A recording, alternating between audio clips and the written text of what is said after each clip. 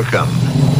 I'm E.G. Marshall, your host for another adventure so strange and so chilling that we dare say you'll get little sleep this night.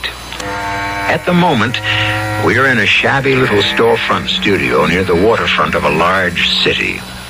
On the dusty window in hand-painted letters are the words Caro, Reader and Advisor. Reader and Advisor, a comfort to thousands who believe in their powers, and a fraud to the thousands who laugh them off as ridiculous. Martha Hawthorne, however, is one of the thousands who believe, and at the moment, she is seeking help for a desperate situation.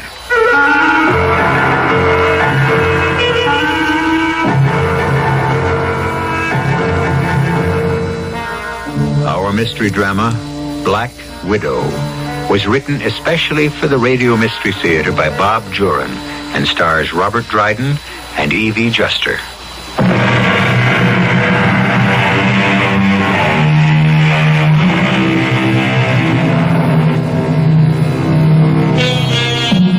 Standing up for what you believe is right is both honorable and necessary, and it also can be dangerous. Particularly if your adversary has very little scruples and a lot to lose, should you have your way. Such is the case with John Hawthorne, a top-notch mechanic whose father before him took pride in his work, his friends, and his trade union.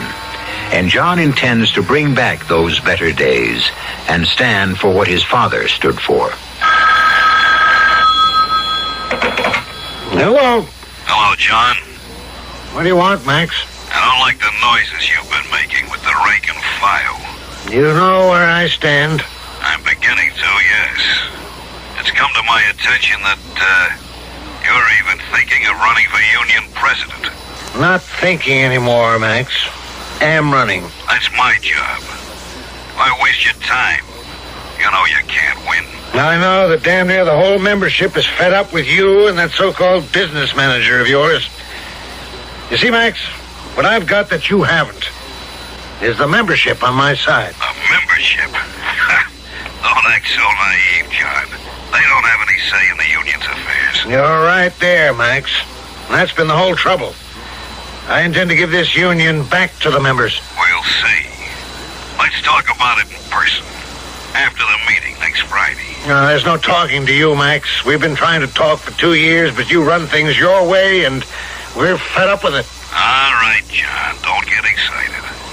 You'll run for president and see what it gets you. I wondered when Max would start getting worried. He's not worried, Martha. I am. That makes two of us. I'm proud of your guts, John. But we both know who Max has behind him, and they play rough. I'm not afraid of threats. I'm just worried that maybe I can't carry it off. I still wish you'd reconsider. You have to do what you think is right. I don't want to be a hero's widow. No. They wouldn't try anything like that. Oh, I expect a little rough stuff maybe, but I've got my eyes open. And I've got my protection, too. Oh, John, is it worth it? What's it going to do to Lillian and me? Nobody's going to get hurt, except Max Conger. He's never had a serious challenge to his authority. We're a small, independent mechanics union that used to be great until Max Conger and his friends got their claws into us. I know you've been upset about it for months, but let someone else carry the standard. I have to, Martha. My father was shop steward for years, and now me. The guys just look to me to do it. Well, I can't say I'm not proud of you. I guess I wouldn't want you any other way. I'm home. Hi, Lillian. Hello, baby. You home for supper? If it's quick, Neil's picking me up at 7. Where are you two heading tonight? Roller skating, believe it or not. We're meeting June and Fred there. Aren't they old for roller skating? I'll get it. Hello? Hello, Mrs. Hawthorne. Hank Thomas here. Oh, yes, Hank. You want John? If he's not busy. Yeah, I'll take it, Mother. Yeah, Hank. John, I've got to call a shop stewards meeting tonight. I know it's last minute. Can you make it? You know I can. Well, we're running running into a problem at the Campbell shop over in Florence. We've got things to work out. What's the Campbell shop got to do with us? Well, we're all union brothers. Yeah, and it suits your purpose. Okay, John, I know about your talk with Max a little while ago. When you win the election, you can do things your way. Until then, we'll do it mine, okay? See you at 8. Yeah. Okay, Henry.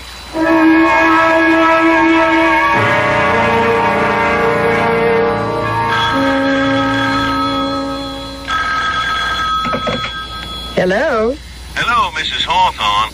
Hank Thomas again. I hope John has left yet. Oh, he did, about 10 minutes ago. Oh, too bad.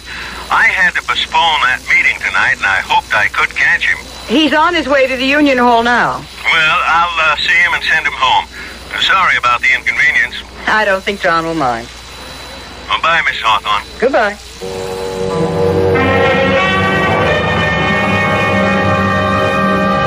Good evening, Mrs. Hawthorne. Good evening, Caro. I'm sorry to bother you for a reading this late, but I'm terribly worried. I am always at your service, Mrs. Hawthorne. Always. For regular customers who need help from the cards.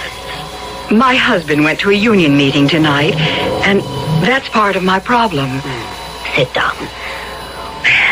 Let us see what the cards tell us. These cards are the threat. This is your husband. A red king. That is favorable. A red king will triumph over the situation. Oh, thank heaven. If what? If the next card is a red jack or a black queen. The ace of spades. I'm sorry. The ace of spades is dead. That is what is in the card. Oh, dear Lord, I've got to get home. Mrs. Hawthorne, one moment. I haven't time. There is a way. There is a way. You can protect your husband from all harm. Caro, what are you saying? There is, well, I hate the word, a spell. It is costly, but it works. With it, he cannot be harmed. Are you serious? Very. Then for heaven's sake, do it. Give it to me or whatever. It will take 2 days, but it will work. Do it. Well, I will need a bit of his hair and a bit of his skin. His skin? Oh, just a tiny shaving. Not even enough to draw blood. And a snip of hair. But how can I get them without his knowing? It does not matter. Explain it to him. He will agree. Oh, he'll think I'm crazy. Find a way to get them. And get them fast if you value your husband's life.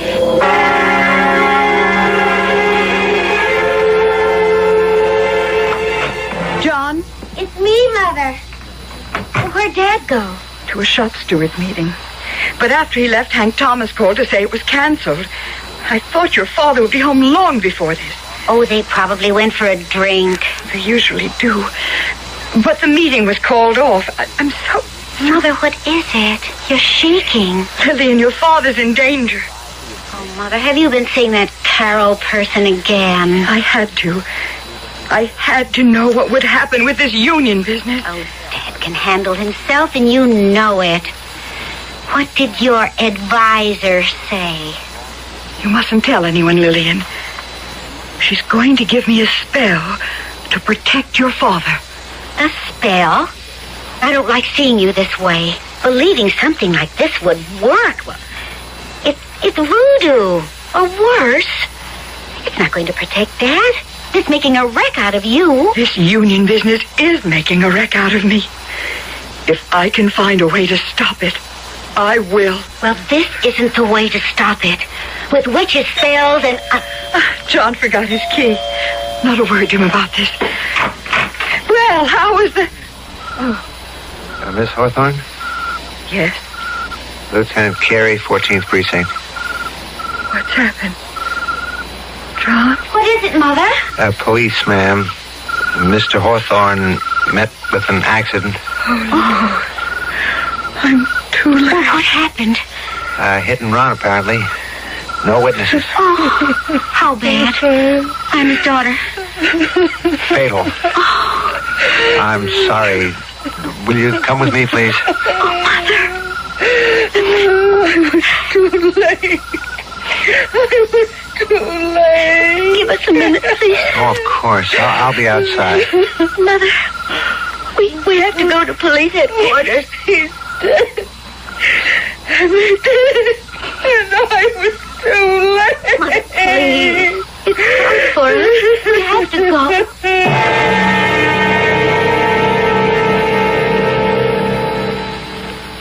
Yes, that's my husband.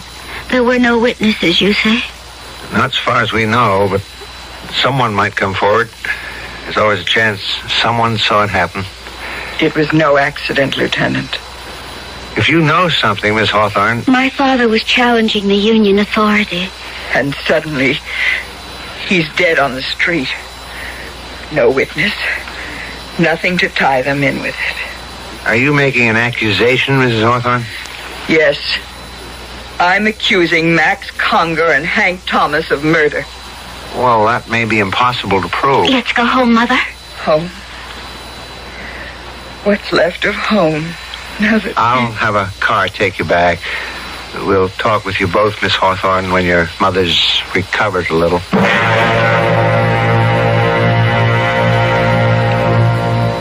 There's absolutely nothing to link those two men with this case, Miss Hawthorne. I realize that. Well, there's always a chance, as I said, of someone coming forward. Oh, I doubt it. But it would take that, I'm afraid, to pull Mother out of her shock. Could I see her? Perhaps a different face. Of course. Don't be surprised if she just stares at you. But then she might respond. Follow me. Sure. You've had a doctor attend her, I'm sure. Oh, yes, almost every day. Apparently this happens frequently. He says medication might even make it worse, so he's just waiting for nature. In your mother's case, there's the bitterness. That makes it all the tougher.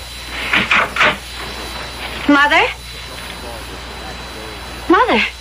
But she's gone. But I thought you said She hasn't left this room for a week. I talked to her here just an hour before you arrived. We were right downstairs. How could she get by without our seeing her? The back stairs. It's possible, but it's not probable. Where would she go? Now, I have to ask this. Did your father have a gun? No, not that I know of. I've got to use your phone, and fast.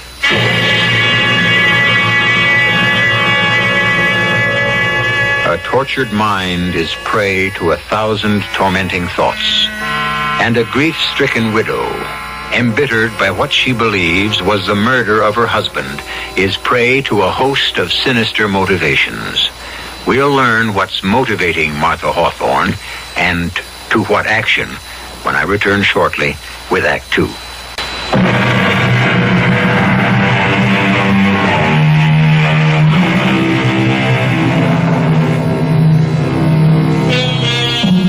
Martha Hawthorne has at last been motivated. For a week after her husband was killed in a hit-and-run accident, she sat motionless in her room, harboring the bitterness of suspicion, convinced he was murdered by the men he challenged. But for Martha Hawthorne, there was no way to prove it. Now, dressed entirely in black with a widow's veil, she seeks the help she so desperately wants. Sit down, Mrs. Hawthorne. Well, I was sorry to hear of your husband. We were too late, it seems. They didn't give me a chance to protect him. Are you so certain these men were responsible? I'm certain. Then would not the police be the ones? The police can't do anything. There's no proof, no witnesses. That's why I'm here. I want revenge. If it is in the cards, perhaps. Not the cards. You know what I want. Yes. One that will be as foolproof as theirs. Are you sure? I'm certain. Mrs. Hawthorne, please listen. I have been your advisor for almost 3 years. You are a gentle woman. What you are doing now is out of grief and bitterness. Wait. Wait a month, and I will not wait. Very well. There is a very effective method, and you would be above suspicion. Exactly what I want. There is some risk to you. That doesn't matter. Come back tomorrow. I shall have it ready. It is in this black bottle. Do not, under any circumstances, open it until the time comes. Until you are ready to use it. I understand. The effects are not instantaneous. It takes a while. And it is sometimes unpredictable. I'll take those chances. The idea appeals to me so enormously. It is so perfect. Be careful, Mrs. Hawthorne. I must warn you. When the bottle is opened, be very, very careful. Martha, come in. I hope I'm not interrupting anything, Max. Of course not. I imagine you're surprised to see me. You're always welcome here, Martha. You know how I felt about John's death. Your flowers were very thoughtful. Hit and run's a cowardly thing.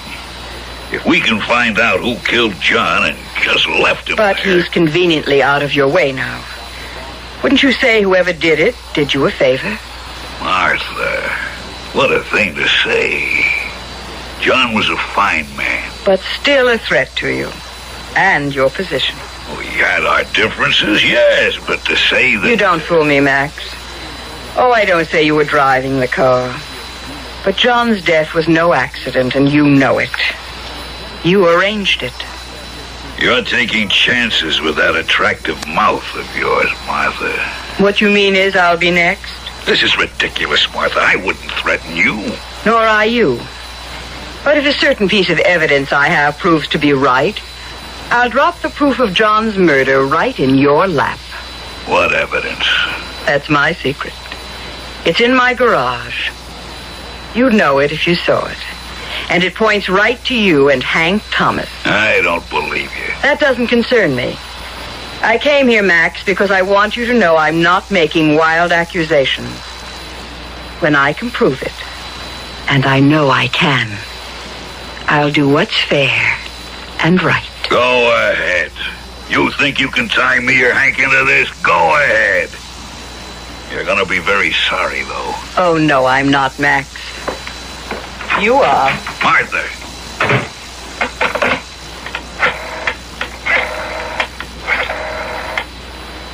Hank, Hawthorne's wife was just here and she knows something. I thought you told me you made it clean. Well, something went wrong. Get in here. We gotta talk.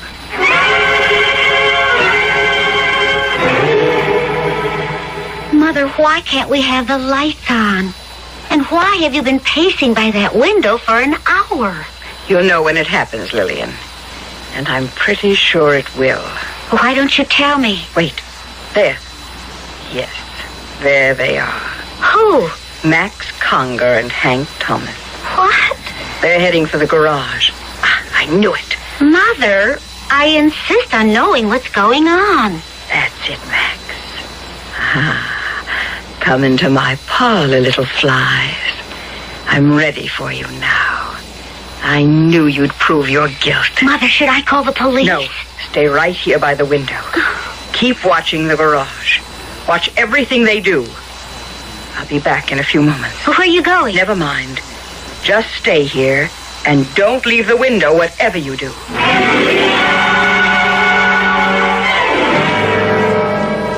It is in this black bottle. Do not, under any circumstances, open it until the time comes. Until you are ready to use it. The effects are not instantaneous. It takes a while. And sometimes it is unpredictable. But be careful, Mrs. Hawthorne. I must warn you. When the bottle is opened, be very, very careful.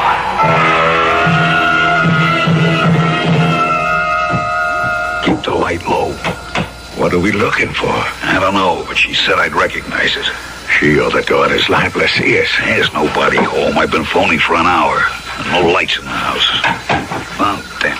This is crazy, Max. How could she have any evidence? She's working on your nerves. How could she trace it to us? I don't know. That's what worries me. Flash your light around, but keep it low. Early. Look at that. Yeah. Looks like a Black Widow. Dangerous. Well, if you don't touch him. See? It just sits there. It gives me the creeps. Let's get out of here. Not till I find what I came for. The spider's gone. Oh, look at everything.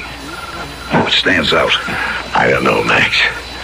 But if you're not leaving, I am. Go then and leave me the light. Yeah. Wait. Look. That Black Widow spider again. It's right in front of the door. It won't attack. At least I don't think so. If you touch one by accident, that's when they fight back. Look at it, though. Takes little steps toward us. It's disappeared again. They don't like the light, I think. They head for dark corners. I got chills just looking at that thing. I'm getting out of here, Max. Okay. There's nothing here. Martha's bluffing. So, Mrs. Hawthorne, it was effective. Very. I'll need another one.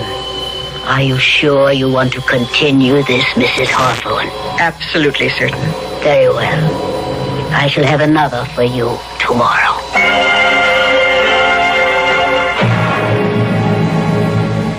I hope you don't mind my calling on you at home, Max. It's all right, Martha. Come into the study. I've decided not to pursue this any longer, Max. I'm not sure I can make my evidence stick. Sit down, Martha. Let's be friends. John and I were. John hated your guts, and you know it. I know for certain that you and Hank killed John. But I'm giving up. You won't be seeing me again, Max. Well, if you want it that way, Martha. But my door is always open to you. Your courtesy doesn't impress me, Max. May I drive you home? No, thanks. It's a lovely night. Well, then, good night, Martha. Goodbye, Max.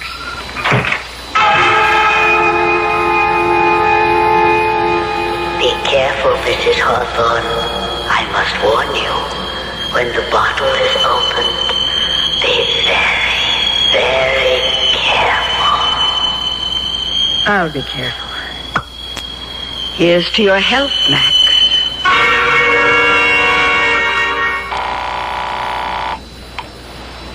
Local 48. Hank, Hello, Max. What's up? I just had a visitor. Martha Hawthorne. Oh? She's giving up. She knows she can't prove anything. She's finally admitting it. There's still that nosy detective to deal with. He hasn't got a... Oh! Max, what's the matter? Good Lord. Max, what is it? A black spider just landed on my desk. A spider? It's a Black Widow. It is with the phone. Going up the lamp. Max, you gotta kill it. I can't move, Hank. I can't move. It's so hideous.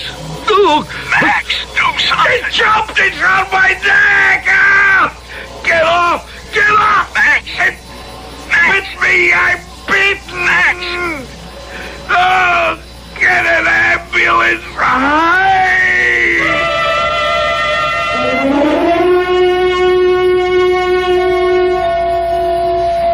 Mr. Thomas? Yeah. I'm Lieutenant Carey, 14th Precinct. I called on you after John Hawthorne's death. Yes, sir. I'd like some information. So would I. I want to know how Max is. Why don't they tell me? Mr. Conger died 10 minutes ago. Max? Dead? I was too late.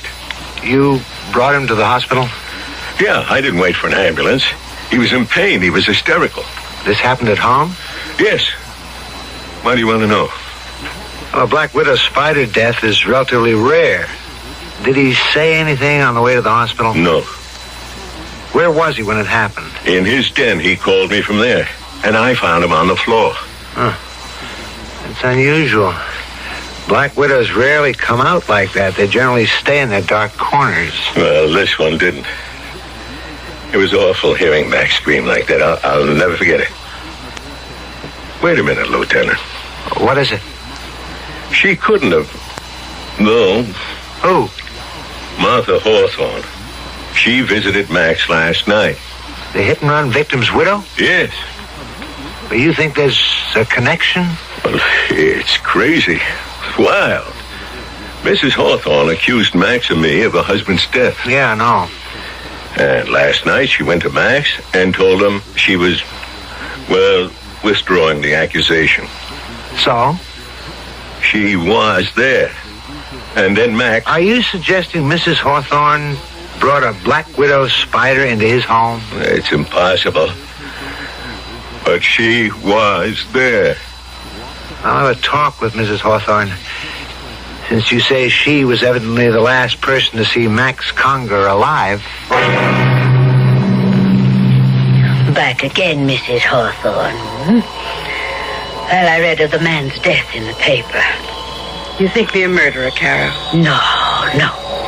I'm an executioner. That man killed my husband. And I'm not quite finished, Carol. I'll need one more. Just one more.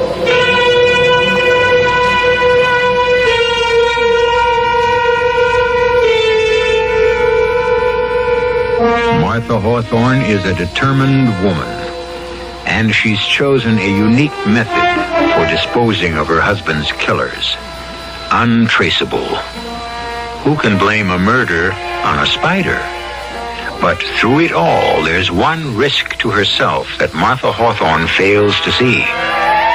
We'll see what it is when I return shortly with Act 3.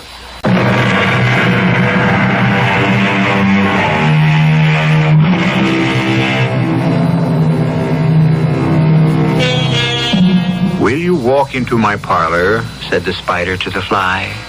'Tis the prettiest little parlor that you ever did spy. Oh, no, no, said the little fly. To ask me is in vain, for who goes up your winding stair can ne'er come down again. Martha Hawthorne, still bent on avenging her husband's death, has one more victim of her bitterness to dispose of. But the victim is beginning to fear for his life and has suggested to Police Lieutenant Carey that there may be some connection between Martha Hawthorne's visit to Max Conger and Max's subsequent death. How can I help you, Lieutenant Carey? It's about the death of Max Conger. That was dreadful. I make no pretense of liking Max, but I was shocked when I read of his awful death. A spider? Oof. Mr. Conger's associate, Mr. Thomas, says you visited him that night. I did, that's true. I told Max I was through accusing him. You know the story. We're still investigating that case, Miss Hawthorne. I'm trying to forget it. Why don't you? No, we don't forget hit and run. But back to the reason for my visit. Yes? I don't know how to say this, but you visited Max Conger, and a short time later, he was bitten by a deadly spider. Do I? No, I don't think I understand you right.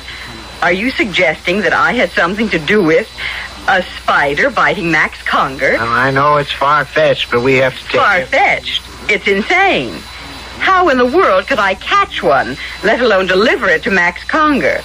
Oh, Lieutenant, this is beyond belief. But the curious thing is the spider.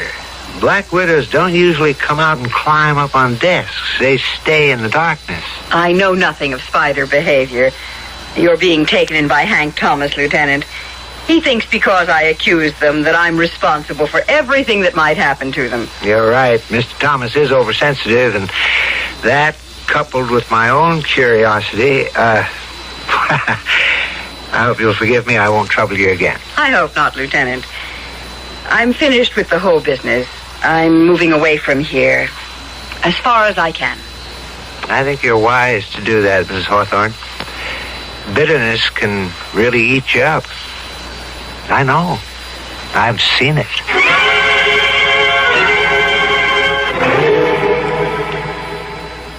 I don't care what you say, Lieutenant. I'm in danger. Now, Mr. Thomas, Mrs. Hawthorne can't possibly do you any harm. She did it to Max. Why are you so sure Mrs. Hawthorne is out to get you, as you put it? Well, she's a hysterical, bitter woman. And a threat to me. No, not Miss Hawthorne, Mr. Thomas. But someone is. What? The reason I'm pursuing this is because there is something strange. Two members of the same union meet with accidental deaths within 2 weeks of each other.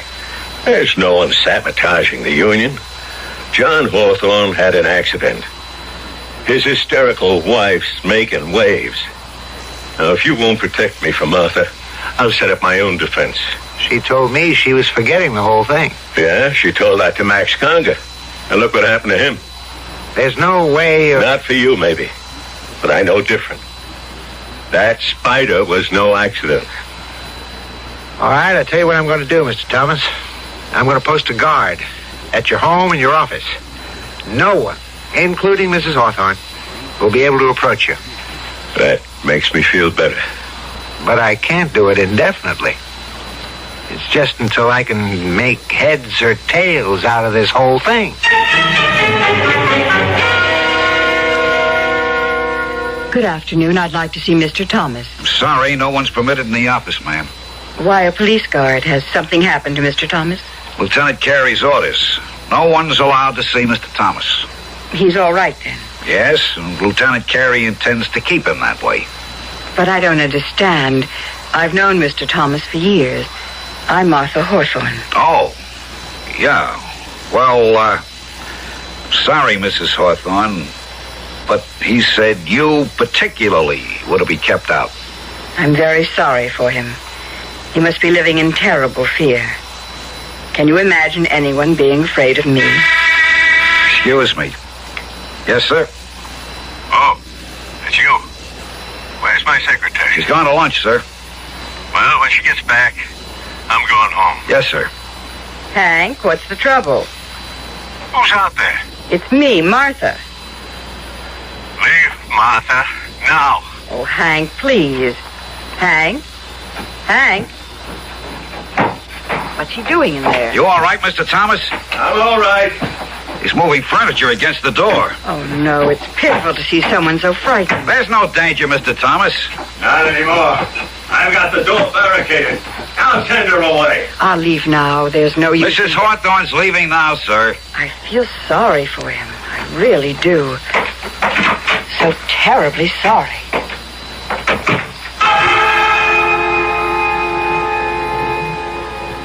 Be very careful, Mrs. Hawthorne. I must warn you, when the bottle is opened, be very, very careful. So Hank Thomas won't see me. Well, we'll see about that. And now here's to your health, Hank. Mr. Thomas, Mrs. Hawthorne's gone now. She really gone? Yes, sir. Okay, but don't let her back in.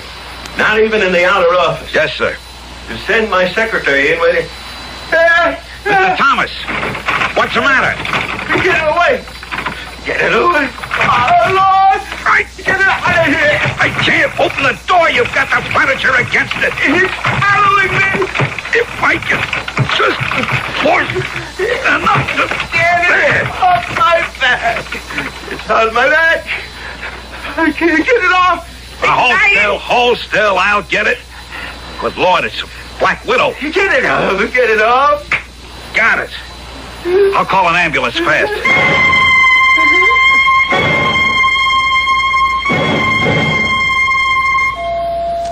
What's the word, Lieutenant?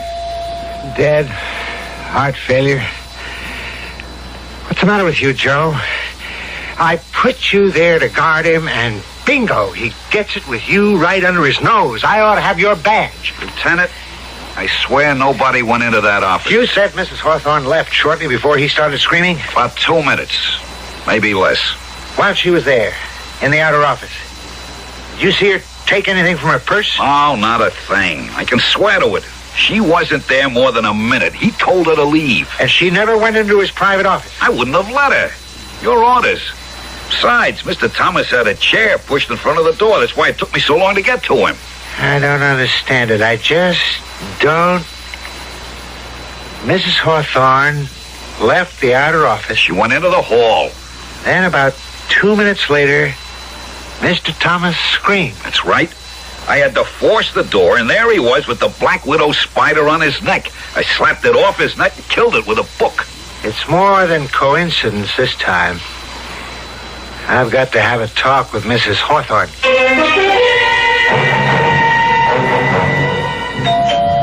Coming. Who is it? Lieutenant Carey. Oh, hello, Lieutenant. Miss Hawthorne, I must speak with your mother right away. Oh, she's not here. Did you know she visited Hank Thomas' office this afternoon? No. I got home at 6. Mother wasn't here and there wasn't any note. I just assumed she'd gone shopping or something. Hank Thomas died from a heart attack after being bitten by a Black Widow spider. Oh, my heavens, no. It happened minutes after your mother was there. From what I can learn from my guard, your mother never went near the private office. Well, then... But this right on top of Max Conger, it's just not coincidence anymore. The two men die in the same way shortly after your mother visited them. Oh, this is ghastly, Lieutenant. I just can't believe Mother... It is highly improbable, but how do you explain it? I don't know. Look, I'll tell Mother you want to see her the minute she gets home. I'd like to wait, if you don't mind. Very well. Come on in. I'll get us some coffee. It's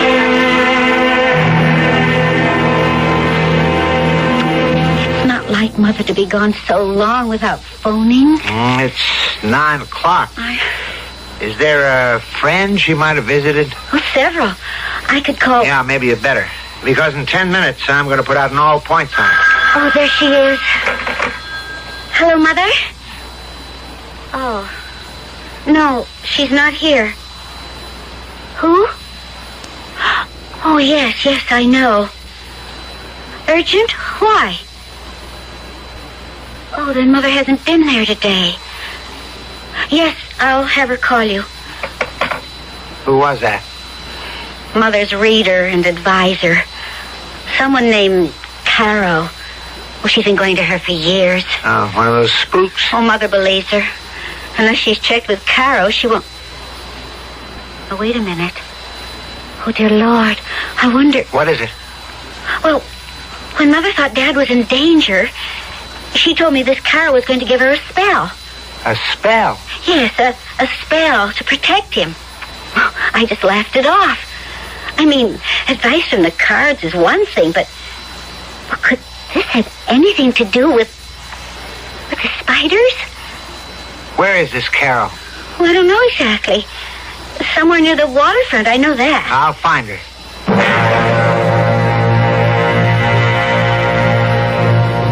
Welcome. What can Carol do for you? I'm Lieutenant Carey. Police. Now, don't get upset. Just a few questions. Mrs. John Hawthorne is a client of yours? Yes, for several years. But what is the trouble? Has something happened to Mrs. Hawthorne? No. But her daughter says you were going to give Miss Hawthorne a spell to protect her husband? Some believe. Some do not. Did Mrs. Hawthorne ask for another spell? Something involving spiders? Then you know. 2 men have died from Black Widow spider bites shortly after Mrs. Hawthorne visited them. When did the second man die? This afternoon.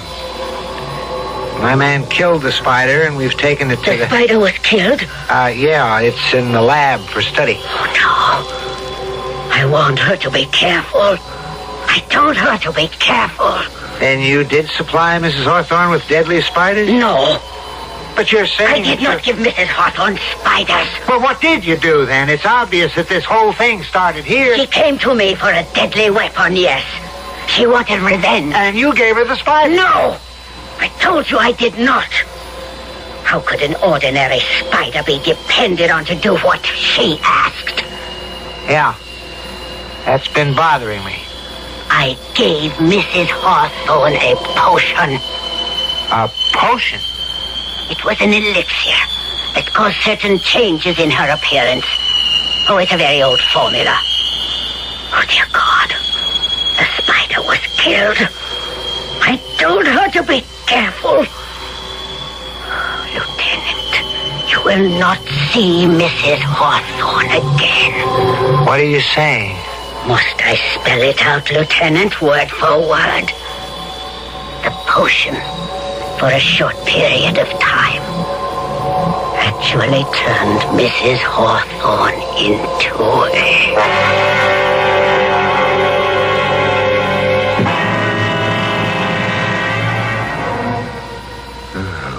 Spiders have always given me the chills. They all serve their purpose in the scheme of things, I suppose. But I'm glad they prefer to stay in their dark corners. Most of them, at least.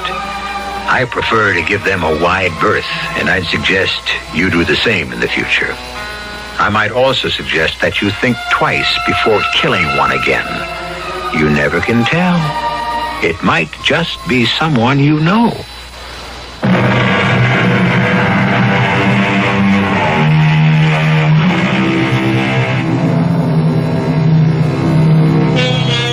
Well, perhaps you'll sleep tonight after all. Our story was pure fantasy, of course. No one can actually turn into a spider, no matter how potent the potion. But wouldn't it be fun? You wouldn't have to worry about the fuel shortage, the energy crisis, or inflation. Just where your next fly was coming from. It is fun to stretch our imaginations, though, isn't it? And that, of course, is what Radio Mystery Theater is all about. Our cast included Robert Dryden, Evie Juster, Hetty Galen, Jackson Beck, and Dan Ocko. This is E.G. Marshall inviting you to return to our Mystery Theater for another adventure in the macabre. Until next time, pleasant dreams.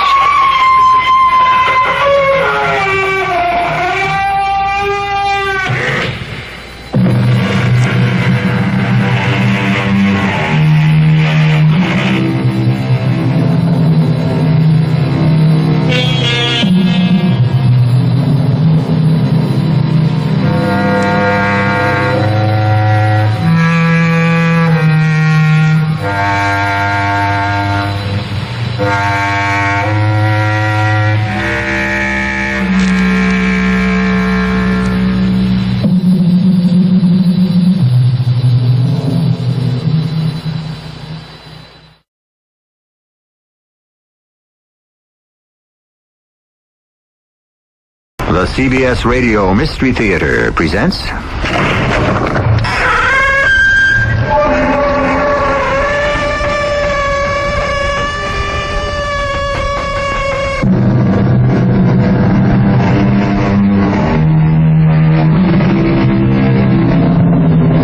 Come in.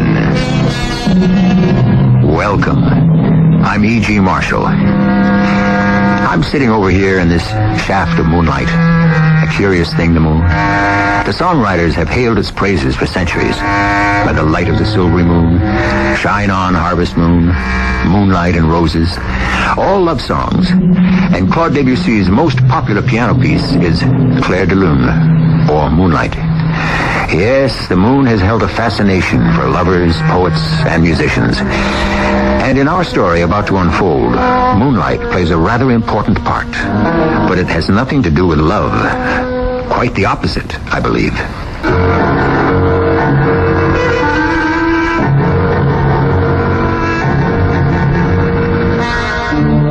Our mystery drama, Garden of the Moon, was written especially for Mystery Theater by Bob Juran and stars Kim Hunter.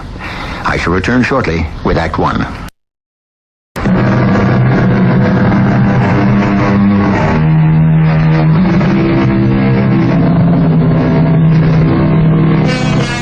More and more women today are finding self-expression in business. Not just jobs, but careers. Yolanda Westerville began her career with Roberta Dean Cosmetics as a typist.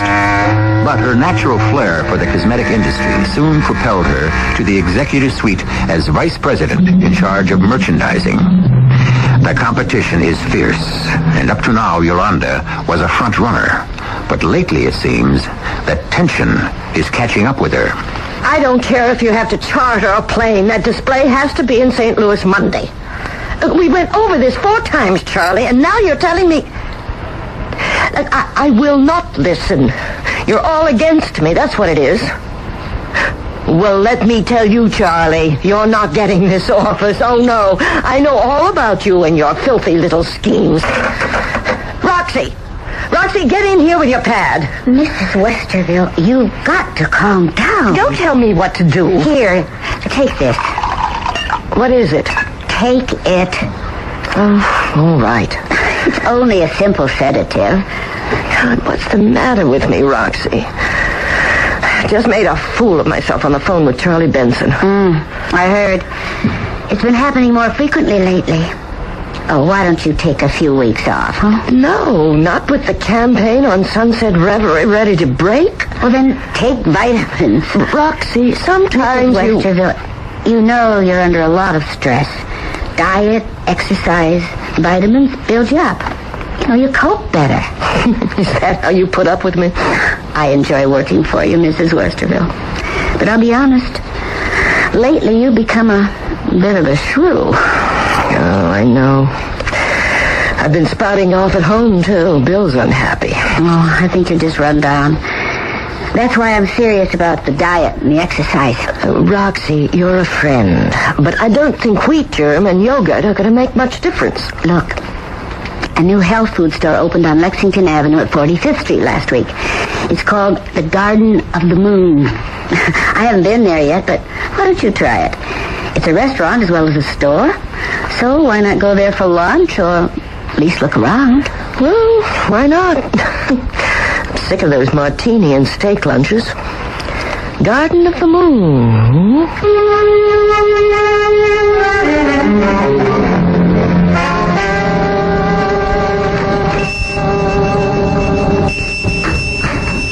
Good morning, madame. May I help you? I'll just look around, thanks. If I may, Dr. Lunestra at your service.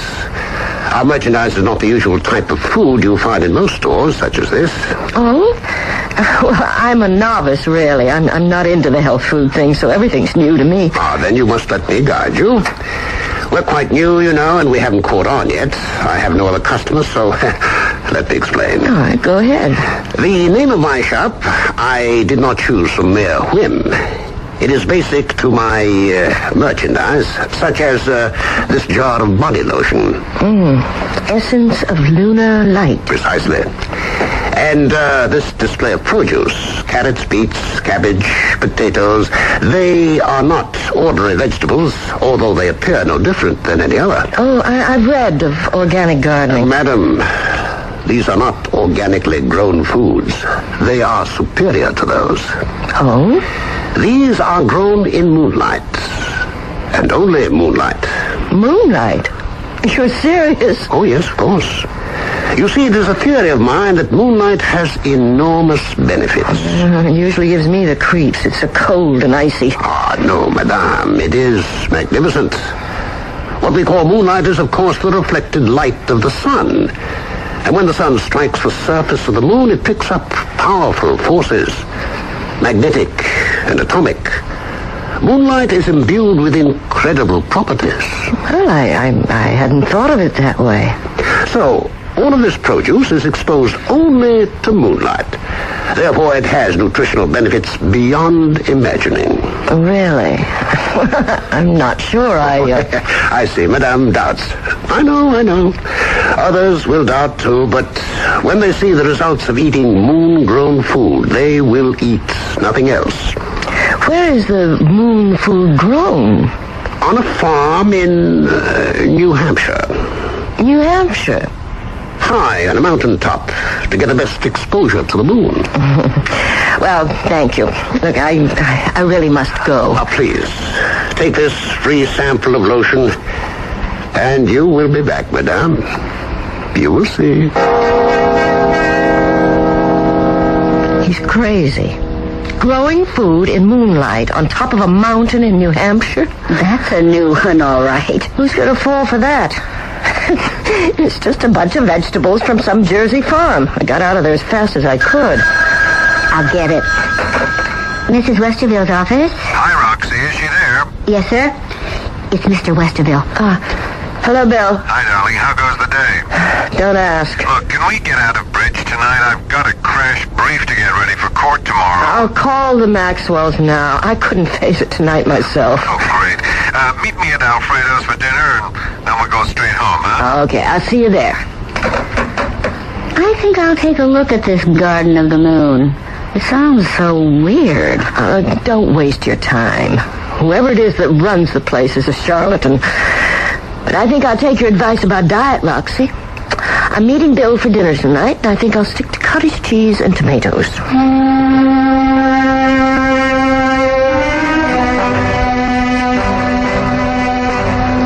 What's with the cottage cheese and tomatoes? Roxy thinks I need a diet. She says it'll help my nerves. Yeah, well, they could stand some help. I know, Bill. I've been a bear lately. It's been the strain of the Sunset Reverie introduction. Yeah.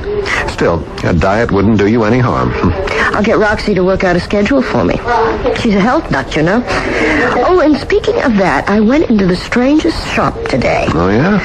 A new health food store called Garden of the Moon. You in a health food store? Well, Roxy suggested it. Bill, I think there are grounds for prosecution or something there. Oh, why? Well, the man who runs it, Dr. Lunestra, claims all his produce is grown in moonlight. It's supposed to have magical powers. Well, that's a new angle. Dr. Lunestra, he's appropriately named. Aren't there grounds for some legal action? I mean, it's misrepresentation or something. No, not unless someone files a complaint. Well, who knows? Maybe he does grow it in moonlight, and there are plenty of suckers who'll believe it. No, it doesn't seem right, no. Well, he's probably not hurting anyone. If someone does react badly from the stuff and lodges a complaint, well, then that's a different story. I guess you're right.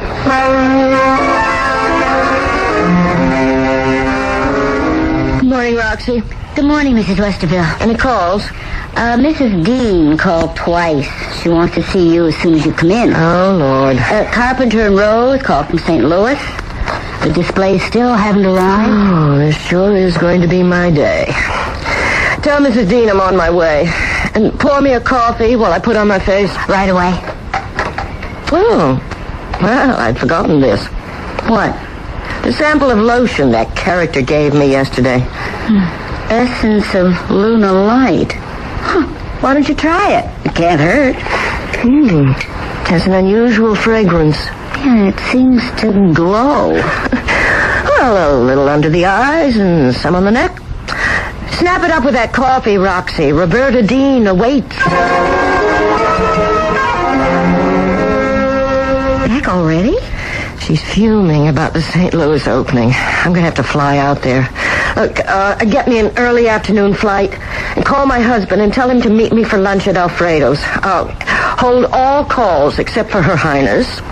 I'll be back Thursday if I'm lucky.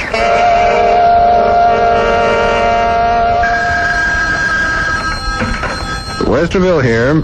Hello, Bill. It's me. Hi, darling. How's it going out there? Smashing. I finally traced the displays to St. Joseph, but we got them here in time. The opening was a huge success. Great. When are you coming home? I'll be in Sunday night. Good. I'll meet you. No, don't. Roberta and I are going to the office first. I'll see you at home. Okay, I'll be there. Hey, you sound as though things are great. They are. Wait till you hear the compliments I got. See you Sunday. Things must have gone well. I haven't seen you this radiant in years. One of the best line introductions we've had. Well, maybe it's the firelighter. Not having seen you for 5 days, but you do look different, Yolanda.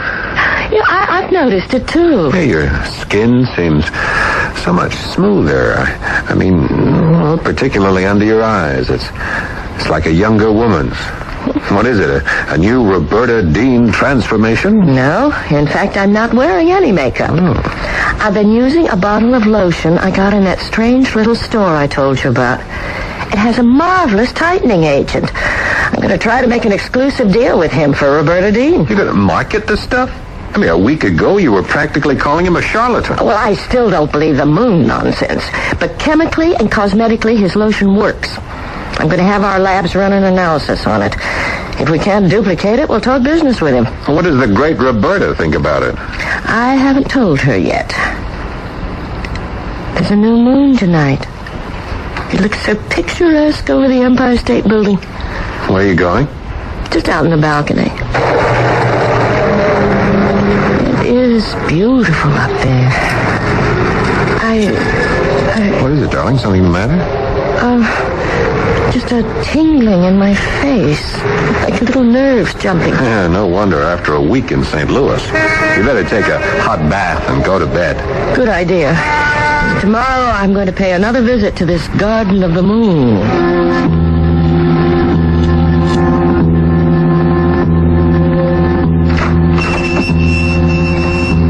Good morning, madame. I thought you'd be back. Well, business certainly has picked up. Oh, yes. In only one short week, I am becoming known. I can hardly provide enough produce to meet the demand. Well, I think I'll try some of your vegetables. Certainly. Did madame use the lotion I gave her? No, not yet. But I've been thinking about your moon-grown food, and, well, all these other people seem to enjoy them. Here, let me give you a small assortment to try, and be sure to steam them. Don't boil. Takes away all the flavor. Yes, of course. 2 carrots, 1 parsnip, a potato, and 4 onions. I think you'll find them quite different from the vegetables you've been accustomed to. And remember, we serve lunch and dinner, too. Perhaps you'd like to have luncheon with us sometime? Perhaps. Speaking of the lotion, what's in it? Moonlight, madame? I mean the ingredients. Oh, nothing but a little oil of roses, water, and gelatin. And moonlight. But water and gelatin can't... I mean... Well, that's very interesting. I'll really have to try it. Here are the vegetables, madame. I guarantee you'll notice a decided difference in how you feel after eating the produce from the Garden of the Moon. How much do I owe you? $2. That's fair enough, I guess. And be sure to steam them. Here you are. Thank you, madame. Enjoy them in good health.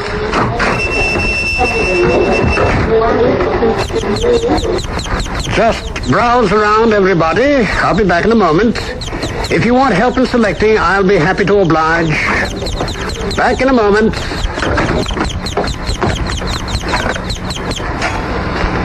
Lunestra here. How are things going? We haven't heard from you for more than a week. Splendidly. The merchandise is moving beautifully. People are coming back for more. In fact, I'm running low on supplies. We can take care of that. When will the next harvest take place? On October 30th. Good. Word is spreading. I'm getting new customers every day. Excellent. We'll keep in touch and see that you get more supplies. By all means. I don't want to have to turn anyone away just when we're beginning to get a name.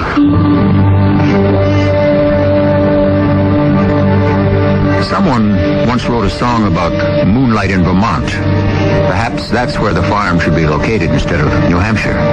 Even so, it seems a long way to ship produce for a New York store. I wonder, though, do you really believe carrots and potatoes will grow in the moonlight? Or that moonlight has special powers? We'll see what happens after Yolanda eats the moon-grown vegetables when I return shortly with Act 2.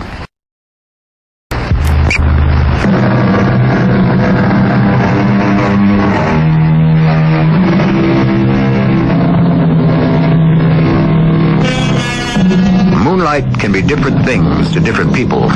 Some find it soft and romantic. Others think it cold and eerie, like Yolanda Westerville. But I doubt that moonlight can add nutrition to vegetables. They need sun to flourish. It is curious, though, that the lotion Yolanda used did seem to make a difference in her appearance. Both she and her husband noticed it. And what did Mr. Lunestra say was in it? Oil of roses, water gelatin, and moonlight? You're actually going to eat those carrots? Well, look at them. They're absolutely no different than any other carrots I've seen. And they taste superb. And they were grown in moonlight. Well, I still don't believe that nonsense. They're probably organically grown and cost twice as much as the supermarket variety.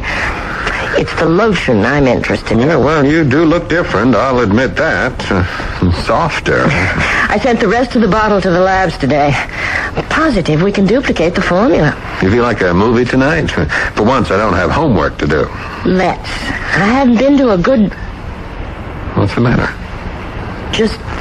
I don't know. A sudden kind of warm rush through my whole body. Sounds like the start of a cold. Maybe we'd better just stay home. I guess so. I'd better just get to bed early. Yeah, your resistance ran down during that St. Louis campaign. Why don't you get into bed? I'll fix us both a hot lemonade with a spike in it, huh? Oh, there it is again. Oh, dear, I'd better start nursing myself. I can't afford a bout with the flu this week.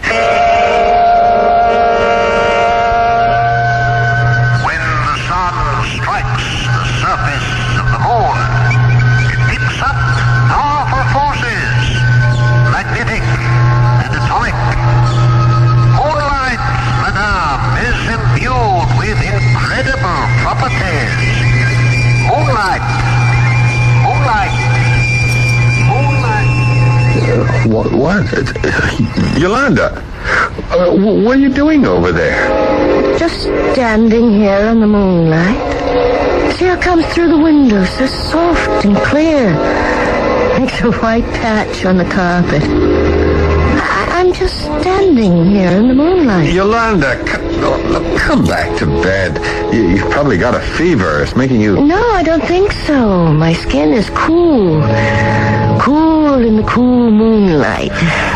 So cool. Yolanda, stop it, please. Look, come on. I'll help you back to bed. Oh, all right. I'll say goodnight to the moonlight. Good night, moonlight.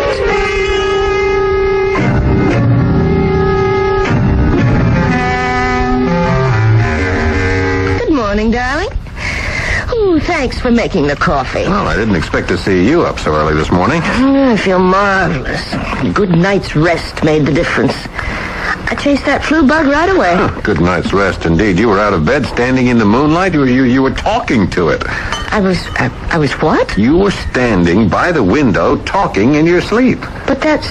I don't remember it at all. Oh, I'm sorry I disturbed your rest. Oh, there's nothing to apologize for. I'm just glad you're feeling okay. You got a busy day ahead? Not really, but an interesting one, perhaps. I should get the lab analysis back on that lotion. Morning, Roxy. Morning. Any calls? Not one, believe it or not. You're looking good this morning. Better than I've seen you in ages. Had a good night's sleep. No, it's more than that. I don't know, there's something different about you. Oh, this arrived by messenger this morning.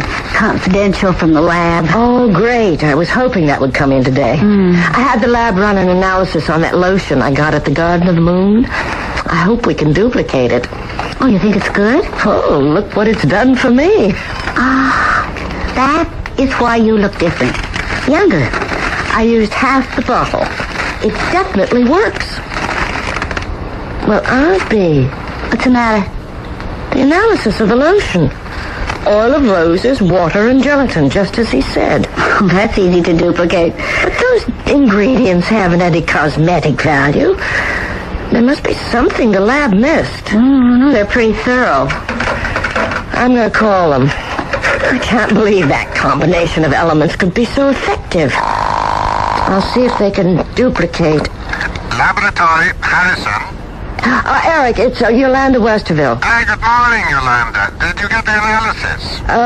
Yes. I'm wondering if you missed something. Missed something? What do you mean?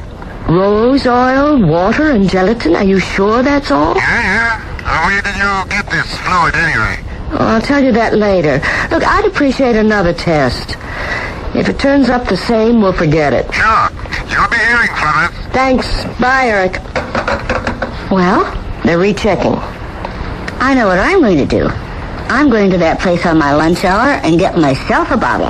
Look, I'll come along. I'll treat you to lunch at the Garden of the Moon.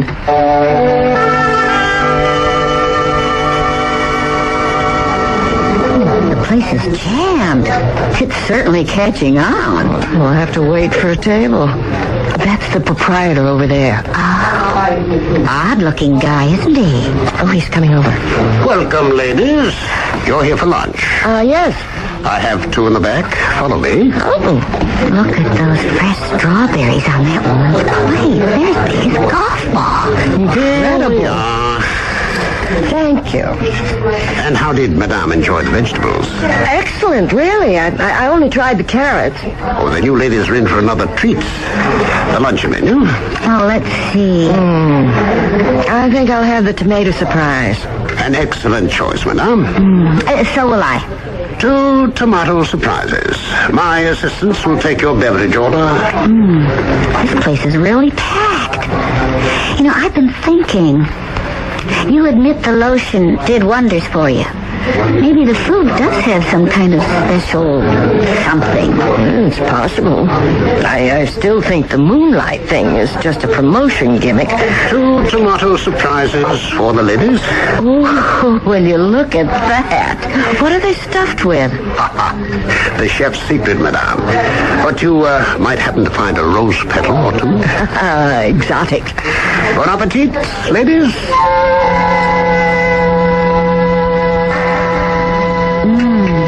Simply marvelous. Oh, I agree 100%. Oh, it was so light and tasty, yet so satisfying. Yeah, I'm going to take some more vegetables home. Bill won't touch them, but... Roxy, what's the matter? Oh, nothing really. Just a sudden warm feeling. Not you, too. Oh, it's the flu bug going around. I had the same thing last night. No, I'm okay, really. Look, you take the rest of the day off. Go home and get into bed. Oh, now that I won't turn down. I do feel a little dizzy. Let's pay the check and go. I want to get a bottle of that lotion. Oh, do that. And give me a few drops for the lab. I'd like another test from a different bottle. Did you enjoy the luncheon? Excellent, yes. I'd like a bottle of Essence of Lunar Light. Yes, of course. Shall I add it to the check? No, I'll just... Oh, yes, put it on the check. It all goes on the expense account, Roxy. Thanks. I guess I better get on home, Mrs. Westerville. I feel kind of funny.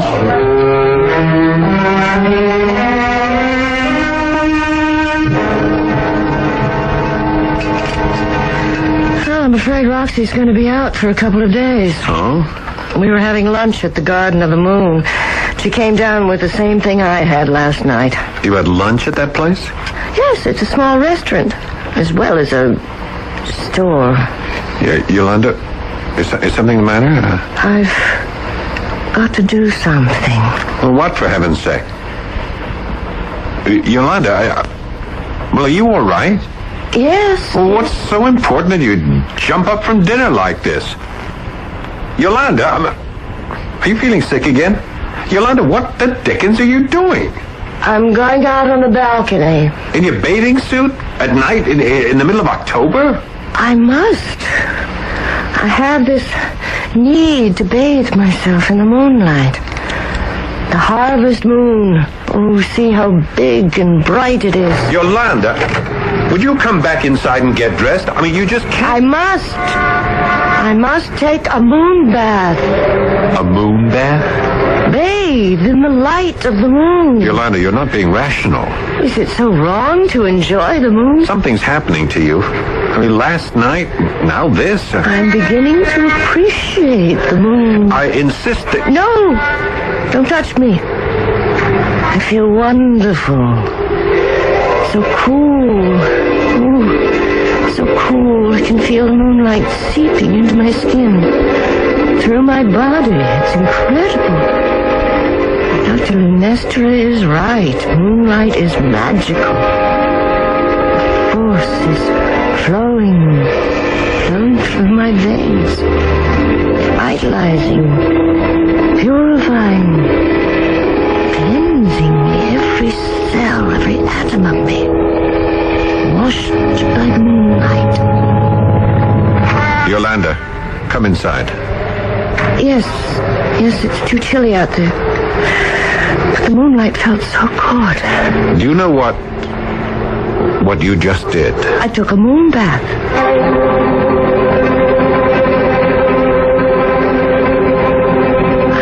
Didn't expect to see you in today, Roxy. Oh, I feel great. Whatever it was didn't take hold. But I don't know if I should mention it. It's just too silly. What? Well, during the night, I woke up and I just had to get up and stand in the moonlight. You too? I went on the balcony for a moon bath. Oh, Bill thought I was crazy, but I had the most fantastic sensations. Like a force through your body. Exactly. Well, I went back to bed. And this morning, I felt better than I have in years. And me a health food nut to begin with. Let's have lunch there again. There's something about that food and moonlight that's out of this world.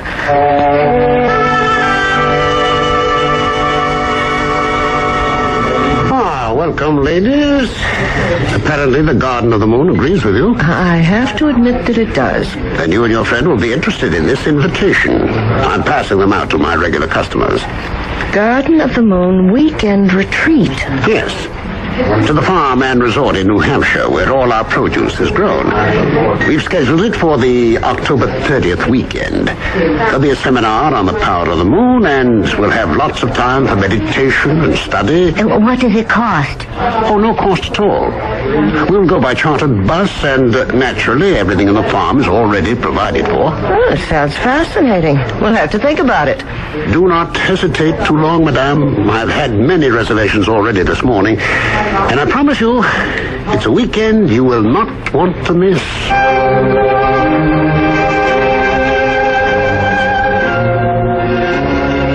It sounds inviting, doesn't it? A weekend in New Hampshire would be a welcome relief from the New York City pace, no matter what the circumstances. But this trip sounds especially exciting, since Yolanda will visit the source of this unusual food. I hope she and Roxy decide to go, don't you? I'd hate to miss out on a trip like that. If they can get away, we'll go with them when I return shortly with Act 3.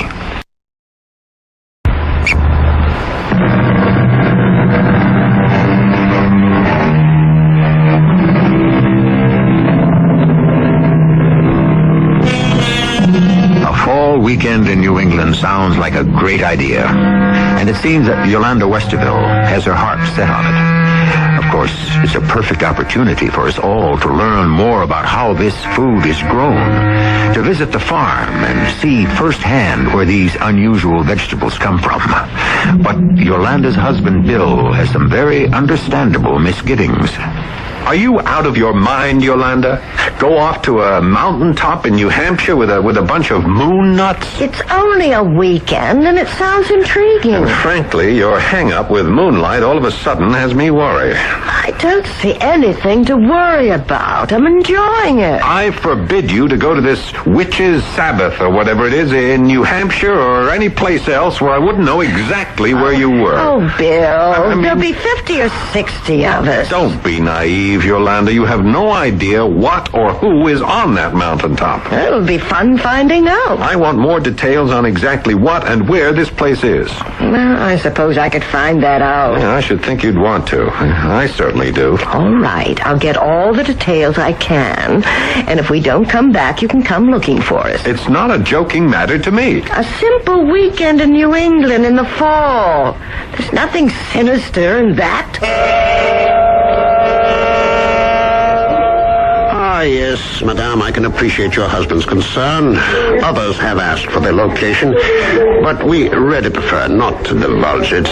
You see, we would be overrun with curiosity seekers. Yes, I guess you would. The trip is open only to Garden of Moon customers, people who believe, as I do, in moonlight.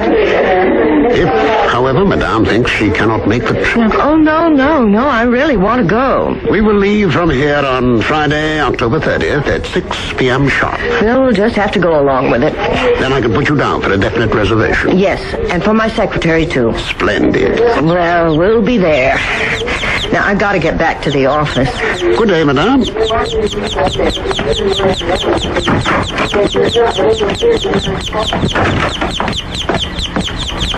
Lunestra here. We're ready for October 30th, are you?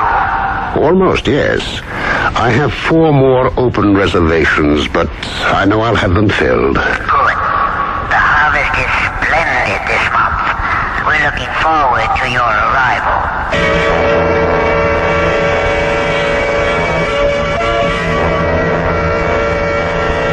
We're all set, Roxy. I made her reservations with Dr. Lunestra. Is Mr. Westerville still so set against me? Yes, but I'm going anyway. Mrs. Westerville's office? Yeah, is she there, Roxy? It's Eric Harrison. Oh, she's here. The lab. Hi, Eric. What's the story? Yeah, that second sample tests out just like the first. There's no difference. I see. Well, I thought I was on to something. I'm so sorry. We couldn't come up with what you were expecting, but that's the way it goes. It's okay. Thanks, Eric. Bye. Well, I'm gonna have to make a business deal with Dr. Lunestra. His secret ingredient defies analysis. You can talk with him on the weekend retreat. Exactly what I intend to do.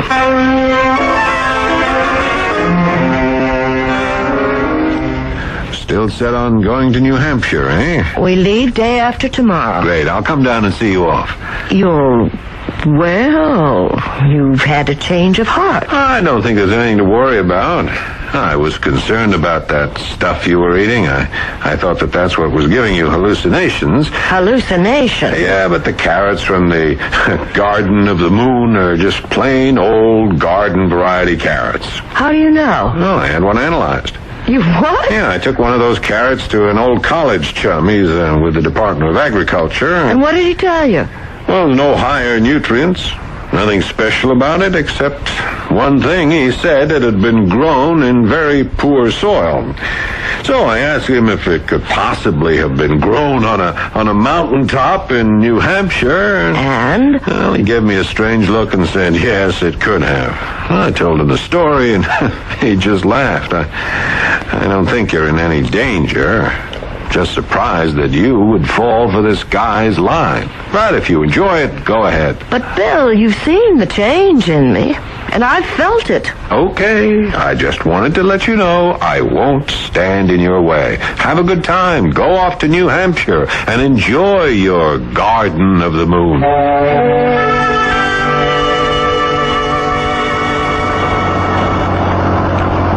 This is the first time I've been out of town for a weekend in years. Too bad it wasn't earlier in the month. The foliage up here would have been glorious.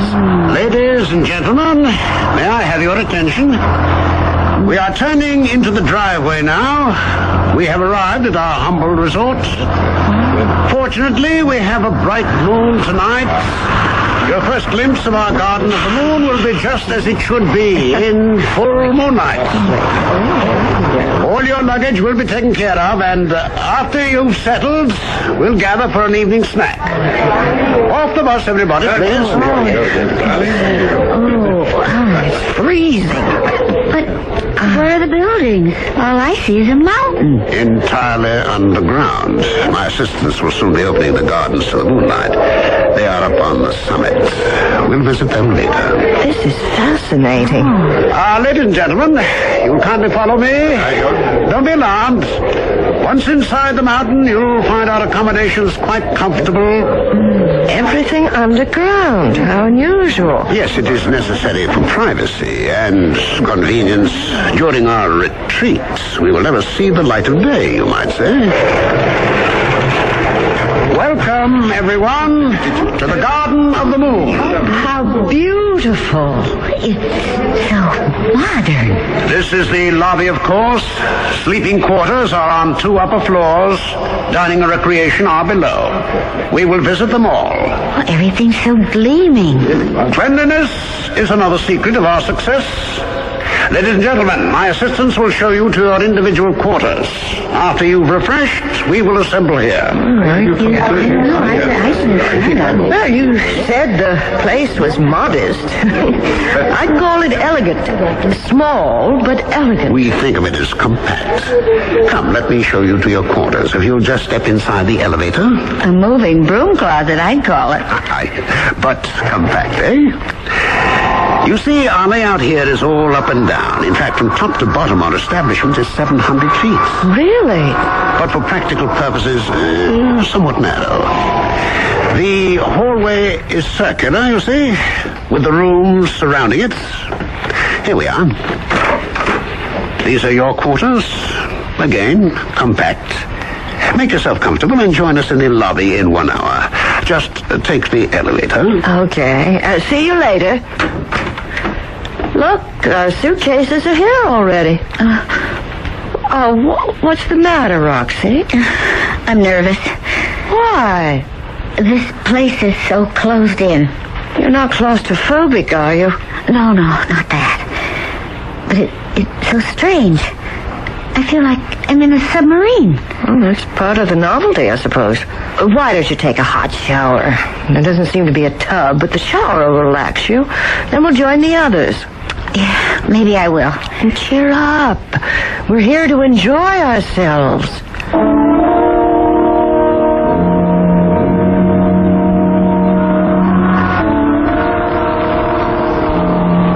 I do feel better. Just the excitement of the trip, I guess. Just in time, ladies.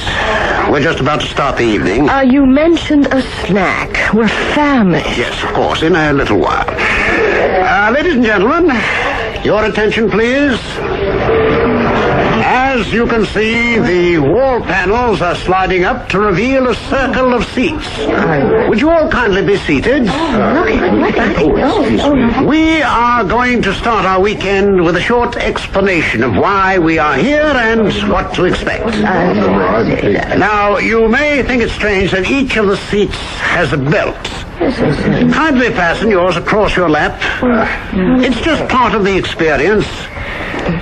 We are now lowering a screen on which we will vividly demonstrate tonight's experience. Let me know when all belts are in place. This is weird. I don't get the belt bit. For some weeks now, you have all enjoyed the produce from our humble lunar garden. And this weekend, we'll top off that experience. All belts in place? Yes. Good. What's happening? The whole place is shaking. Is it an earthquake? And now for the explanation you all so well deserve. If you will look at the screen, you will see the planet Earth from half a mile up.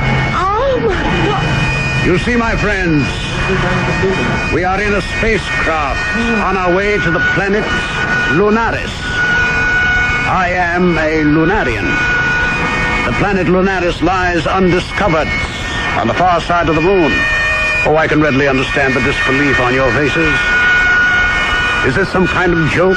Some theatrical trick? I'm afraid not, my friends. You are all destined for the planet Lunaris with me. You see, in dining on our moon-grown foods, you have been purifying yourselves. Tenderizing might be a better word. For this is harvest time in the garden of the moon.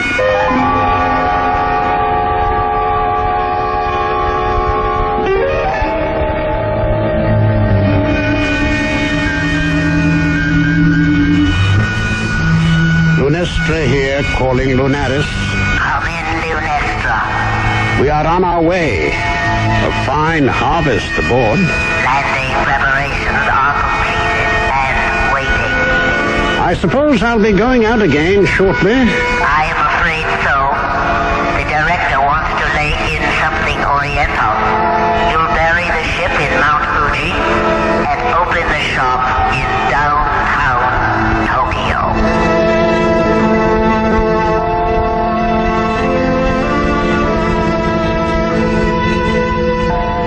I can say is that the Lunarians seem to have the gourmet flair. I wonder where their appetites will lead them after that. A bit of French fare, perhaps, or Polynesian? At any rate, Yolanda and Roxy are certainly going to be late for work on Monday. It's all very well to follow a new fad, but it's mighty dangerous to follow people you don't know to moonlight retreats in New England. I'll have some more thoughts on the moon when I return shortly.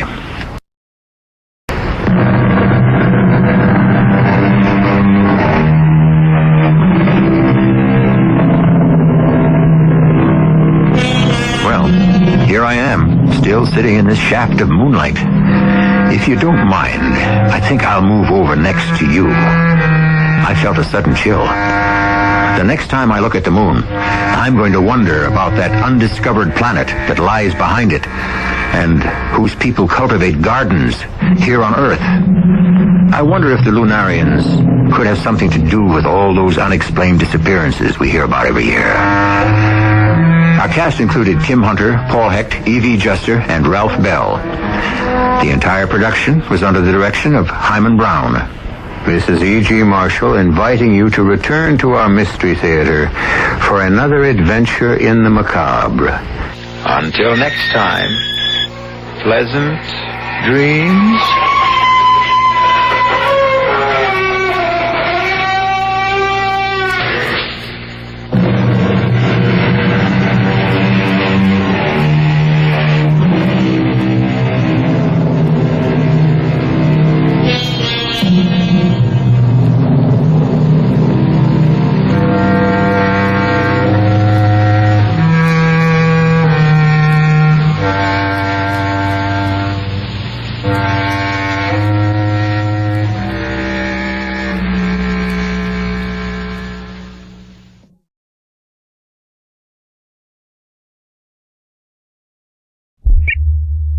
The CBS Radio Mystery Theater presents...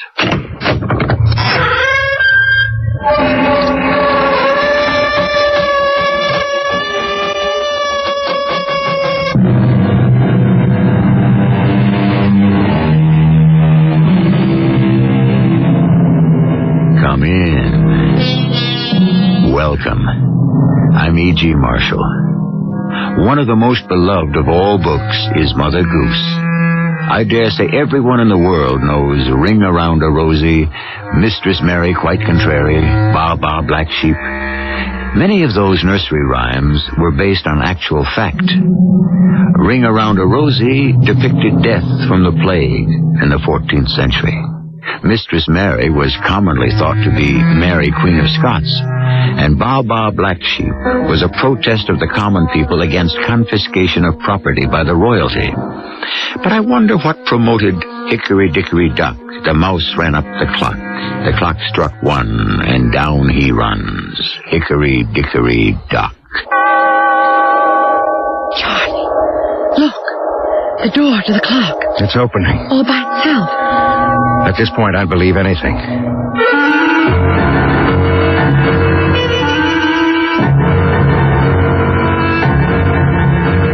Our mystery drama, Hickory Dickory Doom, was written especially for the Radio Mystery Theater by Bob Juran and stars Tony Roberts and Patricia Elliott.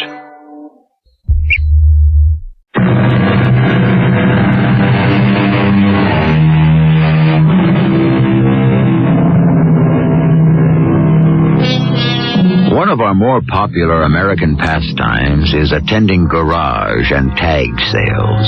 There seems to be something about buying someone else's junk that fascinates most of us. But of course, not all garage sales offer junk.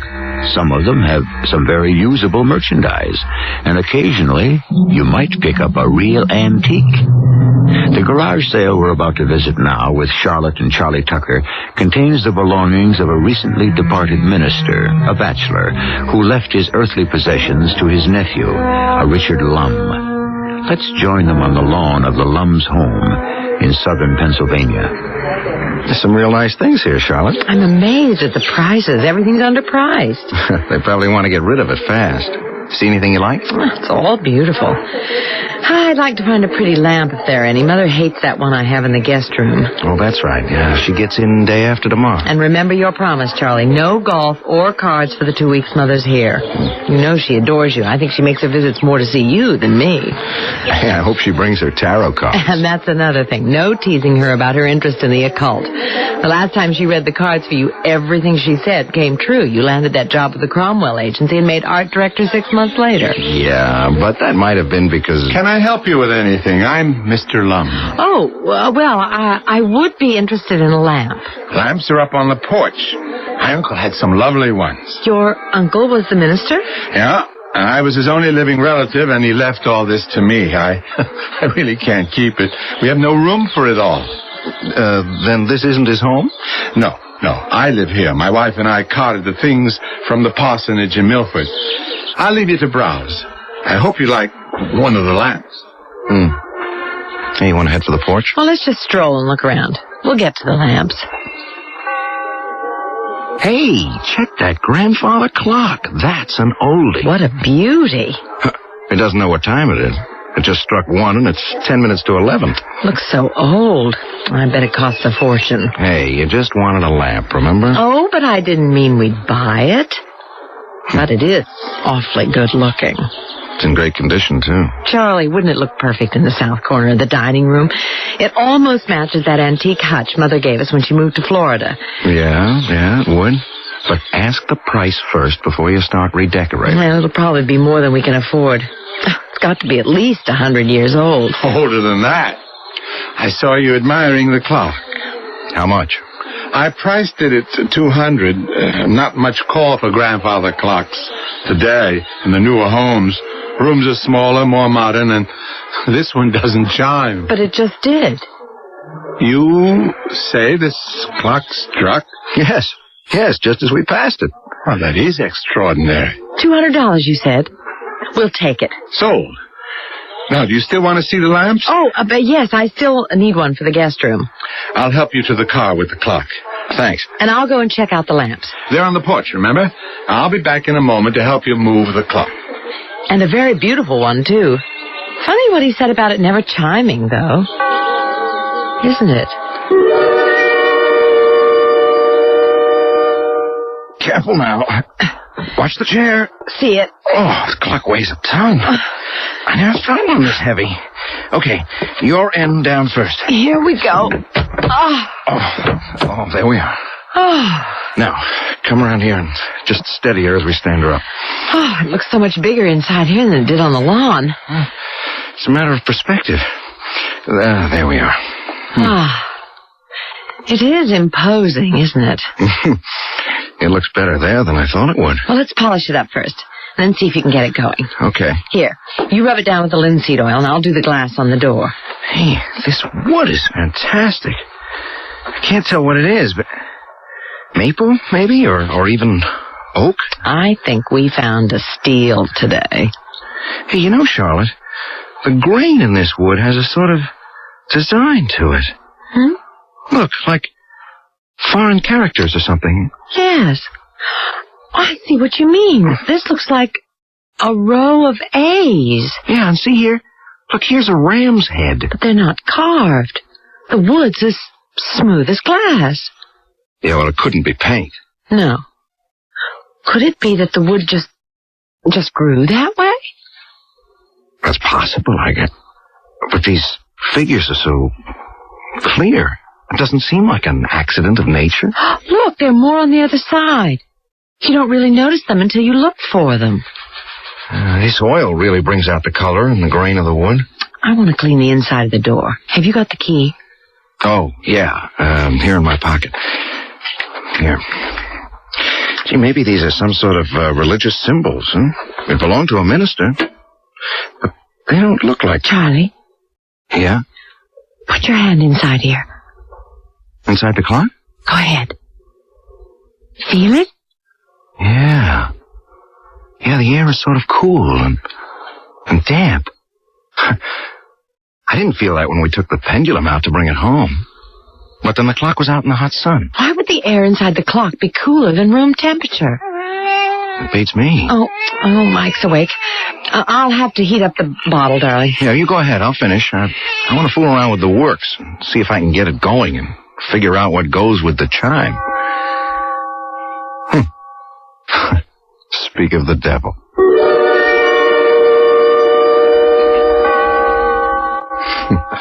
There it goes again. Second time this morning. You spent half of yesterday working on it. It's obvious there's something wrong with it that you can't fix. Oh, gotta hurry and finish your lunch. Mother's plane gets in 2 hours. You sure you won't change your mind about coming along? No, and Mother won't mind. Mike's been so fussy and restless these past 2 days. I think he's coming down with something. Probably another tooth. And Tinker hasn't been around all morning. It's not like her to stay away so long. I'm going to go and look for her. Hey, cats do as they please, and you know it. But yesterday she wouldn't come in at all. She'd start up the porch steps, and then she'd arch her back and spit. She refused to come into the house. Oh, she'll be all right.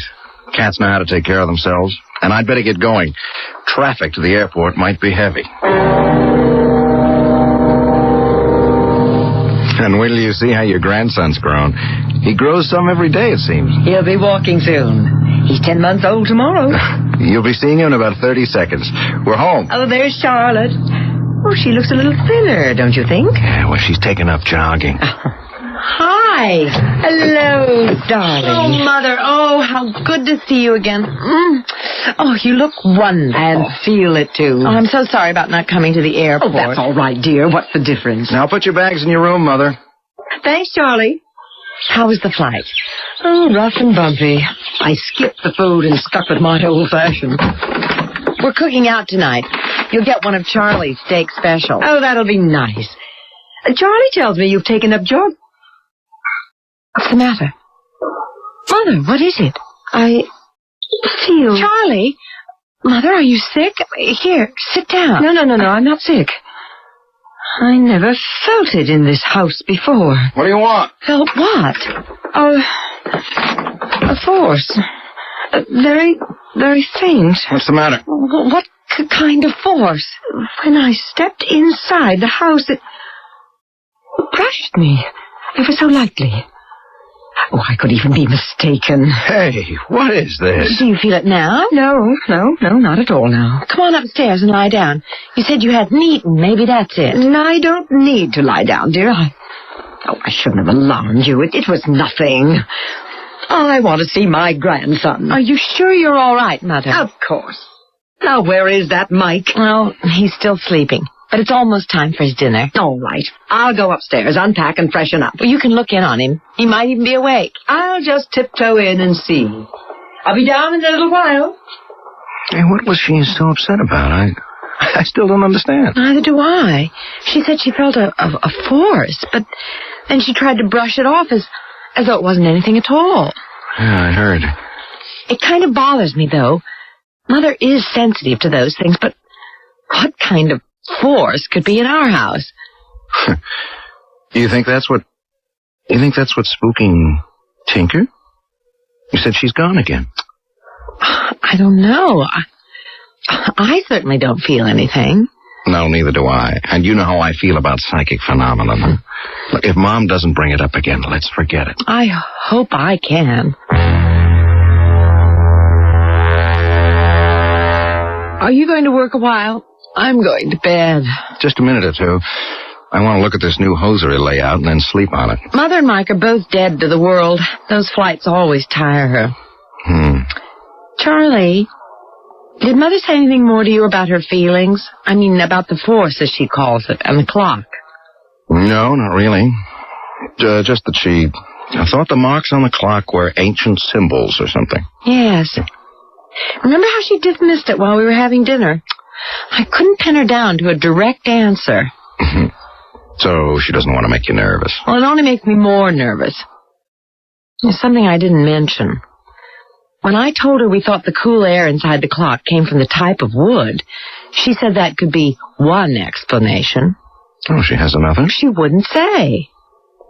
Charlotte, hey, you didn't mess around with my drawing board, did you? What? I never go near it when you're working on a layout. Well, the sketch I did yesterday is all smudged. Look. Well, darling, I have no idea how it didn't blow to the floor, maybe. You picked it up? No, absolutely not. I've told you. Well, how could something no one touched smudge up like that? I mean, these inks don't blur. Charlie, I give you my word. I know, Charlotte. I'm not accusing. I'm just mystified. I'll have to do the whole thing over again in the morning. Well, come into bed then. Yeah, I'll be right in. Gee, that's strange. That just couldn't happen like that.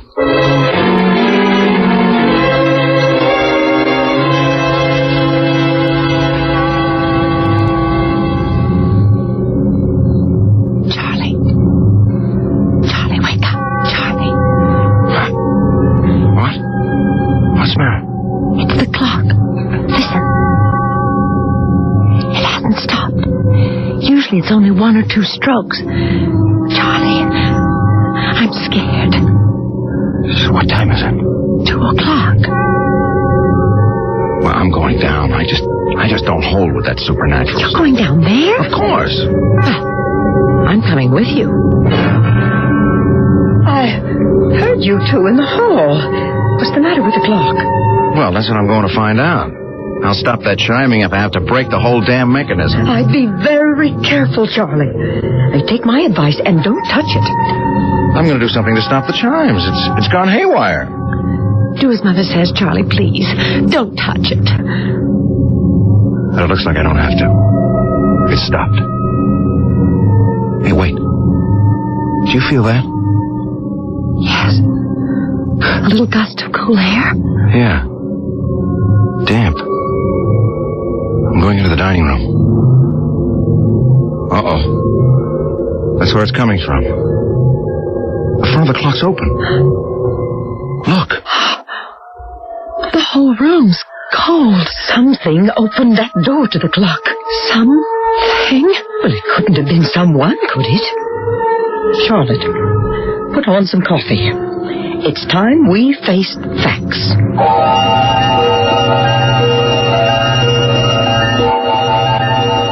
And high time, I'd say, wouldn't you? Whether Charlotte and Charlie want to admit it or not, there's something strange going on in their home. Charlotte's mother realizes it, and realized it the moment she set foot in the house. So while the coffee's brewing in the Tucker household at 2:15 a.m., we'll take a short break ourselves and join them shortly in Act 2.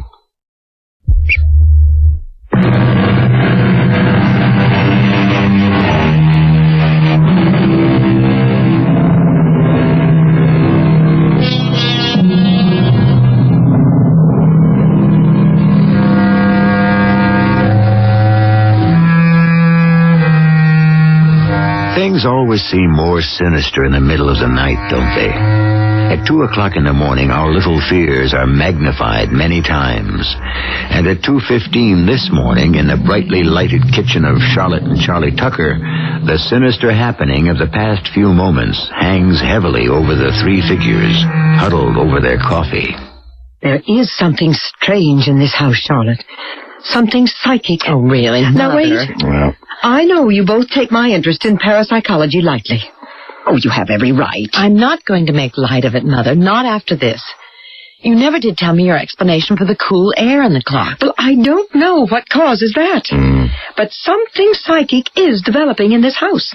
Developing? I felt it the moment I came in yesterday afternoon. Oh, I tried not to make too much of it. I avoided your questions. But I'm too concerned now. I really am. But why? Why would our house all of a sudden be possessed, if that's what you mean? And what's the clock got to do with it? Well, I think whatever it is in this house started when you brought that clock home. For what reason? Well, again, I have to say, Charlie, I don't know. But have you noticed anything else strange in the house, other than the peculiar behavior of that clock? Well, the baby's been awfully restless lately. I mean, more than usual. And Tinker, she wouldn't come in the house yesterday. She's run off. And Charlie, your layout. Well, now you've got me wondering. What was that about a layout? Oh, it's a hosiery ad I've been working on. It's been smudged, and nobody in the house could have done it. Except perhaps a spirit. Oh, Mother. Well, now that seems even more unlikely. How could a spirit smudge a physical drawing? Poltergeist can actually hurl furniture around. Oh, we've got poltergeists? Charlotte, I'm very serious. I think you should call in a psychic investigator, a ghost breaker. You are serious? Very much.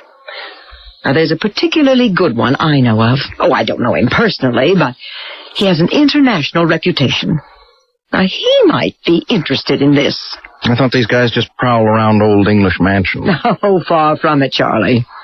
They're willing to make a preliminary examination almost anywhere, and they can usually tell right away if there's a hoax involved, or if it's just coincidental events. But I personally think there is nothing coincidental here. Well, how would we get in touch with this investigator? His name is Paul Carlton. Yes, the American Society for Psychical Research could get in touch with him. Oh, they'd be sure to be interested, too. Charlie, do you think we should go that far? It scares Charlotte, me. The sooner this thing is brought out in the open, the better. Well, I'm with you, Mother Lee. I'm all for this Paul Carlton having a look, if he's willing to come. Would you like me to get in touch with him? Yes. All right. I'll call the society for you first thing in the morning.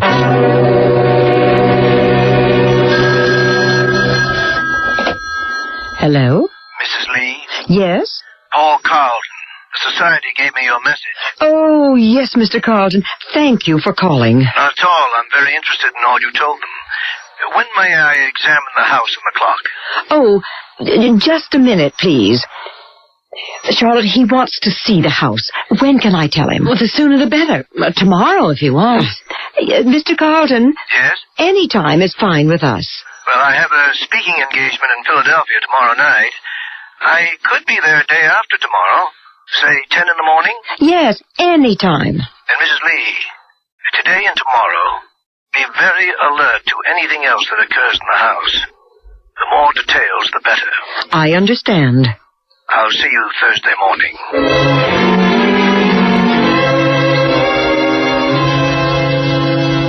Here he is. There's a cab pulling up out front. Oh, I'm so nervous. You and me both. He's just going to look around, isn't he? I mean, he's not going to conjure up a lot of evil spirits or anything. Of course not, Charlie, but I'm anxious to see if he confirms my feelings. Well, look, we might as well go out and welcome him. We know he's here. Mr. Colton. Hello. Mr. Tucker? Yes, welcome. We appreciate your coming. Oh, thank you. But I'm the one who's appreciative. Come in.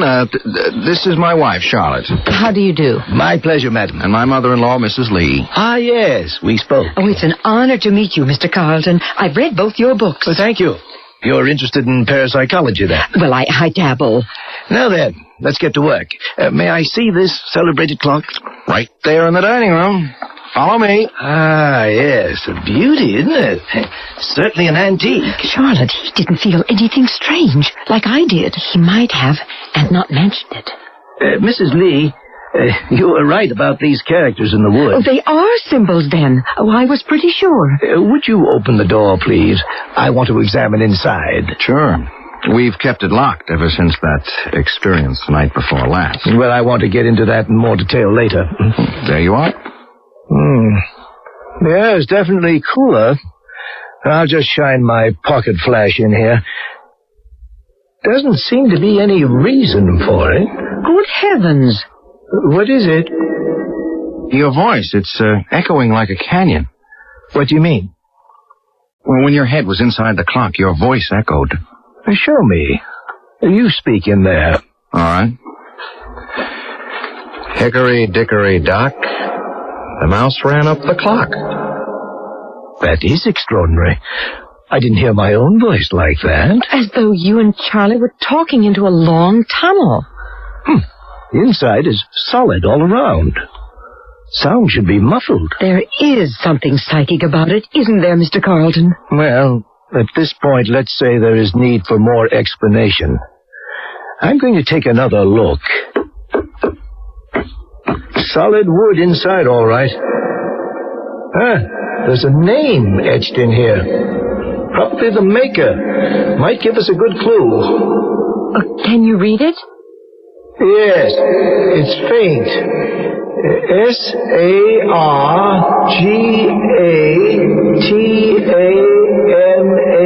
Sargatanas. Saga something? It's either a wry joke or... What is it? Sargatanas, Mrs. Lee. In witchcraft. Oh, yes. One of the devil's lieutenants. Brigadier, to be exact. Yes, Sargatanas, whose specialty is opening locks. Devil. Brigadier. Oh, really? You do have a curiosity here, Mr. Tucker. There's much justification for further investigation. I thought so. With your permission, I want to return with a medium I work with frequently. She's gifted and brilliant. Enormous sensitivity. You mean a seance? Oh, not exactly, but if the strange qualities of the clock are the result of spiritual forces, Margaret Egan will know it. Charlotte? Well, We've gone this far. We might as well. Now, keep the door to the clock locked, as you have done. By the way, has the cat returned? No. That's a very definite sign.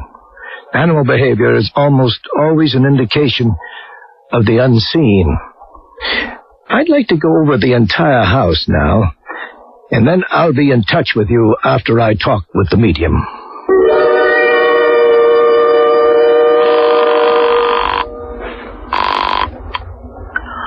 Hello? Margaret, it's Paul Carlton. Oh, hello, Paul. How are you? Fine. I have a job for you, a fascinating case. It's a home in Pennsylvania.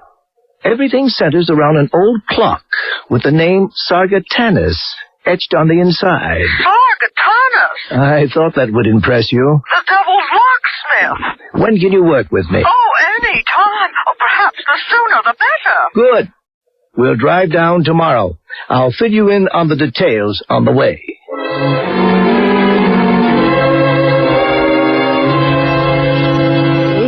Anything special you'll need, Mrs. Egan? No, Mrs. Tucker, no. Just a comfortable chair. I might explain that hopefully through Margaret's trance, we'll be able to learn the nature of the spirit that inhabits the clock. Are you serious? Oh, very much so. Oh, there is a spiritual force at work in this house, Mrs. Tucker. I felt it the moment I entered. We believe it's the only explanation for the phenomena you've experienced. But you're not going to make anything appear, are you? Oh, no, Mrs. Tucker. This is not a seance. No hand-holding or dim lights.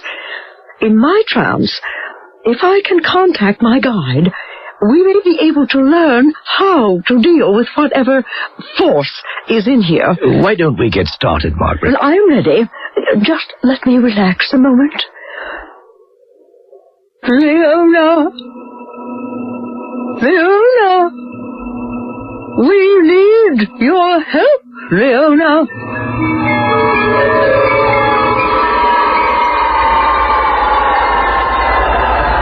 I am here. This is Leona. What can you tell us of Sargatanas? Why do you wish to know? We believe he's at work. Sargatanas is imprisoned. He has been imprisoned for 103 years. We have reason to think he's at work. Impossible. We have in our possession a clock with his name etched into the wood. Subrit, therefore Dundee. What? Speak again, Leona. Board to prom. Oh, she's losing contact. Leona, can you hear me? Sargatanas imprisoned. Charlie, look. The door to the clock. It's opening. All by itself. That cold air again, too.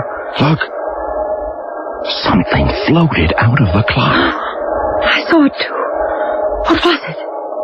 I don't know. I don't want to know. She said she wouldn't make anything appear. Margaret. Huh? Oh, did I make contact? Briefly. We lost her. Mr. Carlton, look at the clock. Yes, I saw it opening during the trance. Then you saw something float out while you were talking to Mrs. Egan. Something floated out of it? Yes. An ectoplasmic manifestation? There was a manifestation of some sort, but all we got from Leona was gibberish. Except at the beginning, when she said Sargatanas was imprisoned. Oh, I've got more work to do. I don't have the strength for another trance now, but I want to consult my books and my charts. I've got to do more research on Sargatanas. That does seem to be the key to this. Yes, I think so. But what was it that came out of the clock? Is it still here? Very likely. Look, I think we're going too far with all of this. Oh, it would not be wise to stop now. Are you going to get rid of these spirits for us? Well, we cannot promise that. What we are trying to do now is identify them. But we don't care how they're identified. We want them out of our house. I know how you feel, Mrs. Tucker, but try not to be frightened or discouraged. So far, there seems to be no evil spirit involved. Playful, perhaps. And often they'll simply leave a dwelling of their own accord. But we do want to continue our investigation. All right. We'll go along with anything. Only please, the sooner you can clear this up, the better. Oh, yes, we will be in touch in a few days after my research. Is there anything I can do to help? I'm so fascinated by all this. Thank you, Mrs. Lee, but at the moment I don't think so. Just be alert to anything that may happen. You'll hear from us very shortly.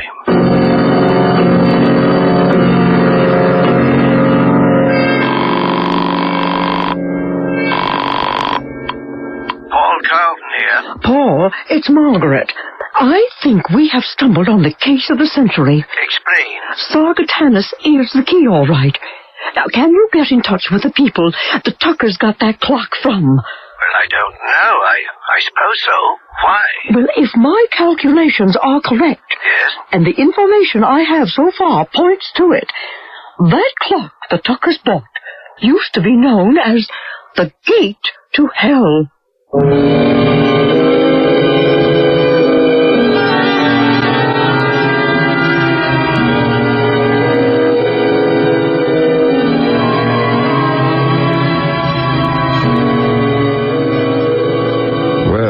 Certainly glad she said used to be.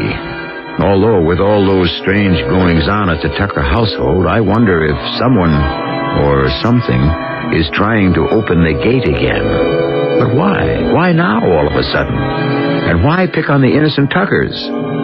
I don't have the answers, but perhaps someone, or something, will when we return with Act 3.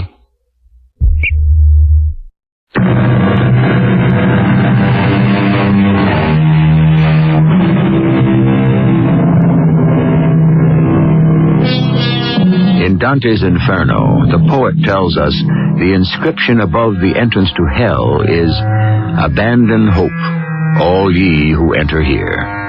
Well, that inscription is not on the antique clock purchased by Charlie and Charlotte Tucker. Only the strange name Sargatanus, supposed to be a disciple of the devil. But our medium friend, Margaret Egan, thinks the clock was an entrance to hell, which seems surprising, for if I were to imagine an entrance to hell, I'd picture it in some deep jungle, Arctic waste, desolate mountain range, or perhaps even a New York City brownstone house. Hardly a clock. Oh, it's becoming more incessant, isn't it? Oh, it's really driving me crazy. I want Charlie to get rid of it. Just take it anywhere. Destroy it. I'd let Paul Carlton and Margaret Egan have another go at it first. They're coming tomorrow, aren't they? Yes, and I hope this... What's the matter? There he is again. Who?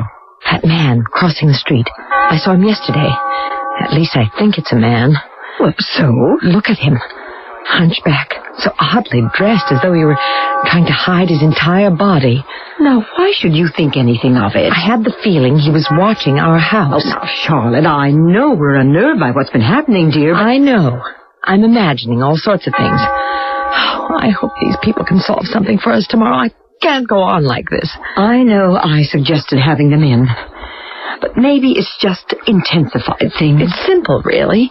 If the clock is spooked, we get rid of the clock and the spooks along with it. I'm not sure it's as simple as that. Oh, you're sounding like them. I'm going to the village, dear. You want anything in particular? What about wolfbane and frankincense? I wish I could laugh at that. Oh, dear. Here he comes. Who? What? Yes, he's coming up the walk. That oddly dressed man. I saw him yesterday. He has been watching the house. Well, I'll see what he wants. Well, don't let him in. I have a strange feeling, that's all. Yes? I must see the clock. What? Who are you? What do you want? I must see the clock. How do you know about our clock? I must see it, please. If you take that scarf off your face, maybe I can understand you better. Get rid of him, Charlie, please. I know about your clock, which chimes. I have heard the chime. I must see it. Are you an antique dealer? No. Well, what do you mean you've heard the chime? Charlie, don't. May I just see it, then I'll leave. I'll leave. What do you know about it? Perhaps a great deal. Well, maybe you could answer some questions for us. About the clock. Perhaps. Well, just a look then. It's in the dining room. Come in. Charlotte, look, he just may be able to shed some light on this. How do you know about the clock? That's what I want to know. I have heard it chime. Ah, yes, there it is. At last. Charlie, what is he doing? Now, look, wait a minute. Look, you can't open that door. It's locked. At last, after all these years. He opened it. Hey, what the... Good heavens, he's stepping in. Hey, get out of there. Him, Charlie. What the devil do you think you're doing? I'm going to summon the others. Ah! He disappeared. He just disappeared. It didn't happen. I can't believe it. It didn't happen. It's empty. The guy is gone. But, hey, look in here. I'm not staying in this house another minute. Charlotte, wait a minute. Charlie, we better call Paul Carlton at once. They can get a plane. We don't dare wait until tomorrow. Did you get a look at his face at all? No. No, he kept it wrapped up in a muffler type of a thing. Mm-hmm. And he vanished inside the clock. Yeah, like that. We'd better begin. Yes. I'll try harder. Paul, be sure to press Leona for details. I'll try for a deeper trance. You still haven't told us who you think that creature was. I'm sick with fear now. We understand, Mrs. Tucker. Believe me, this is the most unusual case Margaret and I have ever worked on. You have every right to be nervous. I think we'll have some of the answers in just a few minutes. But who or what was that creature that disappeared inside the clock? That wasn't possible. But we all saw it happen. Well, now, let's see what develops in Margaret's trance. You know what the creature was, and you won't tell us. We didn't see it, Mrs. Tucker. How can we know what it was? Please, let us get on with the work at hand. Yeah, I think we should, Charlotte. All right. I'm sorry. Go into your trance and tell us how to put an end to this evil thing.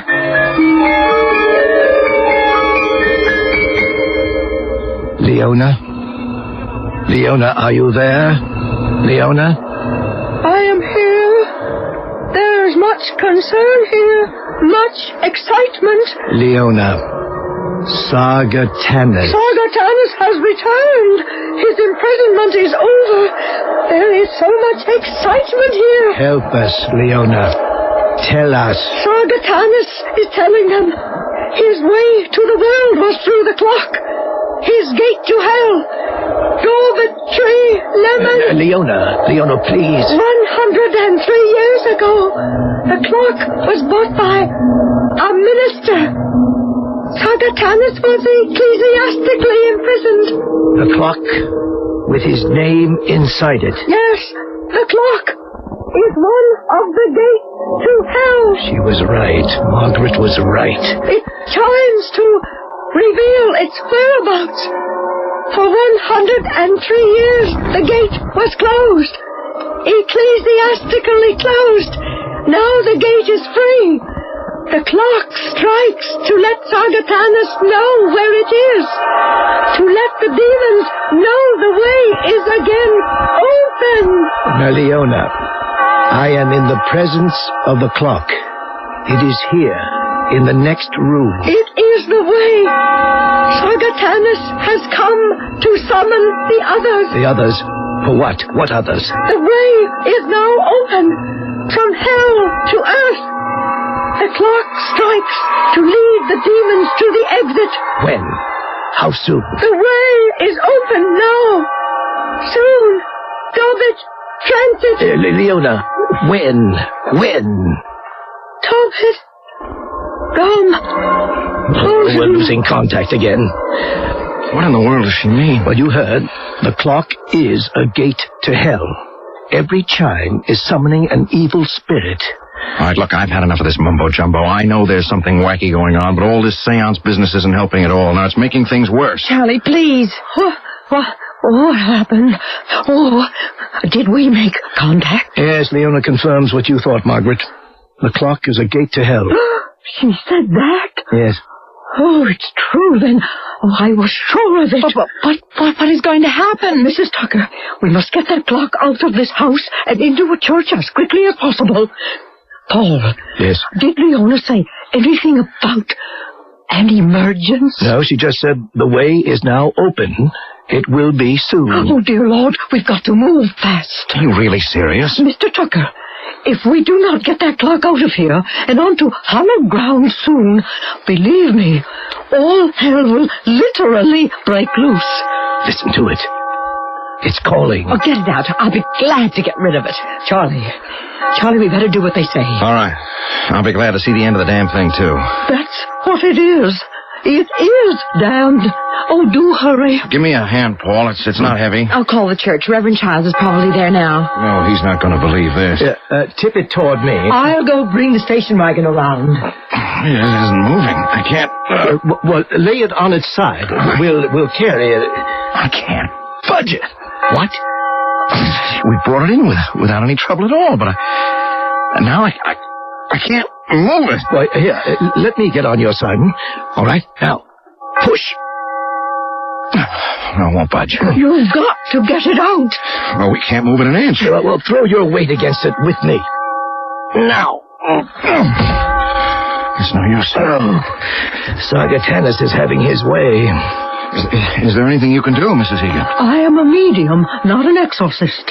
Unless that clock is on hallowed ground... Mr. Child says to bring it. He didn't understand what I was talking about, but he said... We can't budge it. What do you mean? The clock is rooted to the floor. Oh, dear heaven, what are we going to do? I'm going to smash it to bits. Oh, that's impossible now, I think. Look.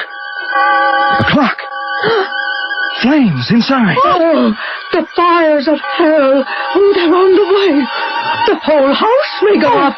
The baby. Mike is upstairs. I'll get him. Get out. Everybody out. My baby. I've got to get my baby. Get out, Charlotte. I'll get Mike. Come with me, Charlotte. Hurry.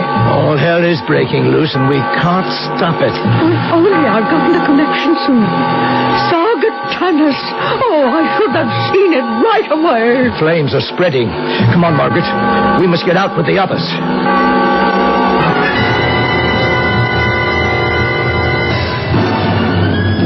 Everything's gone. Everything. This is only the beginning, I'm afraid. My baby, we're safe now. We're safe, Mrs. Tucker. But I wonder for how long. What do you mean? This is not the end of it. Look! Oh, my. The Andersons' house, it's going up, too. There is no escape. It's too late. The world is doomed now. Hell hath triumphed.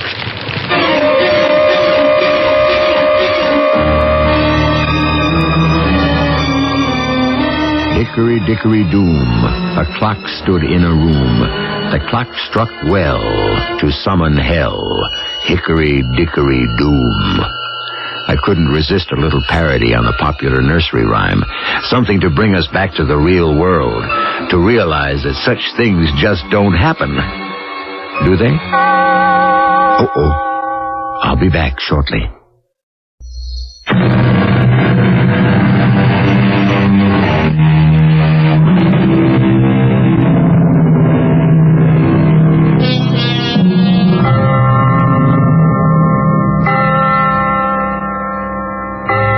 I see by the old clock in the corner that our time is up for now.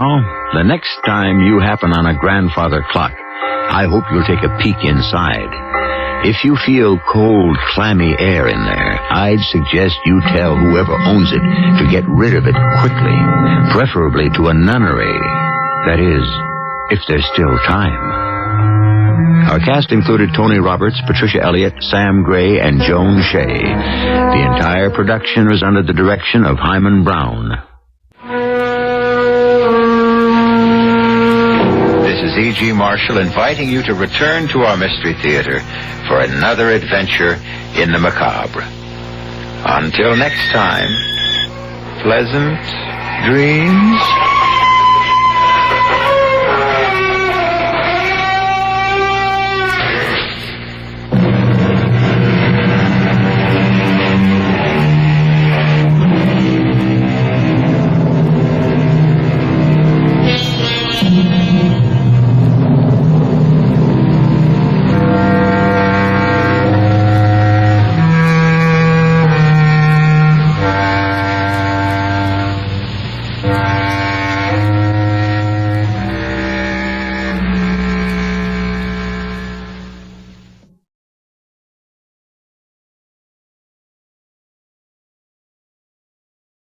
The CBS Radio Mystery Theater presents...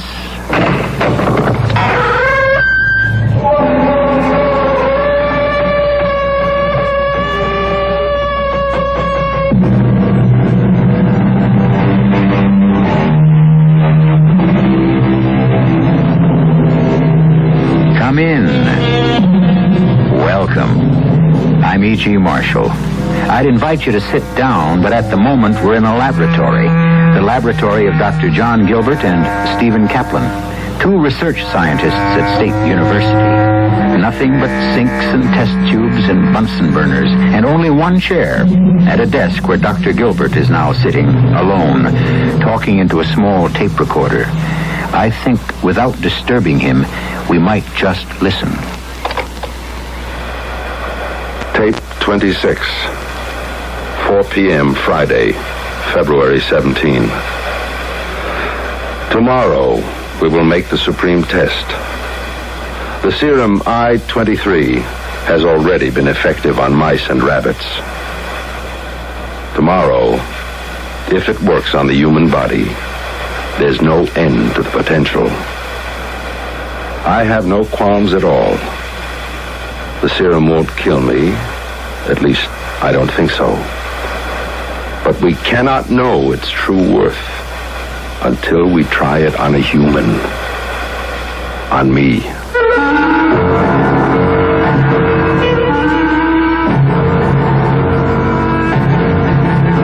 Our mystery drama, I Thought I Saw a Shadow, was written especially for the Mystery Theater by Bob Juran and stars Nat Polan.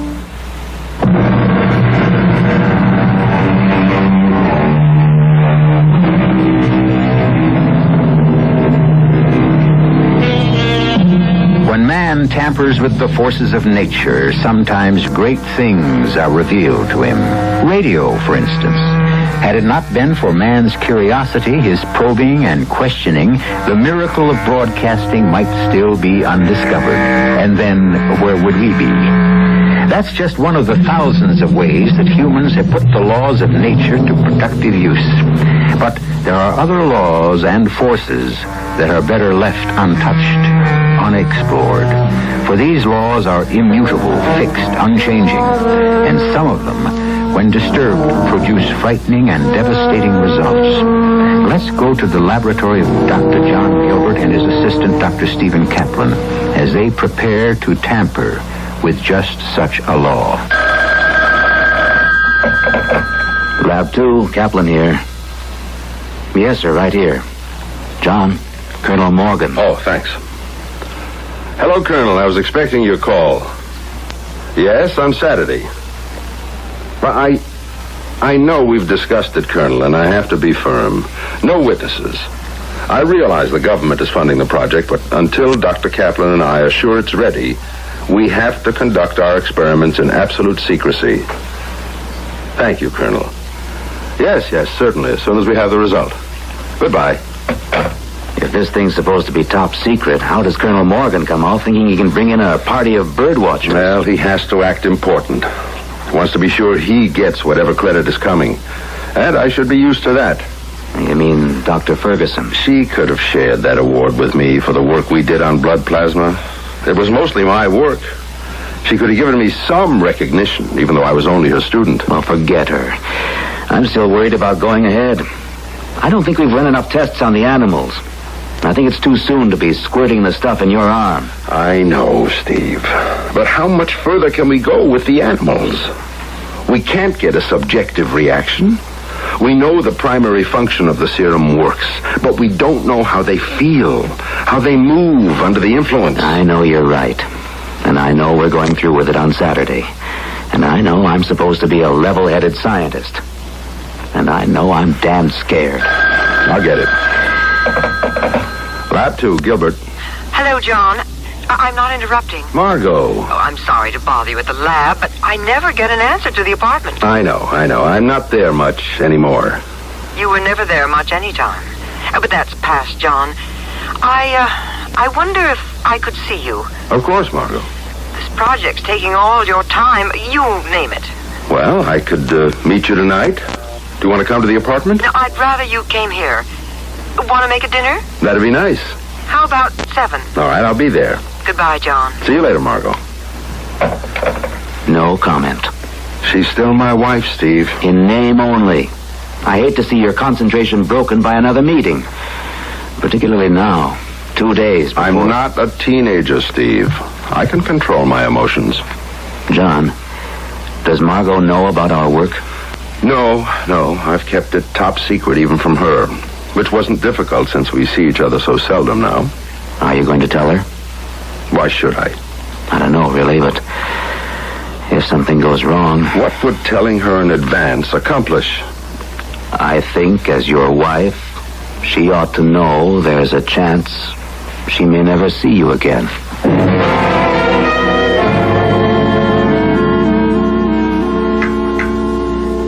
More coffee, John? No, thanks, Margot.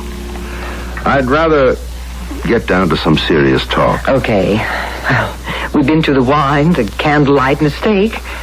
Now we've got to face the facts. The fact being? I want a divorce. I was afraid of that. John, don't make it any more difficult for me. We've been separated for almost a year. I want to be free. Do you?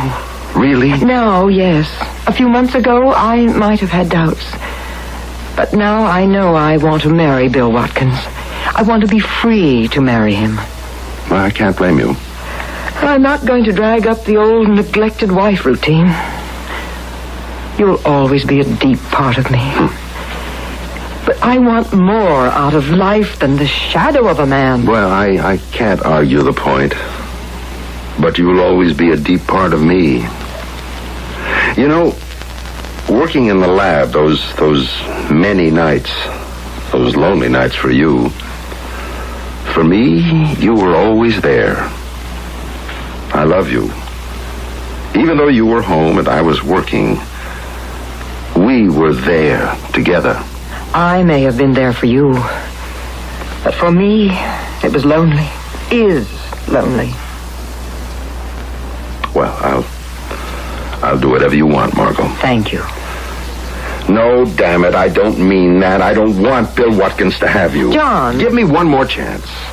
Let me finish this project I'm on now.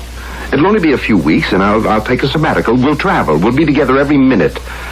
And then I'll settle for a teaching position in California. A nice, quiet, steady life. In other words, your career is the price you'll pay for me. Yes, if I have to. And you'll hate me for it.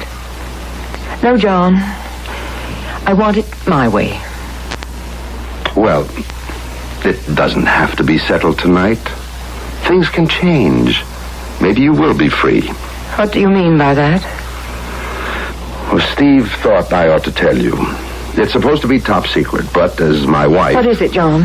The project, the government project. Well, I know that. I know it's taken every minute for 2 years. But you've never known what it was. No. No, I could have put up a fight against another woman easier than that secret project. Well, Steve thought I ought to confide in you as my wife. Because, as he put it, you may never see me again. What? You've got to swear to secrecy, Margot. No one on Earth except Steve and a handful of government officials know about this. All right. I swear. Steve and I have developed a serum. A serum that's injected into the body and renders the body totally invisible. Invisible? It changes the molecular structure of the body. It works on the nucleus of the body's atoms. We've proved it with the lab animals. Invisible? But why? Margot, its use in the military is beyond imagination. For spies, troops, invisibility could turn the outcome of battles. And it works. On lab animals, it works. Oh, that's fantastic. And on Saturday, we're trying it on me. On you?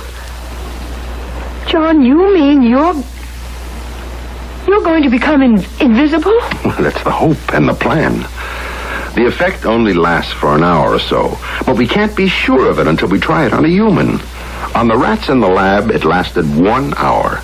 Then, gradually, they reappeared. No worse for the experience. Then it's not dangerous? Not to the animals, but we've got to try it on a human to really find out.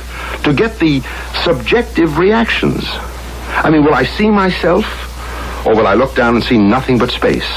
How will I move? My body will still be there. I won't be able to walk through things like a ghost, or will I? These are the questions we have to answer with a human subject. You. Me. You'll come out of it all right. We hope and expect so. The effect has to wear off. And if it doesn't? You'll never see me again. Oh, you seem to be making light of it. I have confidence in the serum. I admit I'm a trifle nervous about the sensations, the unknown. But to a scientist, the thrill of the unknown is the whole reason for being. Oh, well, I know. But it's not dangerous. If it were, those rats and rabbits would have been dead, or worse. But you'll have to take a much larger dose than you gave the animals, won't you? Well, naturally. You see, being a scientist's wife, something did rub off. And what that larger dose may do... is something we have to find out on Saturday.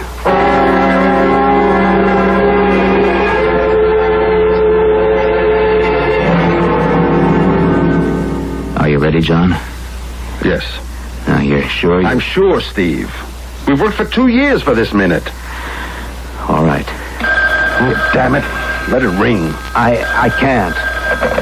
Lab 2. Steve, can I talk to John? It's Margot.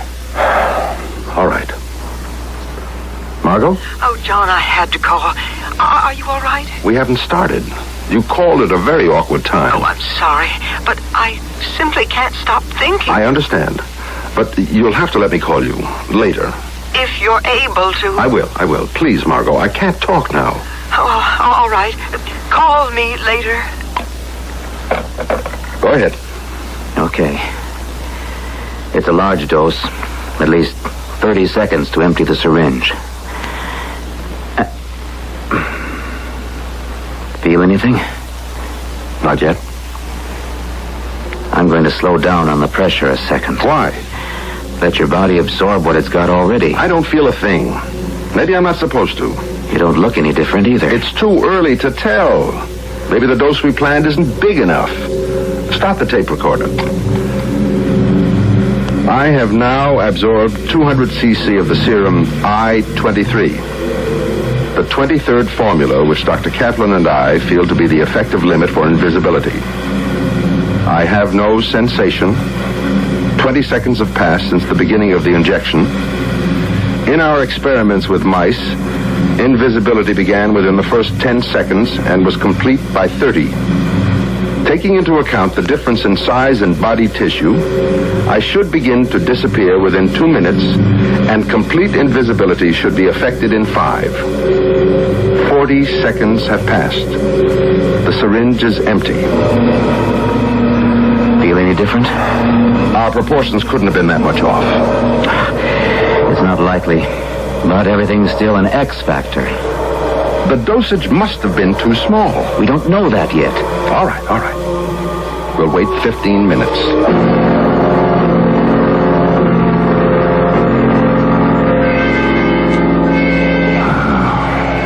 Failure number 1. I don't understand it. I'm too tired and discouraged to rethink it now. It just doesn't work on human tissue. Larger dosage won't work either. If it's going to be practical for military use, the dose has to be small. A capsule a guy can pop in his mouth. A spy can't wait around for 2 or 3 injections to work. I know. We'll go back to the formula Monday. I'm going to forget it for 48 hours. What time is it? 4:10. All right, I'm going out and have the biggest martini I can find. How about you? I'll take 2.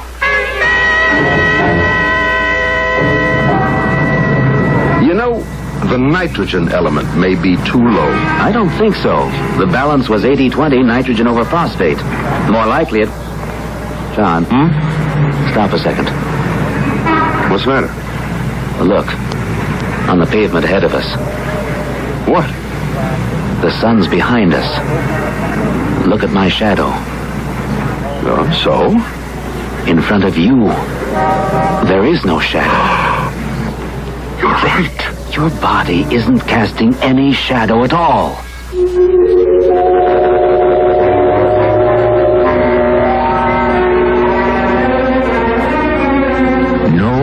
shadow, a curious condition for Dr. John Gilbert, for anyone for that matter. After all, one's shadow is a very personal thing. It's yours alone. And to be without one, well, it's unnerving, to say the least. Thank goodness I still have mine. I can see it right here on the studio floor. So don't go away, please. Me and my shadow, if not Dr. Gilbert's, will be back shortly with Act 2.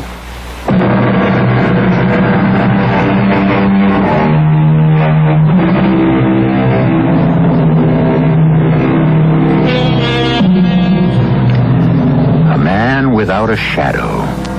Something strange happened to the body of Dr. John Gilbert when he tried to make himself invisible by injecting a serum into his veins. But something stranger still is in store for Dr. Gilbert. For Margot, in fact for the entire city where Dr. Gilbert lives and works. Let's return to State University. No shadow. Something's happened, Steve. The serum had some effect. It's working.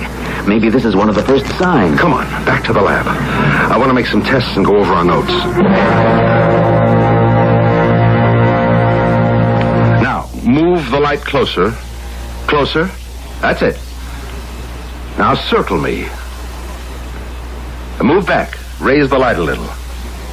Still nothing. Not a sign of a shadow. It's been 55 minutes since the injection. This is as far as the serum will go, apparently. What do you mean by that? It's the only way I can figure it. My body has lost some of its density. It won't obstruct light. That's why there's no shadow.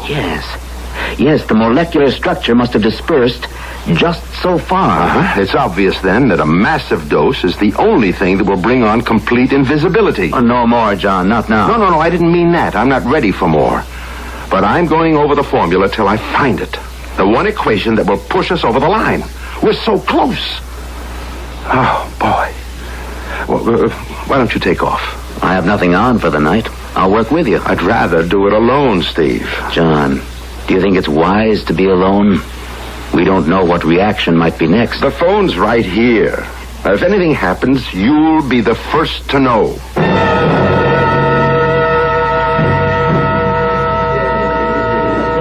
You're not hiding it very well, Margot. I know, Bill. I'm sorry to spoil our supper. Margot, I love you. We're going to be married. Your problem is my problem. Not exactly. It's John. I'm worried about him. Is he giving you a hard time about the divorce? No. But he was going to call me today. I was expecting to hear from him before you picked me up. What's he calling you about? I can't tell you. You still seem awfully interested in John. I am interested in his work. It's important. I thought his work was the whole problem between you two. It was, but, well... Then why all this sudden interest? The concern? Oh, Bill, you have a way of twisting things I say. Margot, level with me. I can't tell you any more than I have. Only that I may never see John again. That would be fine with me. Oh, stop it, Bill, please. If you knew my reasons, you'd understand. But I can't tell you.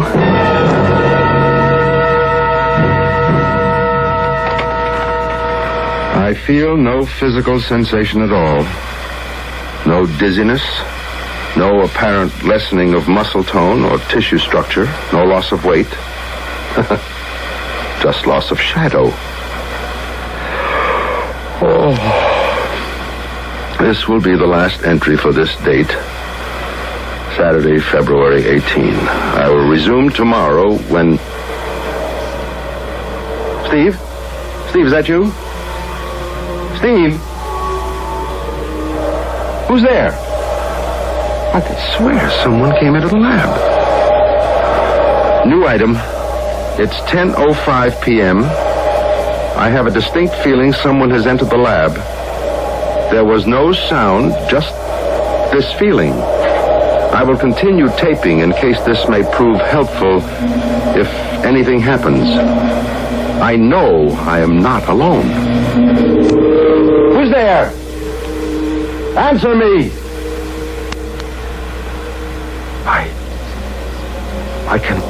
I can see a shadow. I know someone's there. Shadow is moving from the outer hall. In a second, I'll know who it is. There's nothing but a shadow. A man's shadow moving into the lab. It glides across the floor now, not toward me, toward the wall. Within all reason, this can't be. But it is happening. Now it moves along the wall and stops. It hangs there on the wall, waiting. The shadow of a man. Now I know with all certainty that shadow on the wall is mine. How still it hangs there, waiting for the last of the serum to wear off. Now it moves again. Moves with a will of its own. Slowly across the wall, toward the window. There, it pauses by the window.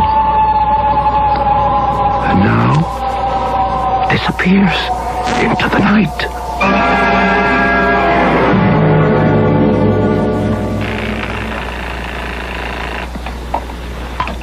Archives. This is Dr. Ferguson, Judith Ferguson. Yes, Doctor. I'd like to have the 1969 AMA report on cholesterol sent to my office right away. I'm sorry, Dr. Ferguson. The archives are closed. They're never closed to me, young man.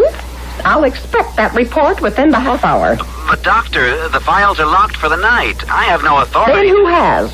Only Mrs. Abrams, the director. Then get her at home and get me that. Just a minute. Who's out there? Dr. Ferguson? I've got to go. Someone just came into my outer office. Get that report and get it now. Who's there? Funny. Thought I saw a shadow. Huh? It is a shadow. But who's there? Answer me. Just a shadow? It can't be. Oh, get away, please. Get away. Don't. No.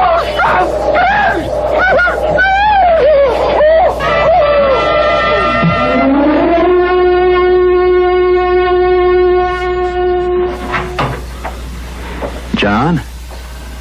What? Oh, Steve. You've been here all night. What time is it? 9 a.m. Oh. John, are you all right? Yes, I think so. I can't seem to remember.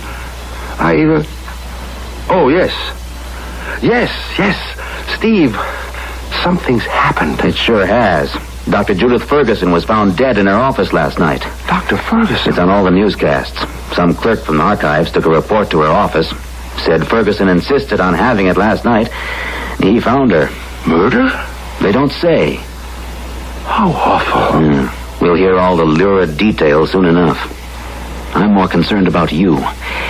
Any side effects through the night? No, it's funny. I can't seem to remember anything after you left me. I think I started to dictate, and I just don't remember. My mind's a blank. Why can't I remember? Another effect of the serum, perhaps. Maybe. Or maybe the tape will tell us. I'll rewind, and then we'll find out what happened to me. Huh, that's strange. There should have been more than that. We'll play it. There are no physical sensations at all. No dizziness. No apparent lessening of muscle tone or tissue structure. Just loss of shadow. This will be the last entry for this date, February 18. I will resume tomorrow when... Well? There's more. There's got to be more. Well, that's all there is. You fell asleep. No, there's something... An impression, something more happened. But why isn't it on the tape? You fell asleep. Why can't I remember? Why? Lab 2, Kaplan here. May May I speak to Dr. Gilbert, please? Who's calling? Lieutenant Healy, 4th Precinct. Oh. The police, John. Police? Why? Hello? Dr. Gilbert, I'm Lieutenant Healy, 4th Precinct. I wonder if I could talk with you this morning. What's wrong? Margot? Oh, it's about a Dr. Judith Ferguson. Dr. Ferguson? Oh, yes. My associate just told me. We're asking everyone who knew her to help if they can. I understand you're acquainted with her. Yes. Some time ago, I was a student in one of her classes. In about an hour, all right? At your lab. Yes, I'll be here. Thank you, Dr. Gilbert. What's up? He wants to talk to me about Judith. They're asking everyone who knew her. Well, you haven't seen her in how long? Well, I see her in the hospital now and then, but our work together was over 2 years ago. Relax, John. You haven't got anything to worry about. You know Dr. Ferguson how long? Well, Lieutenant, we were actually associated for only a year. I was a graduate student in one of her classes. That was 2 years ago. We wouldn't single you out like this, Dr. Gilbert, but we're told you and Dr. Ferguson were involved in a successful medical project, one that Dr. Ferguson received an award for. Yes, on blood plasma. We'll have to work in that closely with Dr. Ferguson. Can you remember any incident, any friend of hers? Anything that might give us a clue to who'd want to kill her? Well, then, you do suspect murder. This was no accident. How was she killed, Lieutenant? Nothing's been said. Well, we're keeping that quiet. She was suffocated. Apparently, a clerk from the hospital archives department took a report to her office. She didn't answer his knock, so he got the custodian to open the door. They found her. The office was locked from the inside? Windows, too. Well, then if it was murder, how did the killer get out? That's just one of the problems we've got with this case. Oh? There were no marks on the body, but the room was a shambles. She fought with someone, but we figure whoever tore that room apart has some marks on him. That's why we're talking to anyone we can find who knew her. Something will give the killer away. Well, thanks for your time, Doctor. I'll be in touch if we need any more from you. Thank you. Goodbye, Lieutenant. There was a time, I suppose, when I could easily have killed Judith Ferguson myself. My work, her acclaim. But I certainly wouldn't dream of it now. Come on, I'll buy you a drink. It's getting late. I'm so mixed up. These 2 days have been... Wait. What's the matter? Someone's come into the lab. I didn't hear anyone. No sound, no. But someone's here. Now I remember. Last night, I remember. I was alone. I thought it was you. What are you talking about, John? It's back. It's here in the lab, just like last night. John, stop this. There it is. Good Lord. What? Shh. It's my shadow. My shadow. Alive. And with a will of its own. You saw this last night? Yes. Now watch. It moves along the wall. So slowly. Silently. I can't believe I'm seeing this. I couldn't believe it either, Steve. There it goes. Look. Along the wall. The drapes. Now, out the window. Just like last night. It's gone. Just like last night. It vanished at the window. And then, Dr. Ferguson. Ferguson? You don't think it was responsible for... It seems to have a will of its own. Steve, where is it going now?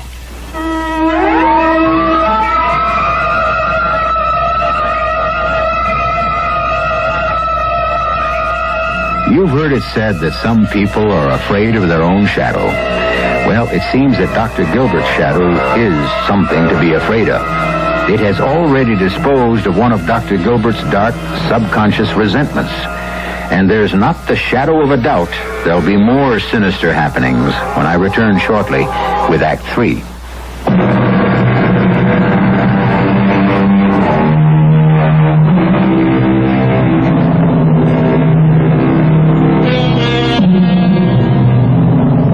A shadow is on the loose. A shadow with a will of its own, now drifting, gliding. And where indeed is it going next? What or whom is it after? Both John Gilbert and Steve Kaplan saw it pass through their lab. There's no doubt that Dr. Gilbert's shadow has an existence of its own, and Gilbert seems to think he knows what it's been up to. John, are you suggesting that this thing killed Judith Ferguson? I'm quite certain it did. That's impossible. The policeman said Judith died of suffocation. No marks on her body. A locked room. Does that sound like an ordinary murder? No, but why Dr. Ferguson? I don't know. Perhaps because I wished her dead at one time. I think we should notify this Lieutenant Healy. And tell him what? That we think a shadow is out killing people? Your shadow? He'll lock us up. Oh, I know. It does sound like nonsense. If this thing is a part of you that disengaged itself when you took the serum, it should return to normal when the serum wears off. Steve, it has worn off. I took that injection more than 24 hours ago. But that thing still exists. I'm still not sure I buy it, John. We don't know how long the serum might stay in your body. We found no trace of it in the mice after 4 hours. True, but their shadows didn't go wandering around either. Perhaps mice don't have resentful souls. Oh, you've really sold yourself on the idea that some astral part of you killed Judith Ferguson. When the serum changed my molecular structure, who knows what it released? I am changed permanently. The serum wore off long ago. And that thing out there continues to exist.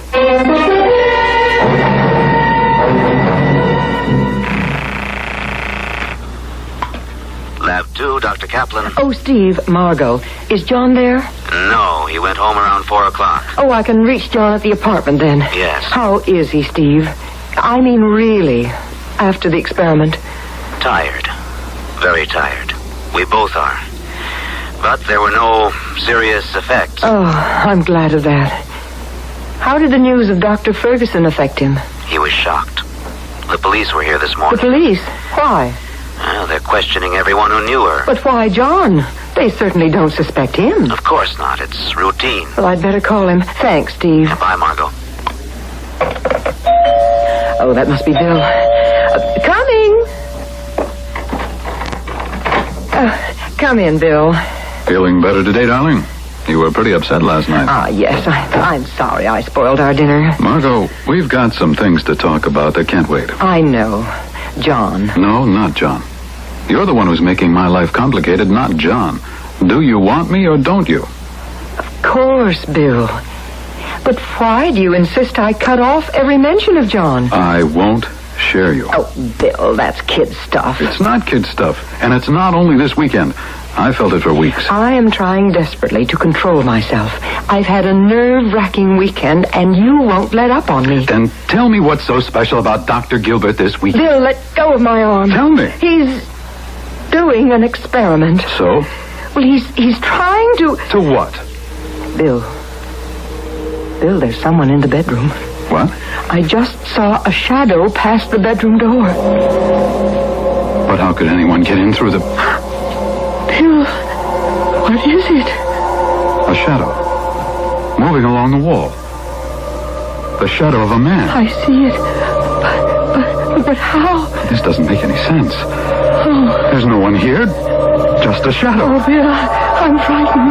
It stopped. Now it's sliding down the wall. Coming along the floor. Coming towards us.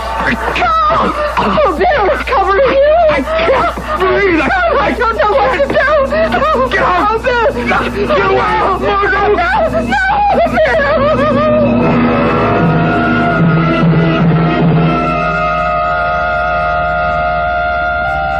We haven't been able to get a word out of her, Dr. Gilbert. She's in deep shock. Then you don't know what happened in Margot's apartment. I'm hoping you'll be telling me. This smacks of more than coincidence, Dr. Gilbert. 2 people whose lives touched yours, dead within 24 hours of each other, and killed the same way. Are you ready to believe me? Ready? My shadow killed them both. I don't know who will be next.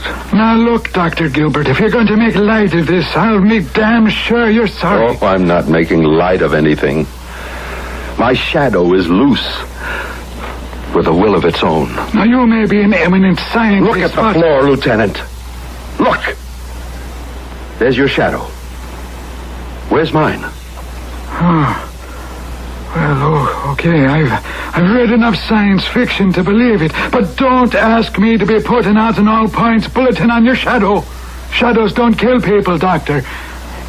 People do. Is that you, Bill? Margot, it's John.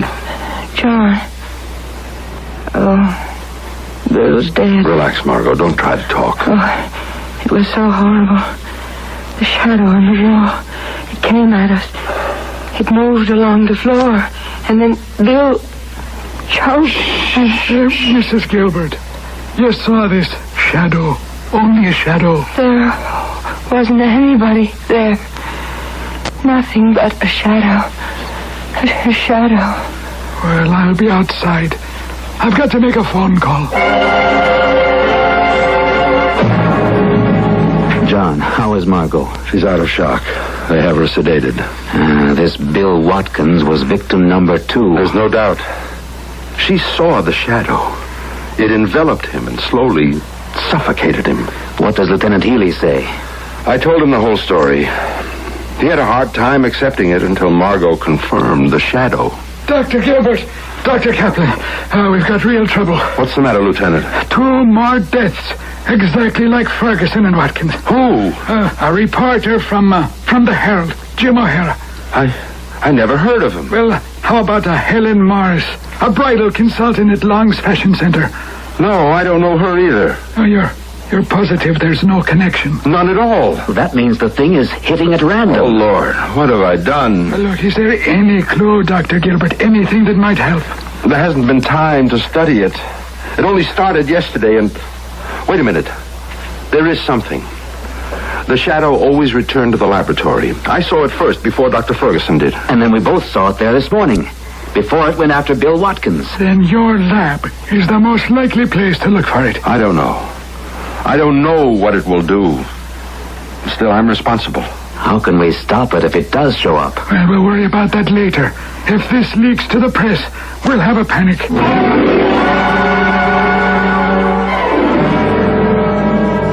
That's right, Captain. Dr. Gilbert thinks it will come back here to his lab. Well, I don't know. Wait a minute. The captain thinks he ought to send a cordon, surround the lab. You wanted to keep this quiet. No cordon's going to catch a shadow. Hello, Captain. The doctors think it'll attract too much attention. I agree. Oh, okay, we'll wait. And keep your line open.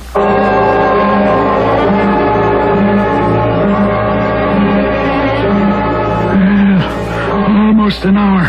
9 o'clock. I wonder if we're driving it off waiting like this, Lieutenant. I think it'd be better if I were alone. No way. I'm going to be staying. Dr. Gilbert has a point, Lieutenant. Well, there's nothing any of us can do if it does appear. You can't shoot it, catch it. Why don't you leave me alone and see what happens? Well, maybe you know more about this then than I do. I'll go along. I'll be right downstairs, though. I'll wait with the lieutenant, John. Maybe this is between you and whatever it is. Your shadow. Yes. Yes, I think it is. I don't like leaving him alone. Neither do I, Lieutenant. But I don't know what else to do. If the shadow comes back, maybe he can deal with it. And it may not come back. It may keep on killing. Who knows what it's going to do? Who ever heard of anything like this before? I can't believe I'm staking out a shadow. We can wait in here. Faculty lounge. Well, I only wish I knew what we were waiting for.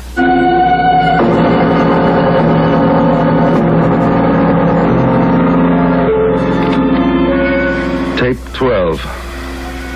Sunday, February 19, 9:30 p.m. There have been no further effects on my body. Nothing more to indicate the cause of this strange transformation that's taken place with the loss of my shadow and the subsequent power of that being. Will it return to me?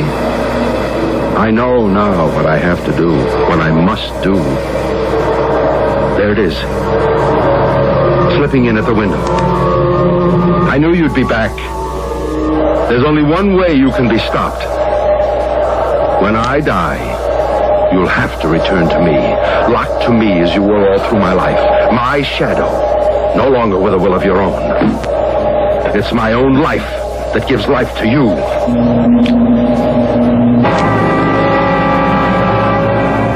Almost 9:30. I think we ought to go back up. At least I can see if he's okay. Maybe you're right. Come on. Yeah, no, I got my doubts about anything happening like this. That's John. I'm getting my gun ready. John! He may still be alive. John! Oh, let me get to the phone. Police emergency. Get me. He's dead. Never mind. The gun's still in his hand. He never fired a shot. And there's not a mark on him. The thing. Just like the others. We'll never know. Oh, John. What are you doing, Doctor? What I should have done long ago. Destroying the formula and everything about this fiendish project. The chemicals, the notebooks, even the tapes. I don't want to know anymore. I hated this thing from the start. I gotta call headquarters. That thing may still be on the loose. No, it isn't, Lieutenant. Look on the floor. Oh, yes, I see. Yeah. The shadow of a man slumped over in his chair. Do you have any doubt it's Gilbert's shadow? As still as he is.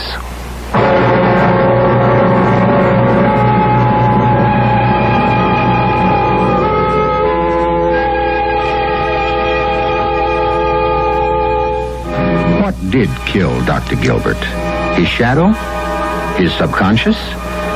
Dr. Gilbert went too far over the border of man's understanding. He delved too deeply in secrets that should remain untouched. For in all of heaven, earth, and even hell, there are some things that are better left untampered with. And this was one of them. I'll be back shortly.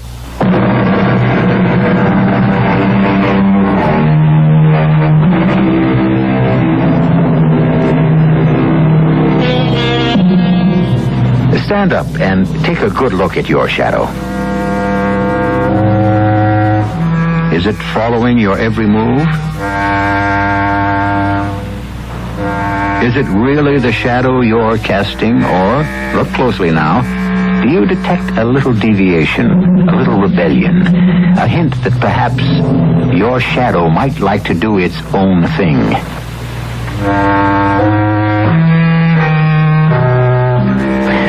Maybe you'd better turn off the lights. That's the surest way I know of getting rid of shadows, wanted or otherwise.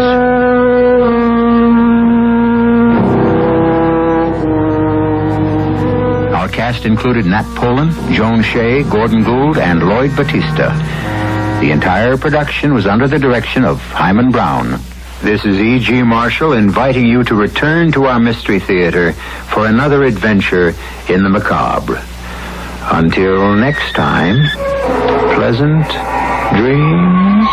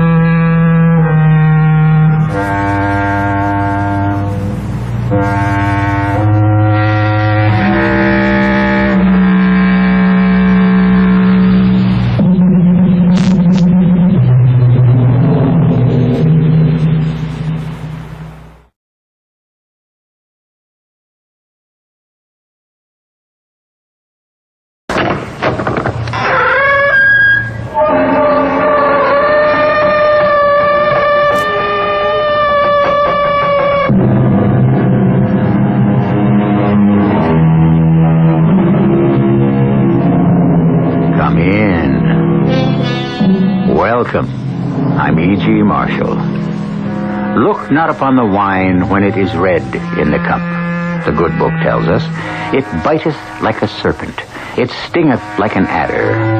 But when it glows that fiery red and bites and stings like a rattlesnake, that's when it bubbles the blood and fires the brain. That's the time, the only time it's worth looking at. But it's hard, so hard to do the right thing. And it's such a small word, such a tiny word. It only has 2 letters. Why is it so hard to say no?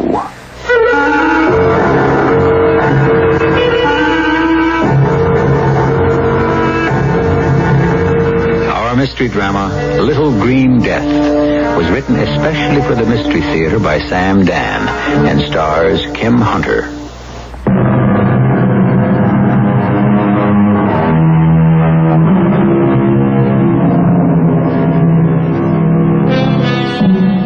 At a place in Russia called Borodino, Napoleon won a battle but lost a war. Now, why should we be concerned? This is, after all, the Mystery Theater, not the History Theater. You see, at the Battle of Borodino, Napoleon was not his usual alert, brilliant self. He was tired. It was an effort to think, to act. Why? Because he had a cold. And why did he have a cold? Because his feet were wet. And why? Because his orderly was drunk the night before and had neglected to make sure that the emperor would have a pair of dry boots. And so the history of the world was changed. We don't even know that orderly's name. But let us consider some other workings of blind chance.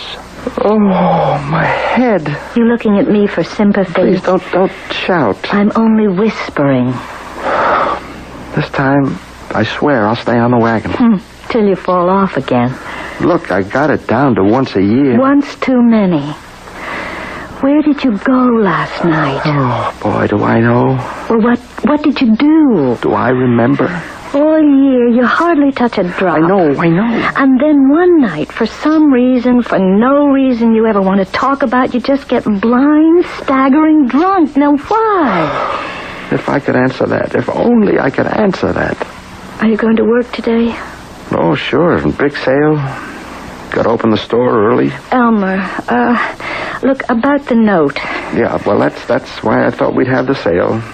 Raise cash quickly. Did you talk to Bob Kirtland? Well, yeah. About an extension? You know Bob Kirtland. He said no. Well, don't worry. I'll have the cash for him by next week. Sure, by giving away all the stock in the store. It won't be that bad. It'll be worse. We needed the extension, Elmer, so we could work off the debt and still have some equity. I went to see Kirtland at his country house. I told him if he didn't give me an extension, it'd mean I'd probably have to go out of business. You know what he said? He said in the long run, he'd be doing me a favor. He what? He said I wasn't cut out for business. The sooner I realized it, the better. Okay, it's been a bad year, Elmer. It's not your fault. Well, I told him, and he just said it hadn't been a bad year for him. Just for fellows who didn't know what they were doing. So how did you leave it? How did I leave it?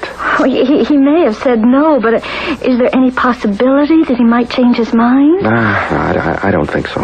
Would it help if I asked him? I don't think so. Bob Kirtland is a man who's completely devoid of sentiment. Oh, don't say that. Well, furthermore, he has it in for me personally. Now, that's where you're wrong. Bob Kirtland never gets personal about business. Yeah, well, I think that's changed. What do you mean? I got a little personal about Bob Kirtland last night. Elmer. I couldn't help it. I saw all those years of hard work and every dollar we have in the world going down the drain, and then... And what? Well, I guess I told him off. Oh. I called him a vulture. A vulture? And then I stopped off at Sid's and had a drink. Mm-hmm. And then another drink. I see. That's all I remember, really. I'm sorry, Lucy. I'm really, really sorry. All right, well, you are going to pick up the phone and call Bob Kirtland, and you are going to apologize. Now, wait just a minute. It has to be done. Not after what I said to him. Especially after what you said to him. I've got my pride. Pride is an extravagance you can't afford. That's what he wants to do, make me crawl. He is a meticulous man. The floor is clean in his house. I won't do it. I'll dial his number. who do you suppose that is at this hour of the morning?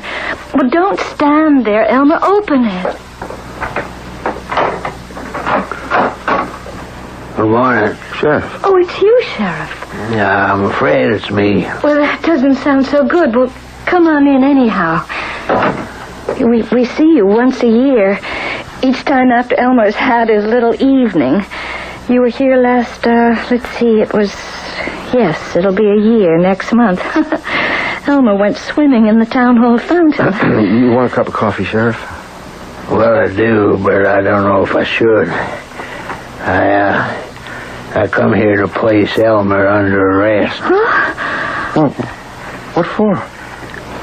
Did I do something crazy last night? I'm afraid you did. What did he do, Sheriff? Elmer, I arrest you for the murder of Robert Kinfeather Kirtland. Oh, no. And I must inform you that anything you say may be used against you. Murder? Bob Kirtland? He's dead? Yeah, last night. But why do you say that Elmer did it? Elmer was there. But that's right. I was. Elmer, did you? I don't know. We found the gun. Elmer's never fired a gun in his life. Well, Elmer wouldn't know how. He wouldn't even own a gun. He dislikes guns. Everybody knows that. Now, that may be true, but he fired one at Bob Kirtland last night. How can you say that? His fingerprints are on it. Well, how could he... I'm sorry. Elmer. I don't know. Well, all right. Bob had Elmer in a very tight squeeze. No, the whole town knows that. And Elmer went to visit him last night to see if they could make some kind of a financial arrangement. Do you understand, Sheriff? Yeah, it's clear. And Bob Kirtland, being Bob Kirtland, I mean no disrespect to the dead, but... Well, Bob Kirtland was the meanest, stingiest, most vindictive... Yeah, I've heard that said. Well, and one word led to another. Elmer became so angry, so desperate. You see, he faces the loss of everything. Do you realize that? Yes. And so he lost his temper, and in a fit of rage, he killed Bob Kirtland. It's murder, yes, but... You see, it's not cold-blooded, premeditated murder. Oh, it's not justified. Murder is never justified, but it is understandable. And the jury will have to take that into consideration. The jury also have to take something else into consideration, Lucy. What's that? The fact that he had a gun. A gun? A fit of rage, all very well, Lucy. But why did he bring the gun unless he meant to use it? Elmer? I don't know, Sheriff. I just don't know.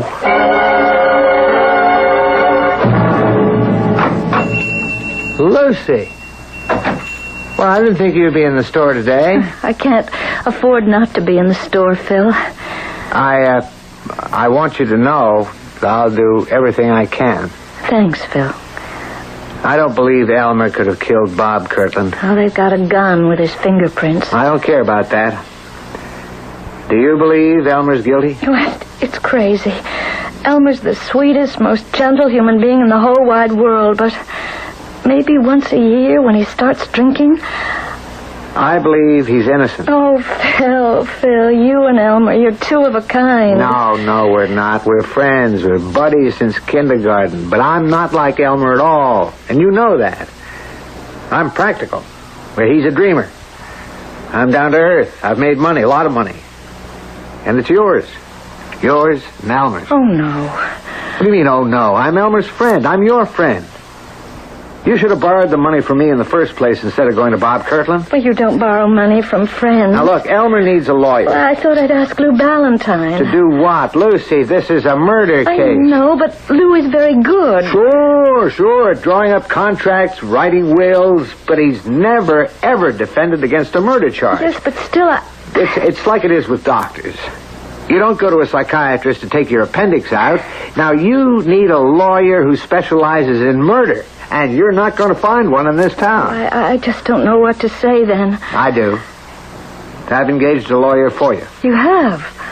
You need one of the best lawyers in the world, because that jury is going to be afraid to acquit Elmer, or even to let him off easy. How can you say that? Elmer grew up in this town. Everybody knows him. They'll be fair. Melissa Kirtland is on her way home from Europe. Her father's dead. Now she owns the town. Well... Lucy, look, I forgave you for marrying Elmer. But she never forgave Elmer for marrying you. Now, that's why you need a lawyer who can keep the judge and the state's attorney and even the jury on their toes. Oh, Melissa, wouldn't... Wouldn't what? Oh, Lucy, you're a very sweet and decent person, but you shouldn't judge everyone by yourself. On that jury, you'll have shopkeepers, you'll have farmers. They won't be out to alienate Melissa Kirtland, the richest woman in the county. But Elmer wasn't himself. Everybody knows he wasn't himself. It'll be tried before Judge Gary. Judge Gary is fair and honest. And Jerry Holt, the DA, would like to run for governor. The Kirtland family has been the biggest contributor to the party. Phil, I don't know what to do. You don't have to do anything. We'll make sure Elmer gets every possible break. I've already engaged a lawyer from New York. I don't think any lawyer could help. This one can. She's never lost a case. She? Oh, come on now. Are you prejudiced because she's a woman?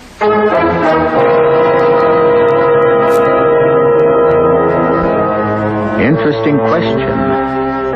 When a man faces trial for his life, no one can be closer to him than his attorney.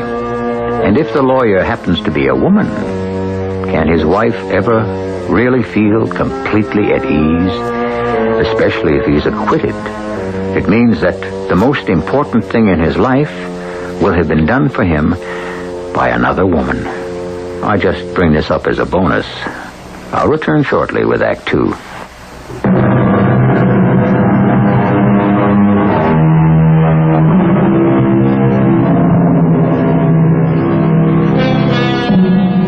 The hand, they say, is quicker than the eye. But what, then, is quicker than either?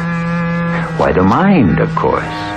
Mind, eye, and hand, they were designed to work in unison and harmony as a team. But what happens when they seem to be working at cross purposes?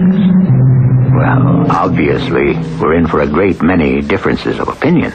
Lucy, this is Miss Adelaide Gordon. How do you do? Miss Gordon, Mrs. Baker, Elmer's wife. Tell me, Mrs. Baker, is your husband innocent? Well, how would I know that?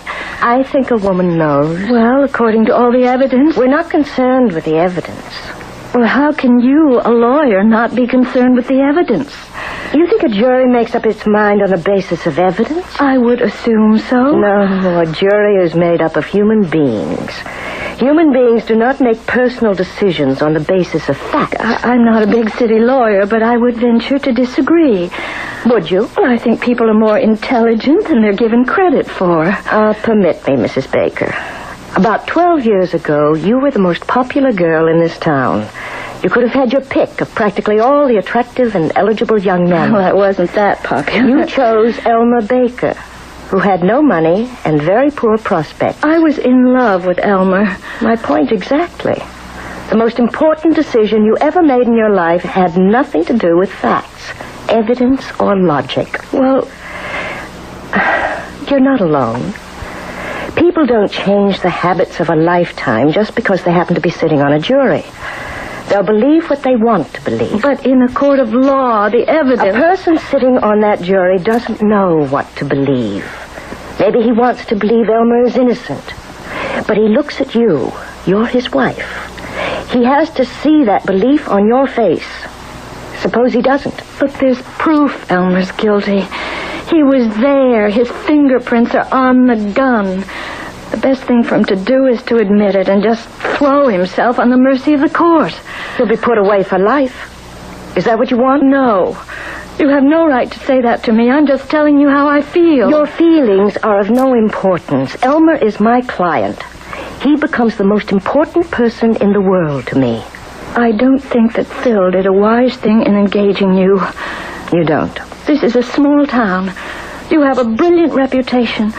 People will resent your presence here. They'll feel you're the big city expert here to show up the local talent. Let's straighten it out, Mrs. Baker. You wouldn't feel this way if I were a man. You're jealous of me. That is the most ridiculous thing. He's in desperate trouble. You want to be the one to save him. I have no interest in your husband as a man. I'm considered one of the top 10 trial lawyers in the country. But I won't force myself into this case. I could be on the next plane out of here. Now, wait a minute, Miss Gordon. You agreed to take the case. Mrs. Baker can lose it for me. Let the jury see the doubt and indecision on her face, and we don't have a chance. But we don't have a chance anyhow. The gun, the fingerprints. Believe he's innocent, Mrs. Baker. Phil Hastings here believes it. Do you, Phil? Do you really? Yes. That's why I accepted the assignment. Because Mr. Hastings is sincerely convinced of your husband's innocence. Mrs. Baker, you know Elmer better than anyone. In your heart. Now forget the gun and the fingerprints and the motive and the opportunity. Do you believe Elmer could commit murder? No. Believe that when you sit in the courtroom. If Bob Kirtland put the squeeze on many people in this town, there could be others with a motive to kill him. Is that true, Mr. Hastings? Oh, yes. Well, let's see if we could trace Elmer's movements. He left home at about what time, Mrs. Baker? Oh, just about 4. And he headed out toward the Kirtland place. How long would it take him to get there? About half an hour. No one was at the house except Mr. Kirtland. Now, the next thing we hear about Elmer comes from you, Mr. Hastings. Yes. About 11:30, I got a call from Sid Bellows. He owns a bar. He said I ought to come down and keep an eye on Elmer. I went down there. Elmer was pretty far gone. I couldn't reason with him in that state, so I stayed with him till he passed out. Then I took him home. And what time was that? What time was that, Lucy? Midnight? Mm-hmm. Midnight, exactly. I know, because there was a show on the air that had just gone off. And then what? I managed to get him to bed. He slept through the night till 7 in the morning when he had to get up to go to work. He left the house at 4 in the afternoon. At 4:30, he arrived at the Kirtland house. What time did he show up at the tavern? A little after 5. Sid will confirm that. How long would it take to get from the Kirtland house to Sid's tavern? Maybe a half hour. And he only spent a few minutes with Bob Kirtland. The coroner places the time of death somewhere around 4:30. Oh, I don't know. It just gets worse and worse. Look, no matter how bad it sounds, Lucy, you just keep believing. I'll try.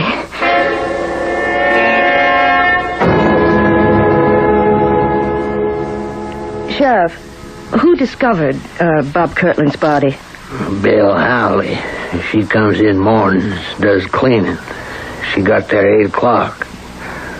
Front door was open. She kicked something with her foot. She looked down. It was a revolver. A .32 caliber revolver that fired the bullet that killed Bob Kirtland. That's been established by ballistical tests. Did she pick it up? She was about to. Then she noticed Bob Kirtland lying on the floor, dead. She didn't touch nothing. She's seen too many murder shows. And this is the gun that's supposed to have Elmer Baker's fingerprints on it. Now, I appreciate the fact that a lawyer has to put it that way, ma'am, but it wasn't supposed to have. It did have Elmer's prints on it. How did you find that out so quickly?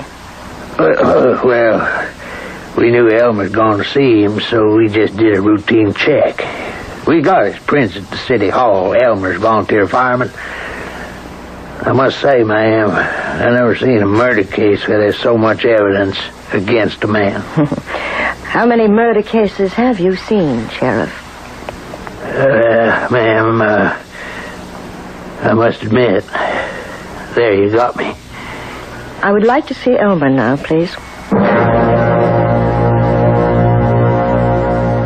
I've heard of you. You mean you're going to defend me? Yes. But you must cost a fortune. I don't come cheaply. Well, I could never afford to pay you. My fee is being taken care of. By whom? You have a good friend. Phil. I won't let him. He's already done it.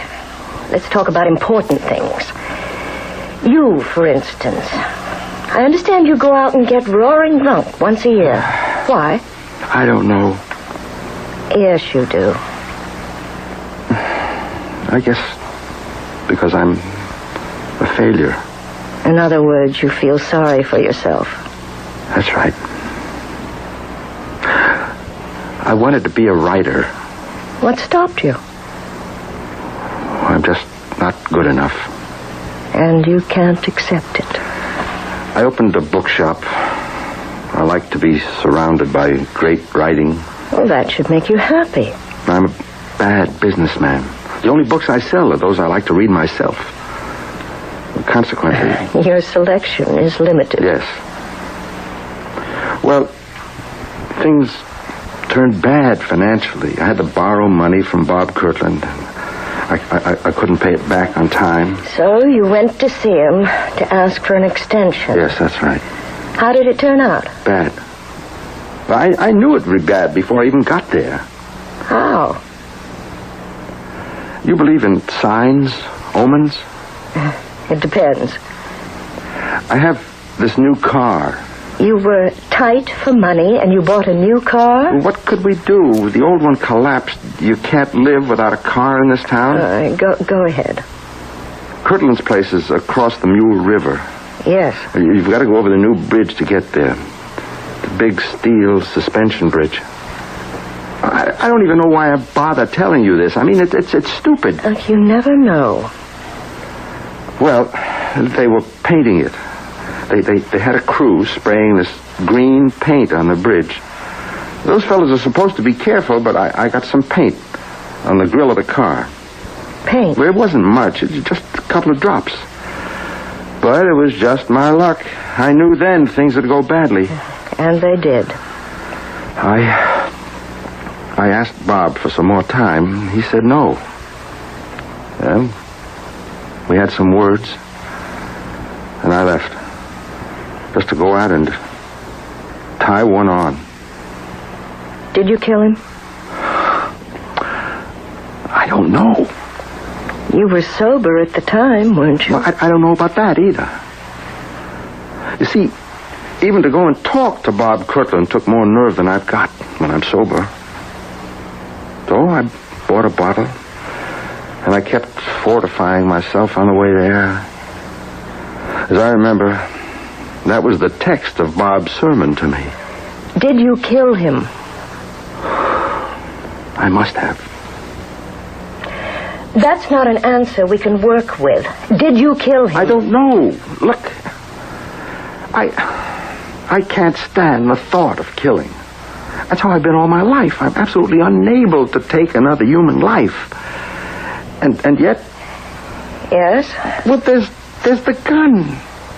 How can we explain my fingerprints on that gun? At this point, we can't. Let's forget it for now. You say you were unable to take a human life. Yes, I'd sooner die. But... Yes? The gun. What about the gun? Well, that's it. I can't explain that gun. What was I doing with a gun? Now, wait. Did you have a gun when you went to see Kirtland? I don't see how. But I remember a gun. You remember a gun? Yes. You remember seeing a gun, carrying a gun, firing a gun? I just remember holding a gun. There was a gun in my hand. When? That day, that night. It's gone from me. I can't really remember what happened. All right, maybe I don't want to remember.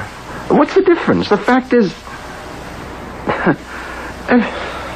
everything's gone from my memory except that gun. I remember holding a gun.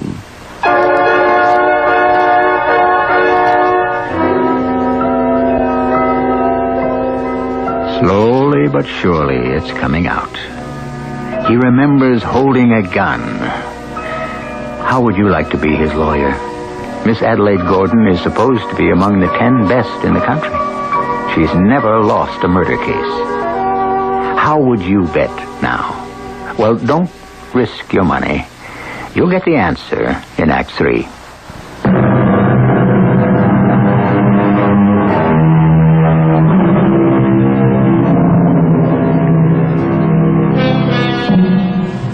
Beware, as long as you live, of judging people by appearances, said a French philosopher.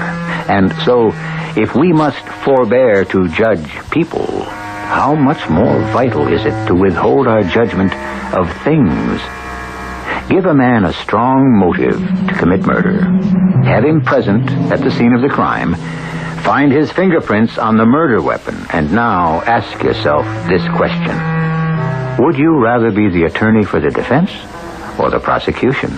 You remember a gun? Yes, I remember a gun. A revolver.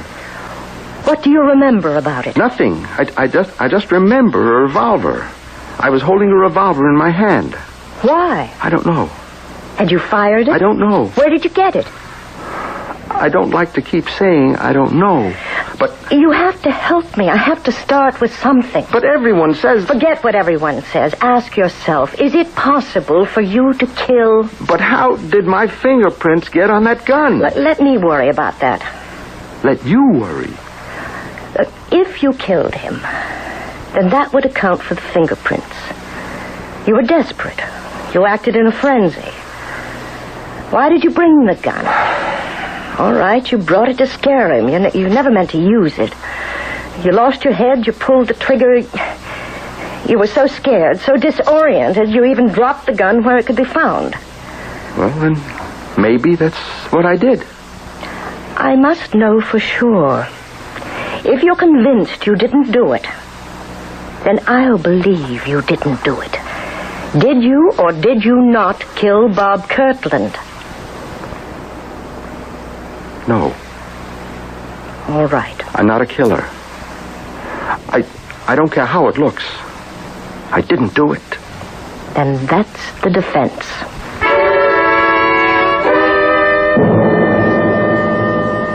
Phil, we have to talk to her. I'm frightened. She isn't doing anything. Now, maybe it looks that way, but you don't... But what? Look, she's supposed to be this big, high-powered lawyer, but she just sits there and nothing happens.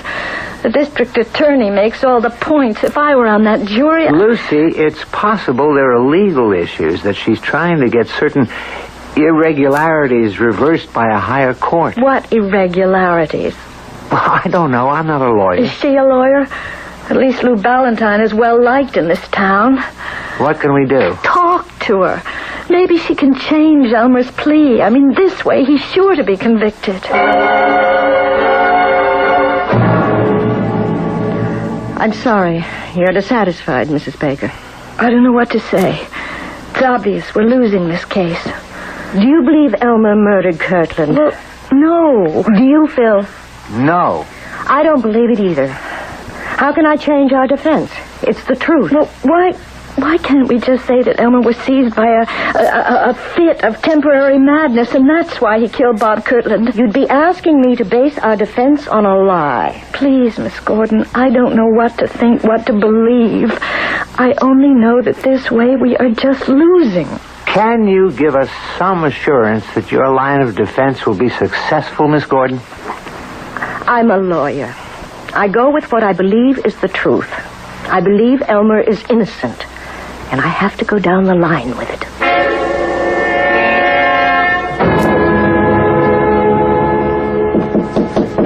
Come in. Oh, wow. Good evening, Miss Gordon. Mind if I ask you a few questions, Sheriff? No, have a seat. Thank you. Case isn't going too well, is it? Between you and me, it could be better. Off the record. Why'd you take it? I was impressed by Phil Hastings. He's absolutely convinced of Elmer's innocence. And despite the way Lucy talks, so is she. And when you look into Elmer's eyes, you know he's not a killer. None of that seems to be going over with the jury. Well, this jury's different. That's the truth. They can't afford to acquit against the evidence. I know about Melissa Kirtland and her influence. And she hates Elmer. That's understandable. She thinks he killed her father. No, she hated her father. Just 12 years ago, she was crazy about Elmer. That's funny. The richest girl in town falling for the poorest boy. She made no secret of it. She was out to get him. But he turned her down. And she never did forgive him. He could have married Melissa Kirtland. Instead, he married Lucy. Lucy was going steady. Well, we thought it was steady with Phil Hastings. Phil took it hard. He got into a pretty bad fist fight. I know, I had to break it up. I guess Phil's more of a man than most folks ever give him credit for him. He made up with Elmer. They're the best of friends. I see. He must have gone into hock to hire you, even though he knew it had to be for a lost cause. Why do you say it's a lost cause? Well, you're just the wrong lawyer. Well, now, no offense, now, nothing personal. It's just the way it is.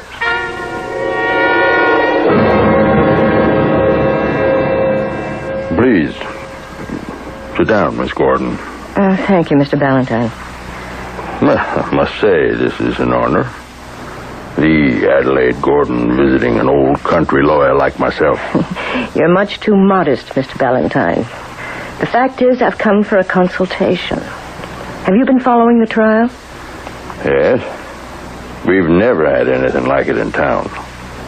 You're aware of my line of defense? Yes. What line would you have used? Same one. I would have insisted on Elmer's innocence, just as you are. Why? For the same reason. I believe in it. Well, that's my problem, Mr. Ballantyne.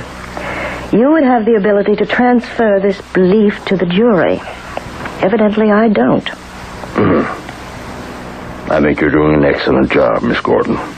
The trial isn't over yet. It is, and you know it. Well, if we could assume that Elmer did not murder Bob Kirtland, we must ask ourselves the logical question. Who did? I'm a lawyer, not a detective. Sometimes there's little difference. You might ask yourself a question.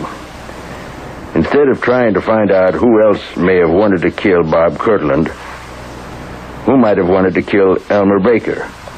Kill Elmer? Well, sending him to jail for 20 years, or life, amounts to the same thing. Yes, I see what you mean. Who would want to kill Elmer?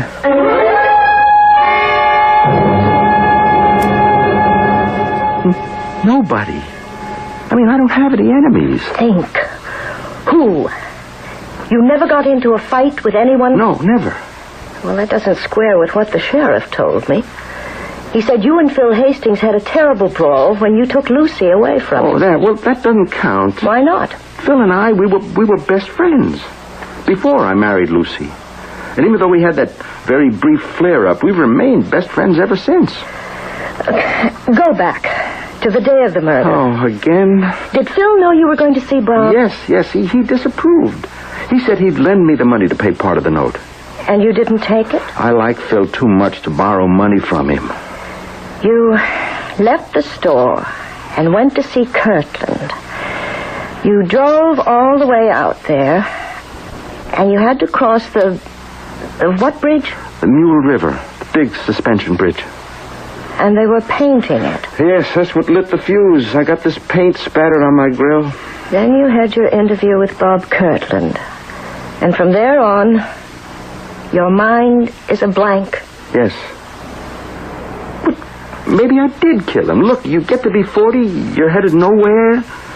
You don't have the ability or the guts to do what you really want. Look, don't even start that line of thought. Right now, we can't afford it. Your Honor, the defense calls Mr. Peter Garrick. Mr. Garrick, on the afternoon of the 25th, Where were you? I was on the Mule River Bridge.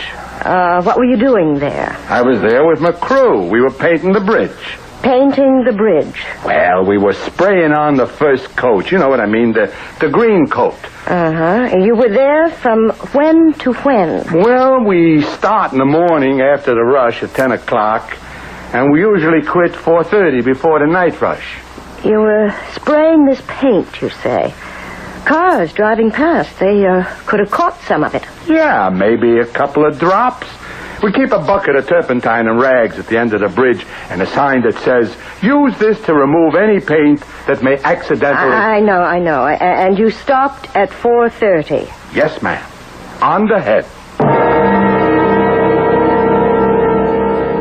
If it pleases the court, it is our contention that Elmer Baker is innocent. However, this leaves a question. If Elmer Baker did not murder Robert Kirtland, who did? At approximately 4:30 that afternoon, someone fired the fatal bullet into Mr. Kirtland's body. But who? It is my contention, and I intend to prove, that Elmer Baker is the victim of a plot, a carefully designed and brilliantly executed scheme that almost worked. The defense calls Mr. Philip Hastings. Me? Yes, Mr. Hastings, you. Mr. Hastings, can you account for your movements on the day of the 25th? Well, do I have to? Yes, Mr. Hastings, you have to. I left my apartment after breakfast. I went to my office, which is just down the street from here.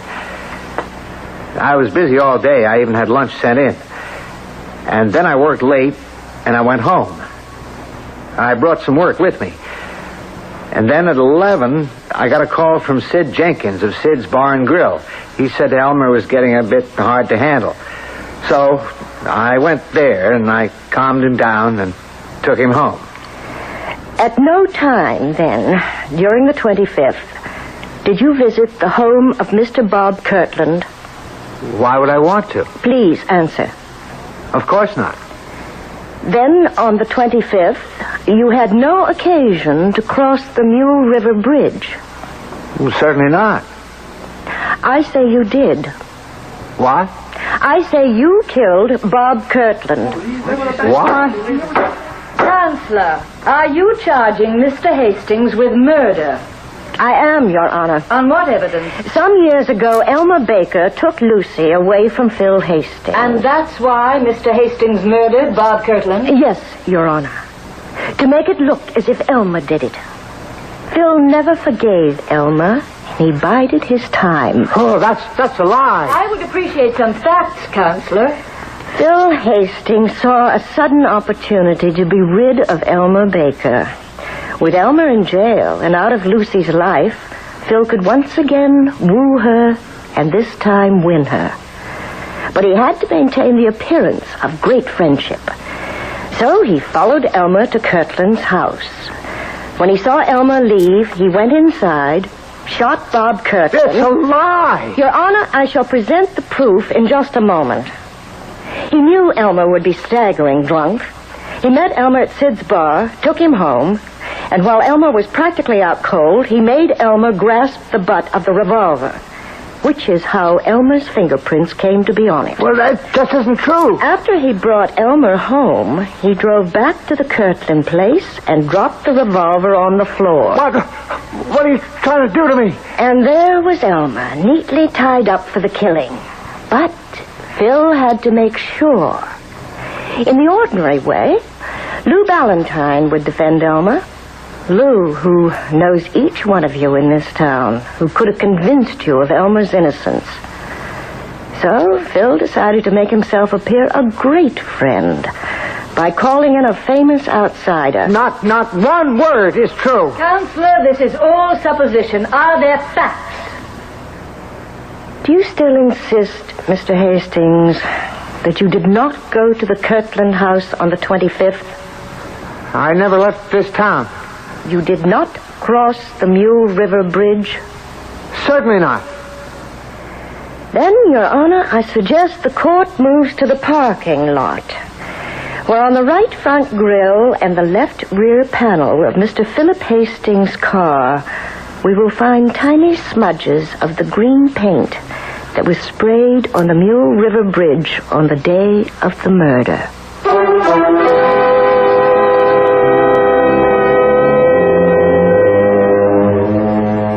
And they did. They found the tiny incriminating stains of paint exactly where she said they would. You've heard the saying, for want of a nail. Well, here Philip Hastings might lament, for the want of a few drops of turpentine. I shall return shortly.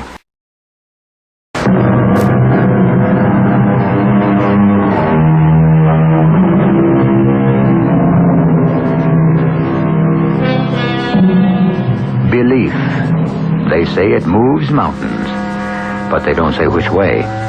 Well, you can move them any way you wish in the face of an opposition.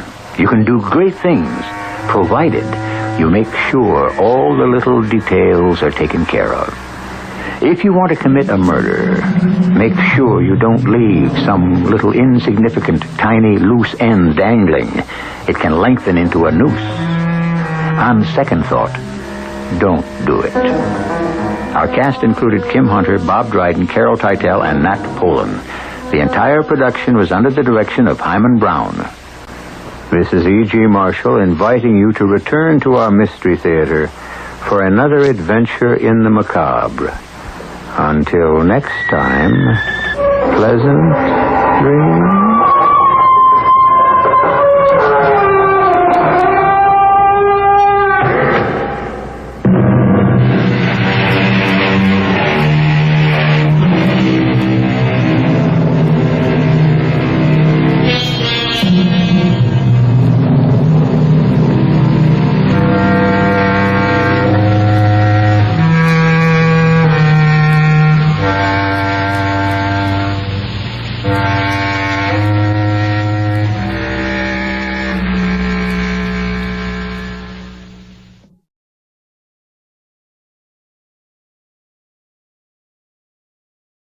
The CBS Radio Mystery Theater presents...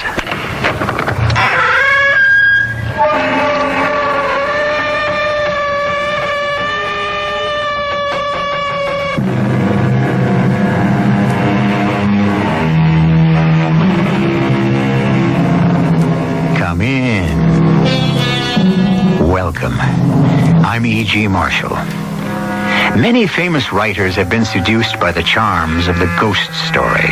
Certainly you know the names of Rudyard Kipling, H.G. Wells, Bram Stoker, Conan Doyle. But there have been others, dozens of men and women, not so well known, who have likewise been infatuated with the terror summoned up by ghosts. I give you, for example, Fitzjames O'Brien, Amyan Northcote, Mrs. Henry Wood, but the list goes on, and we had best cut it short and get to the tale which we have chosen to call Once Upon an Island.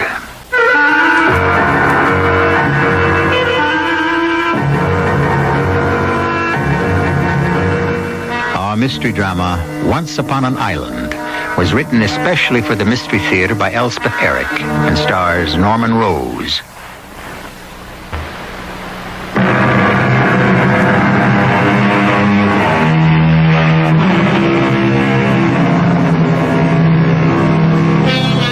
The tale which you will hear with, we trust, delicious horror was published in 1899 as part of a series called Real Ghost Stories. Its authors were two persons, listed simply as E. and H. Heron. We confess in advance to having toyed with it a little, modernized it slightly, changed the locale, and even introduced a character not found in the original, and impertinently altered the title. But the essentials remain the same. My name is Jasper Lowe. At the age of 65, I resigned my position as professor of philosophy at a well-known university and bought a large tract of land on one of the Caribbean islands, which I had visited several times during summer vacations and for which I had developed a great fondness. I put up a modest house and settled in quite contentedly.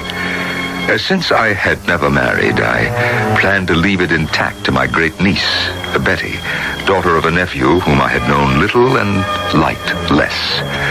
I remembered Betty as a child, and I was delighted beyond measure when I heard from her that she was about to be married and that she and her fiancé intended to visit me in my island home as part of their honeymoon trip. Hello. Hello there. Uncle Jasper!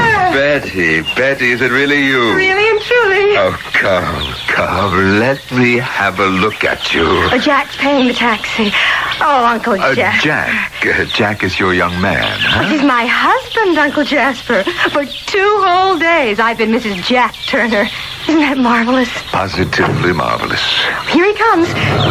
Isn't he beautiful? Positively beautiful. Jack, come meet Uncle Jasper. Young man, delighted to know you. I'm delighted to know you, Mr. Lowe. Betty's told me a lot about you. Oh, what could she remember about me? It's been 10 years. Whatever she remembered, it was all good. Yes, well, come inside. I've got a good rum drink waiting for us and something to eat. Oh, good. We haven't eaten a thing since we left the mainland. And you'll be ready for some excellent flying fish with breadfruit and sliced cold mangoes. Sounds marvelous. Yes, after you. It's lovely. You've got it all set out. Yes, ready and waiting for you. Sit down, Jack. Can I help you, Uncle Jasper? Oh, no need. Well, now tell me, how was your trip? Perfect. Wasn't it, Jack? Oh, I don't remember a thing, except you. We got married in Duluth, then we flew to Miami, then we took a little plane to Puerto Rico. Hottest airport in the world. And then we took that dear little boat to this dear little island. And a taxi to this dear little house. Drinks, everybody. My own concoction. Made with native rum, of course. Yummy. Hey, it's delicious. Now for the flying fish. Caught it myself this morning. Mr. Lowe... If you want to please me, you'll call me Uncle Jasper. Or just Jasper, if you like. All right, Jasper. On our way here from the boat landing... Now, just hold out your plates. Yeah, okay. Just before we got here, we passed an interesting old house. And here's the breadfruit, staple of the islands. It looked as though nobody'd lived in it for 100 years or more. And the mangoes, ice cold. You're going to love them. Do you, know anything about that old house, Mr. Lowe? Jasper? Oh, yes. I know a great deal about that old house. You see, it's on my property. You own it? I suppose I do. It's on my property. But you don't do anything with it, rent it or anything? Oh, no. I mean, who would rent it? Well, of course, it would need a little fixing up. No matter what I did with it, no one would rent it. Well, then why not sell it? Get rid of it. No one would buy it. Once they'd heard its history. Oh, what history, Uncle Jasper? Oh, no, you don't want to hear it. Of course we do. You're not going to tell us the house is, haunted, are you? You know, I'm not going to tell you anything. Oh, Uncle Jasper, come on. Well, maybe some other time. I suppose the old house has a ghost in it, at least one. Now, don't joke. Well, I'm sorry, sir. I didn't mean to... Well, you see, I'm a psychologist. I have my degree, and when Betty and I go back to the States, I'll set up practice there. And these fables, these old tales are fascinating to me. Well, I myself, of course, don't subscribe to any of them. No, nor do I. I believe in natural law. Oh, yes, so do I.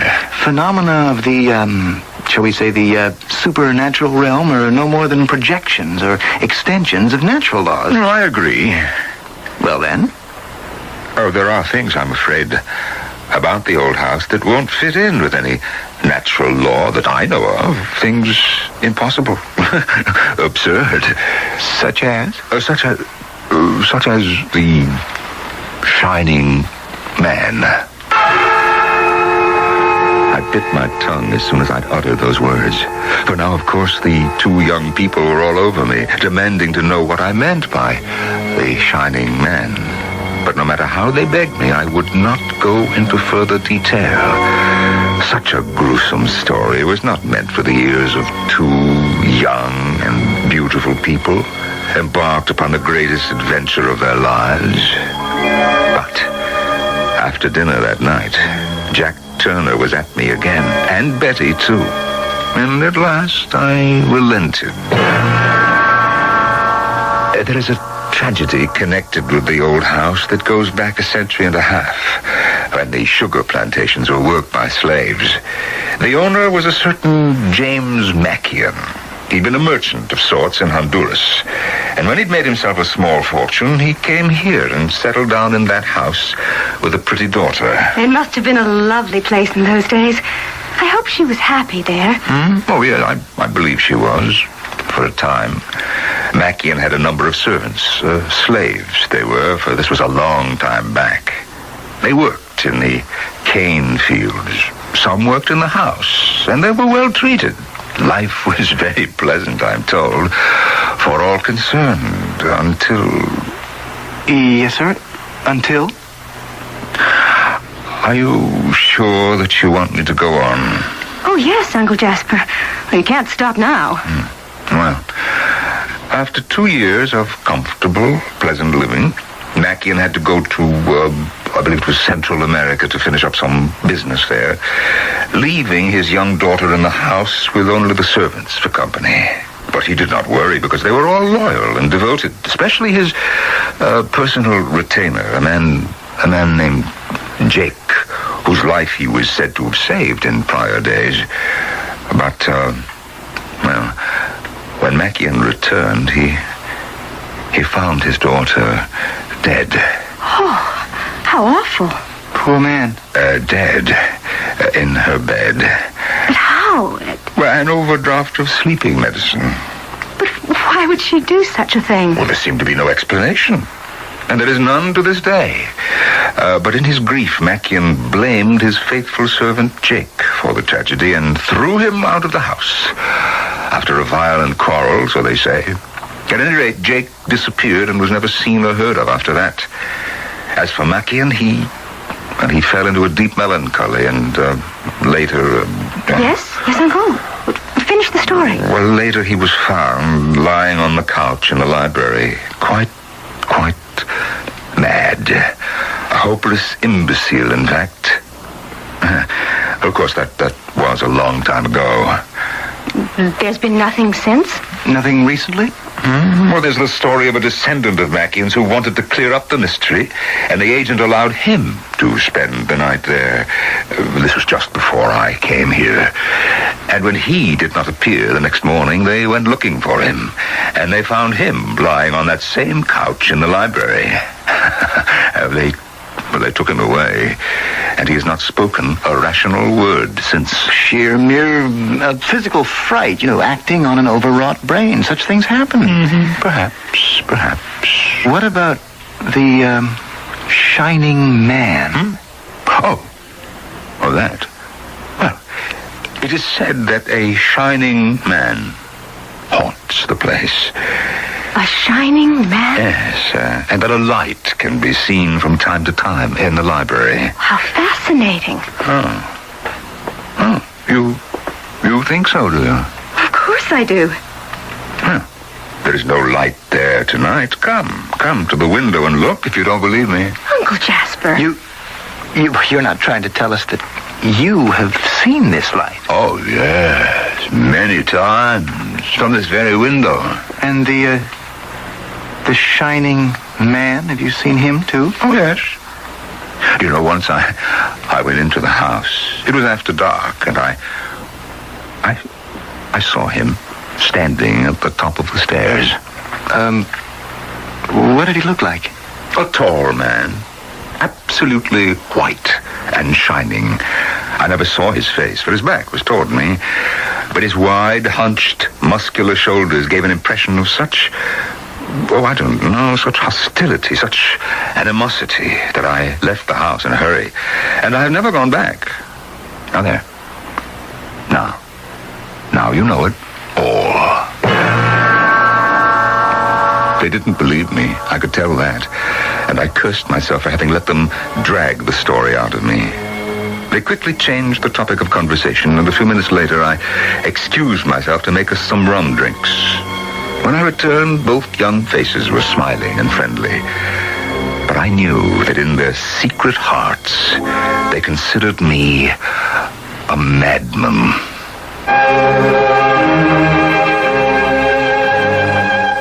Someone once said, I believe it was a French gentlewoman, I don't believe in ghosts, but I'm afraid of them. Jasper Lowe might well echo the lady. He does not believe in supernatural phenomena such as a shining man and a light in the window of an empty house, but he is afraid of them.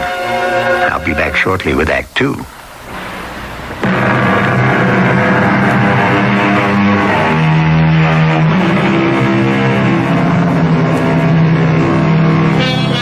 Jasper Lowe was delighted to hear that his great-niece Betty would, in the course of her honeymoon, stop off at his island home.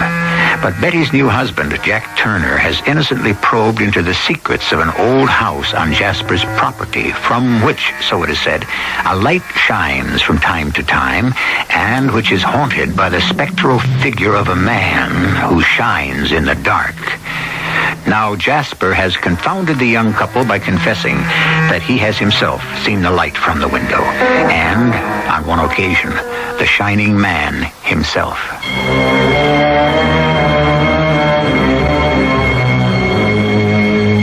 What a fool I had been. Everything had gone so well till I had been led into telling them of the light from the library window and the presence in the old house of the shining man.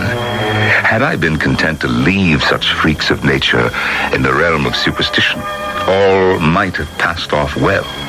But to admit to them that I had seen them both myself, with my own eyes, well, I can scarcely be blamed if the next morning I eavesdropped at the door of their room. He's such a dear old man. When I was a little girl, he'd come to visit us, and we'd take long walks together and talk about, all sorts of things. He was fine when we got here. I mean, so high-spirited, and he seemed so... he seemed so well. It certainly seemed that way to me.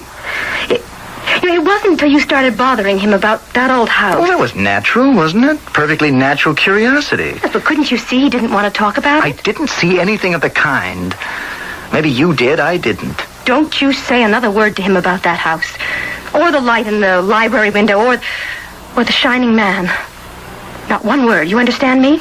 If you do, Listen, everything was perfectly okay till it came to the shining man. That's when he started to get, peculiar. Well, why didn't you let him alone? Well, he was the one that mentioned the shining man first. You're the one who brought the subject up again. Only after he said he'd seen the light in the library window. Many times, he said. He'd seen it many times. I suppose you're going to claim he didn't say that.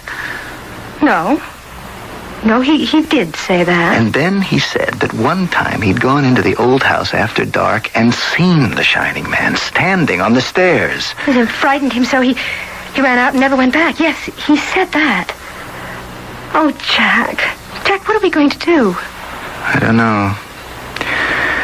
But we'll do something. You can depend on that.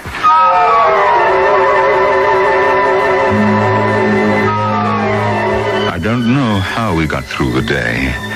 Breakfast was taken up with the discussion of how they would spend the rest of their honeymoon, a cruise through the islands ending up in Barbados. And then we went sightseeing again, had luncheon in the only decent restaurant the island afforded. All pleasant, homey. We spent the afternoon in my really splendid vegetable garden, picking all manner of things for our dinner. And then we all retired for a nap, because the next morning Jack and Betty would fly to Puerto Rico to pick up the cruise ship that would take them on the rest of their honeymoon. All day, there had been no mention of the old house, the light in the window, or the shining man. Yes, Betty? You awake, Uncle Jasper? Oh, yeah. Yes, my dear. Come in. I'll bet I woke you up. No, you didn't. I was just lying here thinking about things. Any particular things? Oh, some, and things in general, too. Well, did you have a good nap? A big day tomorrow. Actually, I didn't take a nap. Oh, you should have. I'll go to bed early tonight. No? what I did was wash all the vegetables we picked. Oh, I'd have done that. Well, good practice for me, don't you think? After all, I'm going to be a wife. So you are. Then I cut the vegetables into bite-sized pieces. Well. Simmered some of them a little, left some of them raw. You are going to make a splendid wife. Now they're all ready for the salad. Only I don't know how to make the dressing. Well, I do. I make the best salad dressing in the world. So now, turn your back for a minute, girl, while I slip into some dungarees and a shirt. And then we're off to the kitchen. All right. I say, it is dark out, isn't it? It has been for half an hour. I watched the sun go down. It was beautiful. Where's Jack? Jack? Oh, he went off somewhere. Where is somewhere? He didn't say exactly where he was going. You are not telling me the truth, are you? I don't know what you mean. You do know where Jack went, don't you? Well, not for sure. You and Jack are worried about me. Oh, I don't know why you say that. Because I stood outside your bedroom door this morning and I heard you talking about me. Oh, Uncle. Oh, we didn't mean anything. Oh, yes, you did. You meant that I am getting old and feeble-minded. No. Now, where did Jack go? To fetch a doctor? To tell the authorities that I am incompetent? Uncle Jasper, Jack wouldn't do a thing like that. Did he go off to make arrangements to have me committed to the sanitarium in San Juan? No, honestly. I know the head doctor there. Man by the name of Martinez. Good man. But I'm not ready to be put away. No, sir, not yet. Uncle Jasper, it's all because of what you said about the old house and the light in the library window, the shining man. Ah, yes, I thought so. You said you saw them. I did, but that's no reason to put me away, lock me up. Nobody wants to do that. Then why did Jack go to ask about Dr. Martinez and the sanitarium in San Juan? He didn't. He went to the old house. What?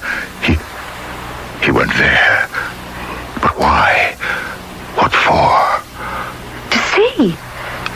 To try to see what you saw. Or think you saw. To find a rational explanation for the light in the window and the shining man. He is there now. Yes, but he'll be back any minute, and then we'll know. Come on. You come with me. Where? Where are we going? To the old house. Or Jack may never come back to us at all. I hustled Betty into the car, and we drove pell-mell across the stubbled fields to the old house. It looked as it had always looked. Old-fashioned, time-worn, barely holding itself up on crippled supports.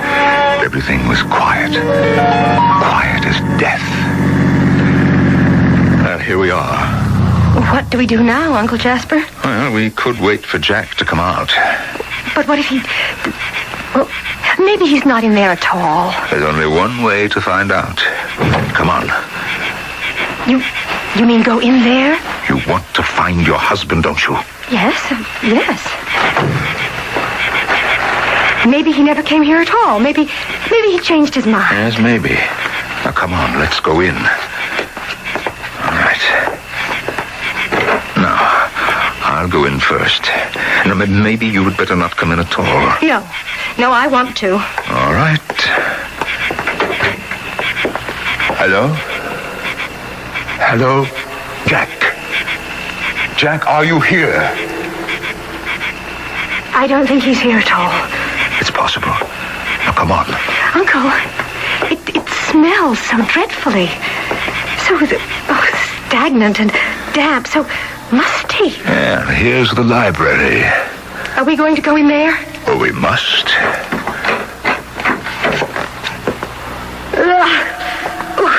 The smell's even worse in here.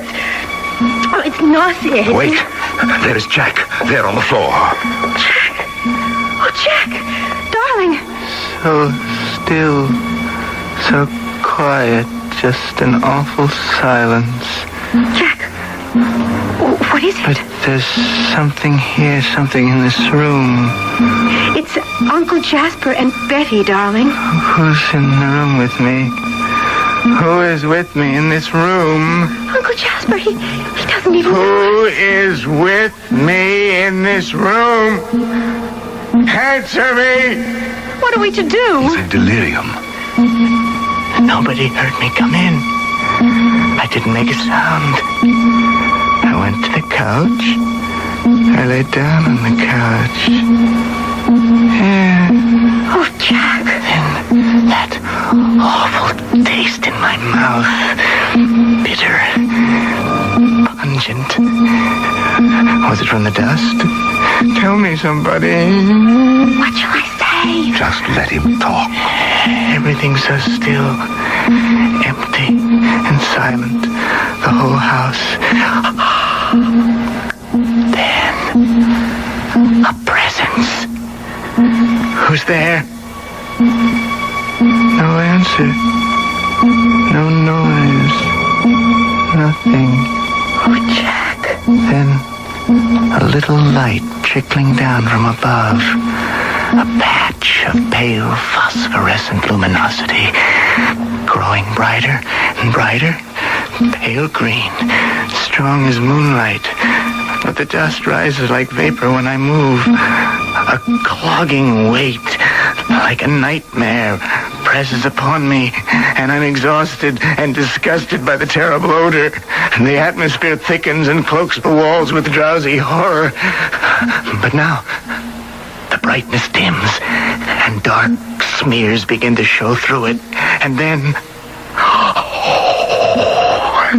they begin to run together until out of them emerges a face, a fat, evil face, and the face sinks nearer and nearer to my own, and the light changes to black, dripping fluid, and the drops begin to fall.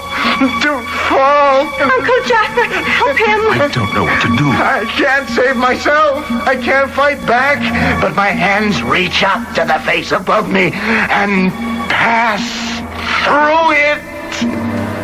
And I see the glazed skin quiver, and I fling myself from the couch and fall into emptiness, into a great red vacancy, down and down and down, and I am lost. Forever lost. Uncle Jasper, what was he trying to say? Well, I think he was reliving everything that happened once he set foot in this house. He's so pale, so still. Is he? He's not. Not dead, no. Oh, thank God. Perhaps he's gone beyond our reach, withdrawn into a state of madness.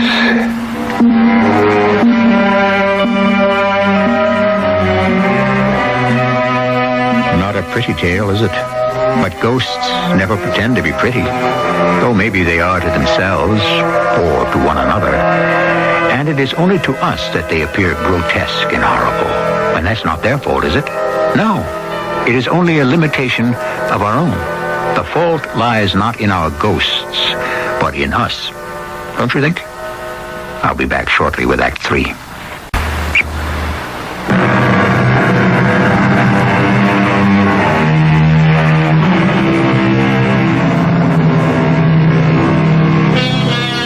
Jack Turner, disturbed by what he considers to be his new relative's hallucinations, has gone alone to the old house. Betty and her great-uncle Jasper have followed him there and found him stretched out upon the library floor, babbling unintelligibly of what they take to be his venture into the old house. Now he has lapsed into insensibility.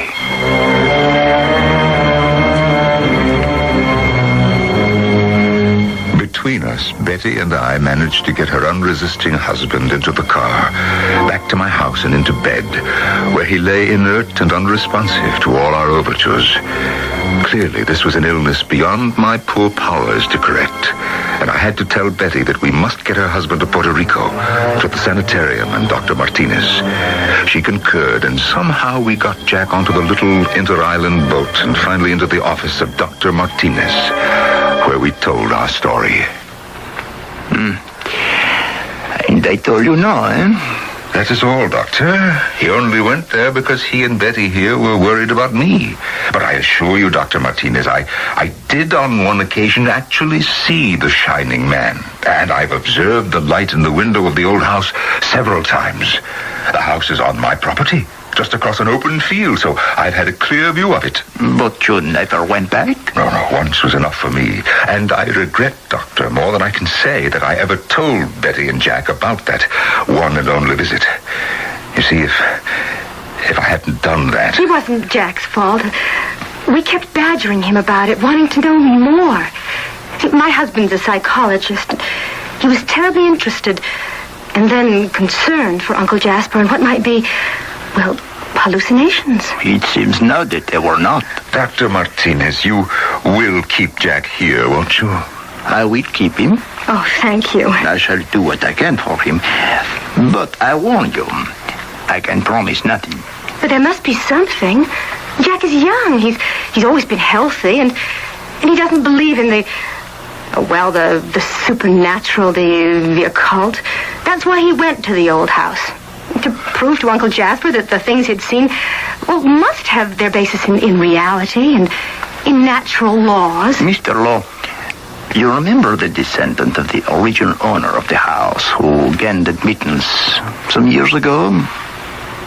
Spent the night there to establish the very same thing? Yes, they found him the next morning, lying on the couch in the library. Took him away. And brought him here. Here he has stayed.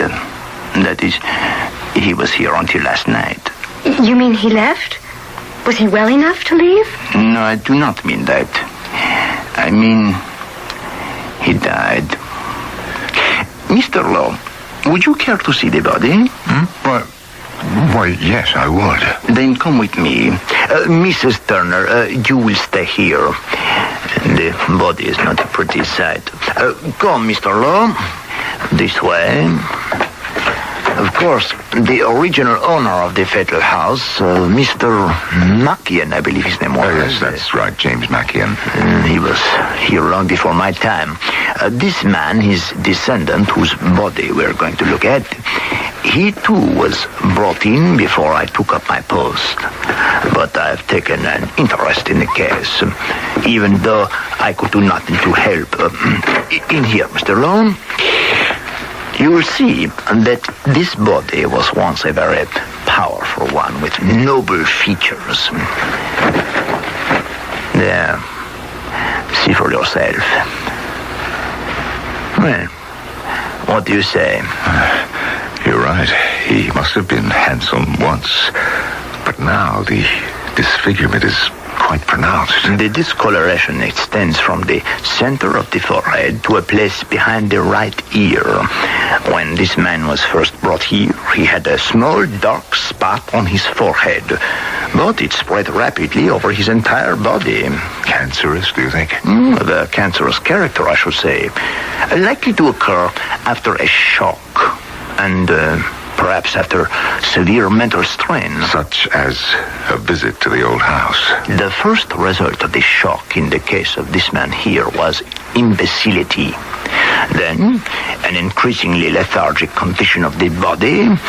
Finally, coma and death.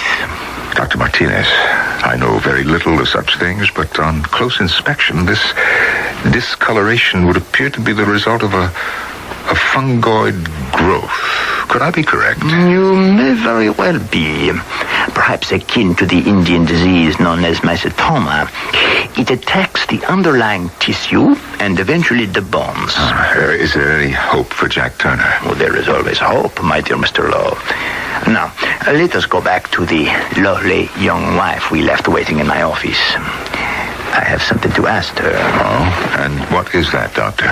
Is the coat her husband was wearing when he was brought here the same coat he wore when he visited the old house?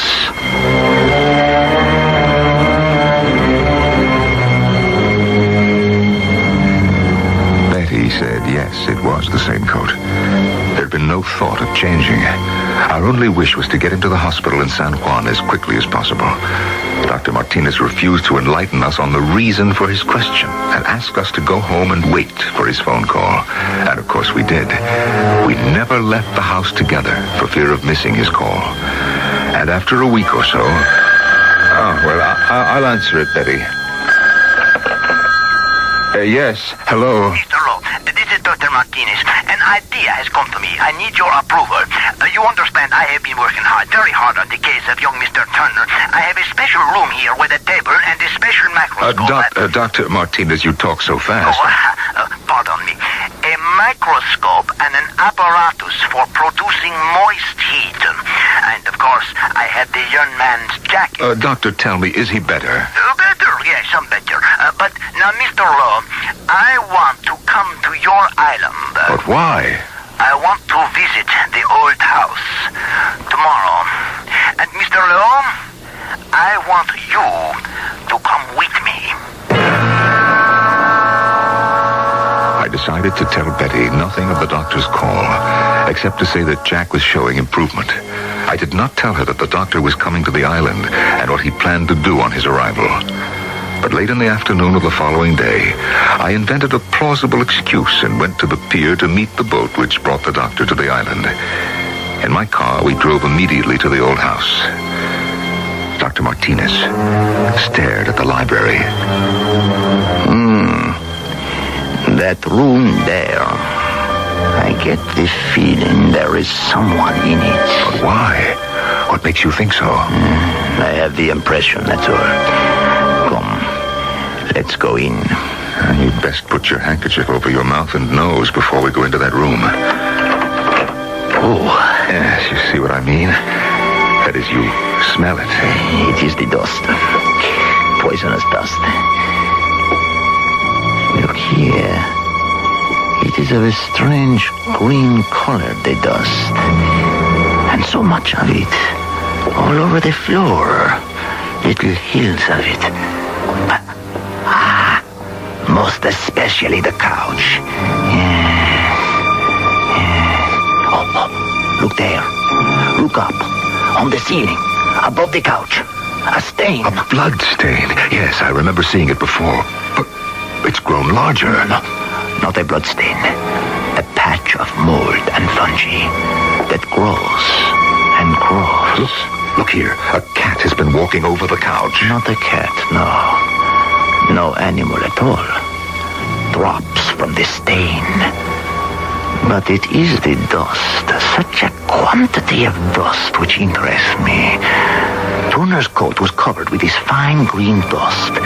And on the collar, I found some gummy drops which I'm willing to swear will match these drops. From the dust on his jacket, I have cultivated no less than 4 specimens of fungi.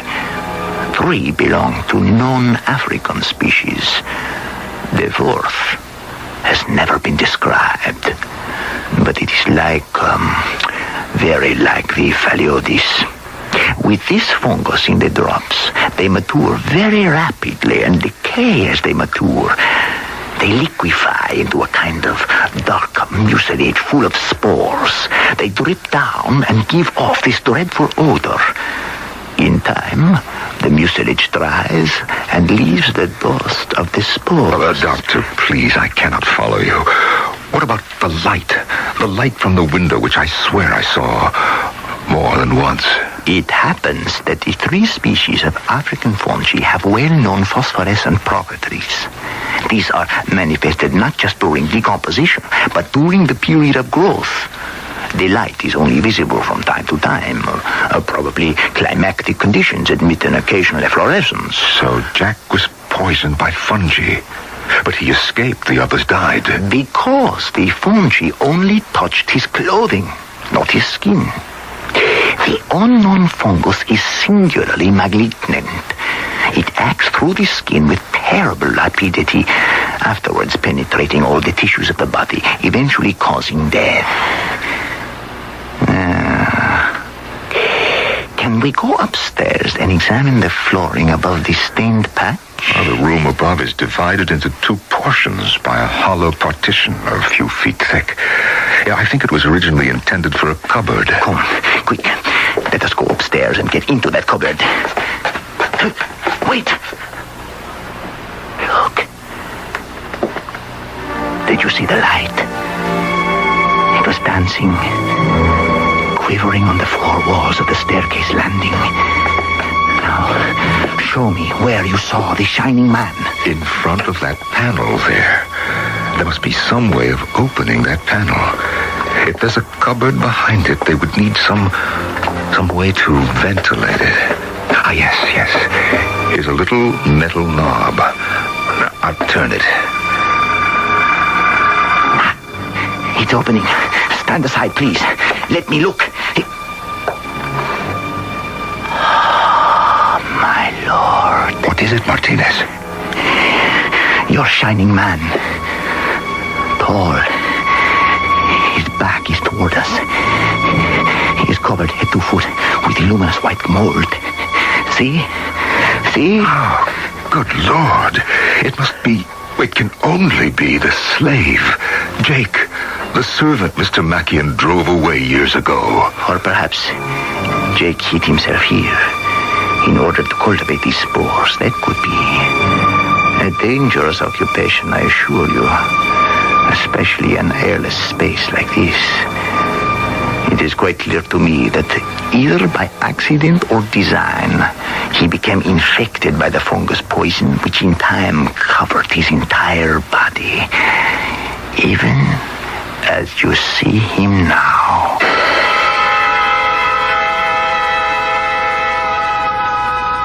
Dr. Martinez and I went back to the house, and he tried to explain to Betty what he had endeavored to convey to me. I believe she comprehended even less than I did. But we both were heartened by Dr. Martinez's prognosis for Jack. He predicted that within a few weeks, Jack would come back to us, rejoin his bride, and after a few days, the two of them could continue on their honeymoon. And indeed, less than a month later, the doctor called to say that he himself was bringing Jack home. We should have gone to the pier to meet the boat, Uncle Jasper. Dr. Martinez was very insistent that we do no such thing. He's bringing Jack to the house in a taxi. He wanted it that way. Look, here they come now. Ah, yes, there's Dr. Martinez. Yes. But where's Jack? Jack's not with him. Uncle Jasper, what's happened? Now, wait until the doctor has a chance to tell us. Dr. Martinez. Hello, how are you? Oh, and you, Mrs. Turner? Doctor, where is my husband? Is he all right? Oh, quite all right. He'll be along presently. Yes, but where is he? We thought he'd be with you. Now, I must tell you, when Jack and I were on our way here, I explained in detail how he fell ill and why. And she said to me, how can this horrible old house with its deadly dust and poisonous fungi be got rid of? And I said, only by burning it down. Burning it down? Oh, look, it's on fire. Look there. That's what he's doing now. Look at that old house burn. Betty, look. Where is Betty? I believe that is she running across the field to meet her husband. By the way, Mr. Lowe, I trust you will forgive my presumption in allowing the young man to set fire to the old house? Yeah, of course. After all he's been through, I could not resist denying him the pleasure. You have done a good thing. You have exorcised a ghost.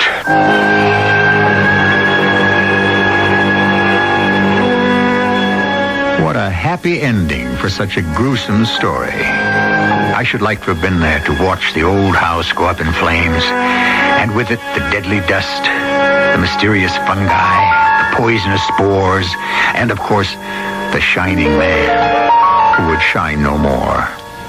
I'll be back shortly.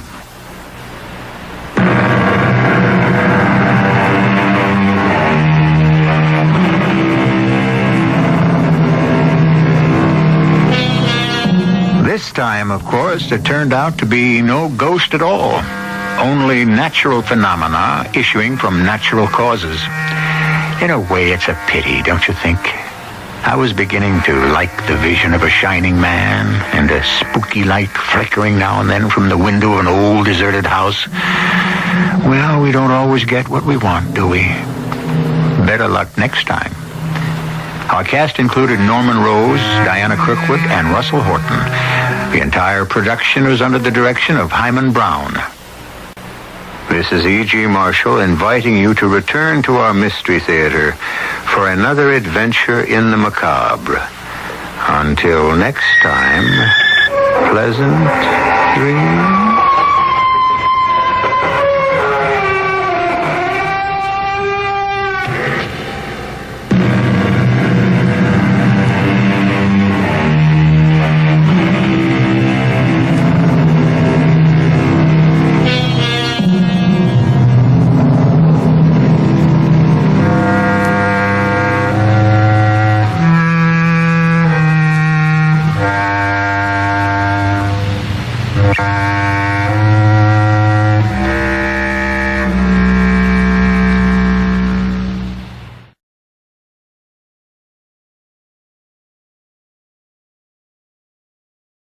The CBS Radio Mystery Theater presents...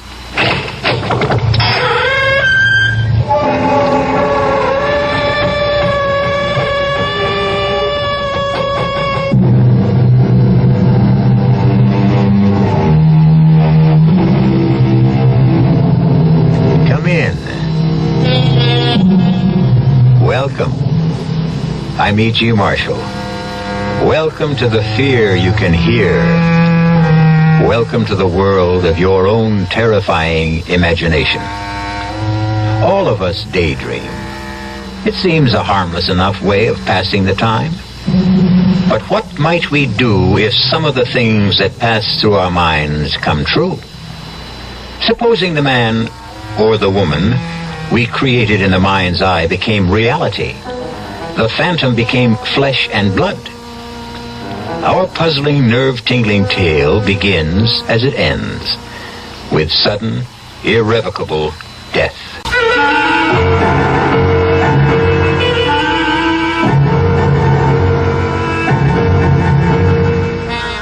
Our mystery drama, Out of Focus, was written especially for the Mystery Theater by Ian Martin and stars William Redfield.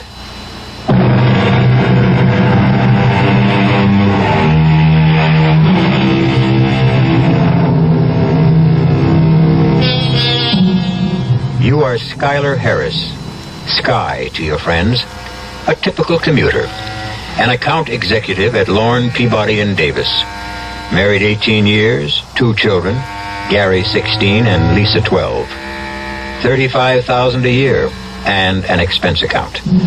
You live up to every penny. You are bored at home, driven at the office, given to fantasizing about women because you don't have the courage to take a mistress. But you are to find one, and such a one, who will quite literally be the death of you. What do you got here, Jake? It's a DOA, Sam. Cold turkey. Mm-hmm. It's like the woman on the phone said. Where's the other? The dame? Yeah. Search me, not in here. It's probably the bedroom. Check out the rest of the apartment, huh? There's a letter or a confession or something on the desk. Yeah, I see it. Dear Isabel, I have just killed Deirdre.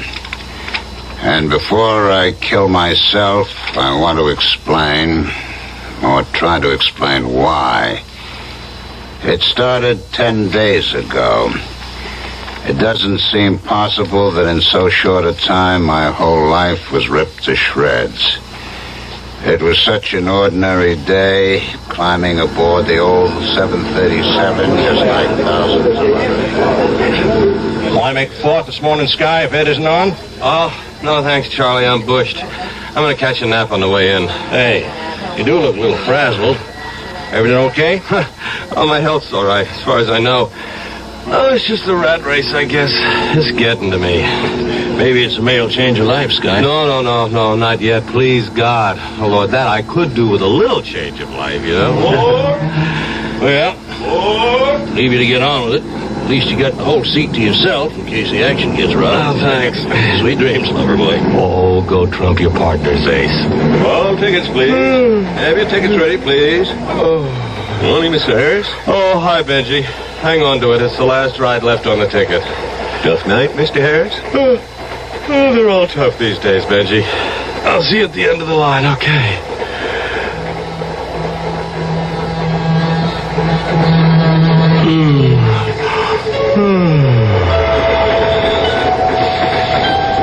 You don't mind my joining you? What? Oh, I beg your pardon. I'm sorry. I thought I was alone in the seat. You don't mind, do you? Mind? What man in his right mind would? I'm glad you find me pleasing. What? Don't look so surprised. I'm just what you've been waiting for. Am I not? Mr. Harris? Wake up, Mr. Harris. We're in the terminal. Huh? What is it? Benji, what is it? Everyone out, sir. End of the line. But I was just... Wait a minute. I fell asleep? What happened to the girl that was sitting beside me? What girl, Mr. Harris? Oh, Benji, she was sort of a tall, dark-haired, deep violet black eyes like Elizabeth Taylor, long legs that... Well, I mean, if you saw her, you could never forget her. Sorry, sir. I passed you a couple of times, and the seat beside you was always empty. What? Oh, Benji, come on. You're sure there wasn't a girl? I didn't see her. Maybe you dreamed her. Maybe. Well, there's no doubt about it. She was a perfect dream.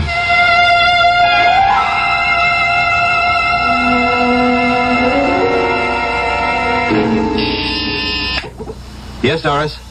Harry? Oh, sure. Send him right in. Sky, have I got news for you? Hold on to your hat. What?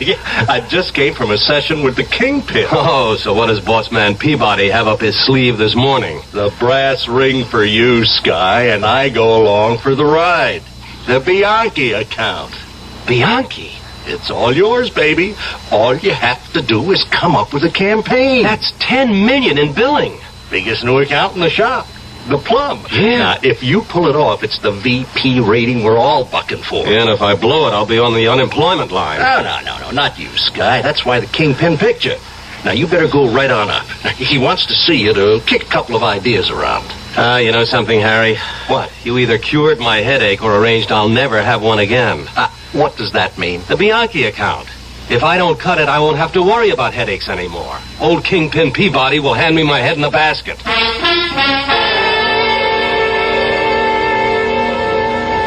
Hey, Mario. Yes, Mr. Harris. Once again, not too lightly for Mr. Lipscomb and me, okay? Right.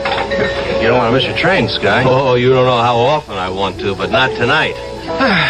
What's the big deal tonight? You and Isabel socializing? No. For once, it's the train I'm interested in. Yeah, well, that's a switch. Yeah. Oh, thanks, Mario. Well, what's so special about tonight's commute? I won't know until I prowl all the trains. I'll be looking for something.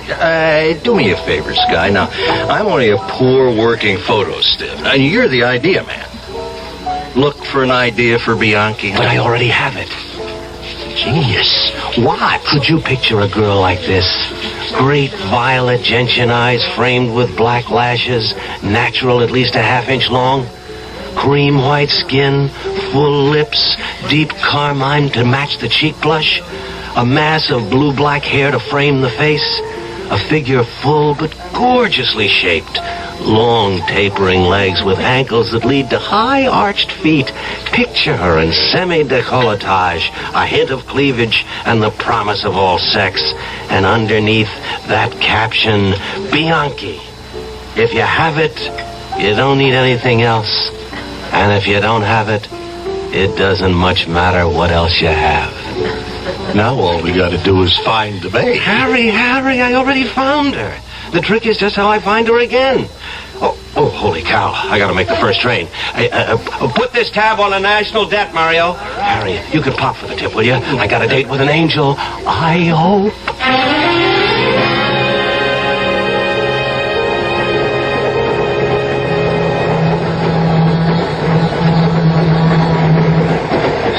Anything I can help you with, Mr. Harris? Huh? Oh, no, Benji. I was just looking for someone. Yeah, I figured. You've been from one end of the train to the other. Anyone I know? No, just a girl. The one you asked me about on the way in this morning? Yes, I've got to find her. Well, if she's anything like you described, I wouldn't blame you. You know, Benji, you better find me a seat now. I'm still a little stoned. Well, take my spot, Mr. Harris. I'll put my work case up on the rack. Oh, thanks. Now stretch out. Make yourself comfortable. I'll wake you up before you get to your stuff. Oh, you're a scholar, a gentleman, and a fine conductor, Benji.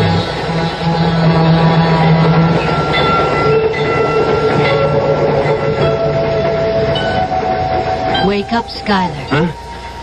It isn't very flattering to have you always falling asleep on me. What's that? Oh, you're real. This time I've been waiting for you. But I hunted the whole train for you. Did you? You shouldn't have worried, Skylar. I wasn't going to let you get away. How do you know my name? If I want information, I just ask questions. Skylar Harris. Well, how do I do with the same questions? The name is Deirdre. Lovely, provoking, sensuous, a little incomplete perhaps. No surname? Do you really care? Well, it would be necessary eventually just to satisfy the accountants, you know. Social Security and Uncle Sam. Dear me, does everyone have to know all about us? Well, maybe I didn't make it clear. See, I have a proposition to make to you. Oh, yes. I thought perhaps you might. No, don't misunderstand me. See, I'm an advertising executive. Yes, I know all about you, Skylar. No, I mean, there's this account. Bianchi Cosmetics. Oh, yes. Deirdre, I guess I may call you that? I want you to. Oh, I have no idea who you are or what you are, but would you be interested in this? Skylar. No, look, honestly, I mean, this is strictly a business arrangement. I have a campaign in mind using you as the central figure. I don't know what you want to call it, Skylar, but as far as we're concerned, there needn't be any embarrassment or cover-ups. Don't we both know what we really want? Now, come on, Deirdre. Don't put me on. I'm not. You're the one who turned me on, Skylar. Now, look, Deirdre, whatever your other name is, I am honest to God leveling about this big ad campaign and how perfect you are for it and how much money you could make if it all goes the way I think it could. If you insist, Skylar. Anything. But if we have to talk about something other than ourselves, would you mind getting me a drink? Oh, sure. I could use one myself. What'll it be? It doesn't matter. You pick it. Just hurry back. Oh, don't worry. Just don't vanish.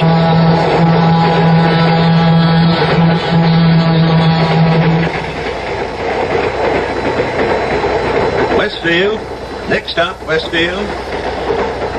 Hey, Mr. Harris. Coming into Westfield.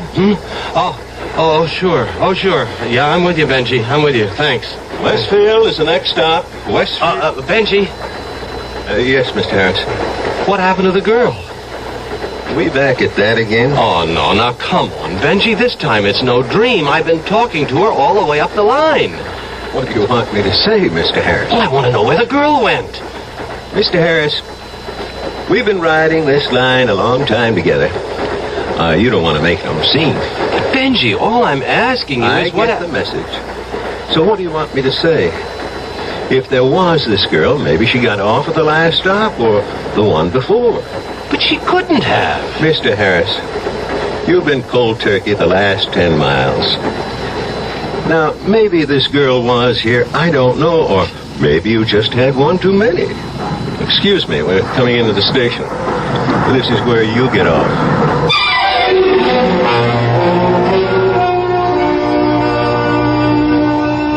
A man who doesn't realize how near the end of his emotional rope he is.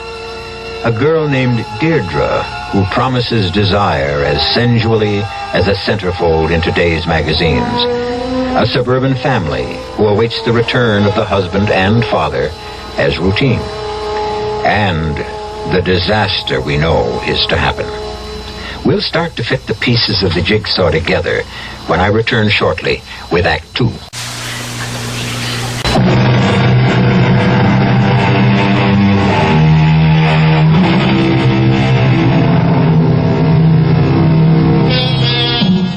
One of the minor sad comedies of the world is the faces of the wives as they meet their returning commuter husbands. As the trains get later and later, the faces get tenser and tenser, till finally, as the last commuter train pulls in and errant hubby pours himself off, the wife's eyes roll helplessly heavenwards. Hi, Isabel, baby. How was your day? My day was miserable, and most of my night was worse. Really? Well, what do you mean, night? Well, it's just about half over. Do you know you're well over 2 hours late? This is the 4th train I've met. The least you might have done is call. Well, honey, look, I'm sorry. It was a big day at the office. I was swamped, and on top of that... Oh, don't give me that, Sky. When you weren't on the early train, I called the office, and they told me you left in plenty of time to catch it. Well, that's right. I know I did. But look, it's big news, hon. I got handed the plum of my career today. The Bianchi account. So, is that any reason to go out and get stoned? Oh, have a heart, Isabel. I handle this right, I'll end up a VP. Well, you handle it the way you started off, and you're going to end up PNG at home. Well, now, what does that mean? Persona non grata. Somebody not wanted. No. I know what persona non grata means. Well, what do you mean about me not being wanted? Well, you've already got 2 out of 3 of us feeling that way right at the moment. Okay. You and who else? Gary. Obviously, you've forgotten you promised to be home early while there was still enough light to give him a driving lesson. Oh, so that's such a big deal? Everybody has to snap their corks? I mean... It is when the driving lesson was to be on the way to the basketball team's father and son dinner, which you promised to attend with him. Oh, damn, Isabel, I forgot. You see, I was so up to my ears that it just... You couldn't have been so far up. You couldn't put a phone to one of them and let us know. Well, I told you, Isabel, I forgot. Now, you're not going to tell me that you also forgot you have a wife who meets you at the station 6 nights a week these days. Well, I'm sorry, but it's the truth. I mean, honest to Pete, Isabel, I've had a lousy day. Oh, all right. I'm sorry, Isabel. So am I, Sky. About you, I mean. It's just... Just what? Sky, I've been worried about you lately. I guess I'm tense because you're tense. Well, who's tense? Come off it. I'm not the only one who's noticed it. Even Liza's worried about you. Oh, now what have I done to her? It isn't so much what you've done as what you haven't. You've been neglecting a daughter who needs her father very much. Why? She's 12 years old. You're a big man in her life. Okay, Isabel, okay, can we knock it off for now? I just don't want to go into the house bickering. Neither do I, Sky. Especially not in front of the kids. Okay. Truce, huh? And before we go in, apology? Accept it. Oh, I guess I have been off my feet, honey. It's overwork, you know? Well, I hope that's all. What else? Well, it's silly of me, I suppose, but it isn't another woman, is it, Sky? Oh, of course not, Isabel. Now, come on. Let's get inside. I need a drink.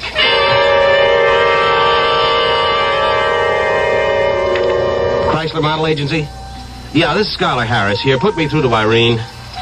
Yeah, that's all right. I'll hold. Doris, while I'm on one, call IFW and hold them on two. I want to talk to Ed Rashby, okay? Hello, Irene. It's Sky. Yeah, well, fine. Well, I'm looking for a girl. First name Deirdre. I don't know the second. She is a natural for the Bianchi account, and I've just got to find her.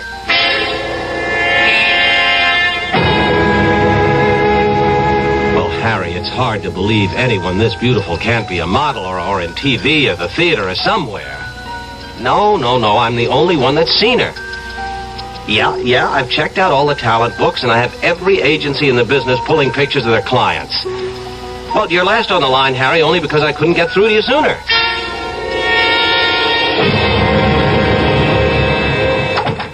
Are those the Maurice Williams pics, Harry? Yeah, I just came by special messenger. No luck yet? Nope, not yet. Okay, let me see them. Yeah, here, now, just look at all these dames. And any one of them I can make something out of this world. Yeah. Now, why this special one? Because she is out of this world to start with. Well, that I gotta see. Now, what's she got that this little number hasn't got? Well, you'd have to see Deirdre understand. It's a name for you. That's right, it suits her. Keep your fingers crossed. I'm almost through these. Well, suppose you don't find her. I've got to find her. Well, look, it's been nearly a week, Sky. The Kingpin is getting restless. Huh? What? I said Mr. Peabody's hollering for some layouts. At least the kind of campaign you're planning. Oh. Didn't find her, huh? No. Well, maybe she's not a model. Maybe.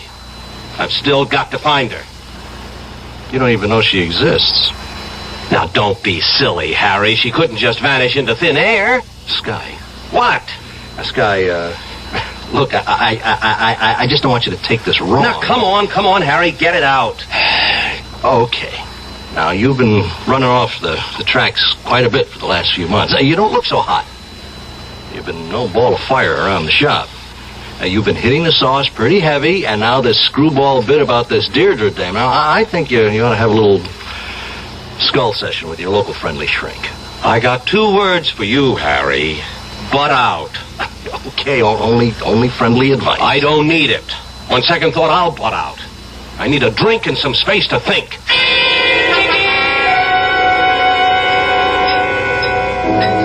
Hey, Mario.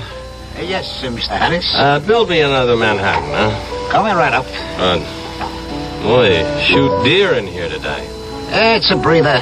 The late lunches blew finally, and the other drinkers don't come in for the next hour or so. Oh, I see. All right.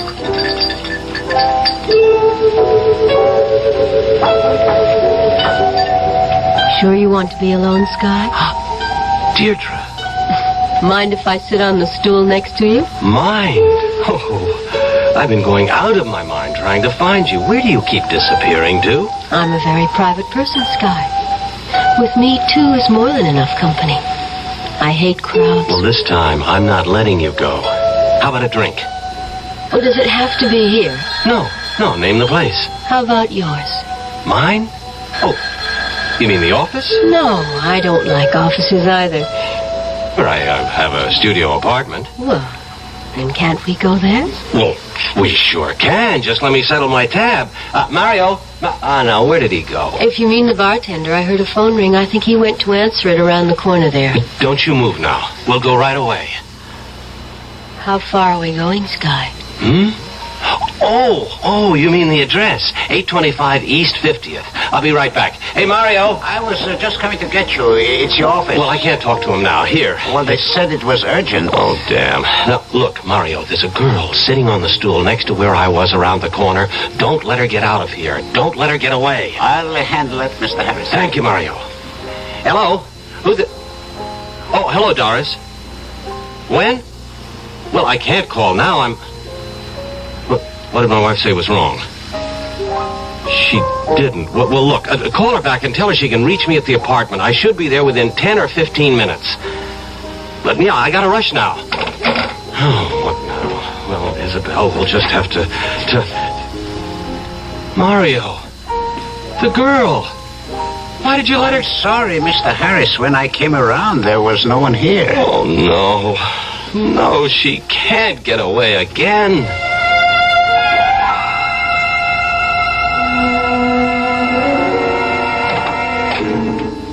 Oh, Deirdre, I can't tell you what a lift I got when I found you waiting at the door. I'm glad, Skylar. Well, what did you run out of the bar for? I told you. I don't like crowds. I almost had heart failure thinking I'd lost you again. Oh, you'll never lose me. Take my coat. Oh, sure. Get me a drink. What's your poison? Oh, heck. You get that. I'll mix my own poison. Hello. Oh, Sky, why didn't you call me right back? Isabel, I was busy.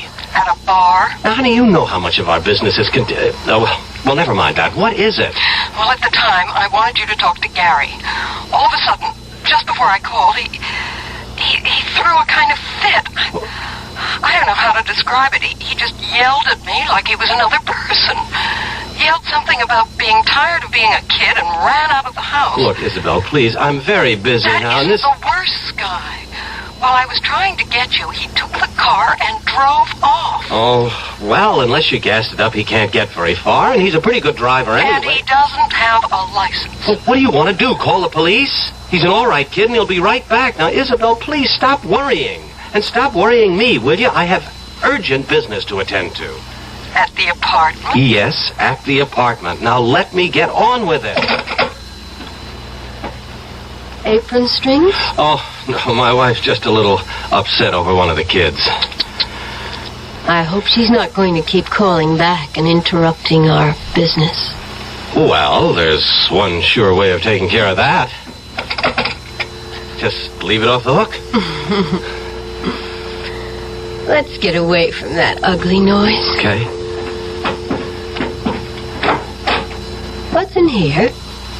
The bedroom. Oh, this is nice. And comfy. Skylar, What, Deirdre? aren't you coming in? Well, it'd be a little easier for me to keep my mind on business out here. Besides, you never mixed that drink. I decided on headier wine. There. Now, isn't this what you really want from me?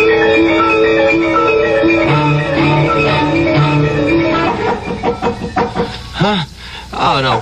What the devil is... You'd better go see before he wakes up the whole building. Oh, I was sound asleep. All right, I won't be a second. Who is it?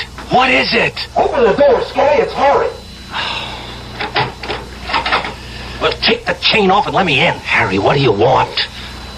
Oh, that way, huh? Well, I should have figured. Well, you better ditch her fast and get on home. Isabella's frantic. She's been trying to reach you all evening, and she finally got in touch with me. What is it? Your boy, Gary. He's had an accident with the car. It's a concussion. I don't know how bad. Now, I've got a cab waiting. If he only gets... No, Harry, look. I've got to get dressed. Thanks. For nothing. Now, you make sure you get rid of that chick and get home where you belong. Okay, Harry. Oh, Deirdre, I didn't know you were standing there. You heard? I know. Home. What about you? We haven't even talked about... Deirdre, I can't lose you again. I promised you wouldn't. I'll be waiting. It doesn't matter about tonight. Not anymore now. Because you know there's always tomorrow. And tomorrow. And tomorrow.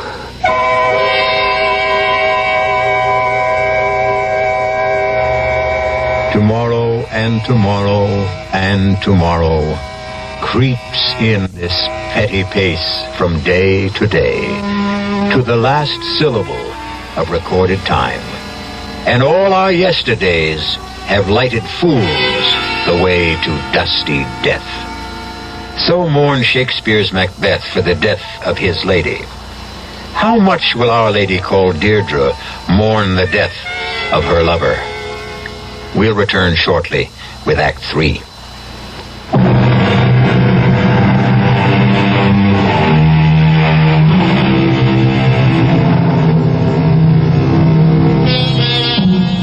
No better introduction for what's to come, but the rest of Macbeth's lament.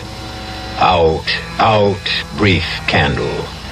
Life's but a walking shadow, a poor player that struts and frets his hour upon the stage, and then is heard no more. It is a tale told by an idiot, full of sound and fury, signifying nothing. And then to the messenger who came, he said, "Thy story, quickly." Deirdre? Skylar. Thank God you're still there. I told you wouldn't lose me again. That's all I wanted to know. Look, I can't talk now. I'll be at the apartment as soon as I can. Will you wait? Through eternity, lover. I've got to hang up. Sky, what are you doing up? Oh, it's all right, honey. I've just got to get to the office. You're going into town today? Yeah, I have to. You see, the deadline on the Bianchi account's day after tomorrow. I got my work cut out to meet it. I doubt if I can even get back tonight. Perhaps Not even tomorrow night. Well, what about Gary? Honey, I checked the hospital, and he's fine. You knew that when we left at 4 o'clock this morning. I'm still glad you checked again. I thought I heard you on the phone coming downstairs. Well, I called a cab, too. I can run you to the station in my car. No, it's all right. It's better this way. Hey, you want some coffee? No. My stomach's too upset. Oh, Sky, we could have lost Gary. Well, we didn't, honey, so let's not agonize over it. I don't know. Everything seems so confused. Like there was a sort of curse on us. And you worry me most of all. Me? You. You're like a stranger. Sky, why couldn't I reach you last night? What were you doing? I told you, Isabel, I had work to do. I didn't want to be interrupted. I took the phone off the hook, and then I just forgot about it. Work seems to be the only thing that matters to you nowadays. Sky, you only had 2 hours sleep. Do you have... Come on, Isabel. We haven't got time for messing around. Now, you see, there's my cab. Couldn't you at least take a later train? Look, my job depends on this. And you won't be home tonight. I doubt it.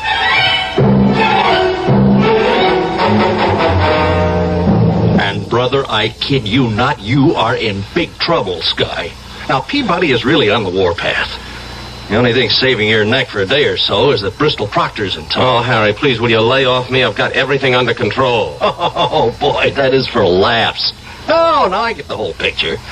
Why, you're off the rails, on the sauce, and running hot and cold flashes.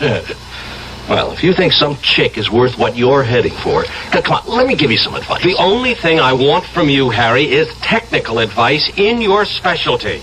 What? I want to take some pictures of a girl. Well, bring her into the studio here. No. That's just the trouble. She won't come here, and I'm only gambling that if she'll let anyone shoot her, it'll be me. What do you know from cameras? You're an idea man. Now, look, do me a favor, will you? Let's set up the copy like you suggested, and let me pick the girl. Harry, listen, I've got the girl. If only you can get me a camera that's reasonably foolproof, I can get good enough stuff for the sample layouts. Then we can take it from there. Well, the gal is that sensational. Take my word for it. Well, I can give you a Miclon 35, 85mm lens, a micro blitz strobe with high-speed Ektachrome film. That's okay. You name it. Just show me how to use it. Well, you don't have to worry too much about the strobe, even. The film will take natural light, and I'll push it in developing. Okay, get me the camera. I'll be back with the picture in an hour.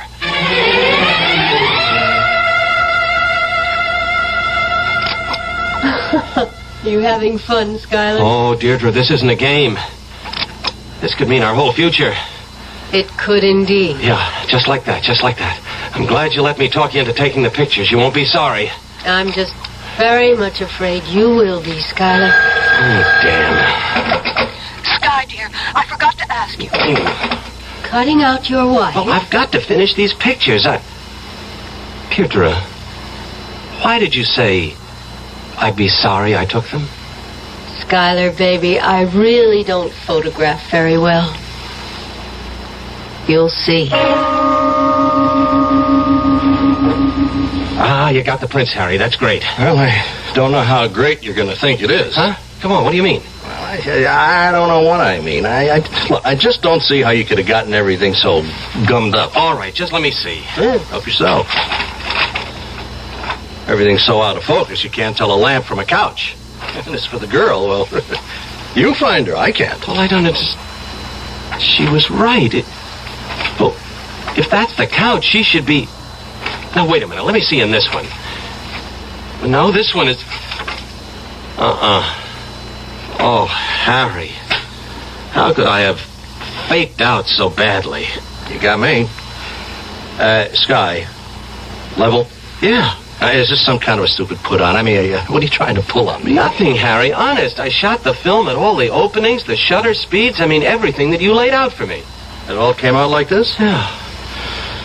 Well, okay. Well, we got to figure maybe the film was bad, or the lens crystallized, or something. Well, let's go back.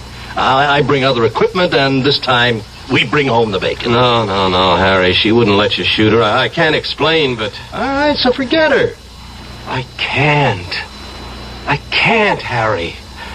I've got to take one more crack at it. Just one more. Oh, man, you're crazy. Would you help me? You won't let me. Some kind of camera that I just can't fail with. Okay. Look, I'll give you an instant. 20 seconds, you'll know if you goof. You just keep adjusting it till it's right. I'll go get the camera. Oh, you're an okay buddy. Thanks. Hello. Oh, thank God it's you, Sky. Isabel, what is it now? Sky, I'm just at the end of my rope. I could swear somebody's got a hex on us. What are you talking about? You've got to come home. Gary's back in coma. What? When did that happen? About 10 this morning. I tried to reach you. Isabel, listen. You've got to cope a little longer. Everything's falling apart for me here, too. I can't get home till at the earliest later tonight. What's the matter?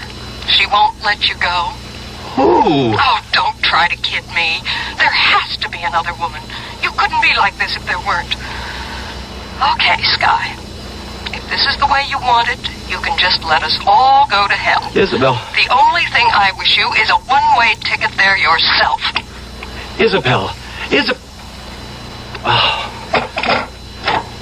Okay, Sky, here's your instant camera. Now, maybe this will get us all a clearer picture of where we're going.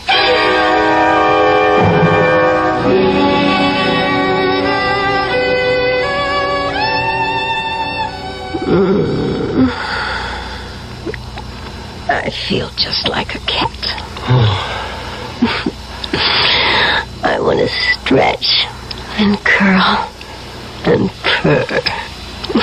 Then let me take my pictures now.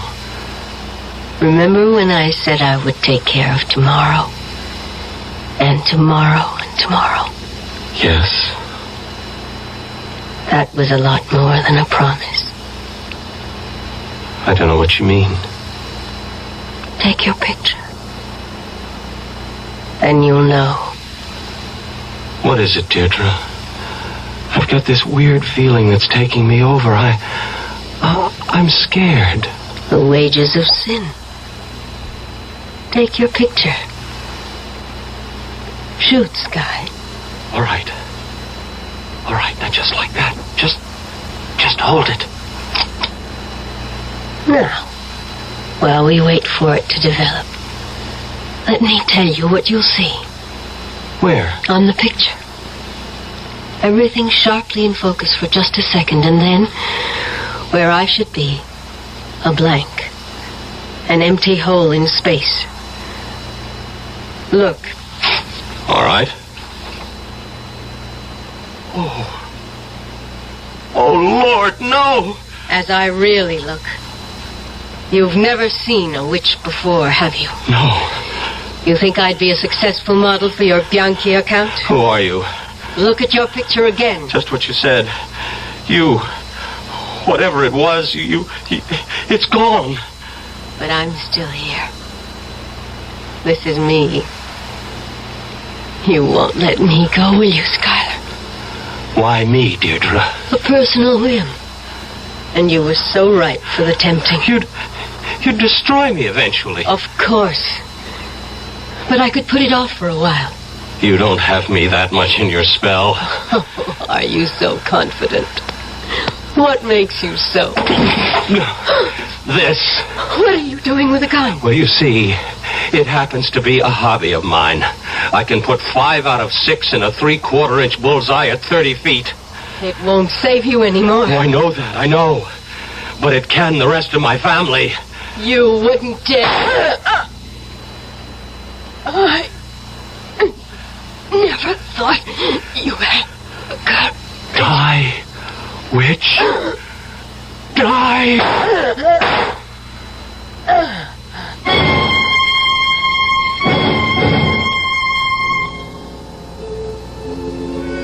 I saw the bullet strike her. I saw her fall. If she was mortal, she was dead.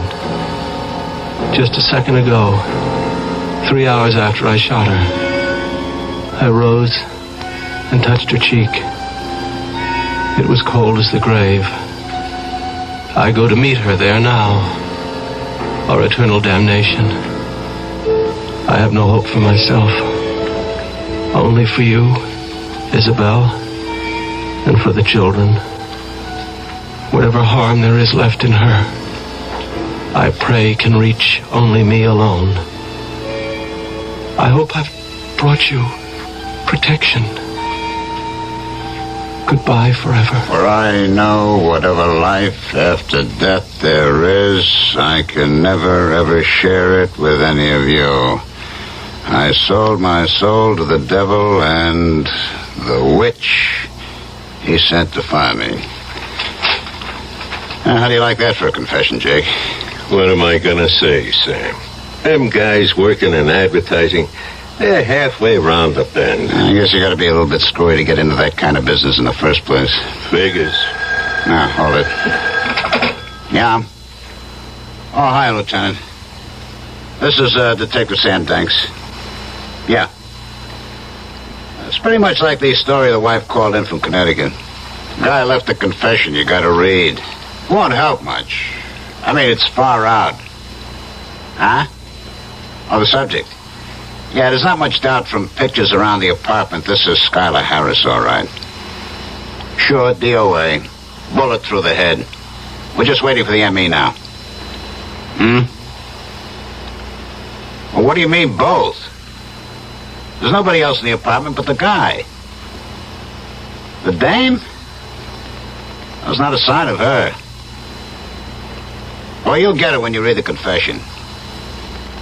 The way I figure it, she was one of them, what do you call it? Firmaments of the imagination. I don't think she ever existed.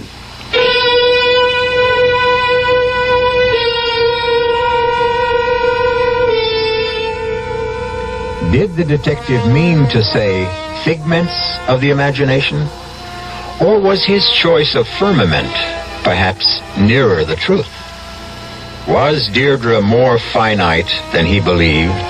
Was she somebody of incarnate evil, clothed in beauty, who still stalks the day and the night, looking for other prey? I'll be back shortly.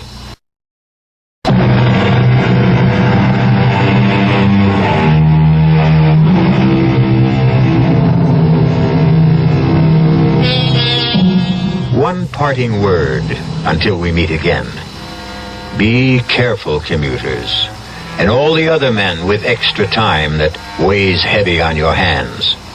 Look with a jaundiced eye at that fantasy girl who may materialize beside you in the train, or the bus, or on the stool next to you in your favorite bar. And before you succumb to temptation, remember, at the best, she's apt to burn a hole in your pocket. At the worst, she may burn your soul forever.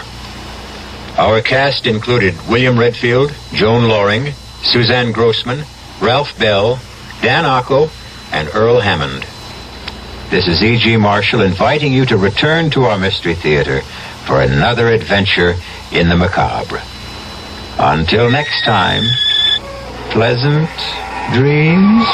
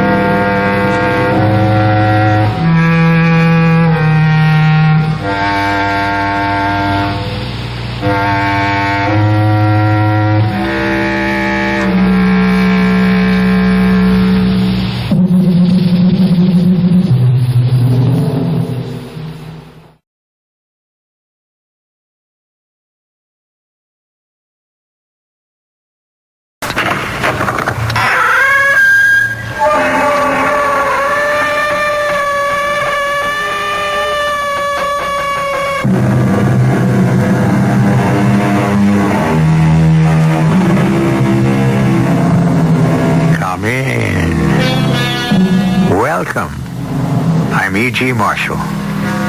What lovers say to each other should be written on the wind and in running water. For love talk flows smoothly and flows freely. Most people are experienced enough to take it all with a wink or a grain of salt. However, here and there, now and then, you find someone who takes it seriously.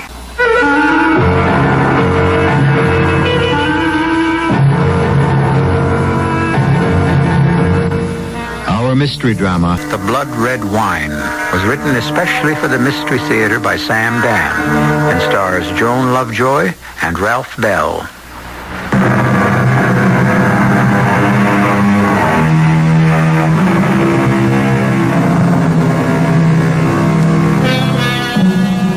Grow old along with me.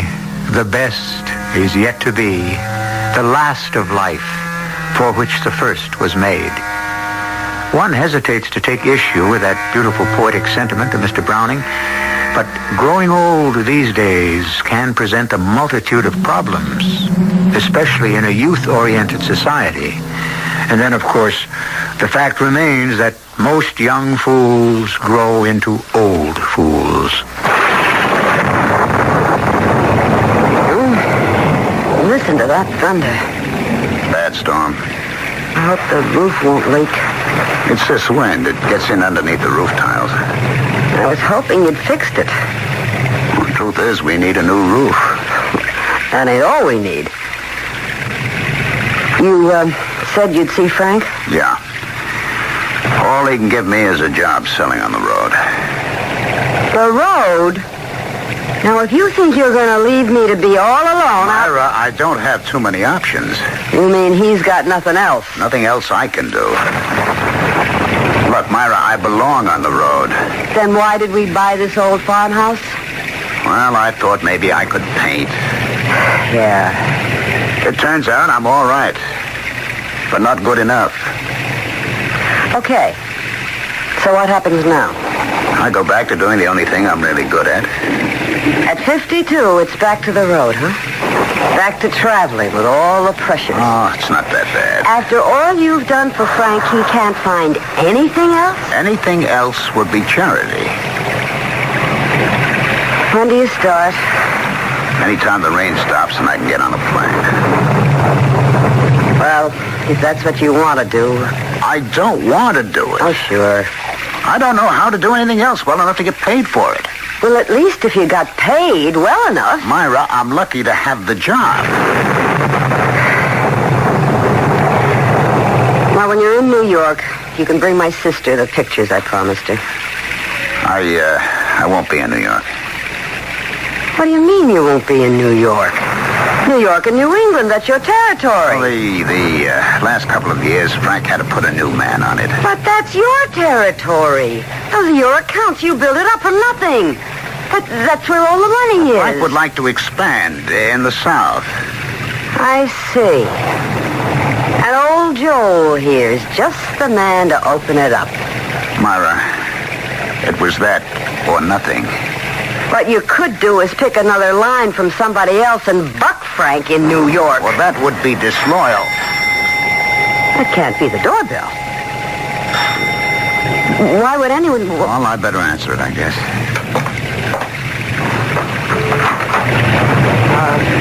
Please, may I come in? Shut the door before we get flooded out of here. Well, sure, come on in. Oh, thank you. Hi.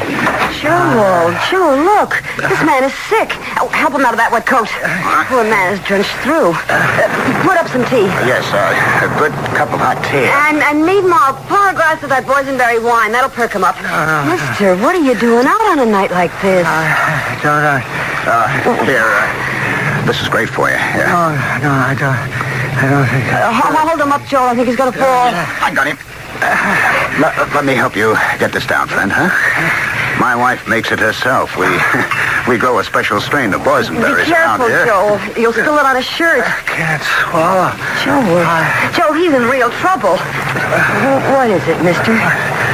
Doctor. I need a doctor. A doctor? I think it's a heart attack. Oh, no. My heart.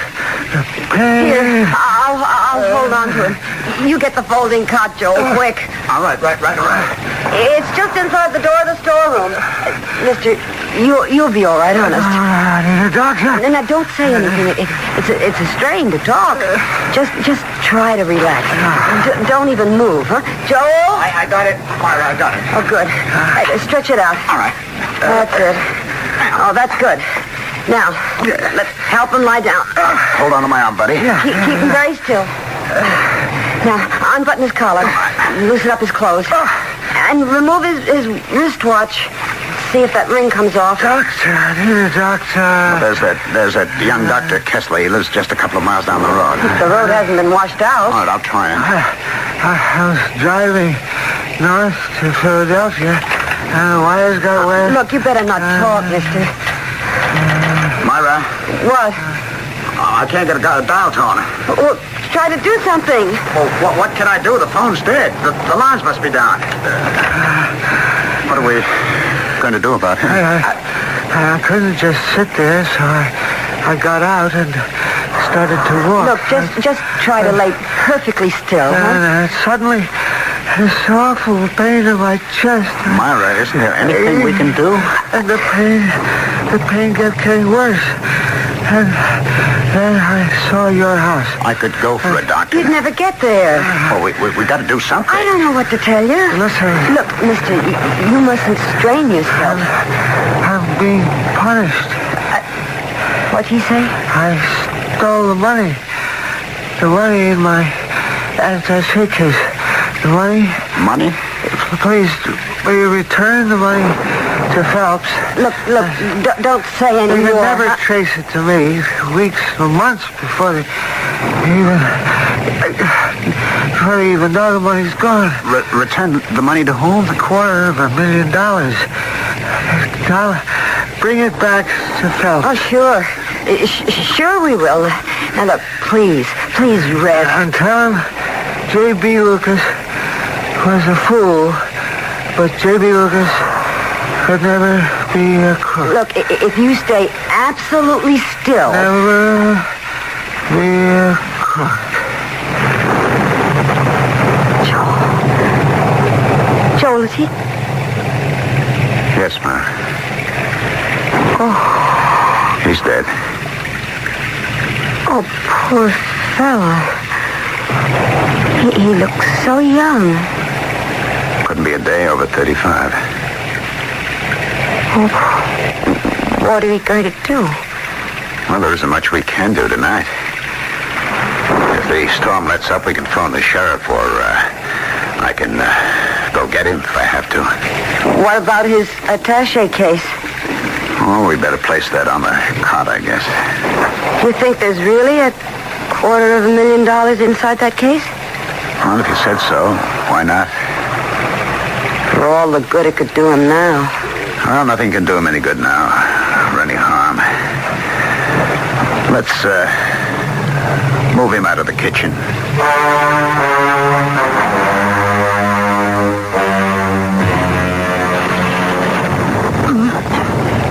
Myra? Ooh. Oh, boy. That one sure woke me. Myra? Yes? Did it wake you too? No. Oddly nothing. What are you thinking about? Nothing. Oh, yes, you are, I can tell. You get that quiet tone in your voice. You thinking about him downstairs on the cot in the storeroom? Maybe. J.B. Lucas. Isn't that what he said his name was? Yes. He's better off out of it. Myra. At 35 or somewhere around there. He made his move. He decided to gamble. All or nothing. Go for broke. He lost. He also won. If you look at it another way. Well, what did he win? He's dead. That's what he won. Myra, you all right? Yeah. I can tell you all about him. You never saw him before. You know what he died of? Well, obviously, his heart just... Sure. But I'll tell you what helped it along. A guilty conscience. Which means he wasn't a professional crook. He had a dead-end job. As a clerk. How do you know? Saw his chance to get out of it. To be free. To come, go, have money. And everything money can give you. And he took that chance. And he lost. Yes. He lost. Because he made his move too late. after he was all eaten away inside. But he also won. Well, you keep saying that, but I don't see what or how. Because he doesn't have to put up with 30 more dull, drab, hopeless years. He doesn't have to feel frustrated and cheated. Empty. I think I know what you're going to say. You have a talent for painting, but not quite enough. You have a talent for selling, but you don't know how to turn it to your own advantage. The result is, you make other men rich. I guess I'm not lucky, that's all. But you are lucky, Joel. You are. Everybody hits the jackpot once in his life. Well, I guess I'm still waiting for it to happen to me. You don't have to wait any longer. It just happened. What just happened? Downstairs, lying on a dead man's chest, is an attaché case with $250,000. What are you saying? We should steal that money? Yes. Myra. Steal is the word. I suppose we could dress it up by calling it something else, but it wouldn't change anything. The second that man closed his eyes and died, I knew we were going to take that money. Myra, this is wrong. Joel, honey, if it was right, we wouldn't be having this problem, would we? You're just taking leave of your senses. Oh, no. No, not just. I took leave of my senses 30 years ago. On my wedding day. I was 17 and stupid. Oh, no. I never had an education. I didn't even finish high school. And you were so smart. Oh, to think a college boy like you could fall for an ignorant little nobody like me. You were never a nobody. So anything you did was all right with me. And as the years went by, we didn't have an awful lot. Well, we always lived well. We should have lived much better. You should have made 3, 4, 5 times as much money. Oh, now, it's Myra. True. All you had to do was stand up to Frank Desmond, but you were afraid. Things were very complicated. No, they were very simple. You wanted Frank to have a good opinion of you. You thought you'd alienate him by standing up for your rights. And I paid for it. Myra. Joel, that money downstairs, that's your chance. Your only chance. What do you say?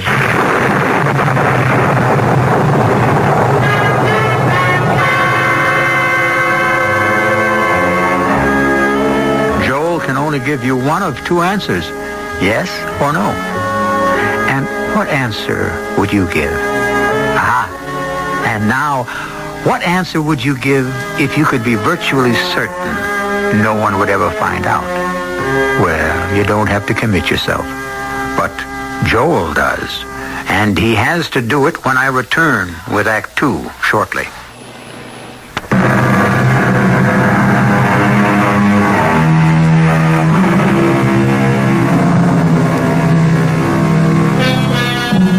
How easy it is to be virtuous when no one is assaulting your virtue. How readily one may resist temptation if the forbidden fruit is completely devoid of fragrance and flavor.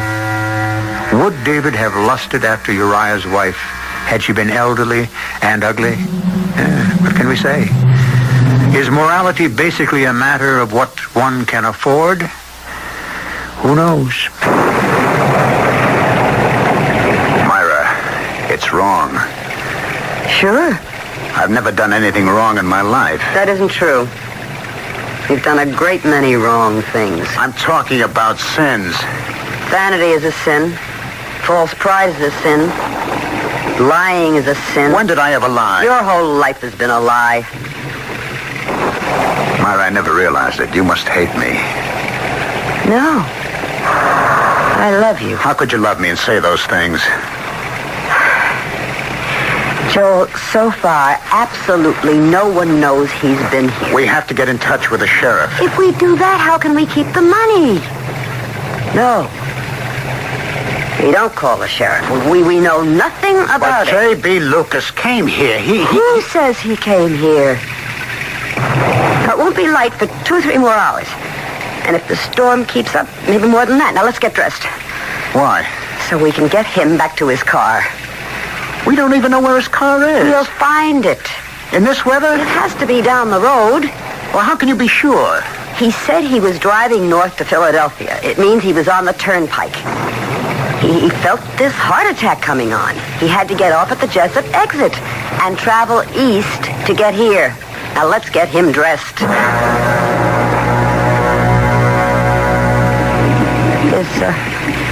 Is this everything he was wearing? I think so. Okay, take the money out of the attaché case and put it in the drawer for now.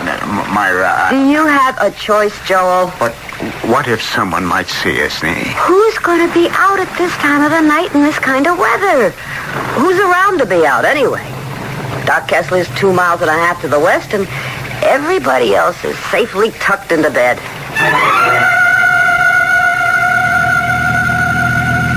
Hold it. There's his car. Now, just pull up. Myra, tire tracks. We leave tire tracks. What tire tracks? The rain's washing everything away. Now, let's get him into his own car. How do we know it's his car? Well, who else would have left the car here? Now, come on. Myra? Joel, in a couple of minutes, it'll be all over. Okay.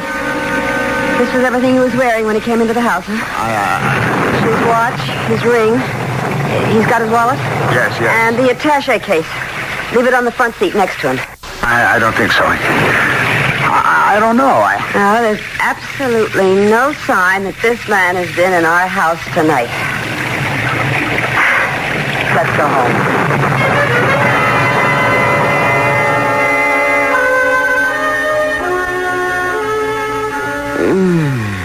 Listen.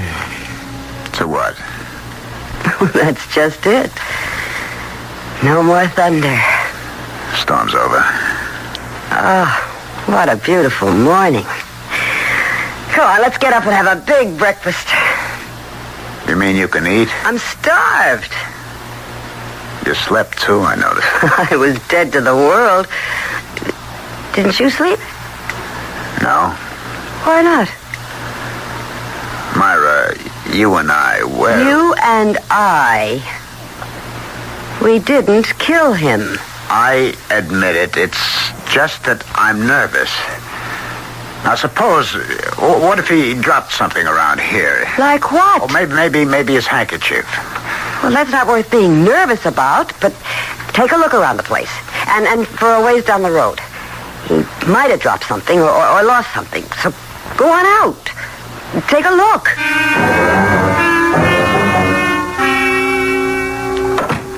I didn't see a thing. Well, that's good. But that doesn't mean there's nothing. What could there be? Oh, some little clue there always is. Oh, come on, Joel. It's over and we're out of it. Are we? Yeah. Now let's start to live. His car is gone. So? I drove down to where we found it and left him. It's gone. Somebody must have found him. Yeah, I suppose. Look, Joel, we knew he'd be found. Did you drive into the village? No. Well, it wouldn't be in the papers yet. I didn't hear anything on the radio. Well, now, what's the first thing we should buy ourselves? We won't be able to spend much for a while. Why not? We'll have to lie low. For what reason? Till it blows over. Till what blows over? Look, a man has a heart attack, dies at the wheel of his car. If it turns out that some money is missing, what does that have to do with you and me?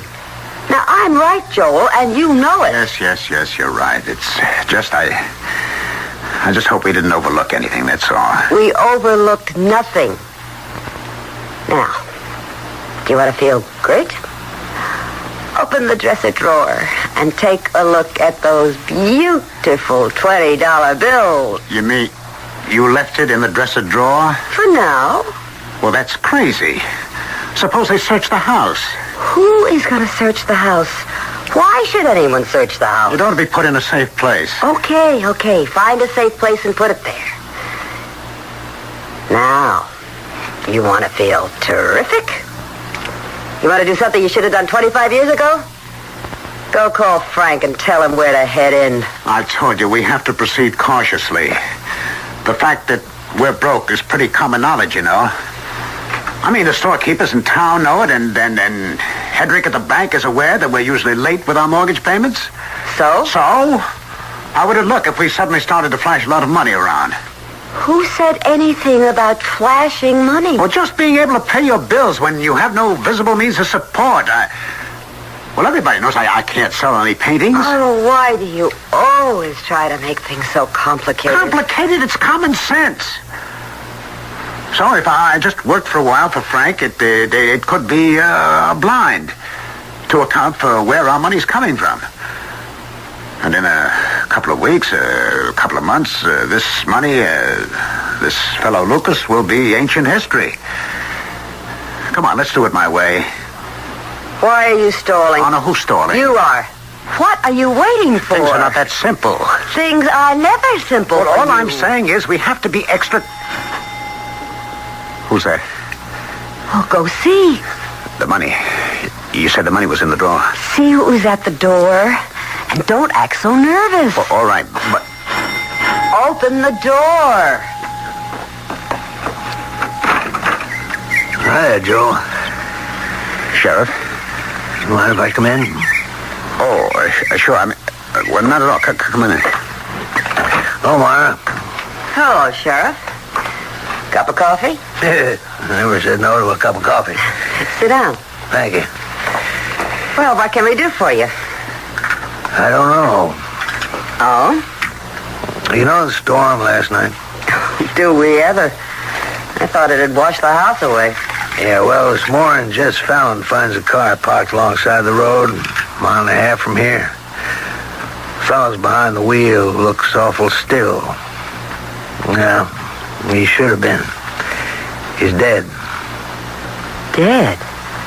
From what? Jess notifies me, and I put in the call to Doc Kessler. Doc says man died of a heart attack. Oh, that's awful. Well, what happened was the fellow run out of gas. Poor guy. Yeah, and that storm. Why is this a job for you, Sheriff? Well, I don't know if it is or it isn't. Doc thinks the fellow got out of the car and went for help. Oh? And that rain? What, you think he'd sit tight, huh? I would. But Doc looked him over and said to me, see here, his clothes were drenched, his shoes were soaked. How'd they get so wet? Oh. So he must have gone out. Well, which way? He was a mile from you folks in one direction, about a mile from the Rumfords in the other. Which way did he walk? Well, did you ask the Rumfords? They've been away the past 2 weeks. I guess the poor fellow headed that way and couldn't get into the house. Knew there was no point going further in that direction because it would take him to the turnpike. Isn't that right, Joe? Yes, I would suppose so. So he must have made his way back. By the time he got to his car again, he just didn't have the strength to go on. He managed to get inside where he... Yeah. Well... Oh, could I have a spoonful of sugar? Sure. Thank you. We don't think he went towards the Rumfords.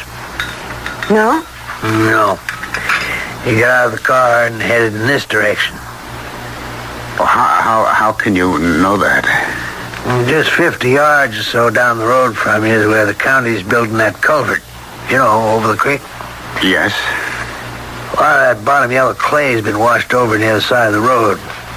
And Doc Kessler, he said to me, hey, look, see? It's on the edges of his pants. So, that means he must have come within, 50 yards of your house. The poor man. And we didn't even have our lights on last night. Oh, he must have just got discouraged and turned back. He was so close and so close. Yeah. I have to ask a question. Oh, it's kind of a stupid question, I admit, if it's got to be asked for the sake of the record. You mind? Well, what's the question? Did you see this fellow last night? Now, before you even answer it, I know it's an unnecessary question, because if you had seen him, you would have asked him into the house. You would have helped him, naturally. But, as I say, for the record, did you see this man last night? No. Life is a series of options, and the secret of success is to keep them all open. However, there comes a time when suddenly one approaches a point of no return. Yes or no. And one is committed to a series of consequences that can never be foreseen or even imagined. That one word, no, and Myra and Joel are in it all the way. Or at least until Act 3, which is on its way.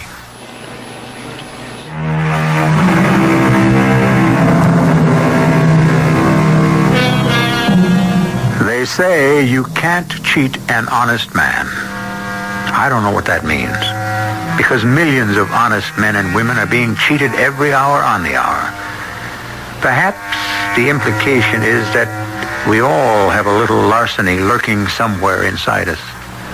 Perhaps we do. The question is, how much is a little? You didn't see this fellow last night? No, Sheriff. Well, I guess that takes care of that. You mean he could have been within 50 yards of the house? So near and yet so far. Yeah, it's a tragedy, ain't it? Excuse me, Sheriff. Hello? Yeah, he's here. Hold on, please. It's for you, Sheriff. Oh, thank you. Hello? Yeah? What's that? Who? She is? Well, I guess this places a new light on things, don't it? Yeah, all right. I better wait for you here. How you figure this? What is it? This whole thing just got kind of complicated. What do you mean? Well, this fellow Lucas, dead man, his wife drove in from Philadelphia as soon as she was notified. They insisted on seeing me right away. Jim told her where it was, and so she just flew into her car and took off. Oh, poor woman. She wouldn't even wait for me to get back to my office. I wonder why. Well, Jim didn't say. She happened to mention something about money. A lot of money. Oh? Yeah, Jim said he never seen a woman so nervous and upset in all his life. Well, the strain of her husband's death. What money was she talking about? The old man had was $50 in his pants pocket. Jim asked her to wait, told her I'd be back soon, but she said, no, it couldn't wait. She had to see me at once. Then she was out of that door like a shot. But why? Well, it shouldn't take more than a few minutes for her to get here. Hope you folks don't mind. Mind? Why should we mind, Sheriff? Now, please, Miss Lucas, try to be calm. Well, there had to be $250,000. A what? In his attaché case. $250,000? Sheriff, J.B. is dead, and he's going to be dead for a long time. I could cry for him later, but now I have to work for him, for his name. I wish you'd just tell me what this is all about, ma'am. What it's all about? Where do I begin? J.B. worked for Phelps Company. J.B. made that company, but he never got any recognition. And then last month, Phelps promoted a man with about half of J.B.'s ability over J.B.'s head. And J.B. didn't say anything. Well, I was afraid he might do something crazy, but now, ma'am, you just take it easy. Here, drink this, dear. Thank you. He didn't come home for dinner last night. And I was starting to worry that he might have done something foolish. He did something very foolish. Because about 10 o'clock, the phone rang. I'm in Baltimore. Baltimore? Why? You didn't tell me you were going to... JB, are you crazy? I was crazy, Lorraine. But not anymore. But why? Lorraine, I took $250,000 from that safe. You stole $250,000? I said took. It's my money. No, it belongs to the firm. I know, legally. What are you going to do with that money? Run away. I'll send for you later. Oh, JB, you can't. I know that, and so I'm over it. I'm over a lot of things. I want to live, Lorraine. You come right home. Yes. And I'll put the money back in the safe. And no one will ever know I took it. And then I'll quit Phelps forever. Oh, JB. And I bet I'll stop getting these pains in my chest. What pains? Forget it. I'm on my way home. Your office sheriff called me and I rushed down here. The attaché case, it was empty. The money was gone. Ma'am, nobody touched that case. But that money, don't you understand? The $250,000 is gone. Yeah, but nobody knows anything about it. Well, who was the first person to... Who discovered my husband's body? It was Mr. Jesse Fallon. All right, then I demand that he be brought... Ma'am, he's a preacher. I don't care who he is. Now, look, Miss Lucas, you're excited. Well, what do you expect me to be? So why don't I just give you a lift back to town? I've got my own car. Who's the mayor here? Is there a district attorney? Now, ma'am, you don't want her to... My husband's name, his reputation is at stake. Don't you understand? Ma'am, I'd like to help. Help? You helped, all of you. You helped yourself to that money. You, that preacher, if he is a preacher, whoever he is, you're all in on it. Now, ma'am, you got no right to make such an accusation. Listen, I'm going to fight for my husband. I'll hire a lawyer. I'll call a governor. J.B. Lucas will not be disgraced for something he never did. I'm sorry that I was forced to make such a scene in your home. That's all right. But I have to do something. I have to do something. Yeah, Miss Lucas. Yeah, just a minute. Wait for me. Hey, I told you folks there's complications. Myra, what are we gonna do? Nothing. Nothing? This changes everything. How? Well, do you want that man to go to his grave branded a thief? When a man dies, does it matter how he goes to his grave? But that poor woman... What's going to happen to her? Nothing. I won't stand by and allow you... Yes, you will. That man died for you. Are you out of your mind? He was a man exactly like you.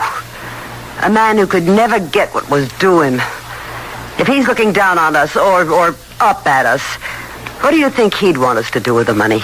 Return it to that miserable boss of his? Never. He'd say, keep it. Do what I never had the guts to do. Enjoy it. But that poor woman... That stupid woman. If she'd worried more about him when he was alive, if she'd shown that kind of anger and determination, where was it all when he needed it? That woman, her anguish, it haunts me. We decided we'll keep the money. No, we won't. Joel, if you... No, we'll be found out. It's impossible. There's no way. They're closing in on us. What are you talking about? Did we leave a clue? No. We keep telling that to ourselves, but we did. That clay from the covert. So? Proof that Lucas came this way. But not that he was in this house. Yes, there's a clue. What clue? I don't know. But there has to be a clue. The clay proves that he came this way. Now, a clue to prove he was in here. Then tell me what it is. I can't tell you what it is, but I know it exists. How do you know? It has to. Joel, when you talk like this, it scares me. Well, you should be scared. You should be scared. We'll be caught, Myra. There's a clue. You keep saying that, but what can it be? When that man was in this house, I know I did something. I'm aware of having done something. There is a clue, and I know it. Oh, get hold of yourself. I'm trying to. No one can prove Lucas was in this house. There is no way to prove we took the money. Now, let's forget about it. Forget? I'm not a man who can steal, Myra. All right. Then die like he did of a heart attack the way he did, among strangers the way he did. Myra. This man Phelps killed Lucas the way Frank Desmond will kill you. You'll die in some little southern town with your sample case. Please, Joel, there's nothing more to talk about.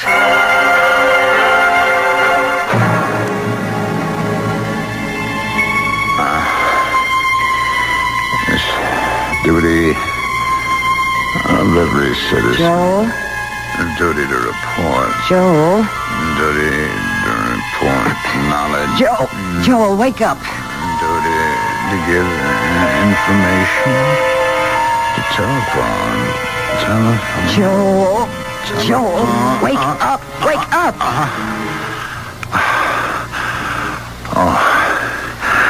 I was fast asleep. Why'd you wake me? Do you know what you were talking about in your sleep?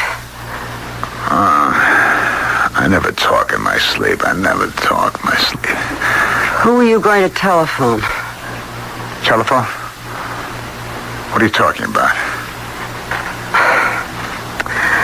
Joel, everything's gonna be all right. Everything. That clue. What clue? The clue that proves he was in our house. There is no such clue. Oh, there is. Joel, go back to sleep. Forget it.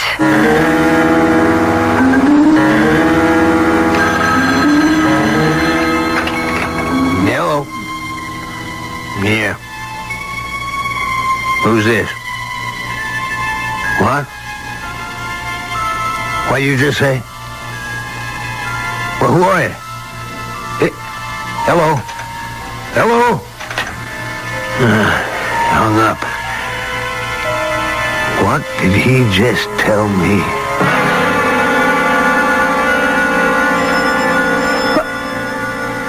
Who can that be?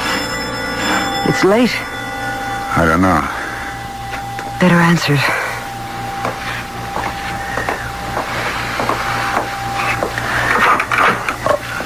Evening, Joel. Sure. Well, look, I know it's late, but I have to ask you a very important question. What question? You can hand over the money, and there won't be any questions asked. We'll be smoothed over. What are you talking about? The $250,000 J.B. Lucas had in his attaché case. You see, he did come into your house.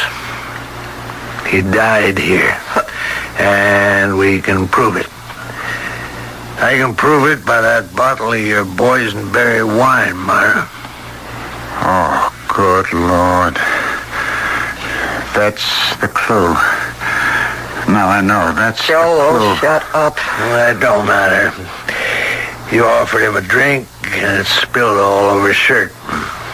Doc Kessler analyzed the stain. That's what it is. He could have had a drink of wine anywhere. No, Myra. Not with this much sugar. Nor this red. You grow them berries special, Myra. Now, look, there's no permanent harm done. You just hand over the money and nothing will happen. You can't prove Myra, you can deny it, but you'll be watched and bird dog the rest of your life. Phelps will have private detectives. You'll never be able to spend that money. On the other hand, no one has to know anything.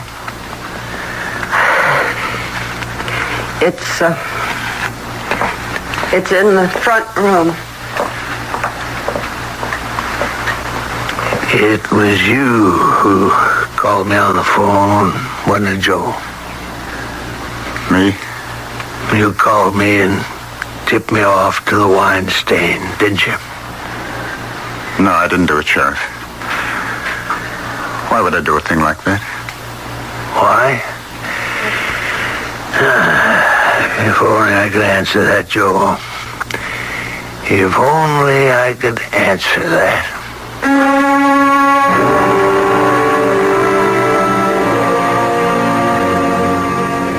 Why? Is it because a man cannot change his morality as easily as he changes his shirt? Or was it the subconscious that dialed the sheriff's office? Or maybe being on the road was more important to Joel than anything else. He may have a good friend out of town. I'll be back shortly.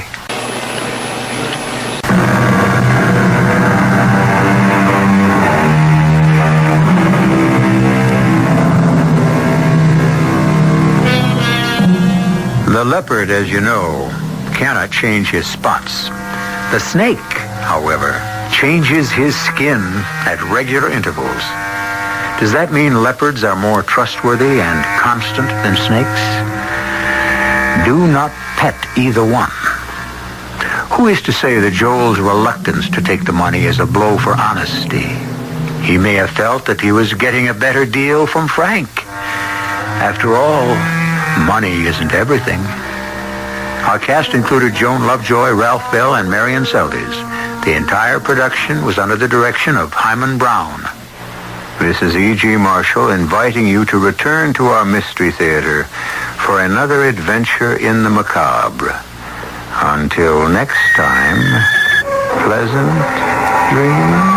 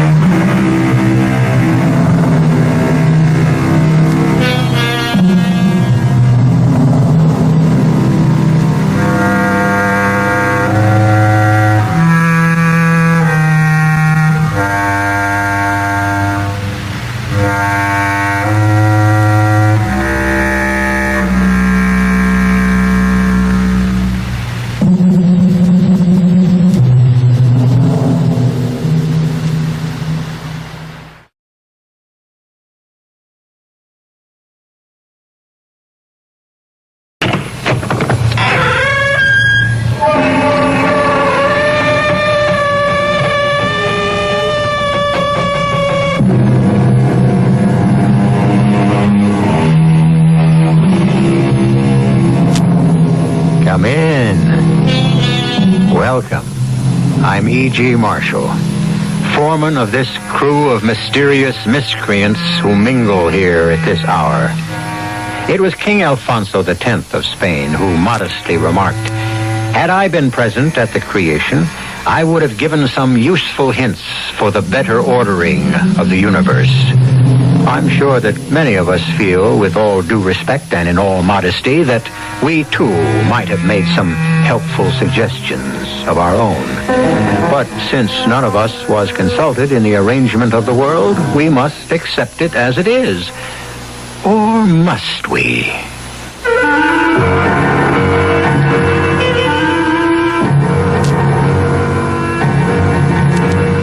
Our mystery drama, The Cornstarch Killer, was written especially for the Mystery Theater by Sam Dan and stars Robert Dryden.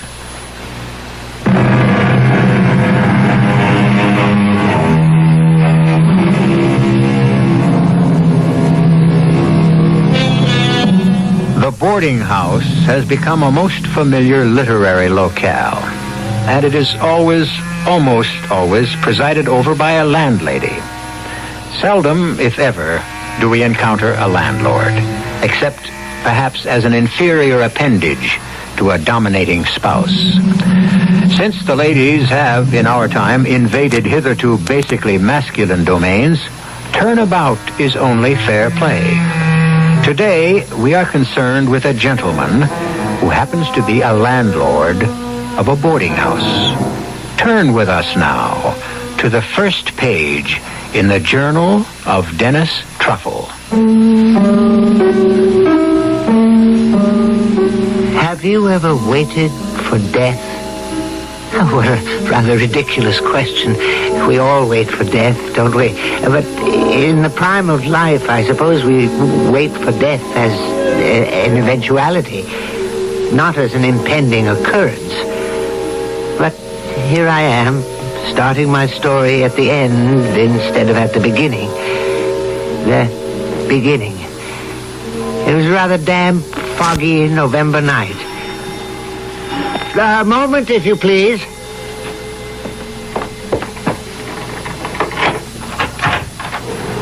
Good evening. I rang your bell. I heard. It's the most unusual bell for this day and age. This is a most unusual day and age. I agree. To begin afresh, I rang your bell because a sign, a rather neatly lettered sign, said rooms. Do you like the sign, then? I wonder if I might speak with the landlady. Oh, I'm sorry, we don't have one. Will the landlord do? I'm flexible. Oh, won't you come in? Mr. Dennis Truffle, at your command. I am Miss Menhaden. Maud Menhaden. Menhaden? It's the Indian name for a fish. Oh. Narragansett Indian. The name was given to a convict ancestor of mine. A convict ancestor? Yes, a murderer. You see, many of our early settlers here were transported felons. Evidently, my ancestor must have looked like a fish. Hence the name. Now, is that settled? Well, I was not aware that it was ever an issue. Concerning the room. I have an excellent room at the head of the stairs. I'll take it. But surely you wish to see it No. first. Oh, the rent is $35 a week. How much? 25. No, 35 sounds right. Oh, well, then shall I help you up with your luggage? What's that? There's a police car, I should imagine. Seems to be coming this way. Yes, I would assume so. Why? Unfortunately, the neighborhood has changed. Stopped here. Why? Excuse me. Hi, Dennis. Oh, Officer Paderewski. Is something wrong? Yeah, we had a little contretemps up the street. That's contretemps. A guy was murdered. Do they have any idea So I thought I'd drop in here and check out some of your creeps, Dennis. Now, see here, Officer Paderewski, that's no way to refer to You do have some real ripe avocados in this joint, Dennis. Now, I will not have my tenants insulted. Okay, Dennis, okay. Who's around? Well, unfortunately, we have more vacancies than we... presently, the second floor rear, I have Professor Boniface. Where is he right now? Out. Out where? Communing with nature, I suppose. And the second floor front, I have just acquired as a tenant Miss Maud Menhaden here. Miss Menhaden, this is Officer Paderewski. Please, do not look at me in that way, officer. In what way? With lust. Oh, I wasn't looking with... what I am doing is looking at you closely. For what reason? Because that's what a police officer has to do. Why? Because there's been a murder. Are you saying that you suspect me of committing the murder? Oh, no. Could I have the key to my room, Mr. Truffle? Yes, of course. To answer your unspoken question, Miss Menhaden, am I related to the famous pianist? I am sure of it. Here's your key, Miss Menhaden. Now, I say this because I have a little boy who plays the piano. Thank you, Mr. Truffle. Good night. Good night. Oh, of course, he only plays by ear. Yeah. That one is built. Built? Constructed. Put together. Ooh, there's a lot of woman there. She does seem to be of generous proportions. Hey, what's she doing in a joint like this? Well, I assume she requires refined surroundings. Sure. Well, Dennis, keep me posted, huh? Yeah, I gotta hustle around, see if I can't catch that killer. Who was the victim? Oh, guy was the manager at the bus depot. You're just up the block. He was on his way home from work. And it happened a half hour ago, you say? Uh-huh. Half hour ago, I was in my sitting room with Chapman's Homer. Oh, come on, Dennis. You don't need an alibi. And a fellow human being was being stabbed to death. Yeah. Hey, hold on, Dennis. Huh? All I told you was a guy was murdered. How did you know he was stabbed? But if it happened just up the block and the killer had used a gun, then I would have heard the shot, I dare say. Yeah. Good thinking, Dennis. See you around. How did I know the victim had been stabbed? My quick, glib explanation to Officer Paderewski may have sounded convincing, but the fact is, it wasn't true. It's just that the moment I heard of the killing, instinctively, I knew it had to be a stabbing. Why? Tonight, for the first time, I'm aware of a kind of lightness, a kind of incisive understanding, a sharpness in my brain. I can't analyze it. It seemed to enter my mind when Miss Menhaden entered the house. Oh, Miss Menhaden, that reminds me. She had gone upstairs without her luggage. Miss Menhaden, a rather large woman, but so exquisitely... well, that was neither here nor there. I'm sorry to disturb you, Miss Menhaden. Yes? Do you require assistance with your luggage? My luggage? You do have luggage. Oh, my luggage. I didn't see you bring it in. Is it outside? Yes. What, you mean you left it in front of the house? No, I mean it's outside. Somewhere. Somewhere? I lost it. Oh. Well, the fact is, I didn't lose it. Actually, the bus lost it. How could a bus lose luggage? I don't know. It was placed on the bus when I got on. It was missing when I got off. But surely the people at the bus company would... I don't like the people at the bus company. But there is some official at the bus depot yes, who could... There was. Well, what did he do? He looked at me in a manner that I cannot tolerate. Well, what sort of manner is that? A lewd manner. Oh, well, surely... And I shall not return there. But don't you want to find your luggage? That which is lost shall not be found again, and that which is missing shall be gone forever. Yes, but is there anything else? No. Except that this man who was murdered a half hour ago happened to be employed at the bus depot. Indeed. He was the manager. Oh. Was he the one who looked at you in what you considered a lewd manner? I didn't consider it lewd. It was lewd. Well, at any rate, the poor fellow is dead now. He's been punished. Punished? Oh, yes. There's no doubt about it. But what did he do? Is it possible you haven't been listening to me, Mr. Truffle? I told you what he did. He was also lascivious and salacious. The sin of lust, Mr. Truffle. It must be stamped out. Well, be that as it may, Miss Menhaden, even if he were sinful, that's hardly the reason he was killed, I would imagine. Really? Why do you suppose he was killed? Well, he was coming home from work. This is a Friday evening. He was carrying his pay envelope, I suppose, and some thief... No, he wasn't robbed. He was struck down for his sins. You say he was not robbed? He was not robbed. Well, how do you know? I know. But how? Retribution, Mr. Truffle. Retribution. The hand of justice cannot be stayed. Whole cities, Sodom and Gomorrah, were expunged from the earth.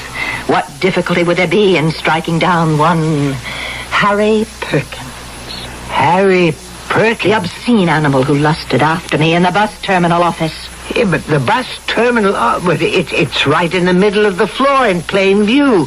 What could he have possibly been able to... I could read his thoughts. Here's a poem, which I shall send to his widow. Perhaps she will see fit to make it his epitaph. Harry Perkins, vulgar of manner, overfed, overdressed and underbred, heartless, godless, hell's delight, rude by day and lewd by night. Well, I would hardly think she would. And now there is one less of them. Them?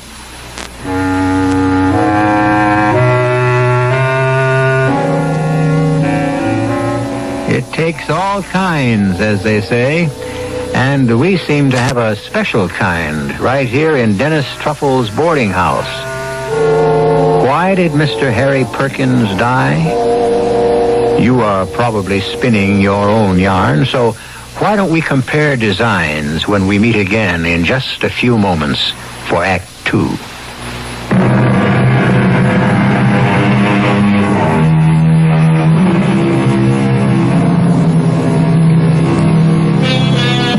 The French, as you know, during the 1930s, constructed a system of fortifications called the Maginot Line. This was considered an impregnable defense against invasion. We mention this because into the boarding house of Mr. Dennis Truffle has come a Miss Maud Menhaden, a lady whose defense of her virtue is also seemingly formidable. We read further from the Journal of Dennis Truffle. Before I continue, I must digress briefly for a point of personal information. Since I have never actively courted a member of the fair sex, certain coarse and unkind people have seen fit to question, as it were, my inclinations. I shall not dignify this slander by rebuttal. I was taught by Dad and Mother to venerate. The verb itself is the Latin root for love. To venerate the feminine sex.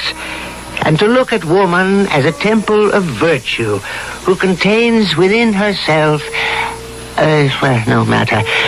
It is merely that I have never met until tonight, until Miss Menhaden entered my house, and therefore my life... Oh, what am I saying? Well, Miss Menhaden frightens me. What did she say? That Mr. Harry Perkins was not killed by a thief? Is it true? I must find out. Hey, Dennis, what are you doing out this hour? What am I doing? Well, this ain't exactly the kind of neighborhood to take a constitutional. Well, I thought I would... Besides, I thought, what with that dame... Dame? You're the cagey one, Dennis. I don't know what you're talking about, Officer Paderewski. That luscious dame. That is no way to refer to Miss Menhaden. Why? Is it a lie? Well, tell me, Officer Paderewski, this man who was killed up the street, this Mr. Perkins, the manager at the bus depot. Yeah? Why was he killed? Why? Was it a robbery? Why do you think it was a robbery? Well, it must have been. Friday night, payday. Let me tell you why it wasn't a robbery, Dennis. Because his wallet was in his pocket, his ring was on his finger, his watch was on his wrist. Oh. And he was stabbed? Yeah, stabbed in the back. The back? A nice, clean little wound. But it did the job. And the killer left no clue behind at all? Not a thing. Then you're completely in the dark. There's one little item. Nobody can figure out what it means. The dead man had a kind of white smudge, just above his chin. What kind of smudge? I told you, a kind of white smudge. What was the smudge made of? If I told you, you'd be even more confused than I am. Cornstarch. Cornstarch? Figure it out. What was he doing with a cornstarch smudge across his face? Cornstarch. Well, what are we gonna do? Stand around here all night saying cornstarch? Look, why didn't you go back to the house where it's nice and warm and cozy, and there's this Miss Menhaden? So, she was right. It wasn't a robbery after all. He was murdered for another reason. What other reason? Who had come up behind him and stabbed poor Mr. Perkins in the back? Is it possible he had been punished? Why had she been so sure? And the cornstarch, what did the cornstarch mean? It was too much. I went back home and brewed myself a nice hot cup of tea. Mr. Truffle. Oh, you startled me. I'm sorry.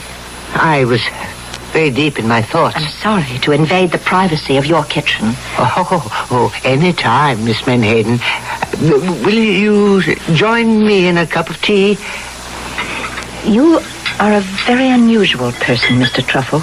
Oh, well, You're a man of the highest sensibilities and finest personal character. Well, you have a reverence and a respect for womanhood.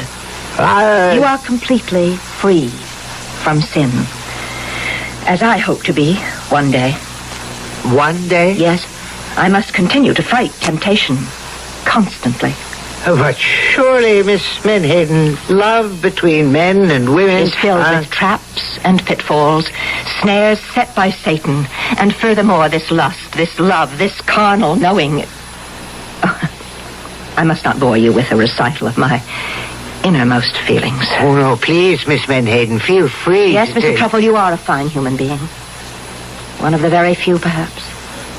The only one who deserves to be saved, and I shall do my utmost to save you. Oh, well, I would certainly appreciate anything. I came down here for a purpose. Do you have any cornstarch? Cornstarch? Cornstarch. Ordinary, everyday cornstarch. Of course, I realize cornstarch has become old-fashioned in this so-called improved world we are afflicted with. Well, I have a box right here. Here, take it. Oh, I just need a little. Use as much as you like and return the rest. Well, thank you, Mr. Truffle.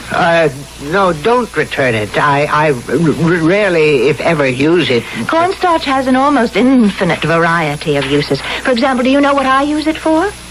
No. Well, you may find this somewhat difficult to believe, but at one time... Hey, Dennis, old pal, old chap, old buddy. Let's have a little drink. Professor, come on, Dennis, baby. You got the bottle underneath the sink. Now, Professor, you've had too much. Sure, but it's no good if you don't have too much. Ain't that so, baby? I beg your... Miss Menhaden, may I present Professor Wilbur? Not. Oh, what bit her? Professor Boniface is your fellow boarder. This hulk, this carrion, look at yourself. A corrupted container of lust and sin. Is that bad? You will be struck down in the midst of your obscene reveling. Professor, you look tired. It's time you got to bed. That's right, Dennis, old boy. Time for bed. What do you say, sweetie? You have chosen licentiousness. You have chosen to revel in the depravity of the flesh. What is she carrying on about? Now, Professor, you are being rather forward. So what? A little lovin' never killed anybody. Take heed. A little lovin' may very well kill you. Good night, Mr. Truffle. Good night, Miss Menhaden. Good night, honey. Now, really, Professor, she was highly insulted. What do you know about it, Dennis? I know that Miss Menhaden is a highly moral... Miss Menhaden is a woman. And you never insult any woman by praising her. Must you be so indelicate? What can I do, Dennis? It's the law of human nature. From this point on, I must be extremely careful with my facts, lest I inadvertently do someone an injustice. I permitted Professor Boniface to wheedle several drinks of a rather strong spirituous liquor which I keep about the premises, purely for medicinal purposes. The result was he passed out. I then assisted him up to his room, where I deposited him safely onto his bed. On the way back downstairs, I passed by Miss Menhaden's door. I paused for a moment. I was about to knock, to inquire if she was all right, when it seemed to me I heard a rather strange noise. What could it be? And then I remembered where I had heard such a sound before. It was a knife being sharpened on a whetstone, a smooth, marble-like stone. I remember it was the sound made by Dad as he sharpened his razor. The sound one makes when one carefully and patiently puts a fine cutting edge on a delicate steel blade. But, of course, it may have been nothing of the sort. Which brings me to the next evening. Well, Professor, how are you this evening? Whatever happened to Helen of Troy? According to Homer, she went home to Sparta with her husband, King Menelaus, where they... Oh, that ain't the one I'm talking about. I mean the lady upstairs. Well, why do you call her... Because she's the best-looking dame I ever seen. That's the angle that I'm going to use on her. What angle? You know, feed her all them classics. Chicks really go for the cultured guys. I don't think Miss Menhaden goes, as you say, for anybody. Oh, I've seen her in action, Dennis. Oh, that one is mine. All mine. Well, how can you say that? Because it's a fact. No woman can resist Wilberforce, the body face. I am now in stage 2 as far as she's concerned. What is stage 2? I play hard to get. You must understand, he believed every word he said. Poor Professor. He'd been in the boxing ring, you know. He was the junior light heavyweight champion of Stormfield, New Hampshire, and it was said the experience left him intoxicated. No, punch-drunk. Well, at any rate, he went out. About a half hour later... Oh, good evening, Mr. Truffle. Oh, well, good evening, Miss Menhaden. May I offer you some supper? No, thank you, Mr. Truffle. The hosts of the Lord must fast before they go into battle. Battle? Battle. Well, that sounds grim. On the contrary, it's glorious. You say you're going into battle. But where does this combat, where is it scheduled to take place? Wherever I find it. Wherever I find some poor depraved wretch who, blinded by error, is groveling in sin, I open his eyes to the true glory, and thus save his soul. Oh. And speaking of depraved wretches, where is Professor Boniface this evening? Out. Out? Where? Well, I'm sure it would distress you to know that he will be going from one low place of entertainment and refreshment to another. Yes, it is distressing. Oh, Mr. Truffle, if only all men were like you. Like me? Pure. Well, she went out. That was about 8 p.m. She returned, I would say, at about 11. There was absolutely nothing unusual about her appearance or manner. I remember I said, "Good evening, Miss Menhaden." Good evening, Mr. Truffle. I wonder, did you save any souls this evening? I may have. And with that rather cryptic remark, she went upstairs to her room, and I heard her lock the door behind her. I then put on a record of a 16th century Danish composer and was almost lulled to sleep by the dissonances when there was a loud clanging of my doorbell. All right, I'm coming. Dennis. Officer Paderewski. Oh, Dennis, I got some bad news for you, so get a hold of yourself. Now, I know how fond you was of him, and... It's Professor Boniface, isn't it? Yeah, old Boniface. And he's been murdered. Yes, Dennis. How did you know?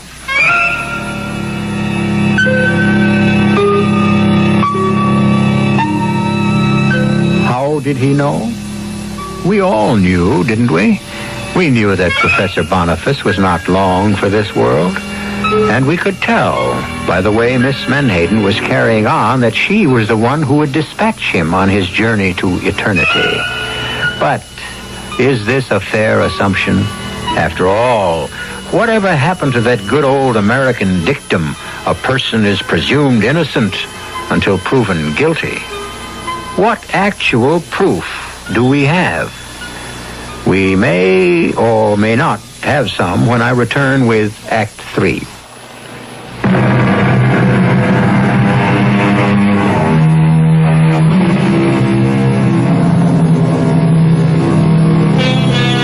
A favorite form of thriller is Jack the Ripper murders, the psychotic killer who slaughters women at random because they do not measure up to his standards of purity and virtue. In these days of women's lib, however, we must not be male chauvinists and make all our killers masculine. Is it possible that we are dealing here with a Jacqueline the Ripper? Who knows? With us, anything is possible. Boniface, Wilberforce Boniface, the professor, dead? Yeah. Well, I don't know what to say. Well, I was hoping you might be able to tell me something. You know, after all, he was one of your boarders. Well, he would sleep all day and go out drinking all night. Well, think hard, Dennis. Did he know Harry Perkins? Harry Perkins, the manager at the bus depot who was murdered the other night? Well, I couldn't be sure, but why? Well, we got an idea that the same person murdered them both. The same person? Why? Cornstarch. The professor also had this smudge of cornstarch across his face and a knife wound in the back. Cornstarch? Yeah, that's what I said. And that's what we're calling the murderer now. The cornstarch killer. But why would the killer leave cornstarch on the victim's face? Well, we got nuts in this world like you never dreamed existed. Do you know anyone who would want to kill a professor? Kill him? No. Anybody in a house who might have been mad at him. In the house? Well, at present there's just myself and Miss Menhaden. Maybe I better talk to Miss Menhaden. Yeah, but she doesn't know anything about Professor Boniface. Can you be sure of that, Dennis? You tell her I'd like to, interrogate her, if you don't mind. Miss Menhaden, there's a police officer downstairs. The relative of the famous musician? He wishes to talk with you in an official capacity. It seems that there has been another murder. Another one? This one even closer to home, I fear. I actually at home. Poor Professor Boniface. The lecturer? Whatever. The unfortunate fellow is dead. Officer Paderewski will want to know if you know anything about it. Yes. I know about it. You do? Professor Wilberforce Boniface was an abomination. As such, he was removed from this earth. Removed? Justice was done. Morality was served. Yes, but who did the doing and the serving? I know that he was struck down because his time had come. Well, yes, I can understand that point of view, but the police might press you for specifics. Why? Well, if you say you know who killed poor Professor Boniface, he will automatically ask, who? Who? I should think anyone knows who. The Avenging Angel. The Avenging Angel? Yes, and now there's one less of them. Them? And she wouldn't say another word. I ushered her downstairs to Officer Paderewski. I am ashamed to say that he was merely using the murder as a pretext for having a conversation with her. Do you go out very much, Miss Menhaden? Out? Oh, you know, for a little fun. Fun? Laughs. What is it you're trying to say to me, officer? Well, I was wondering if some night we could... Officer, I dislike the way you look at me. And I detest the way you talk to me. I know a place. Oh, I dare say. Oh, I could show you a great time. Have you any questions to ask me in your line of duty as a police officer? Police officer, indeed. Who shall watch the watchman? Good night. Now there is a dish.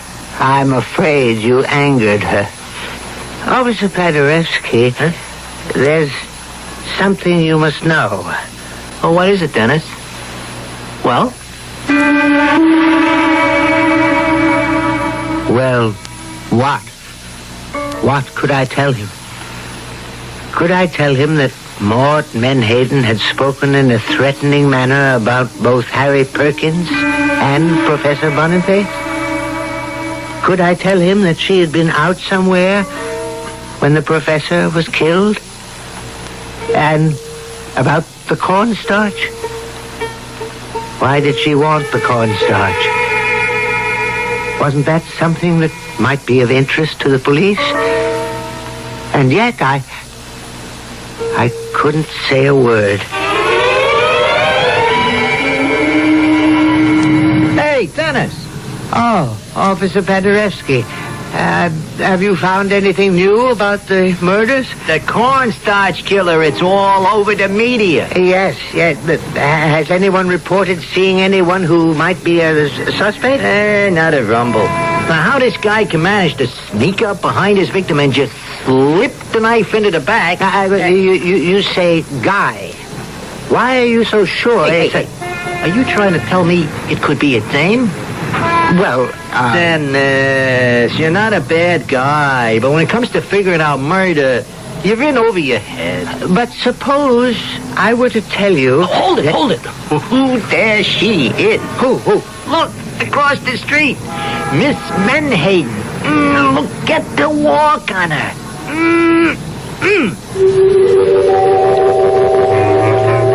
And at that moment, I saw her.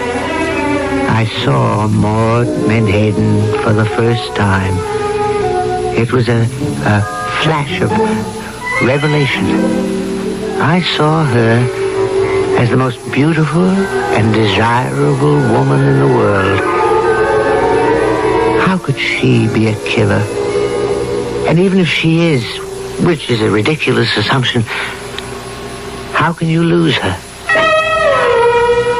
I ran home as quickly as I could. I listened. I could hear her upstairs in her room. Oh, my darling Maud. I was about to knock on her door and make my impassioned declaration of love when I heard the sound. Was it my imagination? Was she sharpening a knife? What could I do? I went back to my sitting room to think. I turned on the radio. There was a program of 8th century Albanian folk music. It put me to sleep. I woke. It must have been hours later. The radio was still on. And now, the news headline on the hour. The notorious cornstarch killer has struck again. No. Another victim, this time an officer of the law. Patrolman Rutherford Hayes Paderewski, killed while walking his beat, stabbed in the back. And as a signature, a smudge of cornstarch across his cheek. More details as they come in. Now we return to... I waited for Miss Menhaden to come home. And finally I heard the front door open and close, and her footsteps in the hallway. Miss Menhaden. Oh, good evening. Are you all right? Of course. Why do you ask? Well, you know there was another murder. Another murder? Officer Paderewski. The police say it was by the same person. Do they? He was stabbed in the back. And the usual signature. The cornstarch was smudged on his face. Well, that's one less of them. Then? If you'll excuse me. Miss Menhaden, you remember you borrowed the cornstarch? Yes. Oh, shall I return it? Oh, no. You were about to tell me what you used it for? Face powder. Face powder? Well, of course. At one time, ladies only used cornstarch or rice powder. Well, why would you want to use anything at all? You're beautiful. What are you saying? Desirable. Mr. Truffle, do not look at me like that. Not you. Your face, your body. I see lust in your eyes. Don't look at me. Dearest Maud. Oh, lewd, lascivious fool. She ran upstairs to her room and slammed the door. I knew now how 3 men had died. She did not sneak up behind them. No. She approached them slowly, with her mouth parted in a slow smile, her eyes shining with promise. And she embraced them, which is how the cornstarch powder rubbed off on their faces. And as she kissed them passionately, she deftly inserted the knife into their backs where it quickly found a home in their hearts. I sat in my chair and I listened. Did I hear the sound of the knife being sharpened again? And now the door is opening upstairs and I hear steps approaching. Yes. I see her. She's coming down to me. And her hair, her beautiful golden hair has fallen across her shoulders. And her face has a smile, a tender smile of invitation. And there's a light that seems to be smoldering in her eyes. And she's wearing a robe, but cannot conceal, nor does she mean it to conceal, the soft, beautiful curves of her body. And she's coming closer. Kiss me, Dennis. Kiss me, Dennis, darling. Shall I let her place her arms around me, or shall I stop her? Shall I demand to see if she holds a knife in the sleeve of her robe? Kiss me, Dennis, darling, kiss me. Is this how she approached the others? Is this what she said to each of them before she killed them? Ah, Dennis, I love you. How do I know she killed anybody? I want you now, Dennis. Now? Yes, now, right now. I cannot destroy the magic of this moment. I must take her in my arms now. I can't help myself. I must take her in my arms.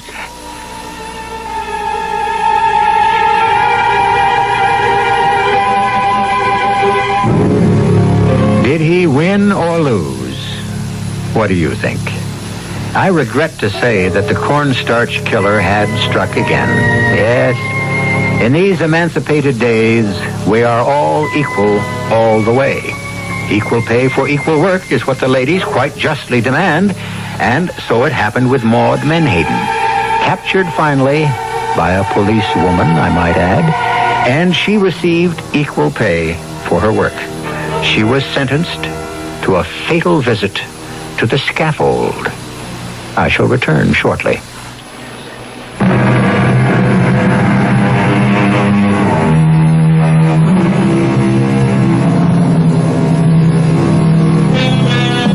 Our friend Dennis Truffle died in the violence of passion.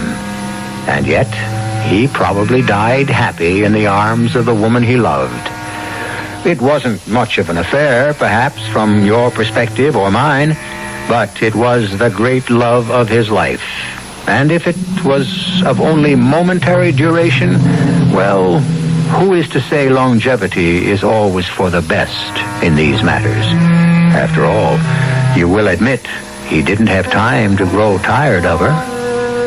Our cast included Robert Dryden, Marion Selders, and Earl Hammond. The entire production was under the direction of Hyman Brown. This is E.G. Marshall inviting you to return to our Mystery Theater for another adventure in the macabre. Until next time, pleasant dreams.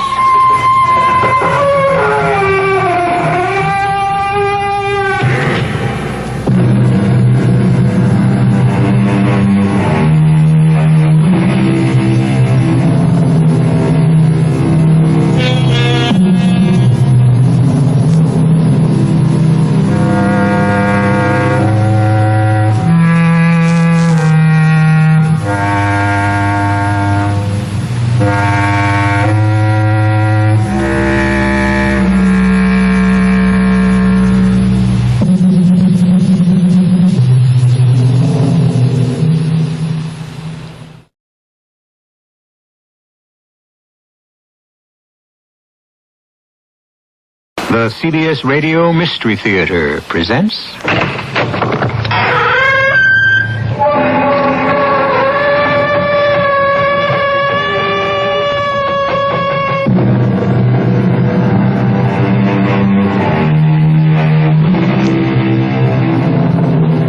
Come in. Welcome. I'm E.G. Marshall. In the musical version of J.M. Barrie's Peter Pan, Captain Hook sings of himself, among other things, as the slimiest slime in the world.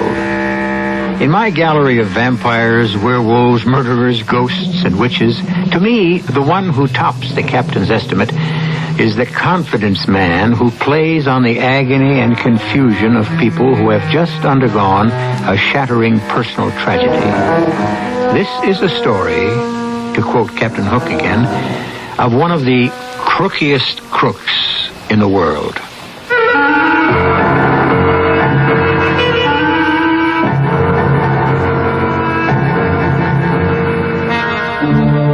Our mystery drama, The Dead Deserve to Rest, was written especially for the Mystery Theater by Ian Martin and stars Jennifer Harmon.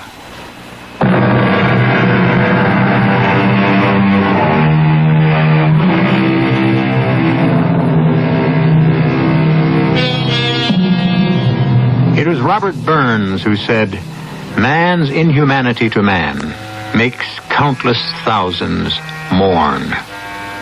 Some people, all unaware, seem marked for tragedy, like Letitia Meredith, née Henderson, a bride who never had a chance to be a wife, and who was marked for such tragedy and such haunting interference in her attempt to bind up her wounds and forget that she might have been Electra, or any other of those doomed women in a Greek tragedy. The first interference in her life was fate, not man, except accidentally. Lord knows what's tied onto the car, or what crazy things my friends may have set up, Tig. I couldn't care less. There's nothing anyone can do to touch us now, Tom. We're married. We've got it made, honey, all the way. Go on, climb in. No, you go first and slide over to the wheel. Oh, no, ma'am. I helped my bride over the first threshold. There. Now I run around and climb in to take over. And live 100 years together. Right. Like me and your mother. Oh, don't worry. This is only the beginning. Tom! Tom, look out for that madman!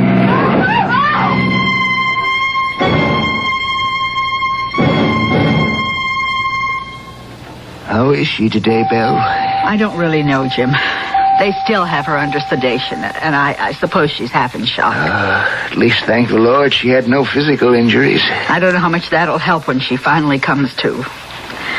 I'm terrified she'll lose her mind. Oh, honey, our Tish has more backbone than that. But when the full realization that Tom is dead hits her... We'll just have to see her through somehow. Not quite the same as the husband she planned to spend her whole life with. Well, we are her mother and father. And we love her. But in this awful thing... Oh, Jim, how can we help her? I know one way I can. I started suit against the driver of that car that killed Tom. What good can being vindictive do? The boy didn't mean it. The boy was 32 years old. He's been drinking, and with all that ice on the road, he was still driving like a maniac. That boy killed my daughter's husband. Well, isn't it enough for him to have that on his conscience? He's never had trouble before, and clapping him in jail. No, I'm not talking about a criminal suit. That's up to the police. I'm talking about a civil suit. What's the difference? Damages, money. Oh, Tish doesn't need money. You said Tom had insurance, and anyway, she has us. She's 22, Belle.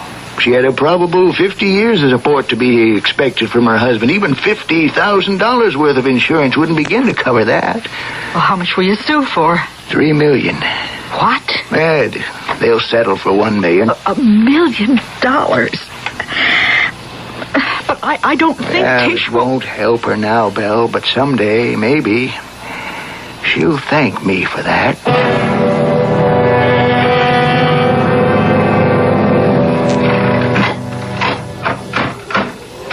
Dad'll bring the bags in, Tish. Want to go right upstairs or sit down for a moment? I don't care. Downstairs, maybe. Tired, dear? No, it's just... Right now, I only have one wish in the world. Why didn't I die with him? Why didn't he kill us both?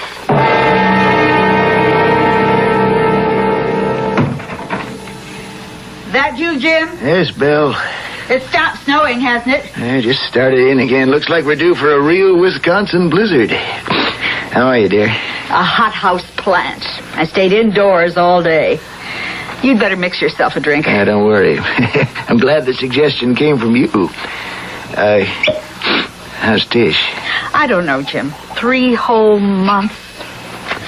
She just can't seem to shake it. I gotta give it time, Bill. I know, but I don't think it's going to be here, darling. I think she's got to get away. Away from Milwaukee and all her old associations. And away from herself. After today, she's gonna be able to go pretty much wherever she wants. She is a very rich young lady. They settled the suit. Mm-hmm. For $1 million. Oh. To a new beginning, maybe. What's a new beginning? Oh, Tish. Oh, I didn't hear you come down.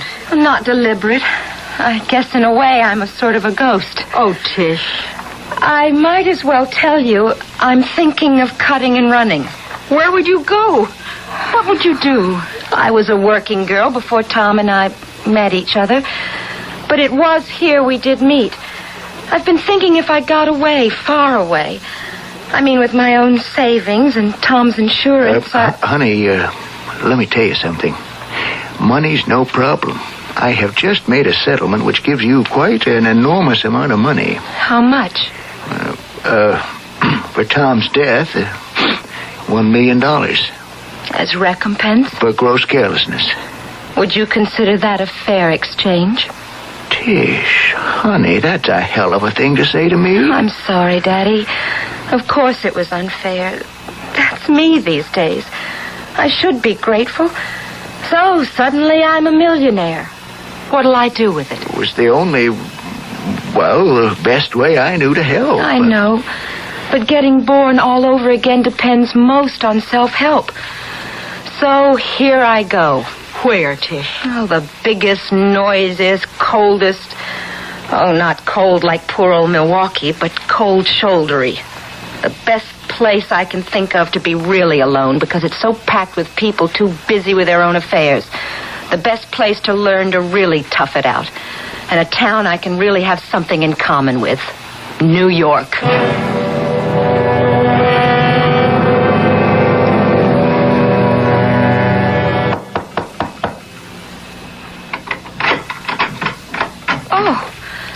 Hello. Hi, kid. I'm your bunkie down the hall. Could I borrow a cup of sugar? I'm terribly sorry, but I just moved in and I don't even have staples yet. Oh, who needs them? You could always send out. Send out? Baby, this is the village. Anything you want. Pizza, hero sandwich, Chinese, enchiladas, rum cake, you name it. Forget the cup of sugar. Just a ploy, honey. What? A ploy. Gimmick. Like in chess, a gambit, you dig? It's an opening move, sort of. Well, I know you just moved in a couple of days ago and you look kind of down in the dumps and lonely, so I figured I'd amble over and get us acquainted. I'm Hank Plank. How does that grab you for a name? What's your handle? I'm Letitia Meredith. Oh, it ain't the second name that needs changing, it's the first. Like my straight name is Henrietta, but I didn't go for dragging that around all my life, so I got it to be Hank. Well, as a matter of fact, everyone calls me Tish. Gesundheit. Oh, it's not that bad. I'm only putting you on. I like it. Would you like to come in, Hank? I tell you what, kid, let's put it this way. Would you like me to come in?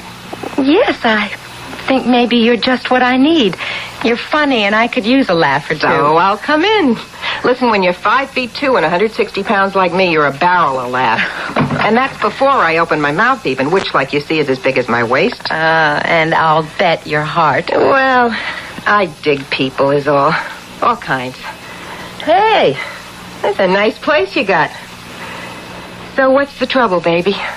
Money? It's the least of my worries. Oh, that's nice. It's the only real one I got. It's a man. That's the reason for the mix-up in the last names, right? He walk out on you, the bum? Oh, no. He was killed. A car hit him right after we were married, and as he was getting into our car in front of the church. Oh, holy cow. Well, you want me to leave by the window head first? Oh, no, please don't go. Hank, I just want somebody to talk to about him. Come on, sit on the couch, Tish. You'd never believe it, but I got big ears, too. All the better to listen with. Go ahead, honey. Spill.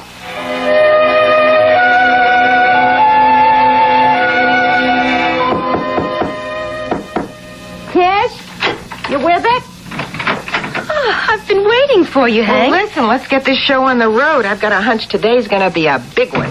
You think we'll get a job? I don't know. I just got vibes. Something big is going to happen. Well, I hope it's for you. And I better land something pretty soon or I'll end up on relief. Now, don't be silly. You know I've plenty of money. Kid, you're the first solid gold millionairess I ever knew, but don't get me wrong. I'd never borrow a cent. I'd go on a diet first. Hank here owes nobody nothing. But after all you've done for me these last few days, listening to me moping and weeping and carrying on, feeding and looking after me like a mother hen. You had to clean out the old system. I just happened to be around. But hear this. What? You are too trusting, little Nell. Don't you go around shooting off your mouth to just anybody. This is the big bad city with more con men, deadbeats, and just plain thieves licking their lips waiting for a pigeon to come along. I've never spilled my heart out to anyone like that, Hank. Anyone but Tom. Okay. Close book. Hey, listen, now, make sure that front door closes tight, huh? Yeah, I will. Okay, let's see if I got a letter telling me I won the lottery. Cupboard is bare. Aren't you going to open your box? What for? Nobody to write to me. Even Mom and Dad don't know my address yet. Well, you better open it. Looks like there's something there. Oh, all right. Hey, there is something here. A letter. Probably from some local store marked resident. No, it's addressed to me.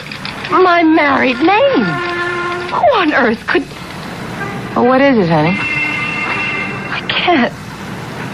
Listen, Hank, listen to this. My poor bereaved Mrs. Meredith. No words of mine can adequately express my grief at your deep sorrow. I would hesitate to intrude, except that it is at the request of your own dear husband. He spoke to me last night from beyond the veil and begged me to reach you immediately and tell you that he is calling for you.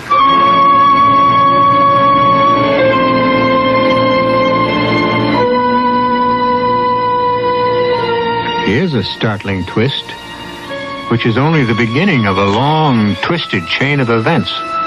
Who is the writer of this mysterious letter, who apparently possesses supernatural powers?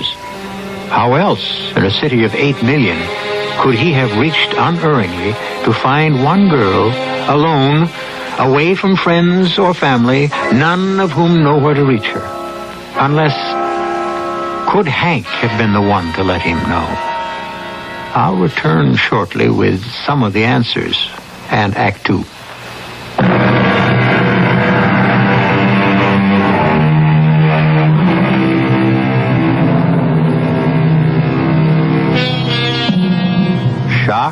startled almost out of her wits by the incredible content of this strange letter, Tish hands it to Hank to read to her. He spoke to me last night from beyond the veil and begged me to reach you immediately and tell you he is calling for you. Since I realize my words may be confusing and even shocking to you, I would like to explain. I couldn't reach you by phone, so I decided I was bound in all conscience to write and inform you of your husband's urgent request. I am only the medium in this, but I do suggest you contact me either by phone or at the above address. I will be at your service at any time. My work, my duty, and my joy is the service of all mankind. Yours in the service of the eternal spirit, which makes us one. Dr. Pavat Krishna. Wow. Who is this man, Hank? I don't know. Search me. 91601 Park Avenue, fancy neighborhood. The Temple of Transcendent Truth. What does this mean? I don't know. I guess he's like not a doctor, but more like a guru or a swami, you know? But it's impossible. The whole thing's impossible. What do you mean? Well, how could he know how to find me? I spent 3 months like a zombie after Tom was killed. Then I made up my mind I couldn't go on like that, so I picked up my skirts and ran, hid out. I didn't want anyone, least of all Dad and Mom, whom I loved, to know where I was. How come? Because they don't realize it, but they've always protected me. Wrapped me in cotton, given me too much love and not enough self-reliance. That's what I've realized I have to build for myself if I have to have my life. So I came to New York, and God was sure smiling on me to let me find you. Oh, yes, some big treasure. You don't realize.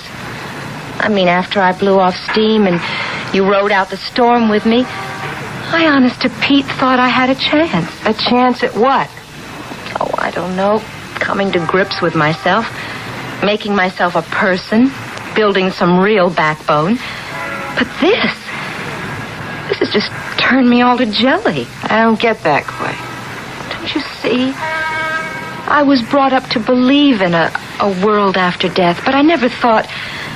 I don't think I could believe in communicating between somebody alive and somebody who's dead, huh? You mean you think the doctor here is a phony? I don't know what to think. How could he be since he found me? What do you think? Well, I don't see how this guy could be a phony. What could it hurt to at least give him a phone call? I think maybe I just ought to go there. Well, you couldn't go wrong at that address. Want to use my phone to make an appointment? Yes. What have I got to lose? Sure. What do you got to lose?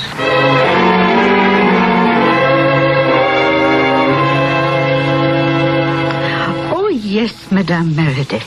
I know the doctor was in great hope that you would answer his letter. He is most anxious to see you. Well, I still don't understand how he managed to locate me. I would not know. I am just his receptionist. You're French? I am from Algiers. My ancestry is mixed. If you will have a seat, please. A gentleman is with the master. I'm a little confused. This is not a medical office? Oh, yes. In part. You wear a nurse's uniform. I am a nurse. And the doctor, as you can see from the evidence on the wall, is a licensed physician. But the Temple of Transcendent Truth. That has become his full life work.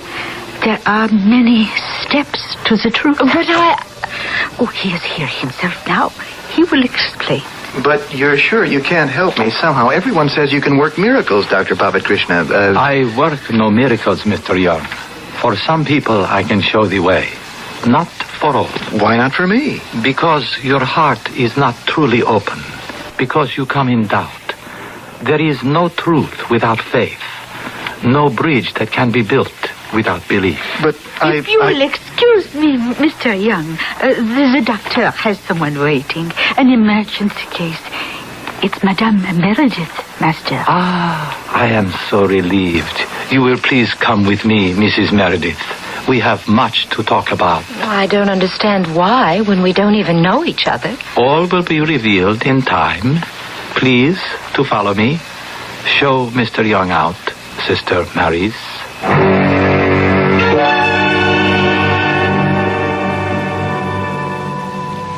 But how did you find me? Or know where to find me? Your husband told me when he broke through to me. Tom is dead. Death is only another state of the spirit, and the spirit is endless and infinite. But when he died, even Tom couldn't have known I would come to New York. From Milwaukee, away from the house of your father and mother, Mr. and Mrs. James Henderson, who live on Summer Street at 125. How could you know about them? Because your husband told me. He is worried about you. There is an evil force gathering about you. He is concerned about the money. I don't care about the money. But what was it Tom wanted to tell me? I think you should let him tell you himself. Tom? But how can he? Don't you understand? He's dead. He isn't anymore. Hush, my child. No one is never anymore.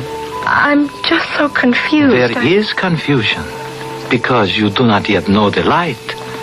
Listen to my words. Don't fight me. Try to think. Just make your mind a blank. Leave it an open slate to be written upon, and all will be clear. Your eyes are heavy. Heavy.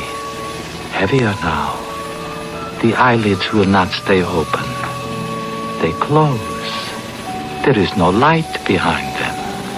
Only the soothing dark. And peace.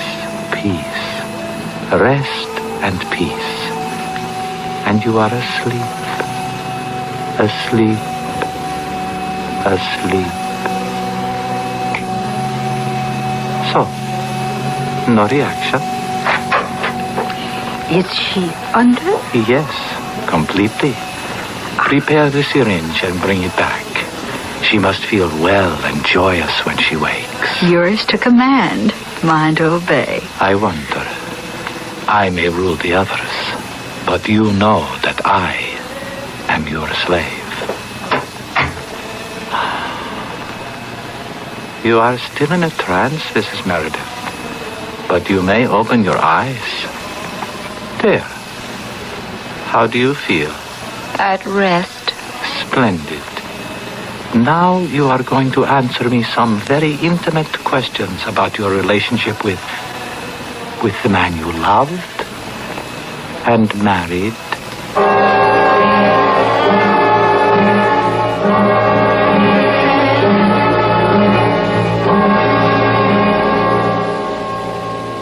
And he called you Tish? No. Everyone else did. Tom wanted his own name. What did he call you? Anne.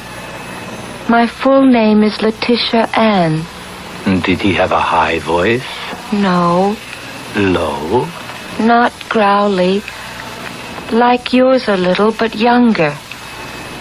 More like this? Yes. Well, not quite. Did he say, Anne, I love you more than anyone else in the world? Yes. Yes, that's Tom. Only he'd say, Anne, I love you a million. When you hear this voice you are hearing now, you will know it as Tom's.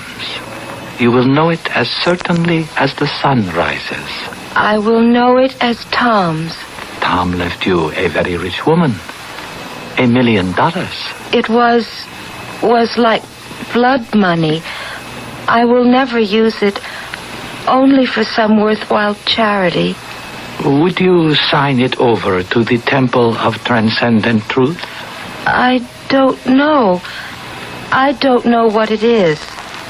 It is a church and a refuge. You could live here in the retreat with all of us who have given our lives to the pursuit of oneness. I don't know. Would you, if Tom told you to? I don't know. I'd have to ask him. Then you shall ask Tom. Yamin. Maris, listen to me, Mrs. Meredith. What I am going to tell you, you will remember when you wake. Everything else you will forget. Remember only one thing. Ask Tom what to do with the money, and obey him as your husband. You understand? Yes, I will ask him and do as he tells me. She is being difficult. You know that even under hypnotism, I cannot force anyone against his will. You have the hypo? Yes. Good. Give it to her now, so she will feel the joy and release when she leaves. Then I will wake her, and we will bring her to the sanctuary. Oh, where are we? I feel as if I'd fallen asleep or something. This is what we call the sanctuary. Oh. Here the outside world disappears like the illusion it is, and the truth is all. The oneness of the spirit, the bridge from life to life. Why did you bring me here, to this dark place? To talk with your husband, as I did. Call your husband. Tom? Tom? Anne, darling. It's you. Your voice. Listen to me, Anne, my darling. You mustn't worry about me. Only about all those around you in your physical life. I am here to talk to you from the beyond, whenever you want, whenever the good doctor builds the bridge. But it would be easier if you stayed here in the retreat. Is that what you want me to do? That is up to Dr. Pavat Krishna. Mrs. Meredith, that is enough for one day. Maris, please, open the door. You will rest a minute now, before you go home.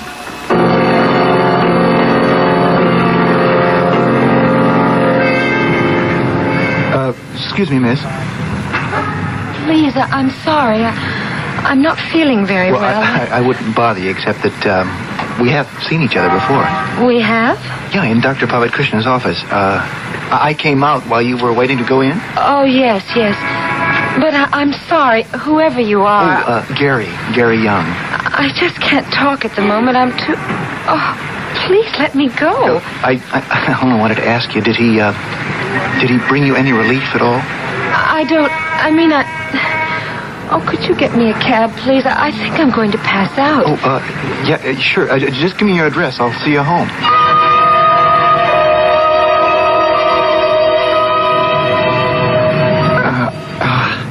There you are. You want me to open your door for you? Oh, if I could just find my keys. Hey, Tish? Hey, what gives here? I went to see, this gentleman was nice enough to see me home. You know her? No. Okay, chum, then thanks. And blow, okay? I'll take over.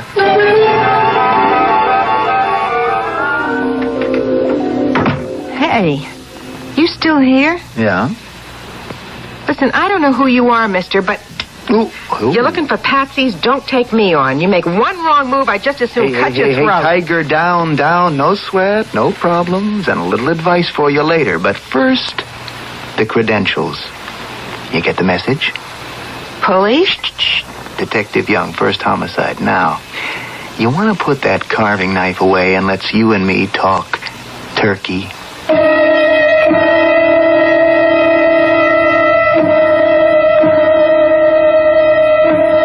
Now that the twisted, complicated chain I talked about is forged, remember the slimiest slime in the world?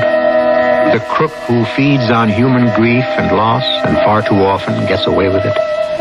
Usually this greedy grub stays just inside the law and never steps over the line. If you want to know if he manages to get away with it this time again, why don't you join me after these short messages for Act 3?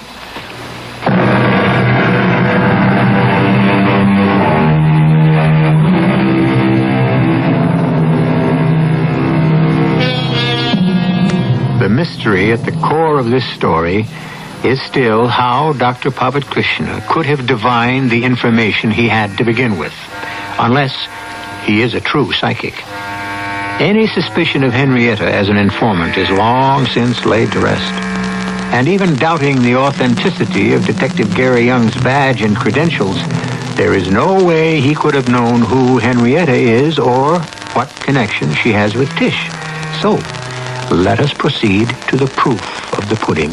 What you're telling me is that this crook preys off old women and widows and ladles off the dough. He's a big #1 phony, right? In my book.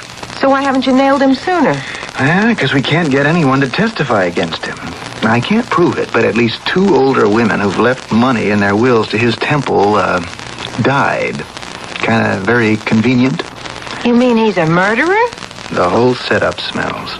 Now, I tried to con my way in as a broken-hearted son looking to reach his mother, but somehow that spider smelled me out. What I'm trying to say is, your little Mrs. Meredith, after the sad story you've told me, and if she is worth all that money, is just the kind of pigeon that's made for his racket. Well, what do you want me to do about it? Hang on to her. Hold her back till I get a chance to do a little research on all you've told me. With a little luck, we can set a trap to pin that bald-headed eagle to the wall.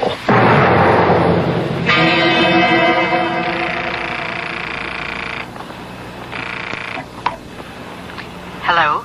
Mrs. Henderson? Yes? This is Detective Gary Young, New York Police calling. Oh, no. Has something happened to Tish? No. There's nothing wrong with your daughter, Mrs. Henderson. I just talked to her within the last hour or so. She's fine. But, well, there are a couple of questions I wanted to ask you. Of course, as long as Tish is okay, ask anything you want. Yeah. Have you received any calls about her during the last week?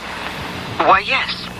There was a call from a man. I never did get his name quite straight, but he said that he had a job for my daughter, but didn't have her New York address. I was quite upset because I didn't have it either. The best I could do was suggest she might have located my old neighborhood. Mm-hmm. And where would that be, ma'am? Oh, years ago, before I was married and settled down, I had an apartment in Greenwich Village. Silly romanticism, maybe, but when Tish took off for New York, I thought she'd be safer and happier there than anywhere. But how would you know she had gone to New York or to call me? Well, Mrs. Henderson, the tragic circumstances of her husband's death made all the wire services. I dug that out of back newspaper files. And the big settlement for damages was another big story. Detective Young, is Tish in trouble? No, nothing I can't handle. Now, you leave it up to me, and don't worry.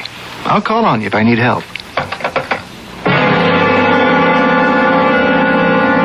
I think you're kind of trapped in a big-time con game. How? I told you, Tish, there was nothing supernatural. This guru schmuru picked up your story in a countrywide press release. All right, perhaps he could have. But how could he know my address? Personal things like what my husband called me? All that? Look, don't ask me, but why don't you give Gary Young a chance to explain? Oh, you.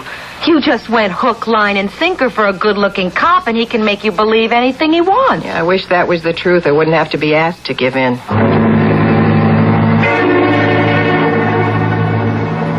You can wake up now, Tish. Are you awake? Yes.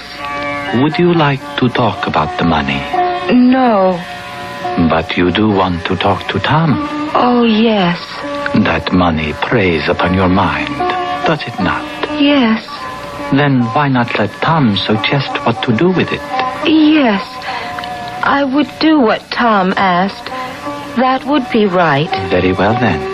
That is arranged. We shall go to the sanctuary to meet Tom. Maurice, give her the injection before I bring her out of the hypnosis. I can't get anywhere with her, Mr. Young. I mean, when she comes back from that temple, like she calls it, it's like she was hypnotized. She probably is. And I wouldn't put it past him to use drugs. The worst part of it all is she's talking about moving into the house with all the other creeps because then she can talk to Tom whenever she wants. How can he fool her like that? She's not dumb. Post-hypnotic suggestion, stimulants to make her feel on a high after her supposed talks, the letdown when they wear off that drags her back. You mean he has her hooked? He knows he's being watched. That guy has the intuition of a cat. Maybe he does have some real ESP. I figure he's after one big score and then blow. And your friend Tish has just the kind of stake he and his girlfriend need. We've got to figure something desperate.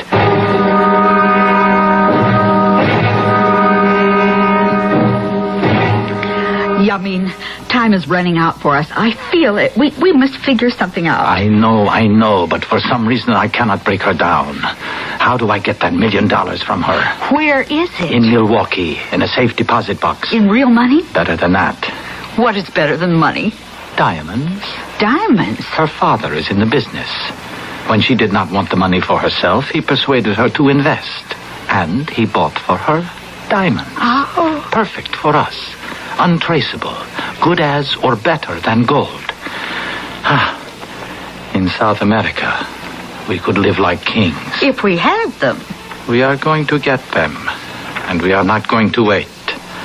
Get everything packed and ready for us to leave. But how are we going to get into the safe deposit box? She is going to do that for us, under hypnosis, at her ghostly husband's suggestion.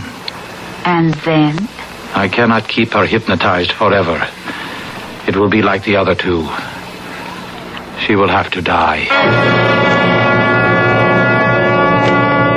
You can't be serious. Tish, baby, give Detective Young a break. Listen to him. You've got to listen. It's all a big con game. But how could the doctor have gotten my address without Tom? Well, the same way I did. I called your mother in Milwaukee. But Mother doesn't know my address here. She gave me enough of a lead. She said Greenwich Village. So I called your real estate agent. She confirmed what I suspected.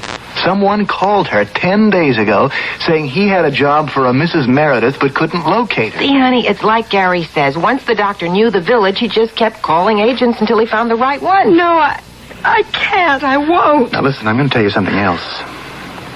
Has he been giving you any injections, as a medical man? No. You mean you don't know? Here, come over to the mirror. Roll up her sleeve. What are you doing to me? Just want to show you something. You see those puncture marks on the back of your arm? I never, but what? Speed, probably. Some kind of amphetamine to make you feel good. No, I don't believe it. I can't. Let go of me. I want to talk to Tom. Oh, I feel awful. That's the bait to keep dragging you back. Okay, Tish. And I'm going to call you that because we're all in this, sink or swim. You'll go back, but not until you sweat a lot of things out of your system.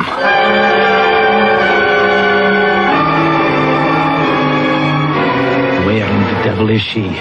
This is the second appointment she has missed. Well, we can't call her. She doesn't have a phone yet. Shall I go to the apartment and... No. We'll give her one more day. Then we will have to make a move.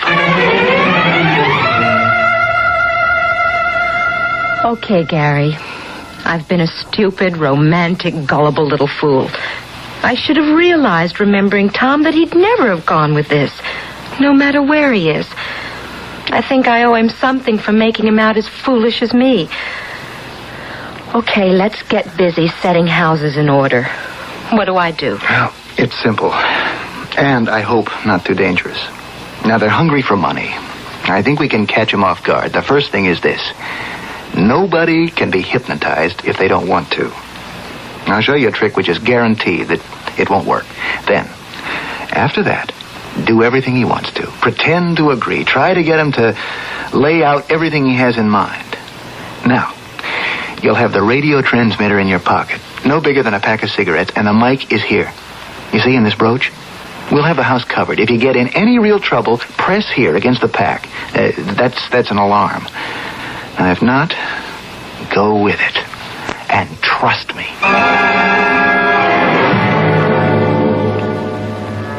Mrs. Meredith, I have missed you the last 2 days. I'm sorry. I was thinking. What were you thinking? About the money you asked for the temple. You may have it, if that is what Tom wants. Did you bring the safe deposit key as Tom asked you to? Yes. Does anyone know where you are today? No. Splendid. And you are ready to do exactly what I say, as your dear husband asked you to? Yes. Then sleep for a moment. Rest. Rest, my dear. I heard it all. Now? Now, we're packed. The car's in front. You have the plane tickets. We take her to Milwaukee. Once she has opened the box, she has to die. It is almost dark. Come. There is much to do.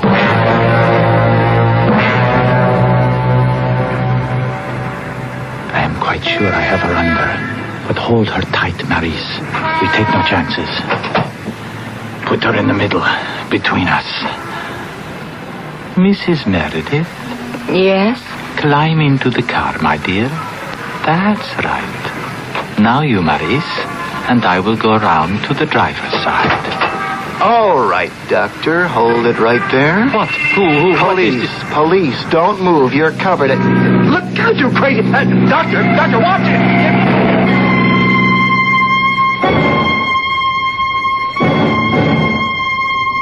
You all right, Tish?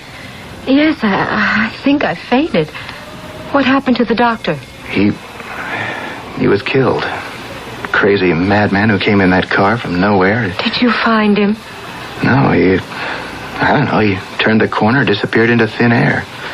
Just like the man who killed my Tom. No comparison. This wasn't much loss. But we'll find the car just like the Milwaukee police found the man who... Don't. The past is really dead now.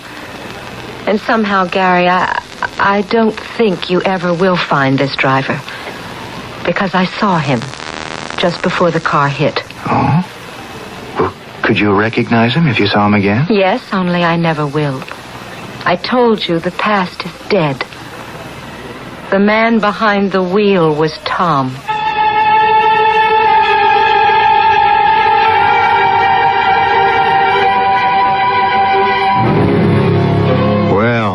There's poetic irony for you. Or is it? Was it only an illusion in the brain of a tired and tortured girl? Or could Dr. Pavat Krishna, meddling in powers beyond him, the powers of darkness and evil, have raised up from the supernatural the instrument of his own death? We'll never know, because Tish was right. The driver of the mystery car was never found. I'll be back shortly.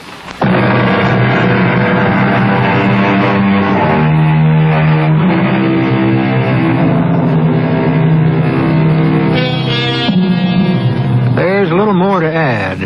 Maurice is no longer in the country, shipped out as an undesirable alien. Tish, being young, and time being the best of healers, found the best of use for those diamonds. They equipped and staffed a halfway house for young people to escape and shake their individual drug habits.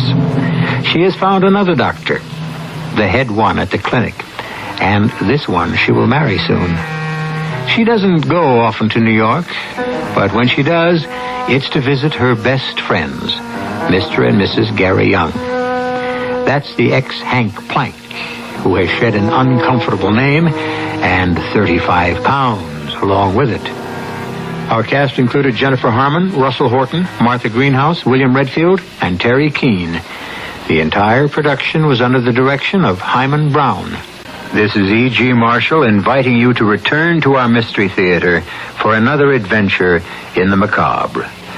Until next time, pleasant dreams.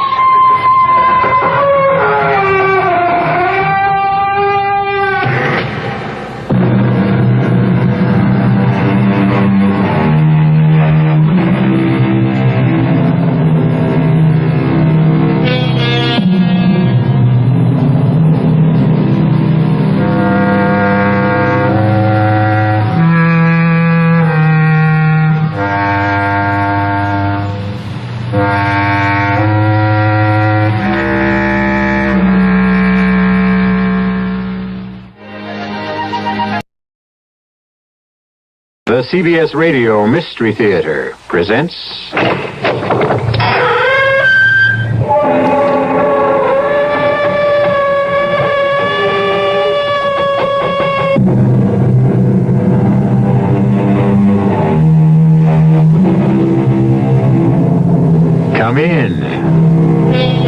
Welcome. I'm E.G. Marshall. Come in. What's that? Yes, it is rather dark in here.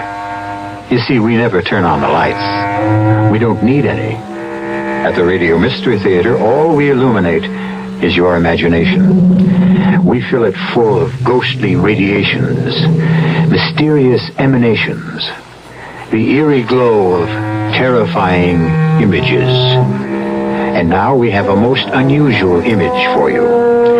The image of a doll.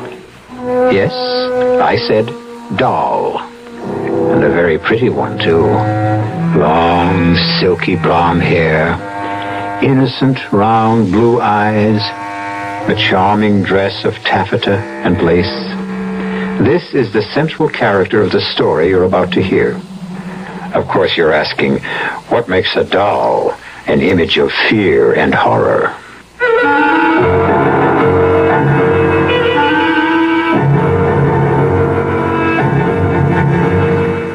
Our mystery drama, The Doll, was written especially for the Mystery Theater by Henry Slessor and stars Joanne Linville and Ross Martin.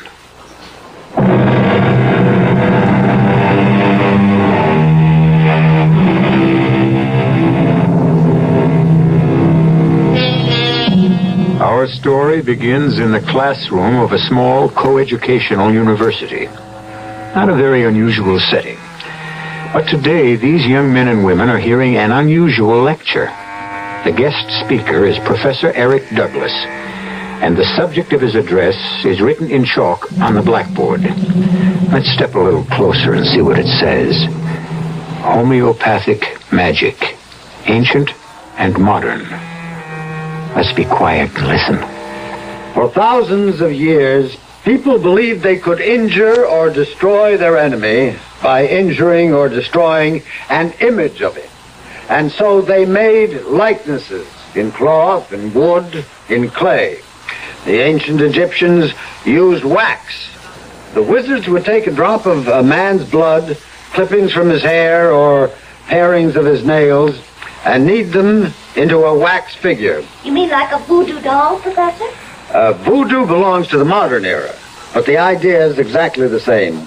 Once the doll was made in this fashion, the victim was at the mercy of the sorcerer.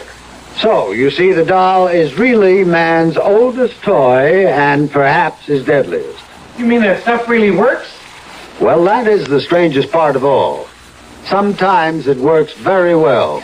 You've got to be kidding, Professor. Young lady, I wonder if you'd like to help me with a little experiment. Me, Professor? Yes, will you come up front, please? Now, just for the fun of it, shall we make a doll? Huh? All right, now let's see, what shall we use? Now this little towel will do fine. I'll just tie a knot to make the head. There we are. And now let's dress it up a little. Can you help me? How? Well, with some part of you, a hair from your head, perhaps. Now, how about something you own? That ring, maybe. May I borrow that?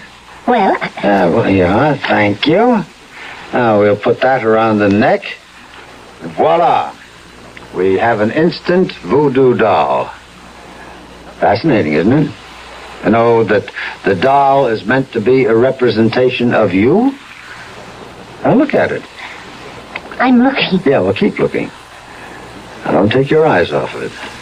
You can almost see your face in the cloth, can't you? It's almost as if the doll is you.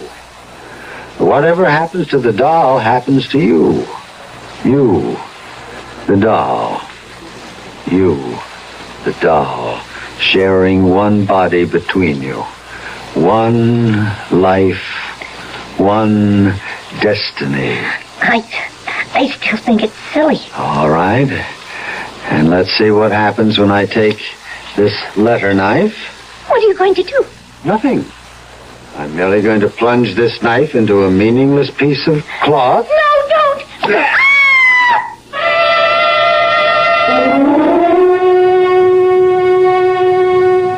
Prudence? Prudence? Prudence! You called me Professor? Yes, I want to know what you think of this record. Fred Cartwright sent it to me, claims it's an authentic Damballa ritual march. I could not say, Professor. I think it was probably recorded on Hollywood Boulevard. Well, that's enough of that. Well, what's become of Laura? Isn't she home yet? She's just arrived, sir. She's in the living room. Oh. Laura, darling. I didn't hear the door. You're very late. Oh, I'm sorry, Eric. The match wasn't over until 6. It went 5 sets. And who won? You know you don't care the first thing about tennis. That's a young man's game, not for old birds like me. Oh, come on, stop that. You're far from old. Oh, Prudence, I hope I didn't spoil your dinner. It's all right, Miss Fletcher. I'll go see to it now. Eric, why won't she ever call me Laura? Oh, it's just her way. You know how it is in the islands. A servant's place is a servant's place. Tradition. It's more than that. It's resentment. You've got your father's sensitivity. Harry was always thinking that people resented him. Maybe he had good reason. He wasn't very popular among his colleagues. Your father was a renegade. That's why. One thing to investigate primitive cultures. That's an anthropologist's job. But to spend your life among them, to raise your child among them... No, I never complain. Well, you managed to turn out pretty happily. But you're, still half savage, of course. Am I? You can't fool me, Laura. You're still a child of voodoo, just like Prudence. No, don't be silly, Eric. I know you all right. When the full moon rises and the drums start to beat in the jungle and the serpent god Damballa raises his hooded head... Eric, stop it. What's the matter? I'm sorry. I have that awful headache. Again? Well, come on, let's take care of it. No, don't bother. I'll be all right in a moment. Best time to stop it is early. Right now. You listen to Dr. Douglas here, and we'll get rid of that pain in 2 minutes. Come on now. Lie back. All right. Now, just relax. Just remember how we've done this before. Yes. I remember. That's right. Now, shut your eyes, Laura. Think of your mind as a large, empty cavern. And in the cavern, you hear my voice. Very faint, as if I'm speaking to you from far, far away. Yes. You feel at peace, relaxed, happy. Your head is clear. Your pain is gone. Yes. It's gone. Oh, you're happy now, Laura. You're happy to be here with me. With me, my darling. Aren't you? Yes. I'm You love me, Laura, don't you? Not in the way you loved your father. You love me as a man. I'll say it, darling. Say, I love you, Eric. I love you. Say my name, Laura. My name. I love you. What is the matter with you, Prudence? I'm sorry, Professor. The dish fell from my hand. What is it? What happened? Nothing, my dear. You're fine. You're just fine. Prudence just dropped something. I came to tell you that dinner is ready.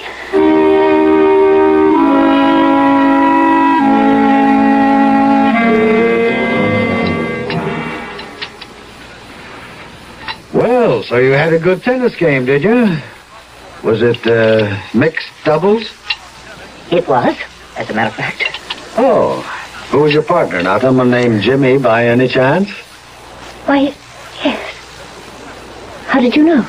Oh, well, no mystery. You spoke his name while you were hypnotized. Who is Jimmy? Well, his full name is Jimmy Collins. You known him long?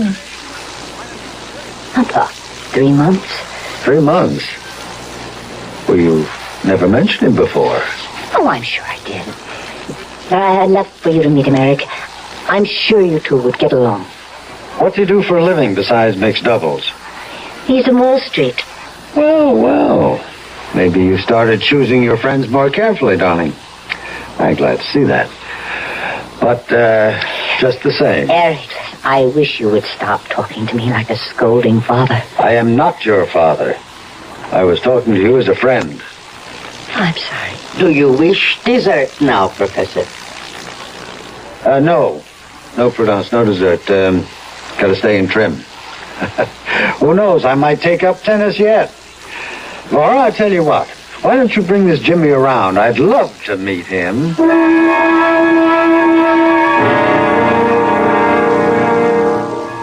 No, I'm afraid I don't know much about Haiti, Professor Bernstein. I've never been to the island. Oh, but of course Laura has told you of her life there. Oh, yes, she's told me all about it. In fact, you spent some time there yourself, didn't you? Yes, a few years. That's where I met Laura and her father, as a matter of fact. You can see that Eric brought back half the island. Well, I have my souvenirs, like this thing, for instance. What is that? Looks a little tacky to me. Well, they call it an Ouanga packet. It's a charm the voodoo men use for every purpose. Some good and some bad. We should throw out that awful thing, Eric. Well, it was a gift made for me by an old Mamaloi in Port-au-Prince.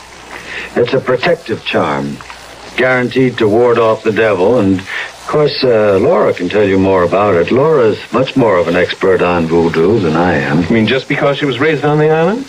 Well, it's an interesting primitive study, otherwise sheer nonsense, of course.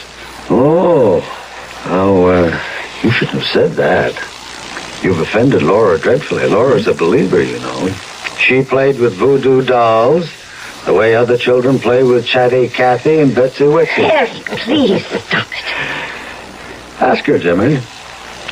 Go ahead, ask her if that isn't so. Oh, I'd feel very foolish asking that question. Oh, Jimmy, of course it isn't so. Well, that's good to hear, frankly. I mean, it'd be a heck of a thing on our honeymoon, waking up and finding an Ouanga bag in my slipper.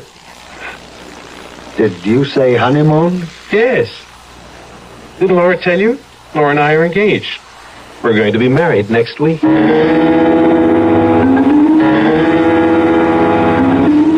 Professor. What do you want? It's late, Professor.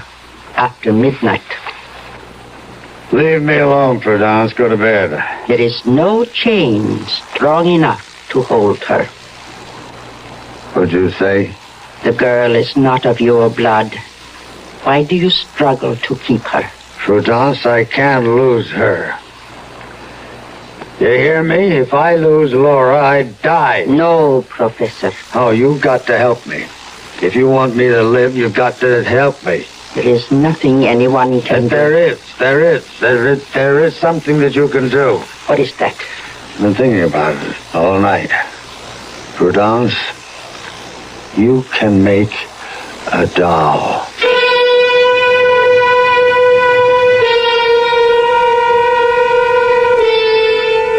Well, what have we here? A four-sided triangle?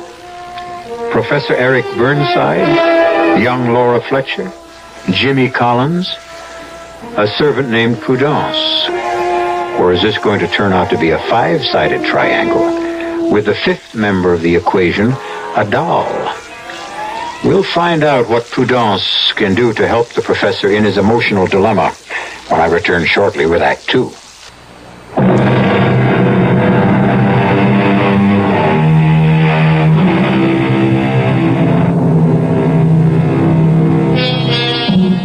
A week has passed since Laura Fletcher made her earth-shaking announcement to Professor Eric Douglas. The announcement which turned the professor's world completely upside down.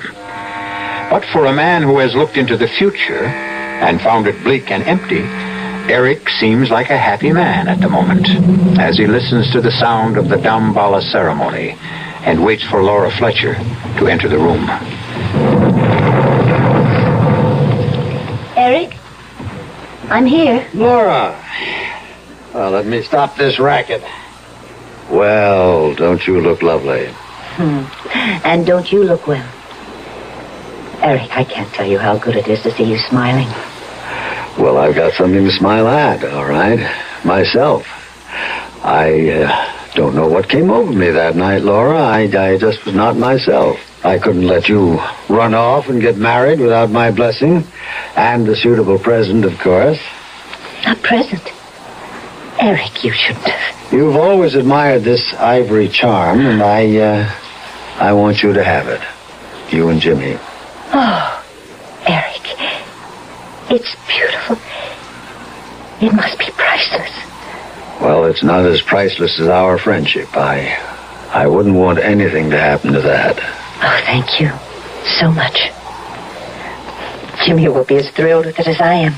I think we should talk before you go away, darling. I think we should talk about your father. What about him? I have to ask you this, Laura. Whether or not you've ever told your fiancé the full story. I've told him quite a lot. Including the way it ended for him? Don't talk about it now, Eric. Please. No, I still blame myself. I knew that Harry wasn't right in the head. I could see the signs. And I shouldn't have let it go as far as I did. Please, Eric. You know that I cannot bear to remember that time. I know. You were only 14, but you witnessed it all. His mad delusions. Don't. Oh, my head. Laura, what is it? It's the pain again? Yes. Oh, poor darling. Here, come on, lean back. It happens every time I remember my father. Shh. No, don't talk. Just lean back, relax, close your eyes. Yes. Thank you, Eric. Thank you. Now breathe deeply, darling. Deeply. Now you remember how we do this together. How we make the pain disappear. How you clear your mind of everything but the sound of my voice. Yes. You can't hear anything but me now, Laura. Just my voice echoing in your mind. You're asleep now. You're so deeply asleep that you won't waken until I tell you. You won't know anything but what you hear me say. Do you understand? Yes. I understand. That's it, my darling. Deep, deep, deep. Prudence? Prudence? Yes, Professor. I'm here. Bring it to me. No, Professor, this is wrong. Bring me the box, Prudence. Very well. Here. Yes. Yes, Prudence, a beautiful doll. That's a beautiful likeness. Laura? Laura? Open your eyes. Yes. What do you see, Laura? I see.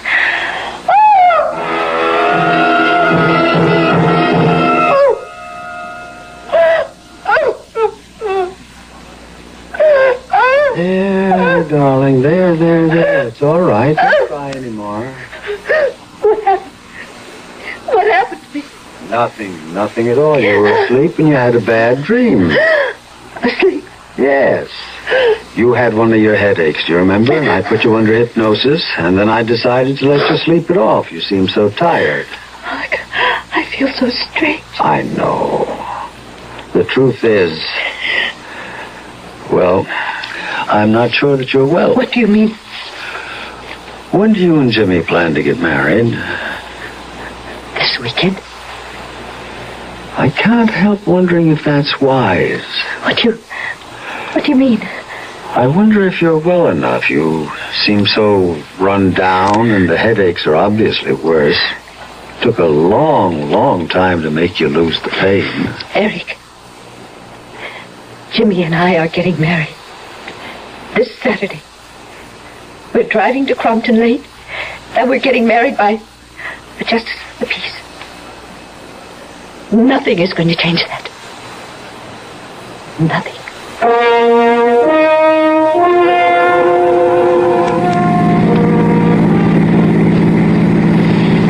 You sure you feel okay, Laura? Yes, I'm all right. You've hardly said a word since we started out. Well, a girl doesn't run out to get married every day of her life. I need time to reflect.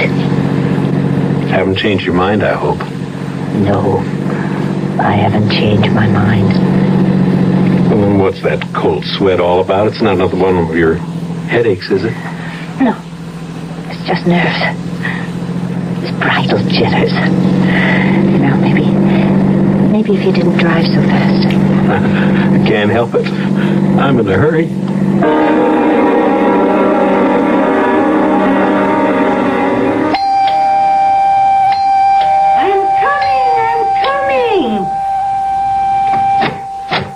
Have to rip the bell off the door, young man. I'm sorry about that. My name is Collins. I called this morning about the wedding. Oh, the judge is inside. He's near deaf as a post, so better make the I-do's good and loud. I intend to. Oh, come in. Come on, come in, folks. I'm will act as witness. Fine. Young lady, you stand here. That's the young man. Honey, are you all right? Huh? Oh, yes, I'm fine. You sure you wouldn't like a glass of water? Oh, no. Thank you. Steady, honey. It only hurts for a minute. Dearly beloved, we're gathered together here in the sight of God, in the face of His company, joined together this man and this woman, holy matrimony. What's wrong? Which is an honorable estate instituted by God, a little shortness of breath. signifying unto us this Laura. union as the church Christ and His church, which holy estate Christ adorned Oh, and Jimmy, purified His what's the matter? What's the matter? What? I've got this awful pain. This terrible pain.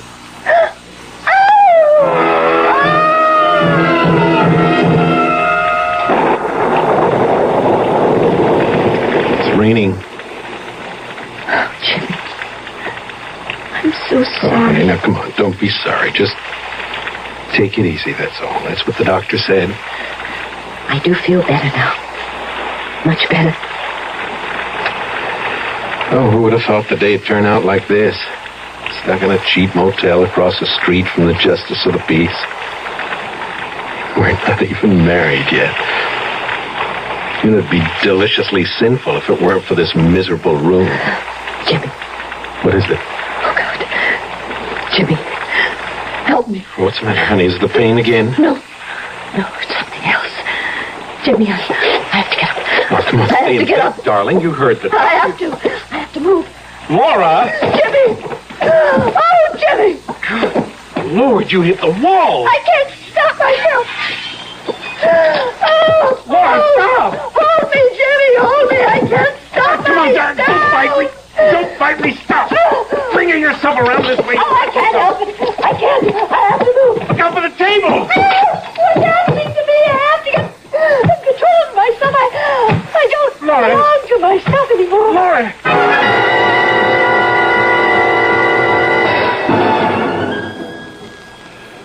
I can't tell you how sorry I am, Jimmy, but I also can't say that I'm surprised. Well, what do you mean?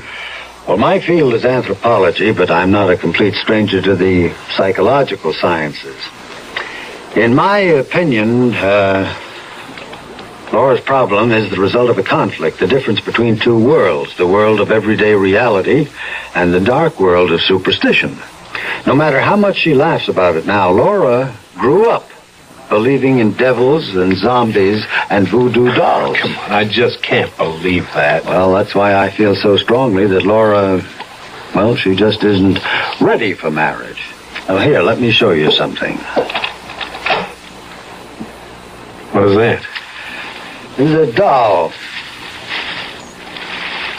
Now, as you can see, it's a very good likeness of Laura. Prudence is an artist of sorts. Your servant made this? Yes. It's her hobby. It's a sort of sculpture. But, what do you suppose Laura did when she saw this doll? She screamed. She was horrified. She thought it was a voodoo effigy. And whatever happened to the doll would happen to her. No, Professor, I'm sorry. I just can't buy that explanation. Yes, I was afraid that you wouldn't. Laura's too sensible. This is all such childish Would stuff. you care to test the theory? Test it? How? Yeah. Well, would you be willing to conduct a little experiment? I might. Depends on what it is. All right, I'll tell you. At exactly 9 o'clock this evening, I will take our little doll here and bring it to that fireplace. And I'll hold the doll over the flames, high enough so that it won't be scorched, but low enough so that it can feel the heat. Oh, dolls don't feel. No. Dolls don't. But Laura is another matter. You tell her what I'm doing. Tell her about the experiment. And then see how she reacts. I'm sorry, I don't like politics, Professor. I just want you to know what you're up against, Jimmy. Now remember, exactly 9 o'clock.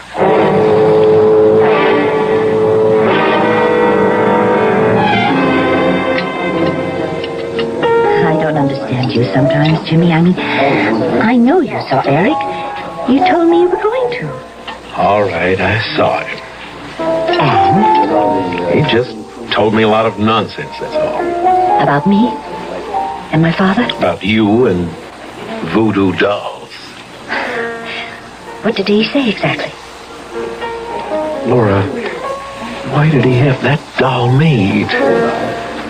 What doll? You know, the one that looks like you. What are you talking about? You said you saw it, didn't you? No. I never saw any such thing, Jimmy. He must have been joking. He must have been putting you on. I saw the thing, darling. You what? I saw the doll. It was about this big and obviously hand-carved and... Well, it did look like you, Laura. Same long blonde hair, blue eyes, very much like you. That woman knows how to carve. Woman? You mean Prudence? The servant? Yes, that's what he said. That she made the doll and that you actually think... Laura, you can't believe in voodoo. Not really. Oh, dear God. Then that explains it. That explains everything. What?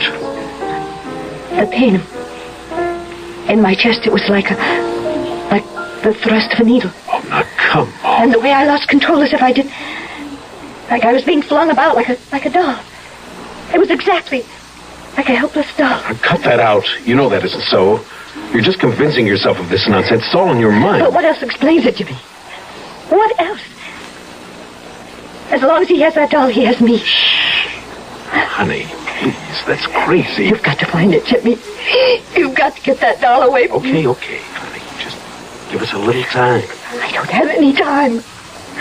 If something happens to that doll, I'll die. No, Laura, you can't really believe that.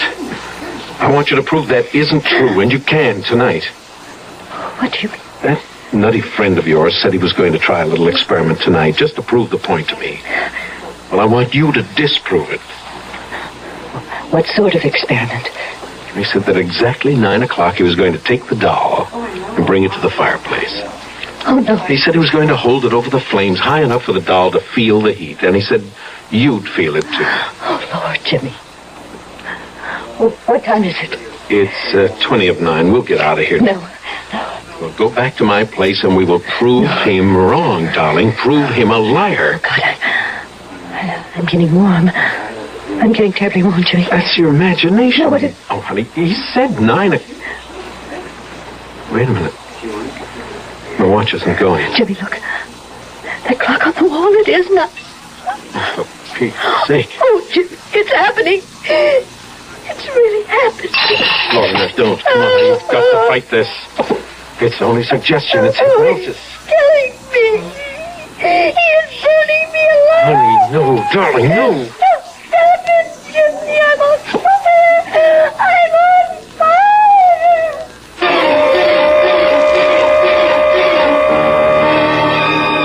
Yes, the mind is a powerful weapon. And when it's turned against ourselves, it's the most dangerous weapon on earth. Can Laura Fletcher find a way to stop her own mind from tormenting her and possibly ending her life? At least she isn't alone in the struggle.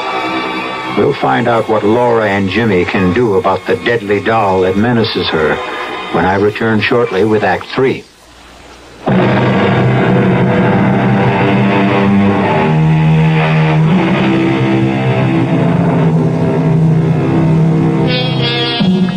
Professor Douglas's experiment has succeeded only too well. And it's also succeeded in convincing Jimmy Collins that something has to be done to save the sanity and even the life of the woman he loves. And that the best place to be in would be the home of Eric Douglas, his servant Prudence, and the doll itself. Oh. Hello, Miss Fletcher. Hello, Prudence. Is Professor Douglas home? No, miss. He's gone. Gone where? On a lecture tour. He took the early morning train not half an hour ago. When do you expect him back? Not for days, he said. Prudence, I have to talk to you. Please let us in. Yes, miss. Prudence, when my fiancé was here the other day, the professor showed him a doll. A doll, miss? He said you made it. I made no doll, miss. I saw it, Prudence. It was in a black cardboard box about this big. And he took it out of this break front here. I know nothing of a doll, sir. All right. Suppose we look for ourselves. Please, sir. Jimmy, is it there? Oh, it's empty. Please. I cannot allow this. All right, where's the doll, Prudence? I don't know. Please, you have to help me, Prudence. You don't know what he's doing with that doll. He's making voodoo magic with it. Do you understand? I am a Christian, Miss Fletcher. You know what I'm talking about. He's putting a spell on me, Prudence. He's using that doll you made to make me do his bidding. He wants to stop me from marrying. He thinks only of your happiness, miss. You are like his daughter. He is torturing me. Would a father torture his own child? You've got to help us find him, Prudence. You must know where he's staying. I'm sorry. I know nothing. All right. And the least you can do is give him a message. You tell him for me, for both of us, that his game isn't going to work. That Laura and I are leaving too, and we're not coming back. He'll never see her again. Did you get that? No matter what he does, he'll never see her again. Did you get that? No matter what he does, he will never see Laura again.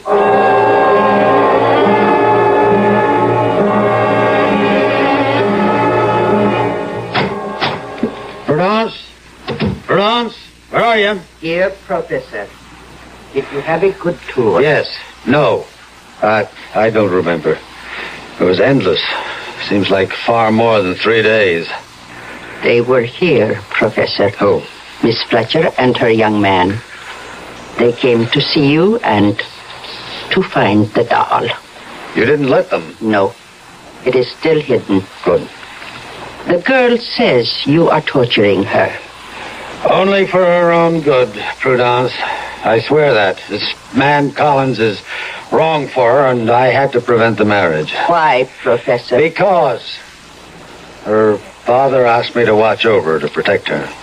That's why I asked you to make the doll, so that I could trick her into believing that I had some control over her. Nothing else would have worked.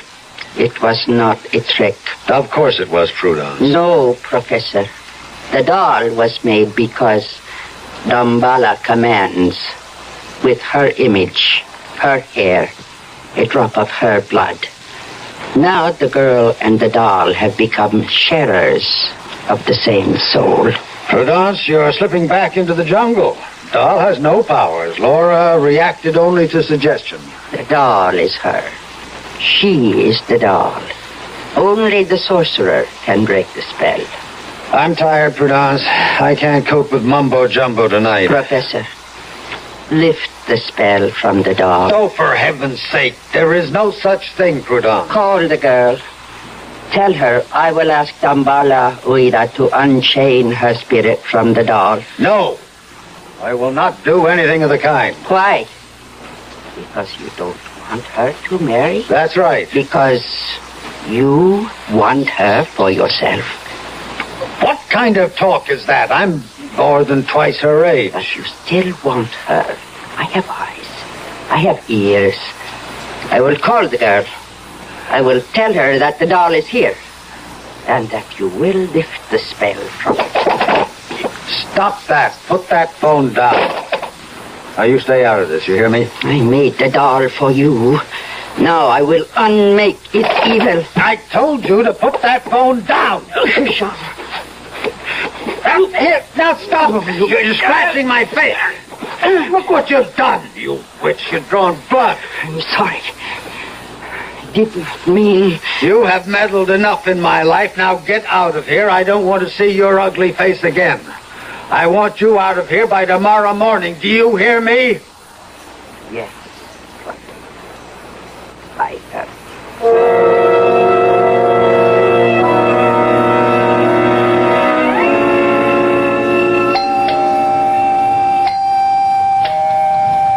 A moment. Laura. Hello, Mary. You know Jimmy Collins, of course. What are you doing here? Sorry to be such early arrivals, Professor. We wanted to make sure you didn't go off to another lecture this morning. I have nothing to say to you, Mr. Collins. Don't plan to stay long, Professor. Only until you give us that doll. The doll? That's right. For heaven's sake, you're really serious, aren't you? You really believe that doll has some mysterious powers? It doesn't matter, Eric. I'd just feel better if you'd let me have it. I know it's here. How do you know that? Who told you? Prudence called me. Prudence? Yes, very late last night. She told us that the doll is in the hall closet. In a black box. She lied to you. Woman's gone crazy. I had to fire her. Want me to look in the closet, Professor? How dare you? I could have you arrested for what you're doing. Eric, please. We've been friends. Friends for such a long time. That is a beautiful word, isn't it? Friends. Almost as good a word as father. That is all I ever meant to you. Oh, Eric. Let's have the doll, Professor. Oh, yes, the doll. The voodoo doll. Mr. Collins, I think that you are as mad as she is. Maybe I am mad, Eric. But I am afraid of the doll. I can't help myself. So please let me have it. I'll give you 1 minute to lead us to the doll, Professor. Oh, and then what will you do? Pump me full of lead? And I'll find it myself. In the course of it, I might break quite a few things. Quite a few things in the process. Things you may value. All right, I will show you the doll. There. Is that what you're after? It does look like me. I think I remember seeing it once before, but it's as if it was in a dream. I'll take that, Professor. Stop right there. What? Now, suppose I didn't give you the doll. Suppose I smashed its head instead. All I have to do is smash the head against this wall. One sharp blow, and the head is broken. The skull caved in. The pretty blue eyes shut forever. Ah, shall I, Laura? Harry, why are you doing this to me? You smashed my life, didn't you? You didn't care what happened to me? Oh, Eric, but I do care. You walked out with him. You left me for him. Well, here's what he... Then... Laura. Eric, what's the matter? Jimmy, what's the matter with him? My chest. Jimmy! It's a heart attack. I think he's dead. Oh, my God. Are you sure? Look at his face. Oh, no. There's no sign of a pulse. He's gone, Laura. Oh, Lord, just like that. Must have been the excitement. No, it was not. Prudence. The spell is lifted, miss. When the sorcerer dies, the spell dies with him. What's that in her hand? Prudence, what are you doing with that knife? It was the only way, miss. Wait a minute. She's got something else. Some kind of doll. Prudence, you didn't. His skin and his blood from my fingernails. His curse from my lips and heart. Oh, Jimmy. How horrible. She killed him. Oh, no, Laura, no. It was a coronary. Only a coronary. I think. Well, personally, I don't think I'll ever trust a doll again. Not Raggedy Ann, or Betsy Wetsy, or even that paper doll they used to sing about. Of course, there's no question in my mind that Professor Douglas died of natural causes as opposed to supernatural. There's a great deal to be said for the power of suggestion, which, of course, is why you're about to hear the following suggestion.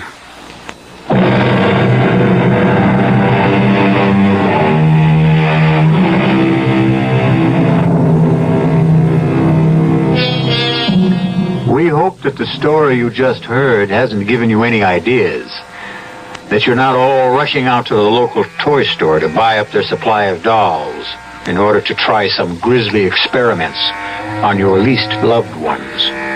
Take our word for it. It doesn't really work. But on the other hand, why do I have this sticking pain in my left shoulder?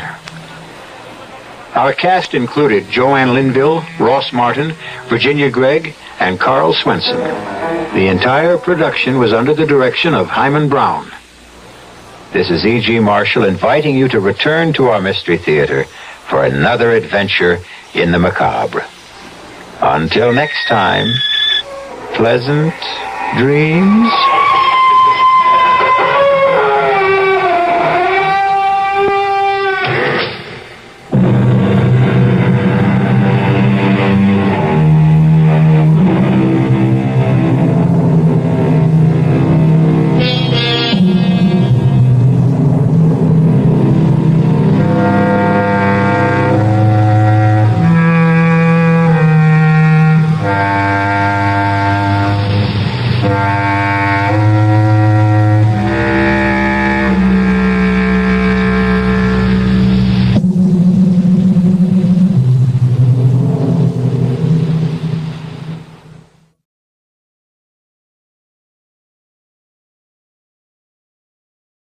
The CBS Radio Mystery Theater presents...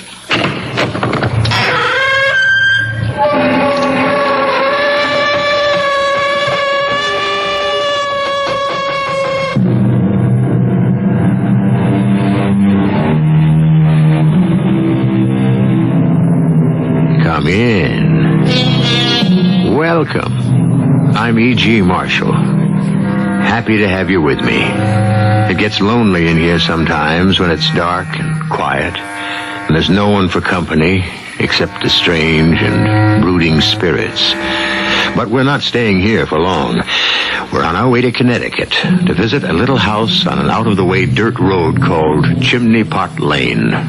If you're interested in country property, you might be interested in it. But then again, you may not. You see, the house is vacant. Not because nobody wants to buy it. The owner is afraid to sell it.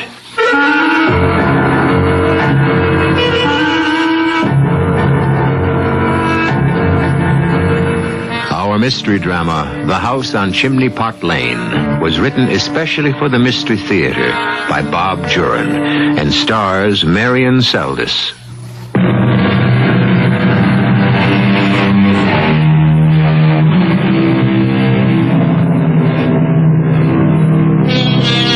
I'd like you to meet two friends of mine, Jim and Marion Sage. They're a playwriting team who have just had a hit play open on Broadway. They've been writing for years, living frugally in a small apartment in Greenwich Village, and at last they've hit the big time, as the saying goes. Their new financial security is making a dream come true, the dream of a house of their own in the country, where they could enjoy life while they continued to write their plays. And that's what led them to Connecticut and the house on Chimney Pot Lane. I'm Mrs. Green. Can I help you? Yes. You seem to be the only real estate agent in town, and we're interested in knowing something about a house. Oh, sit down, please. Thank you. I'm Jim Sage, my wife Marion. How do you do? Hello. We are the only realtors in this village, and we do have a lot of beautiful listings. We're interested in one particular house. We passed it this afternoon, peeped in the windows. It seemed to be empty, and we wondered if it's for sale and if you might have a key. We usually have our sign out in front of the houses for sale. Did you see it? Oh, no, there was no sign. Do you remember where it was? Oh, yes. It was the end of a narrow road called Chimney Pot Lane. Chimney Pot Lane? That house? Yes. We fell in love with it, and we were hoping... That house definitely isn't for sale. Oh, dear. Why is it vacant, then? The owner closed it up and moved to Florida. Well, I thought houses were at a premium around here. The house on Chimney Pot Lane can never be lived in again. Now you're going to say that it's haunted. We're not generally given to superstition here, Mr. Sage, but things happened in that house that no one can turn their back on. Like what? We don't talk about it anymore, but... Please. Well, there was nothing wrong until 5 years ago when a group of cultists moved into the house. No one knows what kind of things they were up to, but they left, and then things started. What kind of things? Well, the next family that owned it disappeared entirely. Just like that. I mean, water still in the tub, breakfast things on the table. Never heard from again. And, there was more? The next owner just abandoned it. Wouldn't tell anybody what happened. And finally, Ed Hagen, who owns it now, tried to burn it down, and, well, that was the capper. Capper? Now, the place wouldn't burn. Fire started in the kitchen, burned for almost an hour before the fire department was notified, and no more damage than one kitchen wall. That house is bewitched. Can you give us the address of this Mr. Hagen? He won't sell. Well, we'd at least like to ask. Very well. But you're wasting your time.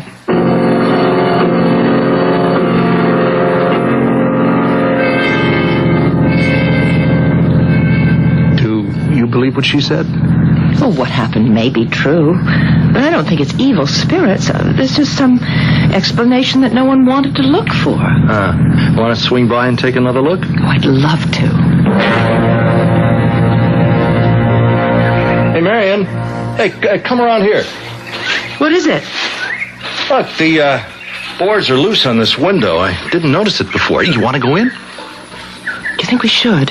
Well, Mr. Hagen's in Florida. We got to see the inside if we're serious about buying. Let's go. Good. And now this ought to come off easy. There you go. And I give you a hand up. It's not high. There. That's easy. Yeah. Well, here I come. We're in a pantry. Yeah, light's kind of dim. Come on. Hey, here's the kitchen. Oh, that's where the fire was, huh? It was strange, wasn't it? I mean, that the whole house didn't burn? Well, I still don't think black magic had anything to do with it. Look how charming. A sunken living room. Hey, with a fireplace. Paneling's in good condition, too. And a den, Jim. Look over here. Hey, yeah. Might make a good workroom for us. Oh, isn't it perfect? And a fireplace in here, too? Oh, I'm falling more in love with it every minute. Hey, check that circular staircase, huh? I can't imagine a better place for us, Jim. Oh, let's see if we can get in touch with Mr. Hagen. I'm with you. I'm ready to take it, evil spirits and all. And maybe we'll even write a play about it. Look, let's get back to the city. I'll try to call Mr. Hagen tonight. Okay. Yeah, thanks very much, Mr. Hagen. We'll have our attorney handle things. Thanks. Goodbye. It's ours? Well, that was Hagen's son. Old Mr. Hagen died last year. His son's only too glad to get rid of the house. How long will it take? A couple of weeks, maybe. I'll get Fred to handle the details. Oh, I hope we're in by Christmas. I'm going to ask Georgia to give us some advice on the decorating. Broadway's #1 set designer ought to have some good ideas for a country house with a resident evil spirit.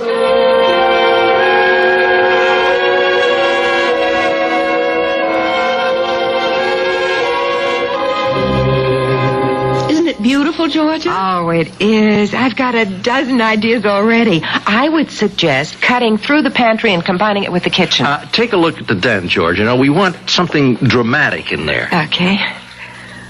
Oh, isn't this cozy fireplace bay window? Well, we're thinking of some sort of bold wallpaper. You see, that one wall is so... unbroken. Mm-hmm. Yeah, something dramatic. Hey! I've got it. How about a photo mural? Not a bad idea. Got something in mind? I do. You want a little flair. I think I've got just the thing. What? A jungle scene complete with lion, birds, ferns, vines. That sounds exciting. Do you know the photographer Elliot Mann? No. Well, he's an old friend from college. He's been in Africa and took some incredible shots. One would make a terrific mural for that wall. Well, let's take a look. I'll borrow some slides from Elliot. I think it might be perfect. It would certainly be unique.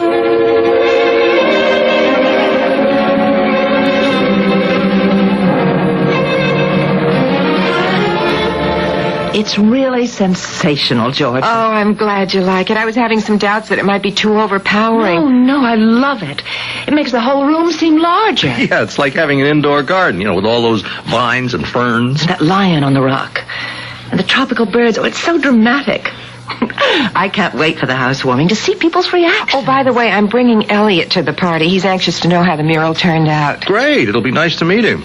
It's a week from Saturday, You two have certainly done wonders in the month and a half you've been in here. With your help. Well, the place was in pretty good shape. You haven't met up with any of those celebrated evil spirits, have you? No, not a one. The house is as normal as we are. Where there is something evil or psychic or whatever, you can usually sense it. We haven't felt anything but happiness in all the weeks we've been living here.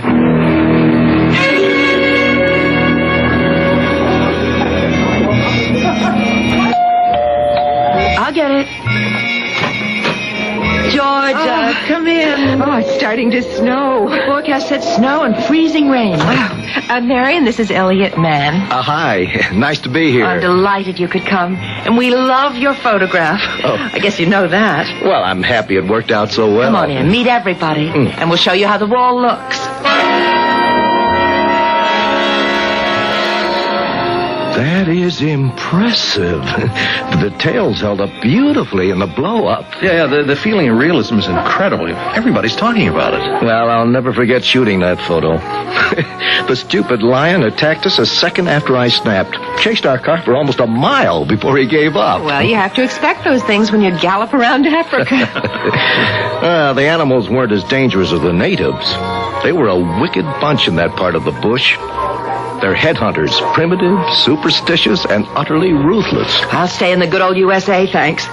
They refuse to be photographed, if anyone's foolish enough to get close enough to try. Why? Well, it's a common belief among many primitive people that the camera captures their soul. They're deathly afraid of cameras. Yeah, I've heard that. Needless to say, you didn't get any shots. Oh, not of the headhunters. It wasn't worth the risk. Hold on a minute. I think you might be mistaken, Elliot. What do you mean? I've never noticed it before. We've had the mural up for 2 weeks, but I just didn't see it till now. Look, through the leaves down in this corner. It's the face of a man. Let me see that. Oh, it's a face, all right. You probably didn't know he was there when you took the picture.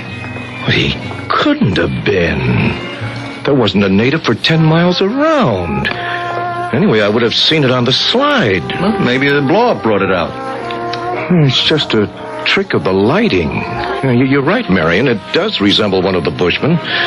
When you stand back, it looks like a face. It's just the pattern of the leaves and ferns. There's no real face there. Oh, yes, I see it now. It looks like the real thing to me. Well, you probably can find lots of images in those leaves. The dappled sunlight does it. Looking for things in the mural will give Jim and me something to do when we hit those writing blocks.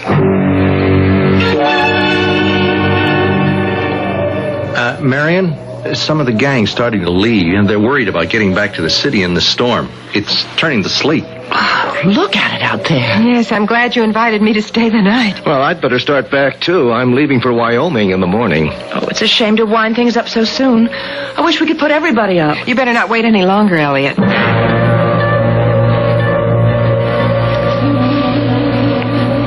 It turned to sleet, all right. It's a fairyland. Everything is ice. The sun on those trees. It's fantastic. And we're without a phone. The branches are down all over the place. I'm going into town. Oh, the joys of winter in suburbia. I hope the crowd made it back safe last night. Well, I'm sure they did.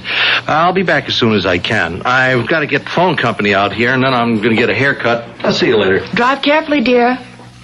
Let's take our coffee into the den, Georgia. Okay. I'll stir up the fire. There's some embers left from last night. Oh, it really is beautiful out there. The scene through the bay window almost looks like a painting itself. Georgia. What? Look over here. The face I saw in the leaves last night. Hey. Where is it? But that's what I mean. It's gone.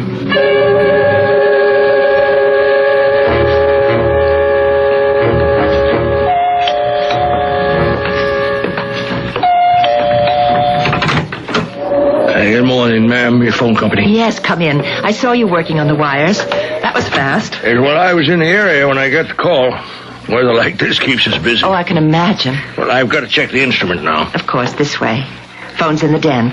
Would you like some coffee? No. Thanks very much. I got to get going when I check you out. Okay. The phone's right in there. Thank you. And if you change your mind about the coffee, just say so. It's already made. Thank you. Let's see here. Operator, this is Maxwell checking 0419. Right, okay. Let me get that down. 41 Chestnut Court. Okay, I'll head there next. Right. What is this? No! Get back! Get back! Get back! No!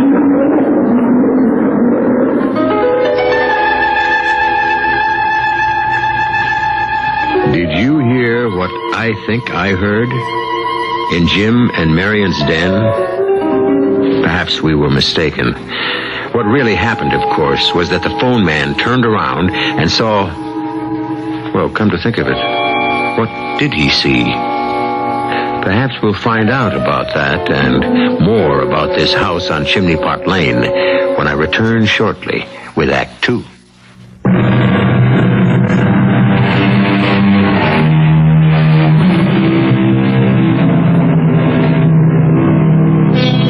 I'm happy you've returned. You see, as your host, I have to be here. And after what I heard a few moments ago, I'd just as soon not be here alone. Thanks for your company. I suppose you heard it, too, that ominous growl right in the middle of a pleasant Connecticut home, and it certainly gave our telephone repairman a turn. He couldn't believe his ears or his eyes. But then, here on Mystery Theater, lots of things happen that are hard to believe. And that's what it's all about, isn't it?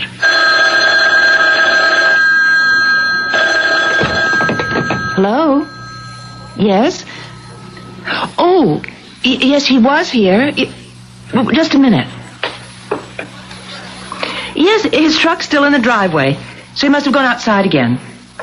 All right, I'll have him call right in. What's that all about? Phone company. They want to talk to the repairman. Did you see him go out? No. I left him in here checking the phone. That was at least half an hour ago. That's right. We've been talking in the kitchen. Jim came home. We wouldn't leave without his truck. Wouldn't think so. He must be outside. I'll look. I'll come with you. Jim, did you see anything of the repairman when you came in? No, his truck's out there, and I don't know where he is. Oh, come on. We'll have a look. Telephone, phone man? Are you out there? Hello? He would have answered. I just don't know where he went. I'll call him back and tell him. I thought he might be in the basement, but he isn't. Isn't that strange? He's not here, but where would he go without his truck?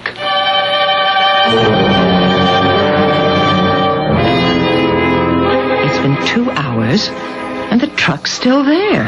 Oh, there's a car pulling in the driveway. It's a police car. What in the world? It must have something to do with the repairman. Jim, the police are here. Yeah, I see. There's someone with them. You better go out, Jim. They're looking at the truck.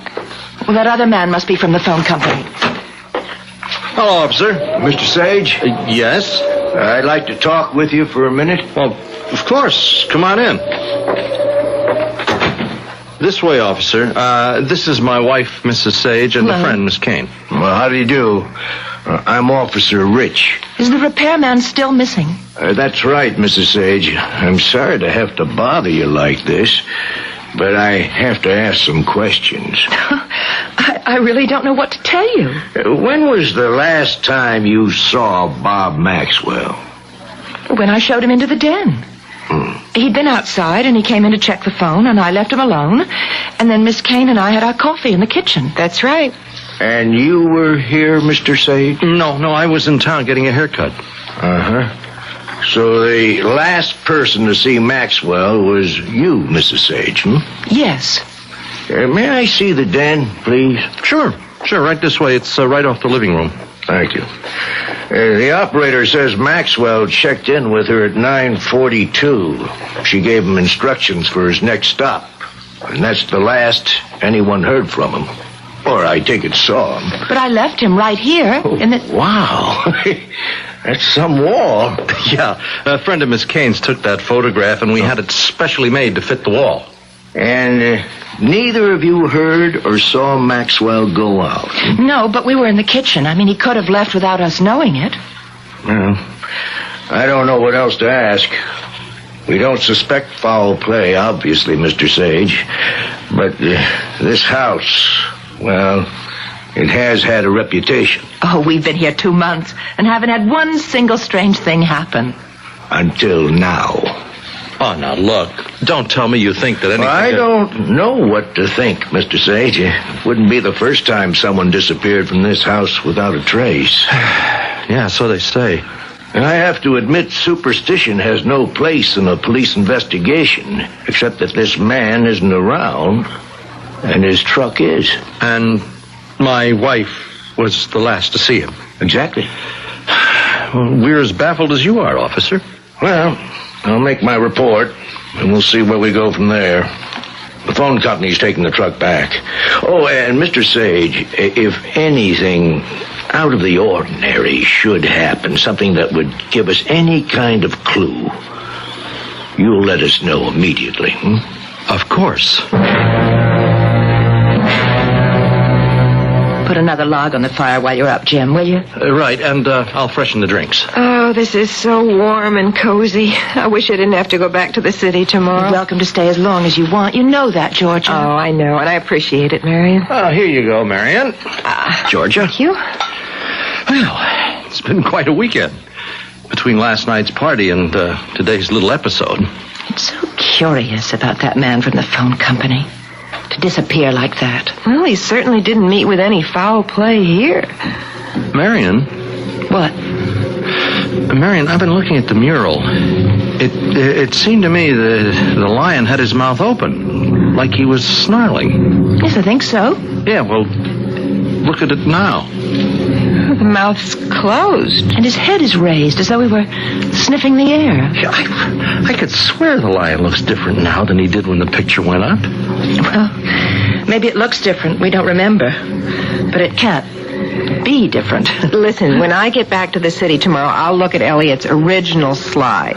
Yeah, that's an idea. Well, that ought to settle it. Fascinating the way the firelight makes the foliage seem almost to sway. Hypnotizing. Yeah, that's probably why we think we see things that aren't there. Like the man's face I saw last night. It was gone this morning in the daylight. Well, there's more in that picture than meets the eye. Looks like we'll have no end of fun with it.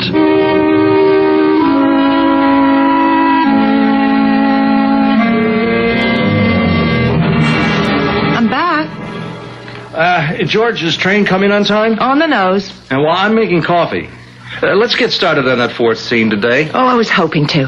I'll be in the den and bring in some donuts. They're in the bread box. What in the world was he doing over there in his bare feet?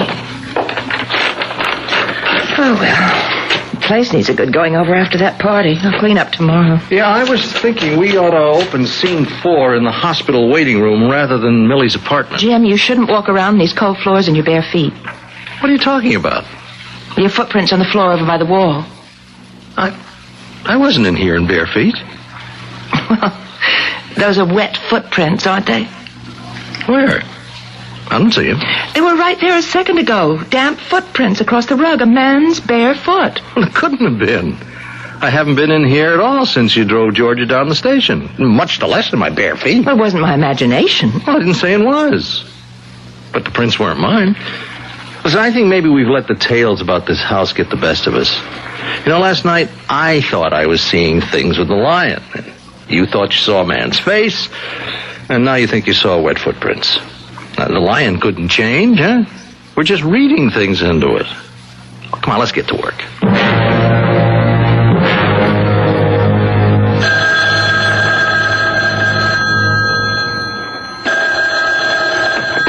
Hello? Marion, it's Georgia. Hi, Georgia. Listen, I've meant to call you for days, but I've been up to my ears in work. I went over to Elliot's and looked at the slide. Oh, yes, we were wondering about that. Must have been the firelight. The slide's the same as the wall. The lion has his head in the air and his mouth is closed. Yeah, I'm looking at it now. It hasn't changed. Is that funny? We should have thought that it was different. How are things with the house? Did that telephone man ever turn up? No, not that we know of. We haven't heard. By the way, Georgia, could you come up this weekend? Jim's going to Philadelphia to doctor a new tryout. I'd love the company. Sure, I'd love it. I need a break. Georgia? Hold on a minute, will you? Sure. Yes, it is. Georgia? Yeah, what's up? The face is back in the mural. What? I've been staring at the wall while we've been talking. It's there. The whole outline of a bushy head and face through the ferns, like the one I saw at the party. Elliot said that was a trick of the lighting. But remember the day after the party, it was gone. You didn't see it again, you mean? Yes, that's what I mean. See you Friday. I'll be up in the afternoon. Who's on the phone? It's Georgia. I'll call and let you know the train. Good, I'll meet you. And Marion, relax. I will. Bye, Georgia. Good idea to have her up here for the weekend.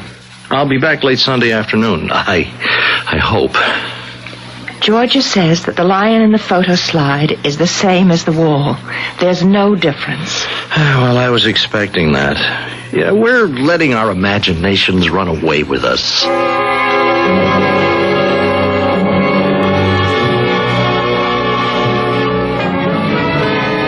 Leave the dishes, Georgia. Let's have some brandy by the fire. Oh, you don't have to twist my arm for that. It's probably Jim. He said he'd call when he got to Philadelphia. Oh, he made good time. Or bring the coffee into the den. The brandy's in the liquor cabinet. I'll be right in. Say hi to Jim for me. Hello? Hi, honey. I thought it would be you. How are things with you? Just finished dinner. Everything is all right, isn't it? Of course. Well, I'm glad George is there. See you Sunday.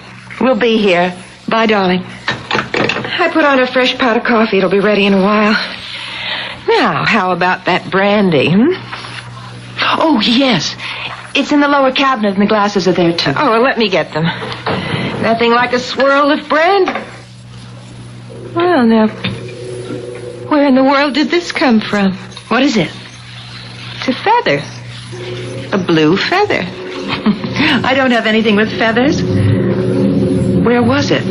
On the floor. I picked it up right here. Exactly under that bird in the mural. What do you mean? There has never been a feather in this house. I can't stand them. You think that... Oh, Marian, it can't be. Look at the bird. Look.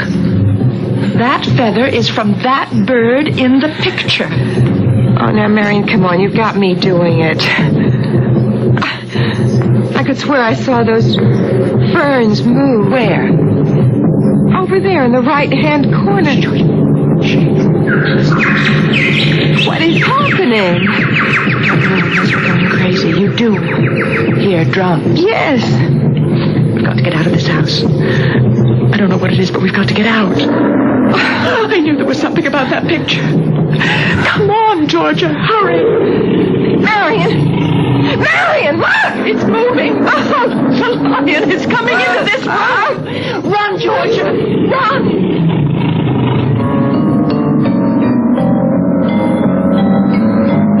Well, the big cat is out of the bag. Now we know that all those things Marian was seeing, the face of the man, the different face on the lion, and most recently the feather, weren't figments of hers or anyone's imagination.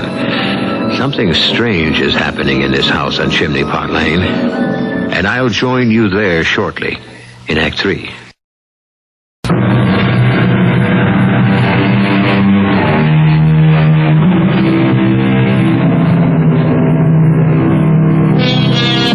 I told you I'd meet you back at the house on Chimney Pot Lane, but I'm afraid that's not where we're going now as we begin Act 3. Did I say a moment ago that something strange was happening in Marian Sage's den? Strange? It's downright terrifying. Run, Georgia! Run! It's attacking! This way, run! It's gonna kill us! What is happening, Marian? What is it? I don't know. We're surrounded by the jungle. No, keep going. Oh, dear heaven, what's happening to us? So slippery. Georgia! I tripped on that vine. Let me help you. So it's all right. He's turned back. He's not following us anymore. Where are we? Where's your house? No any more than you know, Georgia. We're in the jungle. But how or why? 1 minute we were looking at the wall, and then here we are. This has got to be some kind of hallucination. This is not happening to us. The line you tripped over is real enough. Your ankle is bleeding. I hadn't even noticed. Maybe you're right about moving. But it's so dense. Which way do we go? And where?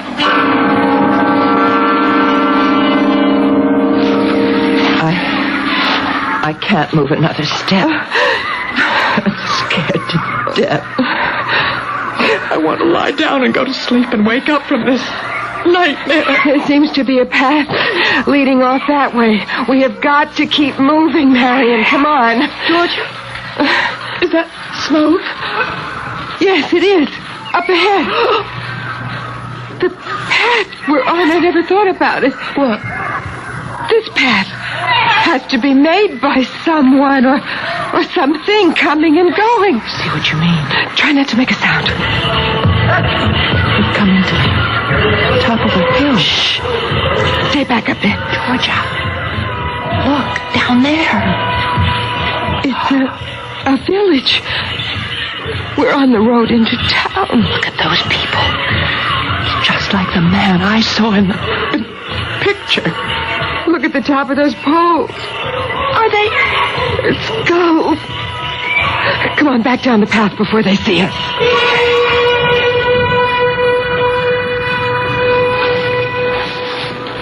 How far do you think we've come from the village? I haven't the slightest idea. It's so hot. Humid. I can hardly breathe. We're going to have to find some kind of shelter. Yes, it's starting to get so dark. Yes, and there's no telling what comes out at night in this place. Georgia? Huh? Listen. Sounds like water. It is. A Up ahead, a waterfall. Well, at least maybe we could get cooled off. Oh, it should be fresh for drinking. Oh, isn't that beautiful? Don't get too close. Those rapids are full of rocks. So cool. Marion? Look over there. On the other side. What do you see? It looks like a cave just under the bank. Yes, I see it. It might be a safe place for the night.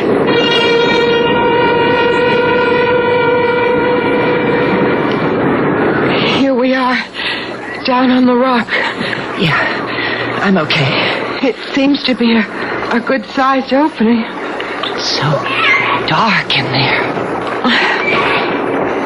Maybe there's something in there. Oh, wait, my cigarette lighter in the pocket of my slacks. At least we'll know what we're getting into. It's not bad at all. It's like a large room. Someone's had a fire in here, too. We're not the first tenants. Georgia, there's some kind of animal lying over there in that corner. We better get out of here fast. It's not moving. Georgia, don't go any closer. What's the matter with you? Marion! Look!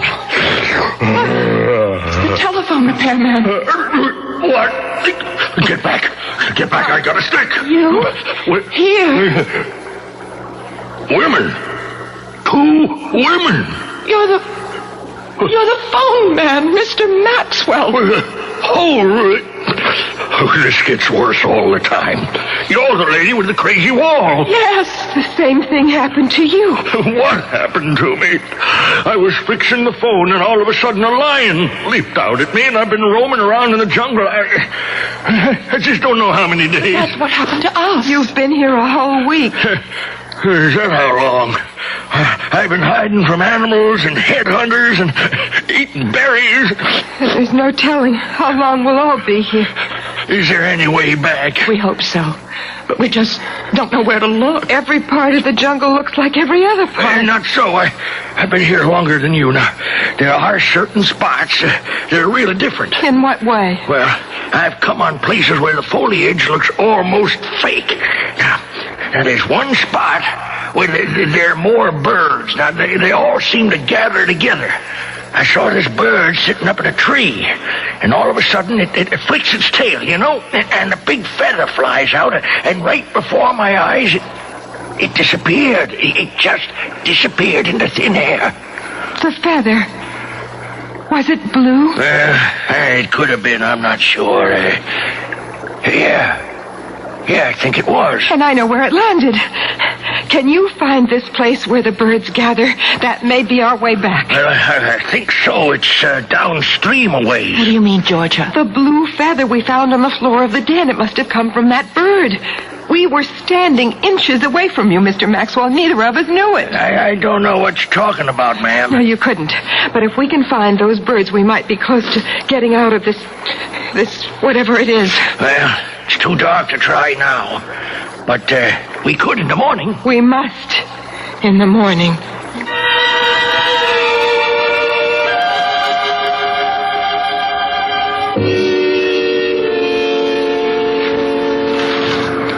Is it much further to where the birds are?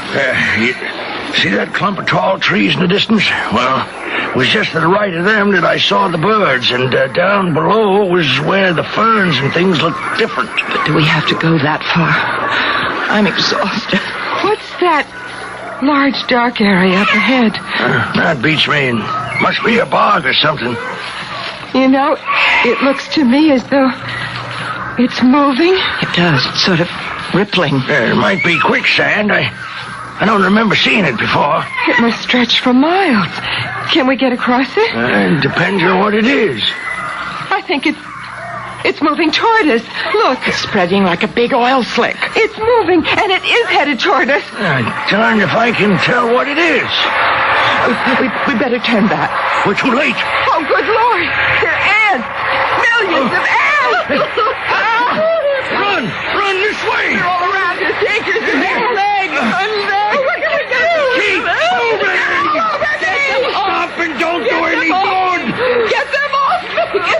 Get away, you devils! My hair! Come on, back! One chance! Get to the river! Run!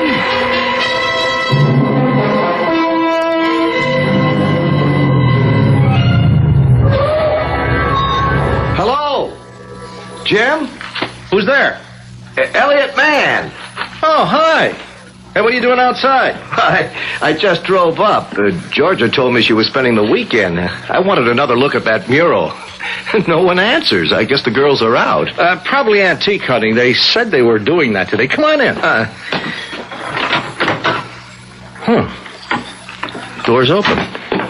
Not like Marion to leave without locking the front door.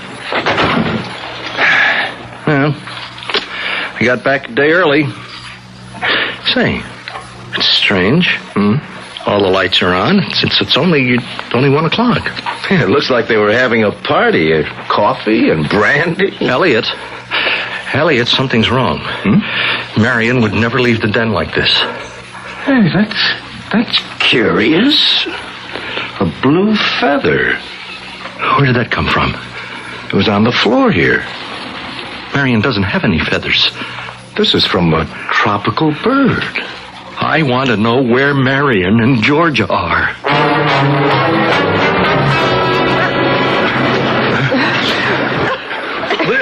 We're almost to the river. I don't think I can go another step. Oh, you can. Help! Come on. We're ahead of the devils. It's just a few more yards. That's it. Now, into the water. We're safe from them now. It's not far to the other side. Just follow me. Here, I'll help you. I'm up. Thanks.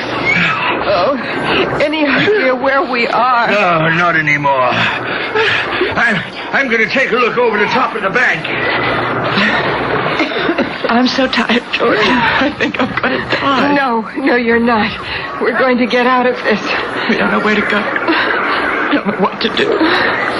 All this wandering around and being chased for nothing. Marion! Look. Through the ferns. Was that a man? Crouching? Yes. It's one of the headhunters. Well, there's nothing familiar on top of... Look over there. There's a headhunter looking at us through the ferns. Oh. What do we do? Stay still. He's alone. There he goes. He's running away. Yes, he's probably gone for help. We better get out of here before they get back. They know this place better than we do. We'll never escape them. Look, I don't want to end up on one of those poles. I wonder if we have any choice.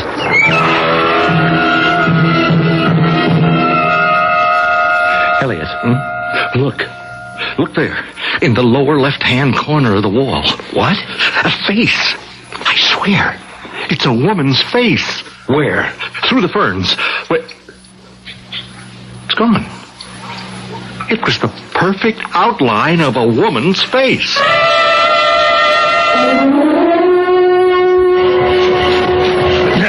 They're on their way. They'll probably try to circle around us and cut us off. They'll find us. They'll kill us. We have got to keep going. We can't get away from them. We can't. Up ahead. Look, the birds. That's the spot I told you about. We might find a way. No, I spear. I'm hit. Marion, help me. He's hurt. Oh. Past those trees.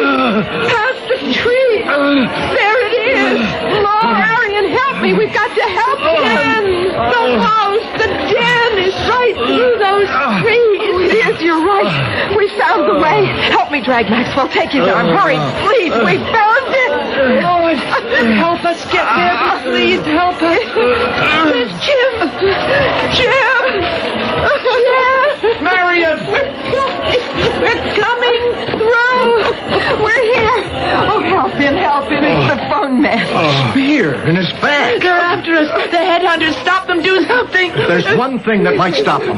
My camera's in the car. I'll be right back. They're deathly afraid of this. I captured more than their souls when I took that picture 2 years ago. Going back. They've seen you. All right, you devils. I got your souls once before. I'll get them again. They're disappearing. Look. The whole photo mural just going. It's fading away every time you shoot. I don't believe my eyes.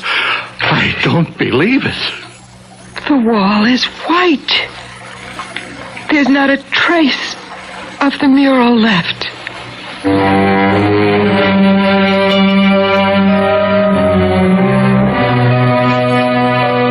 No one could explain what had happened. Had Elliot captured not only the souls of the natives, but the very soul of the jungle itself? Had the supposed bewitchment of the house brought it to life? Who can say?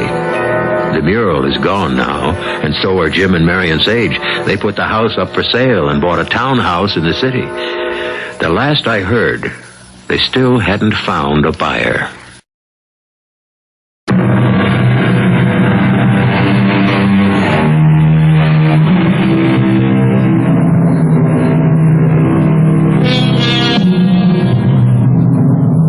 I happened by the house on Chimney Pot Lane a few weeks ago and peered through the windows.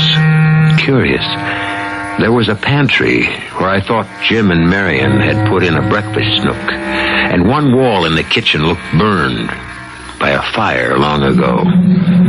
Well, perhaps they'll find a buyer soon. Any takers? Our cast included Marion Seldes, Terry Keane, Earl Hammond, and Sam Gray. The entire production was under the direction of Hyman Brown. This is E.G. Marshall inviting you to return to our Mystery Theater for another adventure in the macabre. Until next time, pleasant dreams.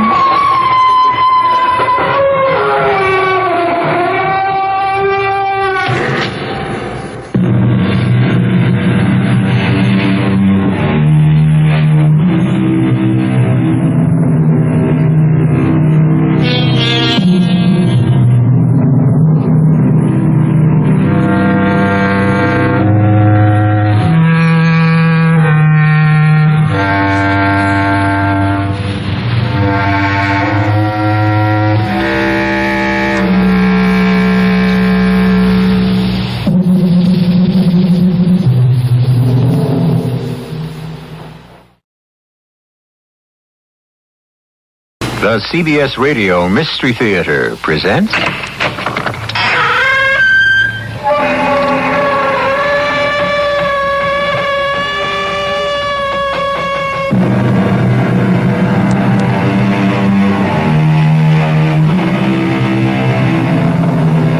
Come in.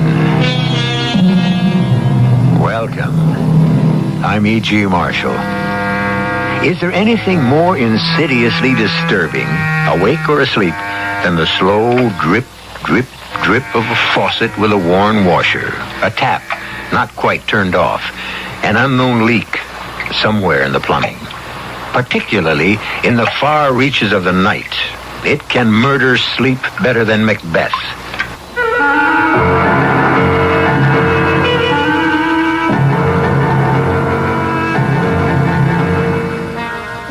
Mystery drama, The Lady of the Mist, was written especially for the Mystery Theater by Ian Martin and stars Rosemary Murphy.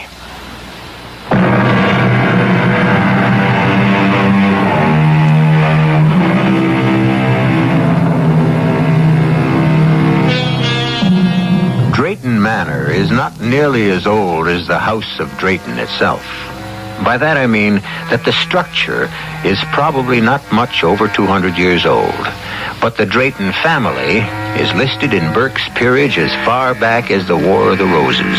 And the present house is certainly built on the foundations of the ancient castle which guarded the head of the lake and the river that feeds into it. But this is 1975, and once again, a remodeling is in order. I located the trouble right here, Lady Drayton. Miss Drayton, Mr. Giles. The title, such as it is, evolves only on the men in direct line.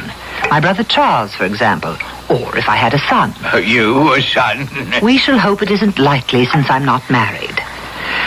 So, that great booming drip of water I hear in my bedroom is just caused by this leaky old faucet. All it is, Mum, but it bounces off the drain and makes it all echoey-like and strange from below. Can't we do something to stop it? My brother and his new bride have to sleep right under this. I tried a new washer, Mum, but the old stem is so warm. Can you stop the noise is the important thing. Oh, yes. All it takes is to be careful. Like when you turn off this here cold tap, you just gives it an extra little nudge, like, and she's tight as a drum.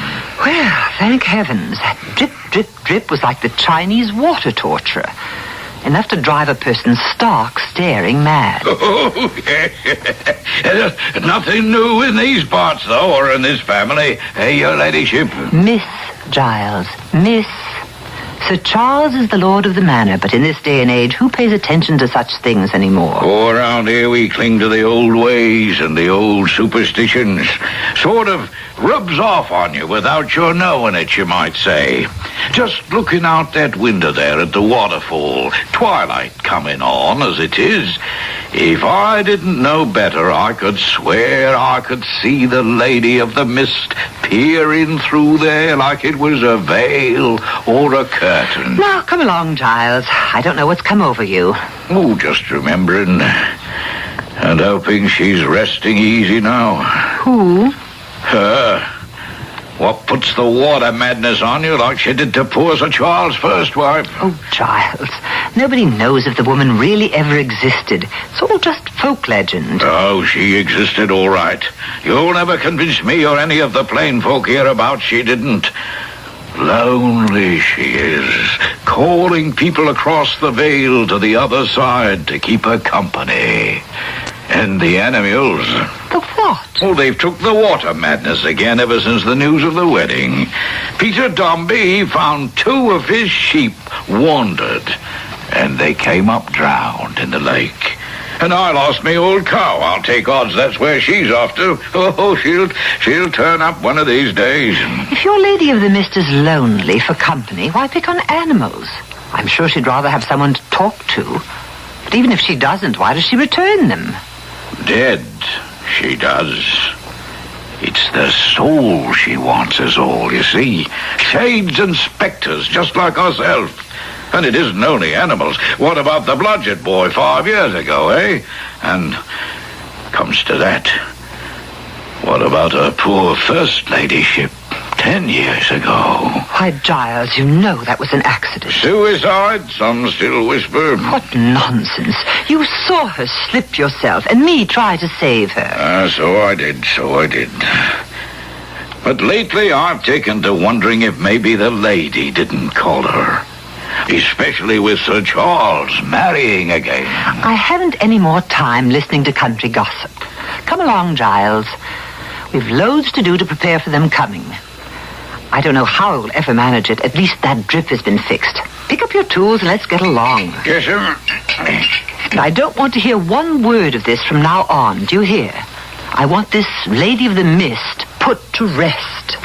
Oh, yes, sir. If only she'll stay there.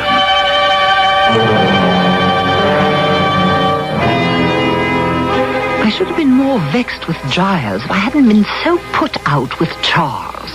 Of course, I was a perfect fool to have financed his little jaunt to Europe, and more than that, to let him go alone. I knew, of course, there would be women. There always are in Charles's life. But that he would get married again. Well, it was just like the first.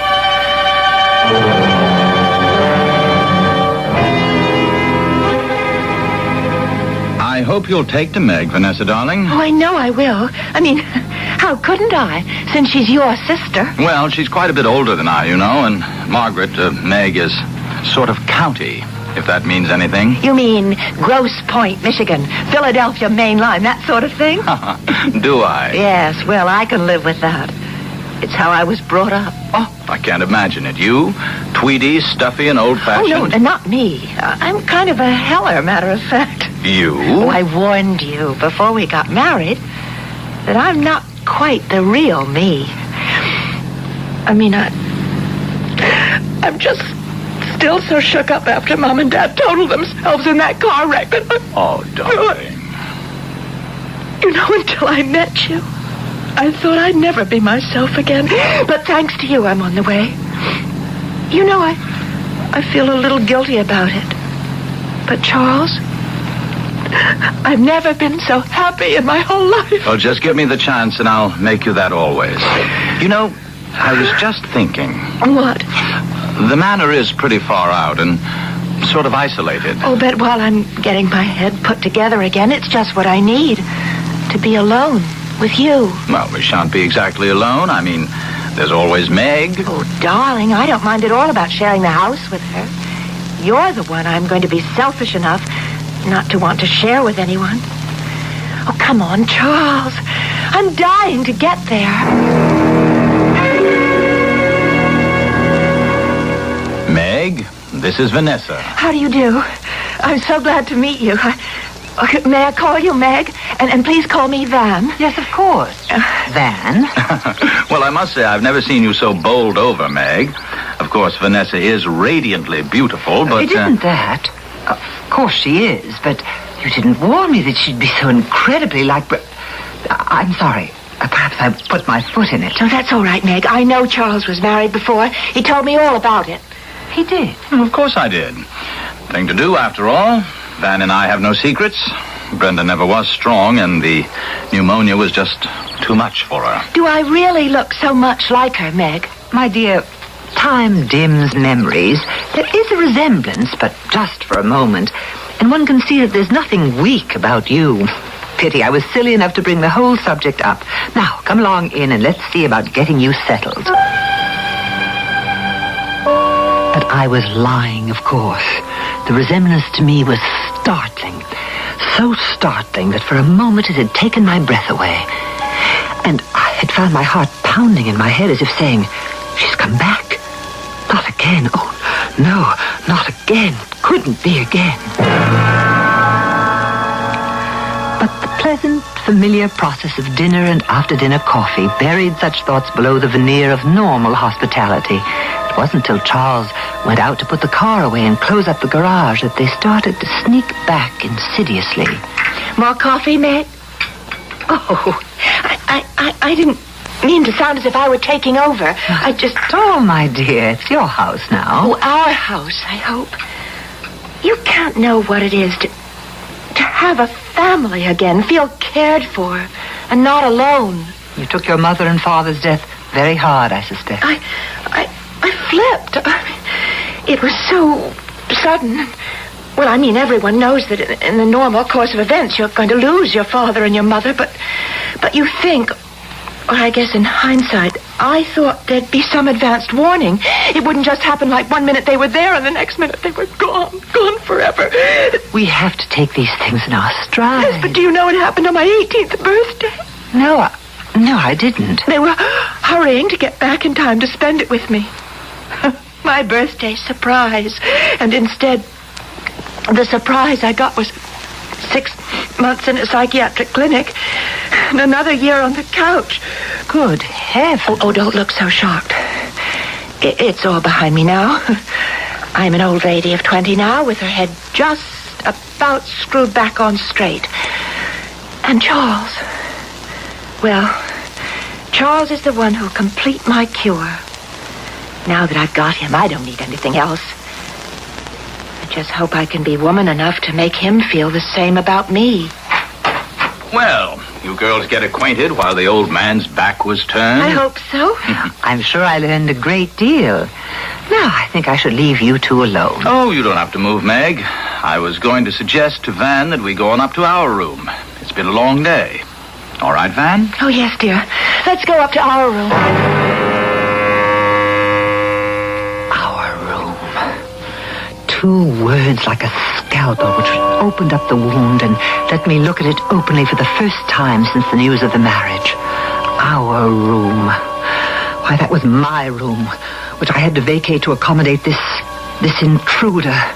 Worse than that, an intruder returned almost as a ghost to haunt me. Brenda, as she was 10 years ago. I crossed to the window and looked out.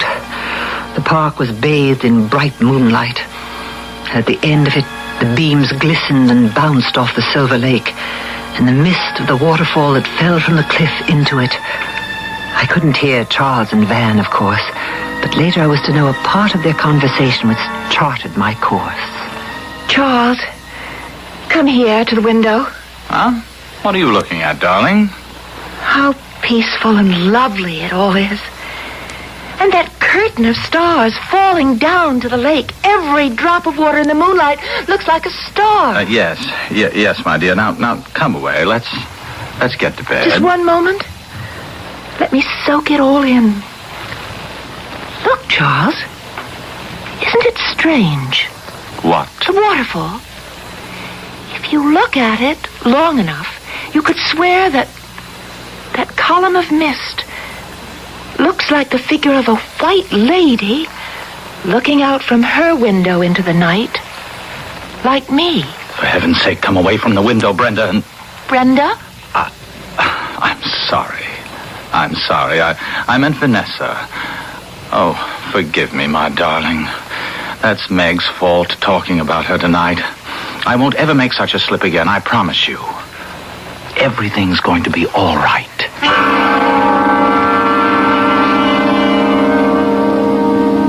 Do you really get that feeling that it isn't going to be all right at all? Ancient legends that people refuse to let die. A first wife who seems to be afflicted with the same problem. And a sister who seems to feel that her way of life has been threatened. Not a very auspicious homecoming for a new and young wife whose only search is for peace and love. I shall return shortly with Act 2.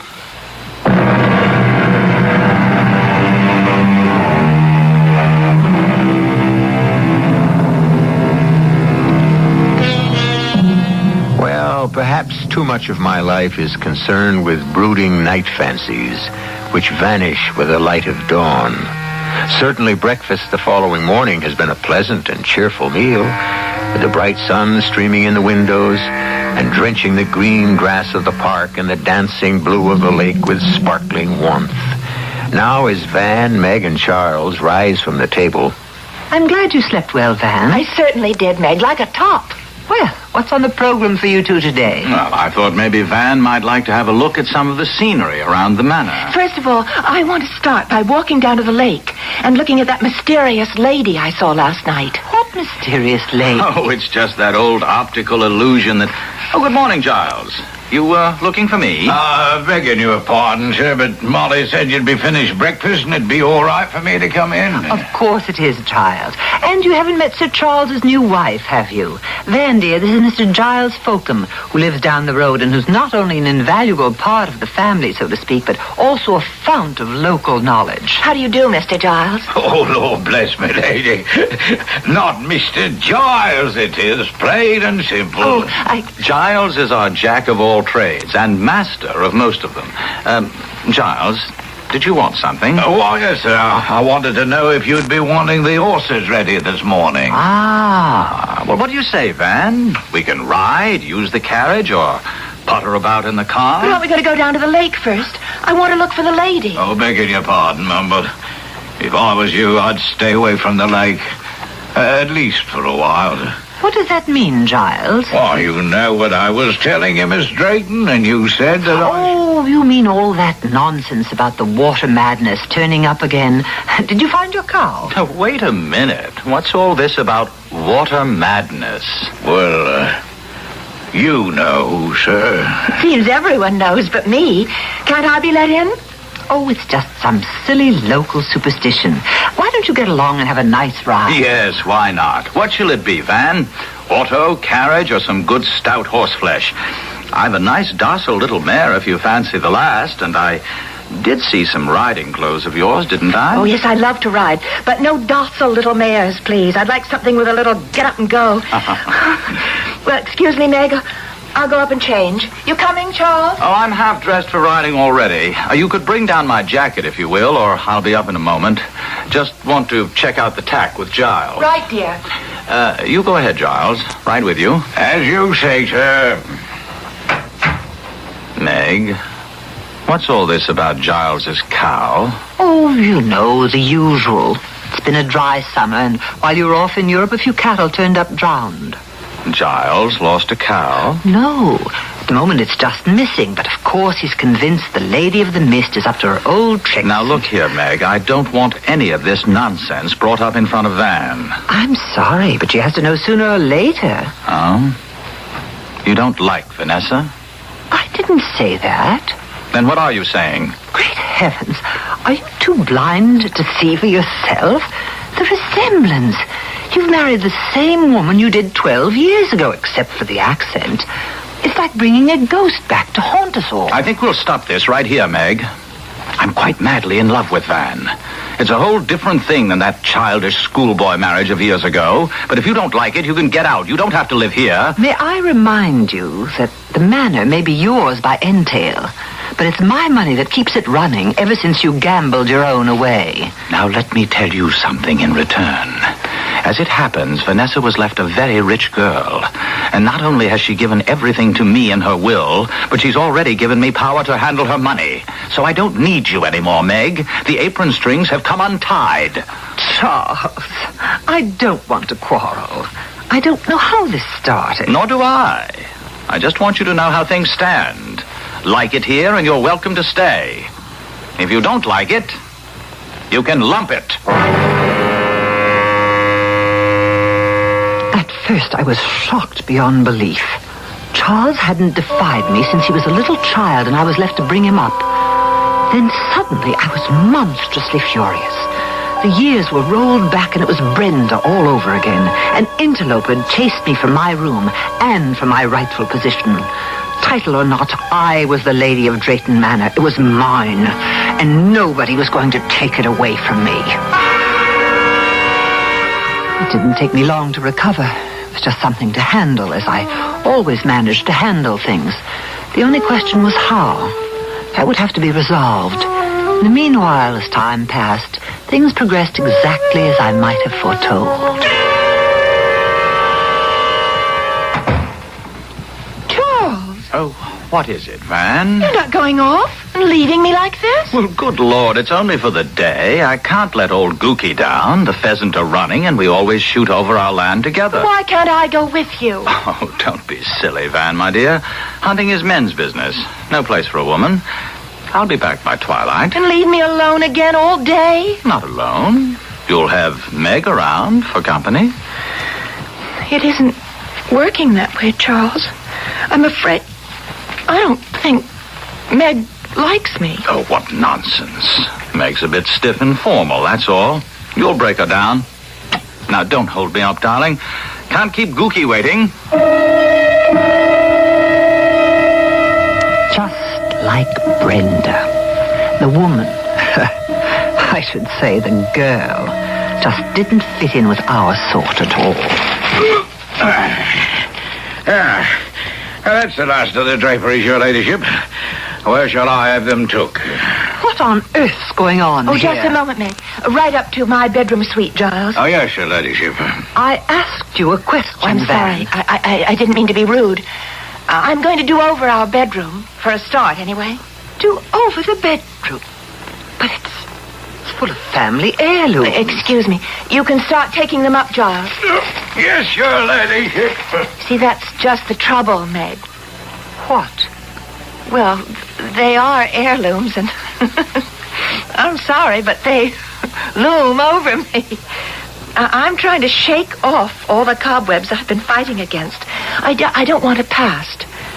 I want the future for myself and for Charles.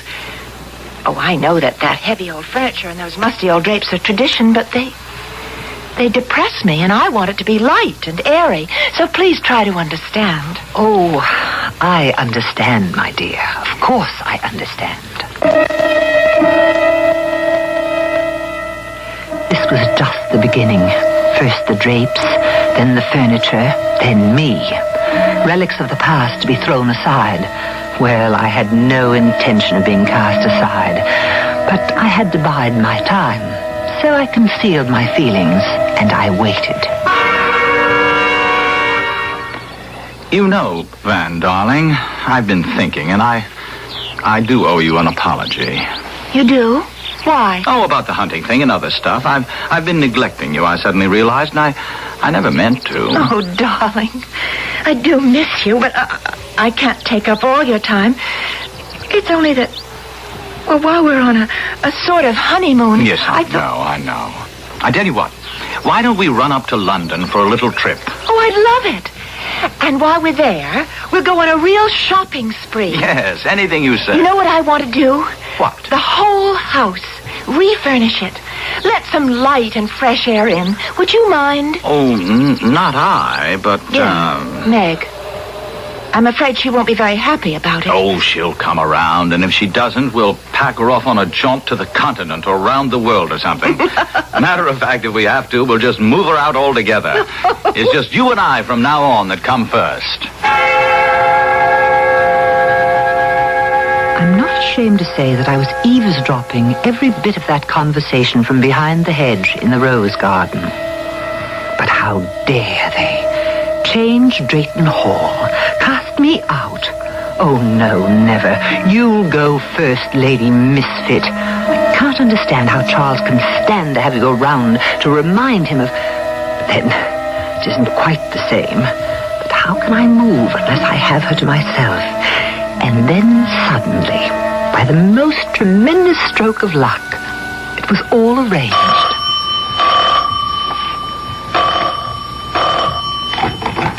Hello? Yes, this is he. What?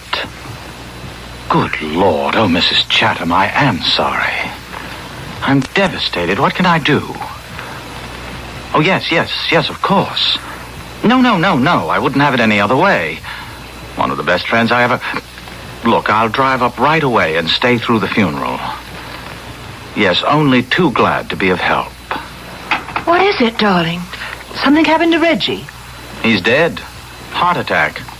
Just like that. Oh. His mother is in an absolute state. Can't take hold. Look, I'll throw some clothes in a bag and go there right away. I'll go with you. What? Oh, no, dear. Wouldn't work. Under the circumstances, much better I go alone. You will excuse me, won't you? And now I had her to myself. As soon as she was safely in her bed that first night, I started the water dripping. Not for long, just long enough to find out if it would waken her, and she'd hear it. I don't want to be alone again. Oh, Charles. Charles, I love you so. All right with you here, but when you're away, What's that? What's that sound? You're sure you didn't hear it, Meg? Not a sound, darling. It's a loose faucet or something, maybe in the plumbing. It's a strange sound, and Don't it just you worry. We'll have Giles get rid of it. Matter of fact, why don't we stroll down to the lake right now? What's he doing down there? He's installing a little present from me to you. Present? Yes, a light, so you can illuminate your favorite waterfall and the local legend. The Lady of the Mist. Oh, I'd forgotten about her. Yes, let's get out into the air and listen to some pleasant-sounding water. And maybe you could tell me the legend about her? Delighted to, dear. And Giles can add his own embroideries. He makes it quite an adventure, like listening to a ghost story on a windy night when one was a child. I had to move fast. Hadn't much time, and I could see my way to removing Vanessa from my life and hers.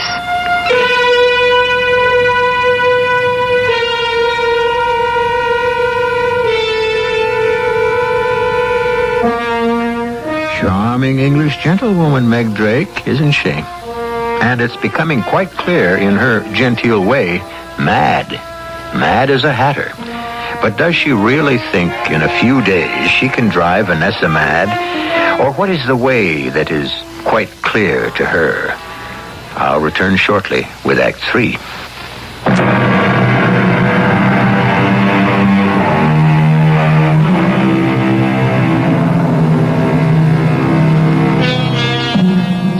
here we go with Meg leading Vanessa down the garden walk, in more ways than one. And now, the closer we come to the waterfall, which looks so charming at a distance, and whose gentle sound is muted and not heard at the manor, a different picture of it emerges. The terrain is lovely, the soft screen of water that falls a truly beautiful curtain of mist, and the lake stretching beyond, smooth as glass.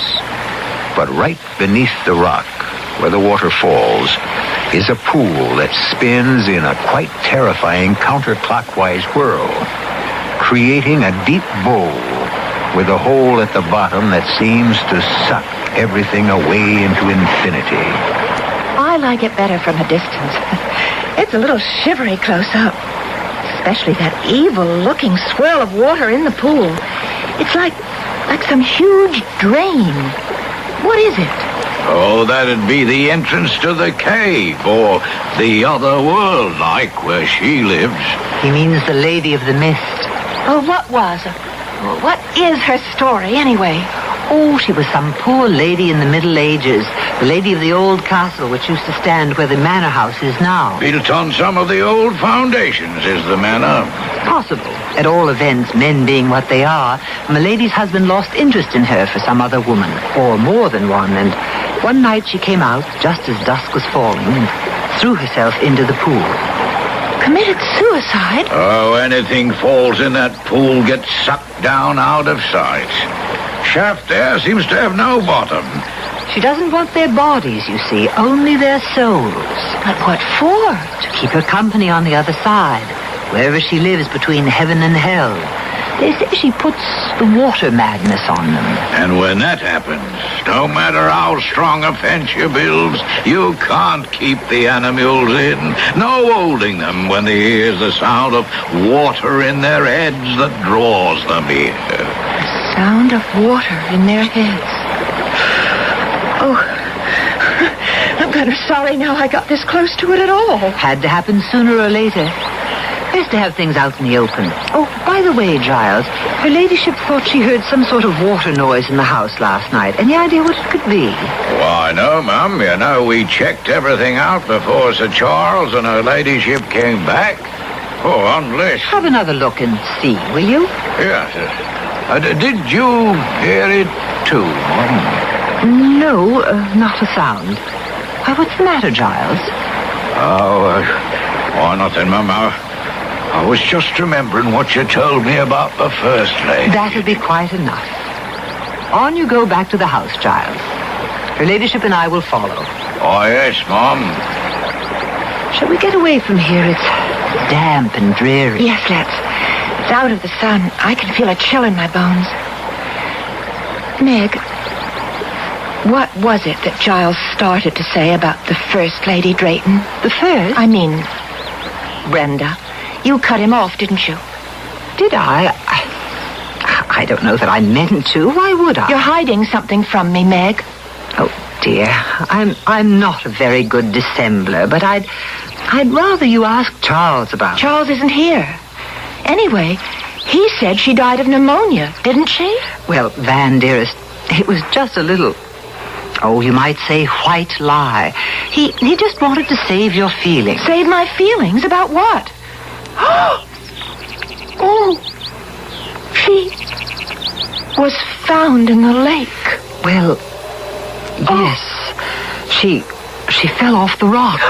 Oh, dear, I didn't want you to know. Charles will be very annoyed with me. It was an accident? Well, now it's out, I suppose you might as well know all the way. It was suicide. Both Giles and I saw her, but were too late to stop her. Oh, how awful. But why? Why? I think we've talked enough about it. If you don't tell me, I'll get it from Giles. It's a silly theory.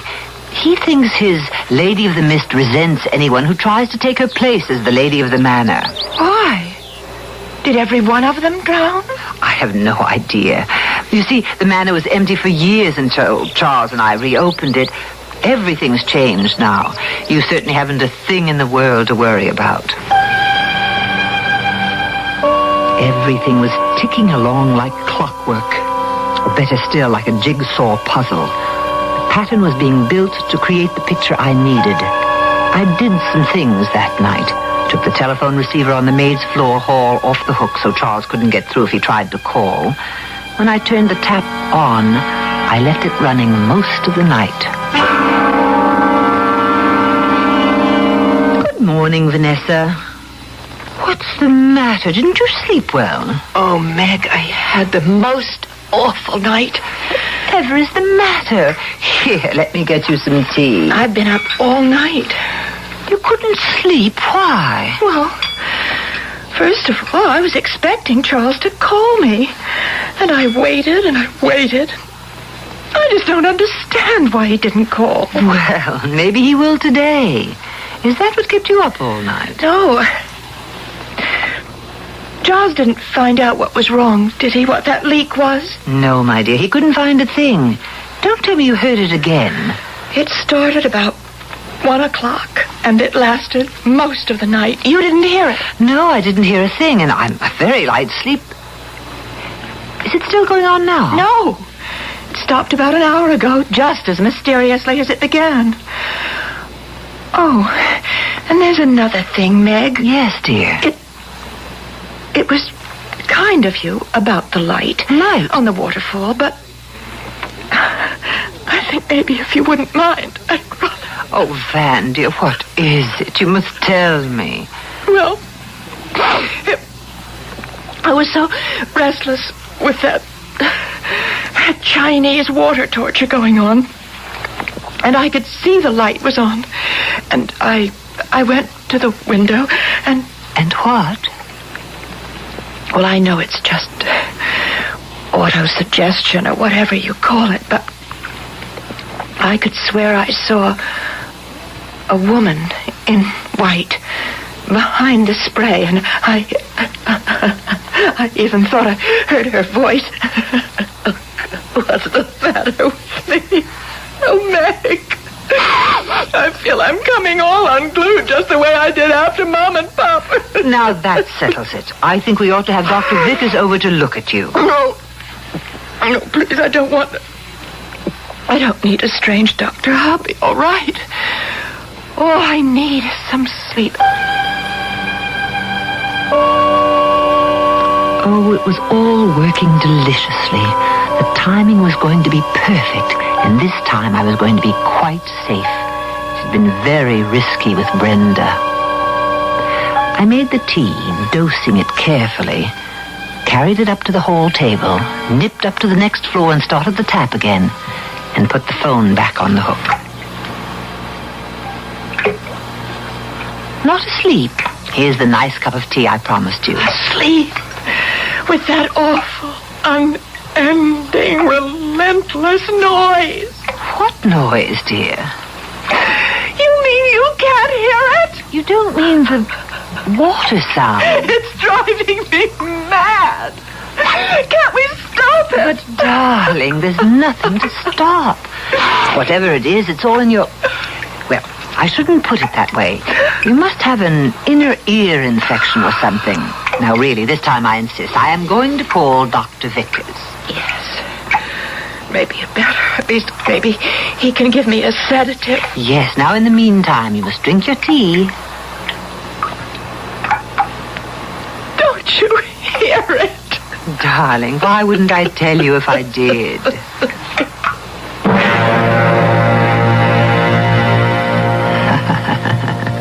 Why wouldn't I tell her, indeed? Oh, everything was going just splendidly. She drank her tea obediently, not realizing she was getting another nice jolt to keep her on the ragged edge. Then I called the doctor. On the way down to let him in, I turned off the tap, of course. Very sensitive, very highly strung young lady. She doesn't take any kind of medicine, does she? Oh, no, Dr. Vickers, not now, anyway. What do you mean, not now, Miss Strayton? I told you about her parents, how protected she'd been, and that she'd been under psychiatric care for several years. Oh, yes, possibly. There is a slight dilation of the pupils, but then she's under such a strain that A very unstable girl.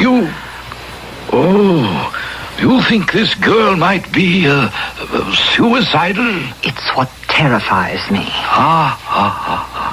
Well, Well, I've given her a sedative and she should rest now. I'll look in again after supper. She should be watched very closely, very closely. I don't think she should be left alone for a moment, just in case. I could promise him that all right, silly old dodderer. This time I knew I had him locked up as my witness, if I needed him. Now all I had to do was wait for dusk and hope the last act would play itself as perfectly. Vanessa, what are you doing up? I wanted to call Charles, but something seems to be wrong with the phone. It's always acting up in the country. But maybe he's been trying to get in touch with me. Oh, can't we go to the village and phone? But Charles took the car. Isn't there a carriage? Or could we go by horse? I wouldn't think of it. It's much too far in your condition, but Giles has a phone. I could go over there. Oh, no, I don't want to be left alone in the house. Well, if you feel up to it, dear, it isn't far. You would come along and make the call yourself. Oh, yes. Oh, please. Please take me. I'm sorry I'm so slow, Meg. I just feel so dizzy and weak. It's so dark. Don't worry, my little one. You'll soon be at rest. What are you stopping for? Come along. All right, Meg. Isn't that the waterfall? Of course. We have to go over the path across to the top to get to Giles. I don't want to go. Wait, I don't want to go that way. It's the only way for you to go. The only way you have to go. Meg, you're hurting me. Don't worry. You soon won't ever hurt again. Just like Brenda, only this time easier. What are you doing? Sending you to join your Lady of the Mist. Won't it be sad when you turn up days later drowned? You must be mad. You're mad. No, you are the mad one. Going to be a suicide just like Dr. Vickers was afraid you might. No! Meg, in heaven's name, are you out of your mind? Charles, how could... Let me go! No!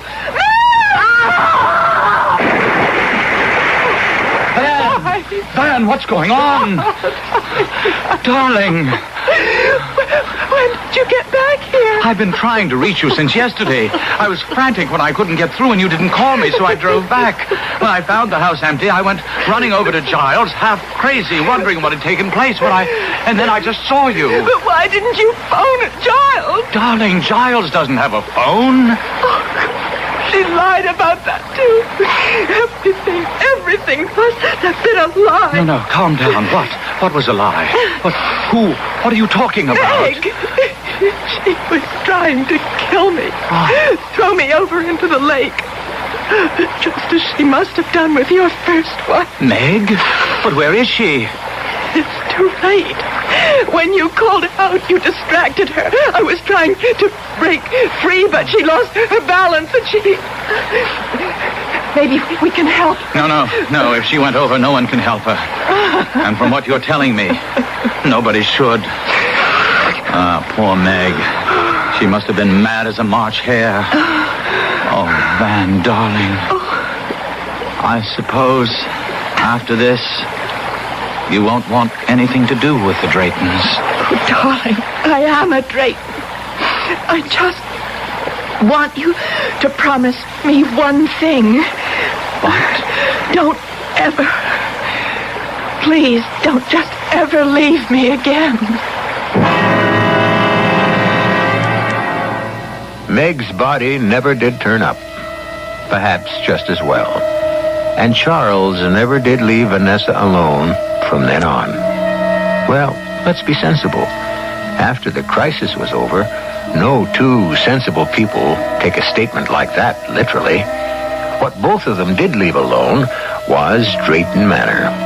Forever. Under the same circumstances, what two sensible people wouldn't? I'll be back shortly.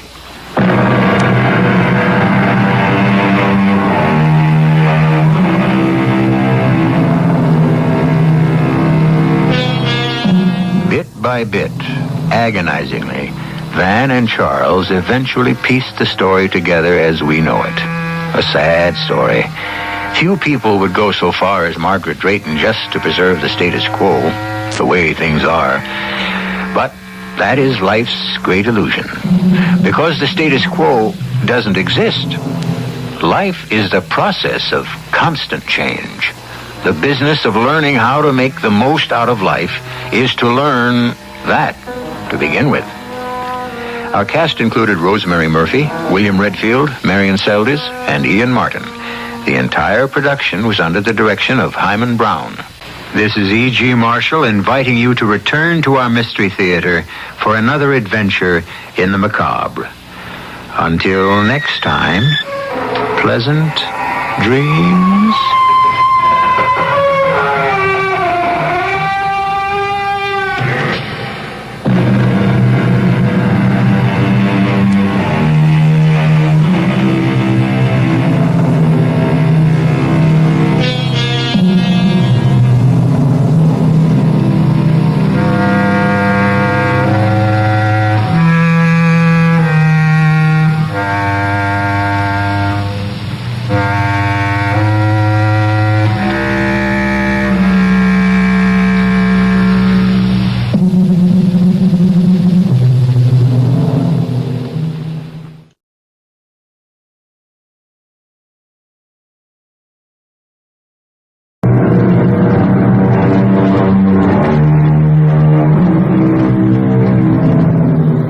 Come in.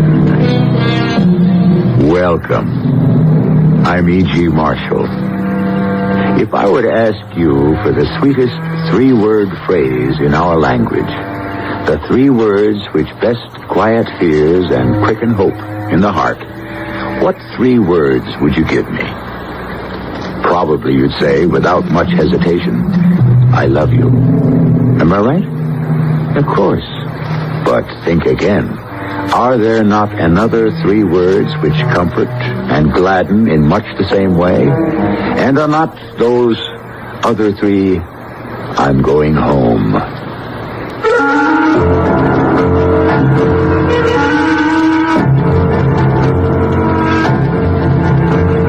Our mystery drama, The Wandering Wind, was written especially for the Mystery Theater by Elspeth Eric and stars John Beale and Terry Keane.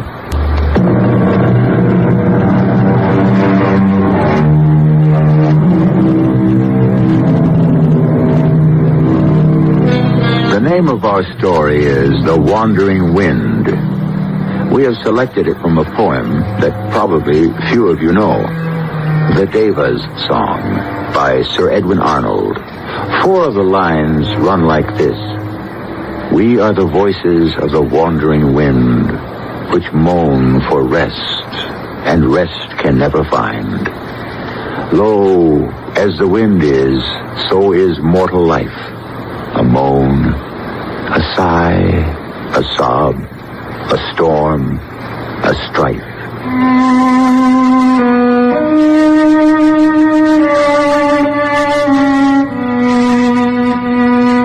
Imagine a man getting married at 63 for the first time, especially a man like me, for I'm not even a sociable person. I'm apt to cross the street to avoid speaking to an acquaintance. If I do have to greet someone, I tend to keep my eyes on the ground and then hurry on. The truth is, human contact is simply too much for me to endure.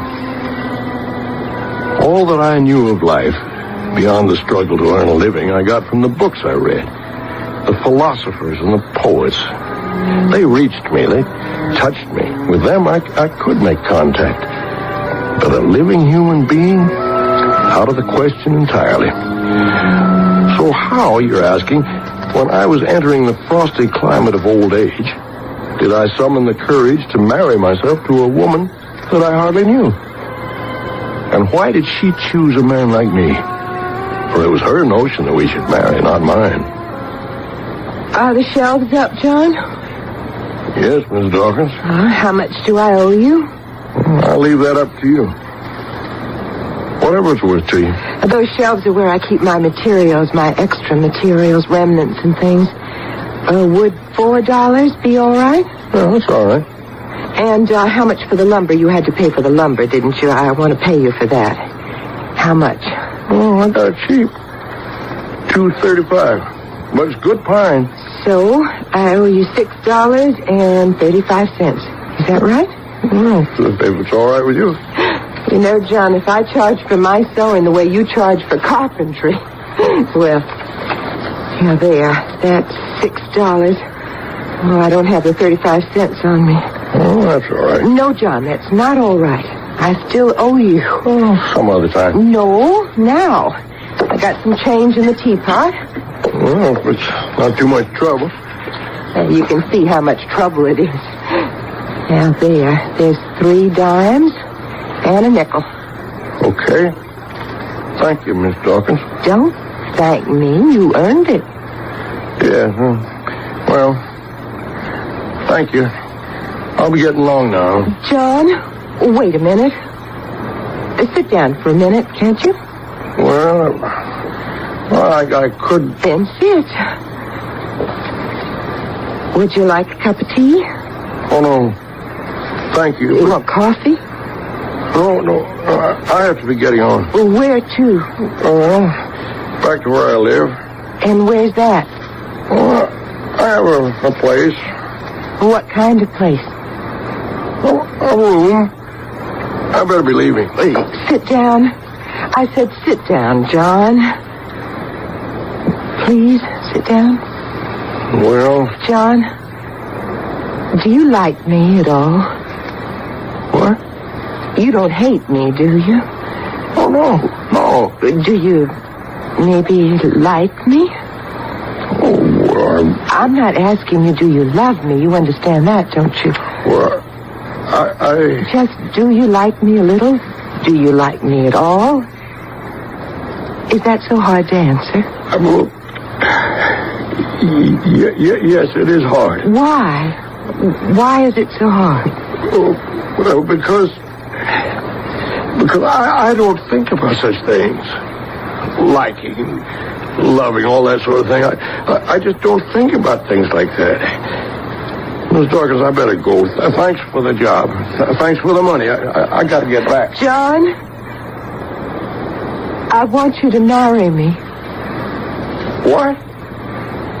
I want you to marry me. If that's such a terrible thing to say, you look so shocked. I'm not a frightening kind of woman, am I? Well, no. You think I'm bold, don't you? Too forward. Is that it? No, that's not it. Then what is it? Please sit down and tell me what it is. I'm frightened of everybody. I'm a frightened man. What are you afraid of? Do you know? People. I'm afraid of people. They scare me. And do I scare you? Well, not so much as before. I gotta get going. John, if you go now, you'll never come back. You won't, will you? I don't know. You won't because you've told me about how you are and you think I'll take advantage. Am I right? Tell me, am I right? I guess. But I won't take advantage, John. Because the way you are, that's the way I am, too.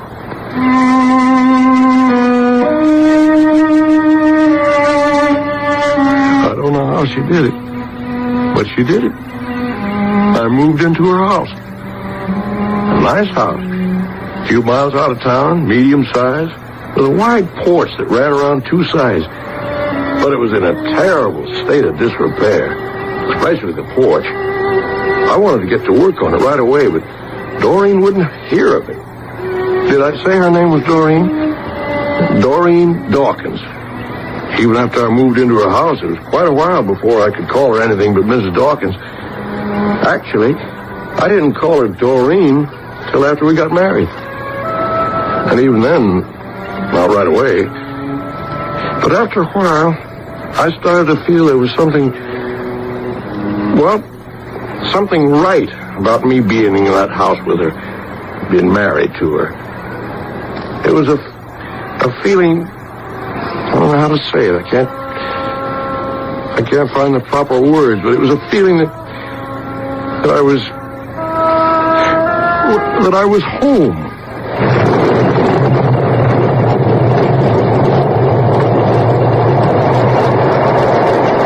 Terrible night. Don't stand by the window. I like to watch it. Hey, that was a big one. You see that lightning? Lit up the whole sky. You come away from the window? You know what, Doreen? What, John? Bolt of lightning was to hit this house. It won't. It could. But it won't. If it did, this whole house would go up like a box of matches. 2-3 minutes. Fit it. Don't start up again. What? Don't start talking about fixing up the house. Well, why not? I got the time. I got the tools. I got the know-how. You leave this house alone. Well, just a few things. It'd be easy.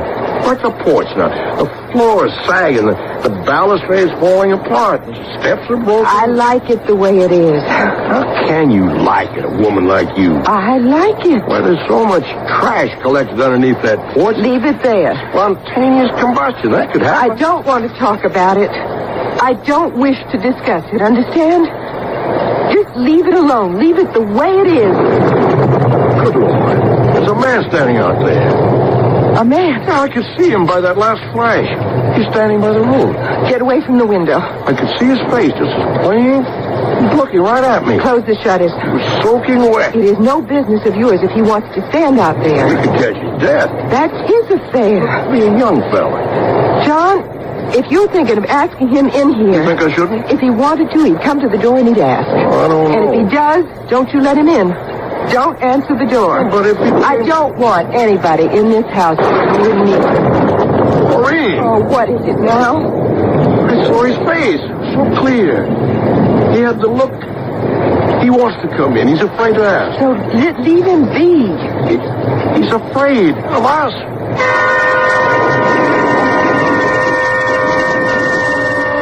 I didn't sleep all night. I kept seeing that man, a boy. He looked to be about 20.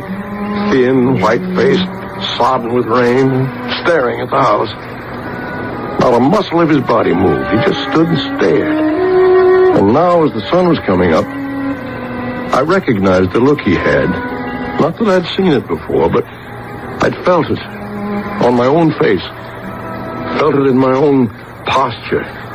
It was the look of separation, isolation. The look of being absolutely alone and helpless to do a thing about it. Doreen left early to deliver a dress she'd made for a lady, and after a while, I went to the door and opened it and looked out. And there he was, sitting down now, leaning against a big oak tree with his face turned up toward the morning sun. Good morning. Good morning. John Masters is my name. What's yours? Simon Caskia. Well, you were here last night. Yes. I thought I should ask you inside, but my wife said no. Would you like to come inside now? My wife's going out on an errand. Well, would you? Yes. Well, then, come on. Come on. What is it? You afraid? I can understand that. I've been afraid in my time. No more? Not so much as I used to be. But it took little doing and little luck. You understand? No. Well, that's all right. I don't understand either. It's just something I said because I felt like it. You ever say anything like that? No. Not even once? Well, I understand that too. Because I was a lot older than you before I said anything just because I felt like it. Now, how about coming inside? Have some breakfast, huh? How about it? I wouldn't hurt you. Of course you know that. You're not afraid I'll do you any harm. You're just afraid, huh? Isn't that how it is? Of course that's how it is. Now, you just give me your hand. Let me pull you up. Yeah, like that. That's it. Now, we're going to walk into the house together. Side by side. See? That's it. 1 foot. Other foot. That's it. 1 foot, other foot. Here we go. 1 foot, other foot. John? John, what are you doing? Come on.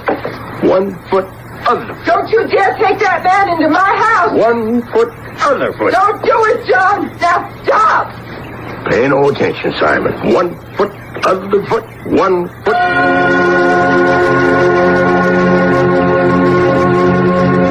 And I got him inside.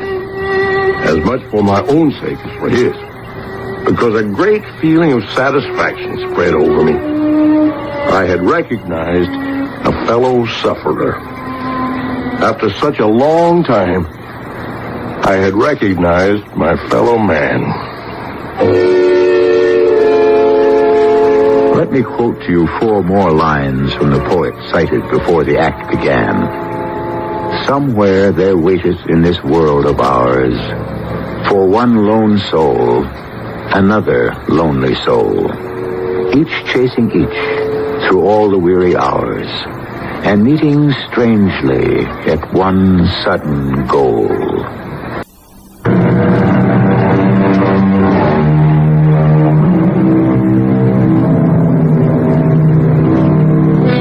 It is really a momentous thing when you take someone into your home.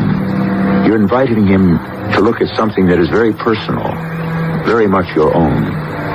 You risk his disapproval even as you silently hope that he'll approve. You're taking a first tentative step towards asking him to know you yourself. And he knows that in entering, his risk is quite as great as your own.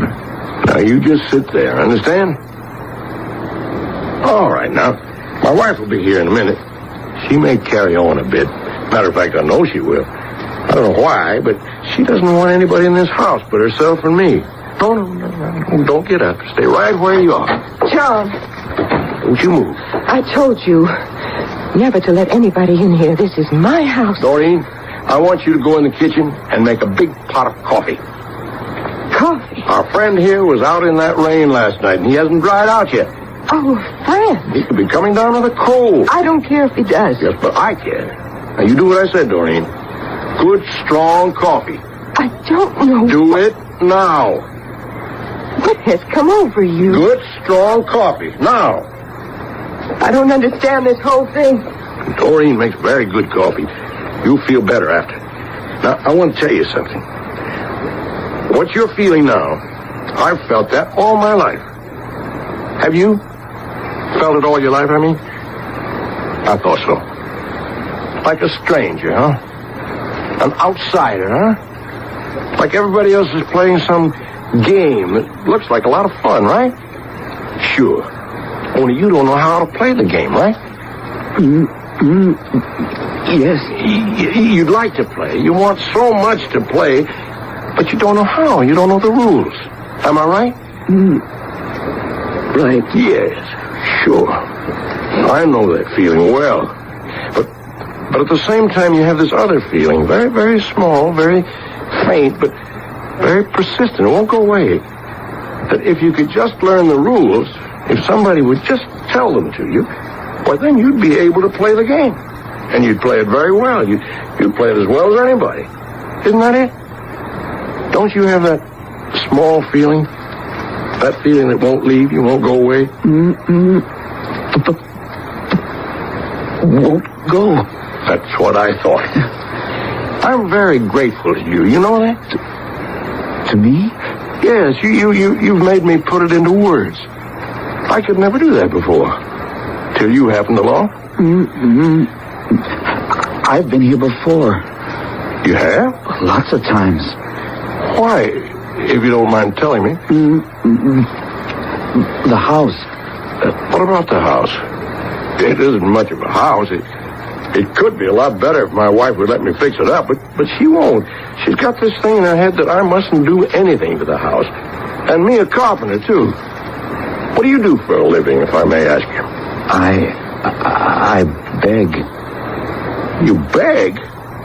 Oh, well, no, that's not good. That's not good at all. You know that, don't you? Of course you do. Who let you grow up like that? Not knowing how to do anything. What were your parents thinking of? Oh, you were an orphan, huh? Is that it? Who brought you up? Brothers. You had brothers? Oh, you didn't, huh? Well, then what? Oh, you mean the monks? Yes, monks. The Brothers of the Repentance, right? Yeah, sure. They have that monastery on the other side of town. Yes, I've passed it lots of times. So that's where you grew up, with the brothers? Yes. Is that where you got your name? Did they give you that name? Simon Caskia? Oh, I see. Simon Caskia. I know that name. A saint. Of course, Simon of Caskia. See now, he was a lay brother, wasn't he? Yes, he was. He never got to be a real monk. He was still secular, but yes, they let him work in the monastery, didn't they? Because he was such a good cook. Yeah, isn't that the one? The one. Well, now, are you a good cook?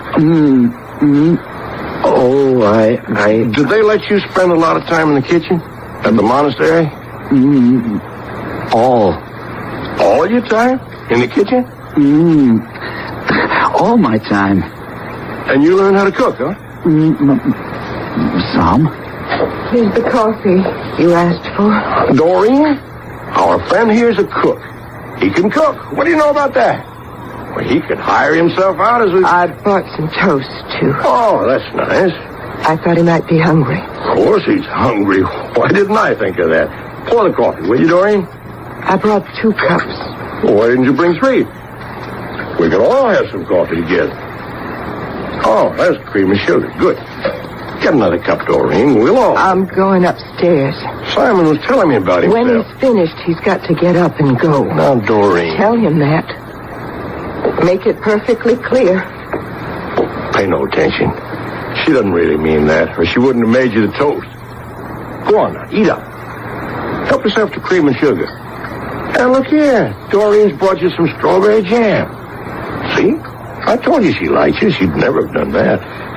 It's just this house that she's so particular about. A house? You know, something about this house. She wants it left just like it is. Yes. There's so much could be done to it. You've noticed the porch. It's going to fall down one of these days. But she won't let me touch it. Won't let me near it. One of these days. And the trash that's collected underneath it. She won't even let me clear it out. It's dangerous, all that rubbish. Must have collected for years. How's the coffee? Good. Oh, and the toast? Good jam, isn't it? Good. Simon, do you mind if I ask you something personal? No. Well, you have a peculiar way of speaking. You know that, don't you? Yes. It's kind of a hesitation. You say your words all right, but every so often you know you do that, don't you? Yeah, I know. Well, it's not a terrible thing to do. I don't mean that. It's nothing to be ashamed of. Only the way you do it, there's sometimes one, sometimes the other, sometimes both, sometimes neither one, but, well, it's different. It's, oh, well, never mind. It's not important. It's just that, well, I'm interested in you. You understand, don't you? I'm not prying. I understand. And now, that time you didn't do it at all. Oh, well, forget it. Because I want to get on to something more important. What are we going to do with you? What? I'm not going to turn you out and let you go back to begging again. I won't do that. I want you to stay on here for a while. We've got the room. You can do something to earn your keep, if you feel like it. Or you could help out Doreen in the kitchen, if you want to. I'm no good in the kitchen, that's for sure. John? Uh-oh, that's my wife. John, is that man still there? Pay no attention. John, I want you to come upstairs. You better... You come up here, John. I want to talk with you. You better go. John? I'll come right back. Everything will be all right. You see. I'll talk to her, okay? Okay. But you stay right there, you hear? I'll have a talk with her, and I'll come straight back. It was so important to me. I wasn't going to set this boy adrift to go wandering about the world, afraid to open his mouth to anyone, afraid to wake up to the morning, afraid to close his eyes at night, afraid to feel, afraid to touch, afraid to know, afraid to live. Oh, I'd had too many years of that myself. I wasn't about to let him do the same. For him, it had to be different. I opened the bedroom door. Doreen was lying on the bed, staring at the ceiling. Is he gone? Nope. He finished eating, didn't he? Yes. Then get him out of here. No. I want him to stay here with us for a little while. No. I won't have it. Please. You brought him in, you fed him, I fed him. What more does he want? It's not what he wants, it's what I want. I want him to stay on with us till he gets to know us. I don't want him to get to know us. I don't want him in this house. I want him out. Doreen, don't you remember how I was before you asked me in? Asked me to sit down and talk? Asked me to marry you? What's that got to do with him being here? Everything. Don't you see? He's the way I was. I was that way when I was his age. I was that way all my life till you changed me. I don't know how. I don't know what you did. I don't even know if you did anything. I don't know if I did anything. Maybe it was just luck. Just pure dumb luck that you asked me and that I said, okay. All right. Maybe God just took notice that I needed something, someone to pay attention to me. And you needed someone to pay attention to you. So he moved you to speak, and he moved me to answer. This is different. Just get him out of the house. What's so almighty precious about this house? It's my house. What is it, sanctified or something? Yes. Yes, it's sanctified. It's holy. You oughtn't to say such things, Dory. It is. It is. It's not about a house. It's sacrilegious. A house is just boards and nails and plaster. Not this house. Any house. Not this one. A house is for people to come into, not to shut them out of. Not my house. Why not your house? Why is your house so different from other people's houses? What makes it so special, so spectacular, so all-fired sacred that nobody can set a foot in it? You tell me, Doreen. Oh, I swear I'll walk out of this precious house of yours. I'll leave you to it. You can live in it by yourself. You wouldn't do that. I would. You can count on it. John? Now, you tell me, what does this house mean to you? Why do you hang on to it like it was all you had? Every time I want to fix something or change something, make it better, why do you yell out like I was going to do something to hurt you? You tell me, Doreen. I want to know.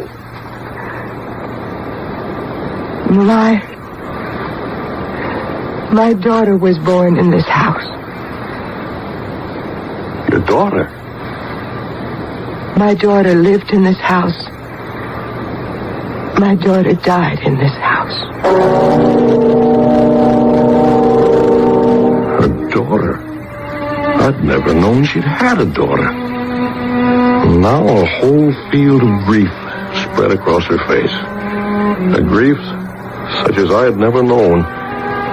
And would likely never know. I took her in my arms, and I held her. Held and rocked her back and forth. And she cried and cried. Without tears, without sound. I forgot entirely the young man who was waiting for me in the parlor downstairs. May I quote to you another poet?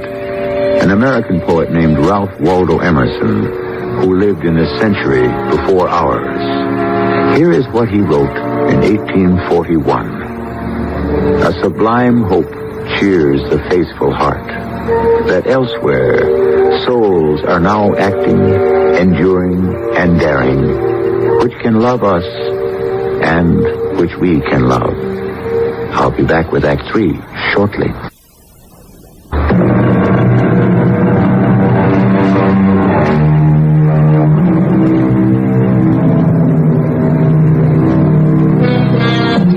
again, let me quote to you from Ralph Waldo Emerson, who thought a great deal and wrote at some length on the subject of friendship. A friend may well be reckoned the masterpiece of nature.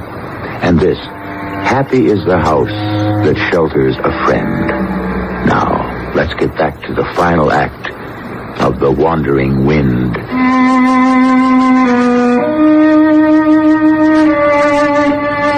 I sat and held her for a long time. This woman, who had so strangely, almost accidentally, become my wife, and thereby made all her griefs, as well as her joys, my griefs and joys. Doreen, honey, don't you want to tell me about it? I don't know if I can. You could try. I suppose. Sure you could. Now, you had a daughter. What was her name? Tell me that. Mary. Mary. That's a pretty name. Oh, she was a pretty little girl. I loved her so much. Of course you did. After her father died, we just had each other, nobody else. Mm-hmm. And we protected each other, took care of each other. Do you know what I mean? I think I do. Not that either of us knew anything. I certainly didn't. Oh, you did your best? My best. My best wasn't good enough. My best was nothing at all. No. Doing my best. I killed her doing my best. Honey, oh, Doreen, you don't expect me to believe that. But it's true. It's true. You just tell me all about it. I love you, you know. What? I love you. You never said that before. Well, I should have. Well, I'm saying it now. I love you, John. You never said that before. I should have. We never got around to it, did we? Stupid? Oh, I'm not stupid. Just scared. Yes. I'm scared.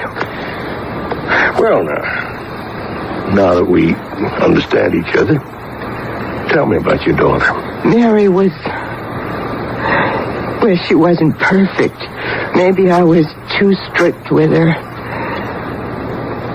When she was 13, she started, seeing boys. She had lots of boyfriends. She was so pretty. I was very proud and pleased. She'd tell me all about them, and I'd listen and remember how it was when I was her age. So exciting. So exciting. Sure. But confusing, too. Oh, sure. I should have told her more. I should have told her. Told her what? About boys. About men, all that. Only I didn't really know anything. I didn't know what to say. I would have said it. You see, nobody ever told me anything. I just got married when I was 16, and I had Mary a year later, and then my husband died, so I didn't know anything about other things. One day, she was just 14. She came home and she told me she was pregnant. Oh, Doreen. Yes, pregnant. 14 years old and pregnant. Why? So what did you do? I was so scared. So scared somebody would find out. You know how people are. They wouldn't give me any work. They'd shun my daughter. They'd call her names. They'd snicker behind her back. I mean, they would, John. Oh, some of them, maybe. Most And of how them. was I going to support her? How was I going to raise the baby? Who was going to pay for all that? So what'd you do? I shut her up in this house. I never let her go out. I told everybody that asked about her that she'd got a job in the city. I said she wrote me all the time and called me up, and she was fine. I kept her in the house till the baby was born. Well, what did you think you were going to do after that? I don't know. I thought I'll think of something. Okay. Go on. The baby started to be born. Here? Here in this house? Well, I couldn't take her to a hospital, could I? I knew how it was to give birth. I'd done that myself. I knew about that. And I stood right next to her, and I told her what to do. And it wasn't too bad. The baby got born right there on the kitchen table. And we were both so happy, both of us. And the baby was healthy and beautiful, and he seemed happy, too. He did. He really did. Well, then what? Well, I thought in a few days we'll start to make plans. We'll go away, the three of us, change our names maybe, do something. But then... Then? She started to not feel so good. Her forehead was hot to the touch. She was burning up with some kind of fever. And after a while, I couldn't talk to her because she wasn't making any sense. And we couldn't make any plans because nothing she said made any sense anymore. And after a few days, she died. She died. Oh, Doreen. My daughter died. Oh, honey. And I took the baby one night, and I put him in a basket, all wrapped up warm, and I left him on somebody's porch. That's what I did. That's what I did. It's all right now. It's all right. You just rest, honey. It's all right. What was that? What? I heard a door slam downstairs. That man. Oh, good Lord, I forgot all about him. He's gone. I told him to wait for me, and then I forgot him. It's good he's gone. No. I don't want him in my house. Yes, but I told him that... No, don't go. Well, this is important to me, Doreen. I'll explain it to you later if I can. But I have to tell you something, John. Later. I'll be back. I raced down the stairs. I left Doreen lying on the bed, exhausted but calm and peaceful. I don't know what was driving me, just this tormenting feeling that nobody should be left to wander this perilous world alone. I couldn't save all of them. I couldn't catch up with all of them, but this one man, there was a chance for me, and a chance for him, and I could not bear to miss that chance. Simon, you here? Simon Kaskia. Young man, you here? It's me, I'm back. I said to wait for me. Where are you? Simon? Did you leave the house? Did you think I wasn't coming back? Simon Kaskia, it's me. I'm here. John? Please, John. He's not in the house, Doreen. I looked in all the rooms. Well, then he's left. Well, he can't have gone far. I'm going to get my coat and go after him. You don't even know which direction he went in. Probably towards town. That'd be logical, wouldn't it? He begs for a living. Did I tell you that? That's a disgrace, a young fellow like that having to beg on the streets. All he needs is somebody to straighten him around, feed him up. Not just food. That part's easy. I mean, feed up his confidence. Let him know somebody's by his side. Like me being here. Doreen, I'd never have moved in here if you hadn't asked me. You know that. I know, but... Then you know why I have to go find that young man. Only if you do find him, John. Don't bring him back to this house. Why not? Because my daughter is buried here. Too much had happened. I'd been told too much, learned too much, felt too much. I couldn't listen anymore. I simply had to follow through with what I'd started out to do. I put my coat on and I went outside. Down the rickety stairs. And Doreen followed me, but I kept going down to the road, looking in one direction, then the other, for some sight of Simon Kaskia, the young man for whom I felt so responsible. Doreen! I told you! I told you! What's the matter? What is it? Look there under the porch. Look. There's nothing. Oh, yes. Oh, yes. Well, there's nothing, Doreen. Just some trash. Somebody's been clearing out some trash, that's all. He did it. He did it. Of course Simon did it. I talked to him about all that rubbish under the porch. Look, it's all right. He probably did it as a favor before he took off. He thought we'd like it. It was to show his appreciation. He was trying to do a nice thing. Put it back. Put what back? Put it back. Under the porch. All right now, all right. I'll put it back if you want me to, but why, Doreen? Just tell me why. Because under that porch is my daughter's grave. She's buried there.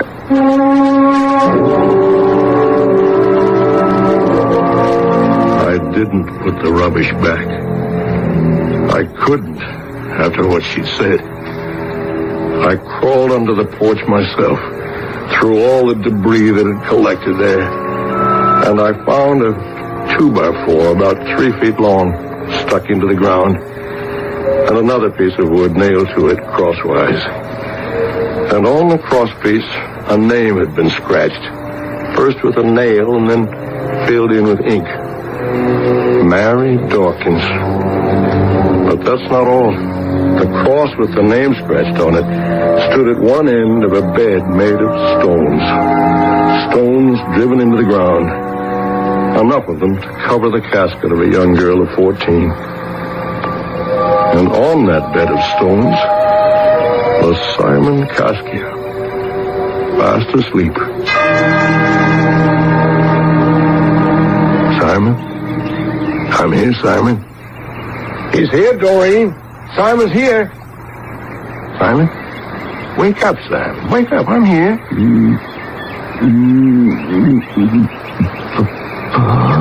Wake up now. It's all right. I'm here. Mama.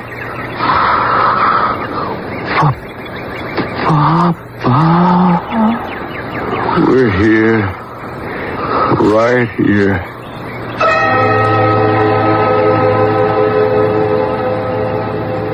One of these days, Doreen and I are going to go and see the Brothers of the Repentance. They must have some record of a baby boy they took to live with them some 18 years ago. Maybe it'll turn out that Simon was that baby. That Simon is Doreen's grandchild. It'll be very nice if that turns out to be the case. But it doesn't matter too much. The thing is, he's living with us.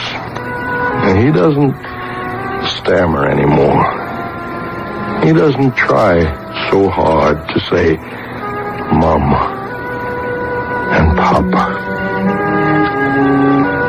He's come home. Do you believe such things? That a grown man can, without knowing what he is doing, search the world for his parents? I do. And I believe that in some hidden corner of his heart, everyone does it. Somewhere in that corner, a tiny voice is calling, Mama, Papa. Yes, I believe that. And I believe that the little voice keeps on crying his whole life through. I'll be back shortly.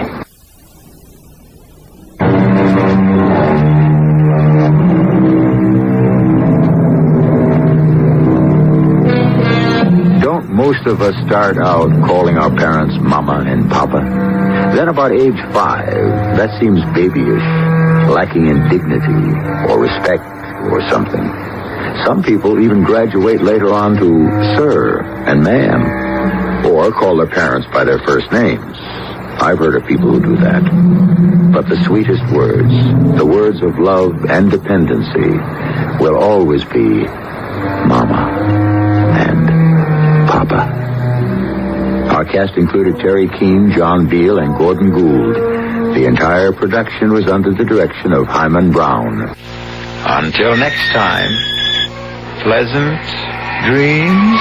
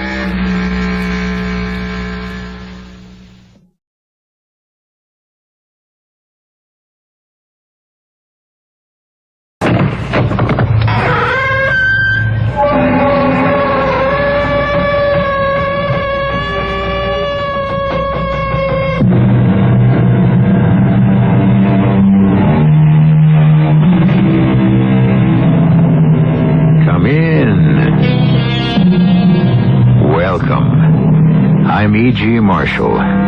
The optimist proclaims that we live in the best of all possible worlds, and the pessimist fears that it's true. However, whether the world is good or bad, or even indifferent, at least there is unanimous agreement that this is the only world we have. Or is that agreement unanimous?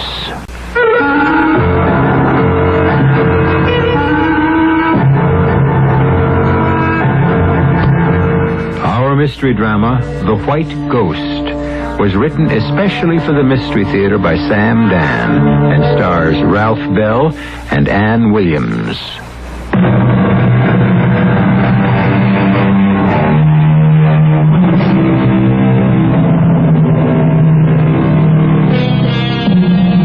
It was a gentleman named John Haywood who back in the Elizabethan era said, "You can't have your cake and eat it." Well, he may have been a fine poet, a perceptive observer of human comedy, but he blew this one. Because the fact is, you can have your cake and eat it. You can have it both ways. You can even have it all ways. You can have whatever you want and whenever you want it. That is, provided you know how to go about it.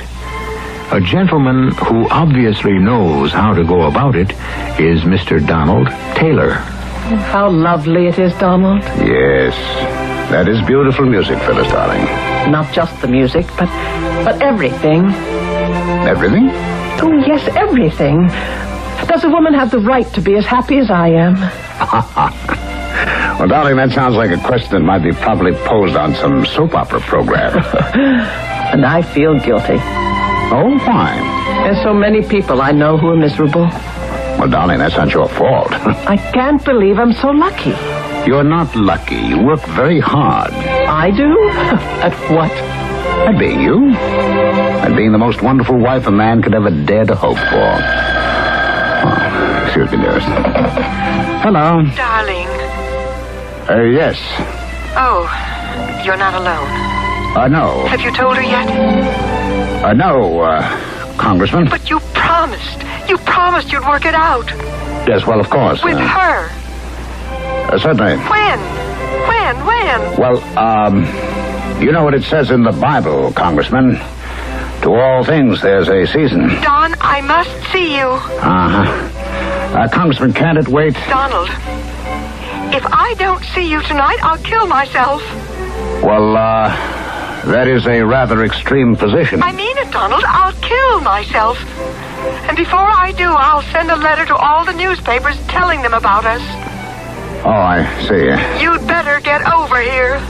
Well, Congressman, I think this does call for a meeting. I'll be there within the hour. Is something wrong, dear? Oh, it's just that if you elect a fool, you can expect him to behave according to form. It's a little political problem which requires my presence. Oh, shall you be out late? Yes, I'm afraid so. It'll be a long, boring evening, but the proposed legislation is of the utmost importance. I'm so proud of you, Donald, darling. My dear, I shall return just as soon as I possibly can. I've stopped telling my friends about you. Oh, have you?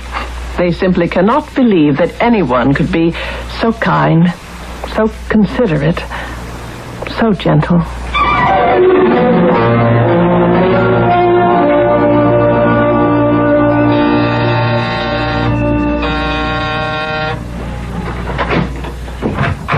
Donald!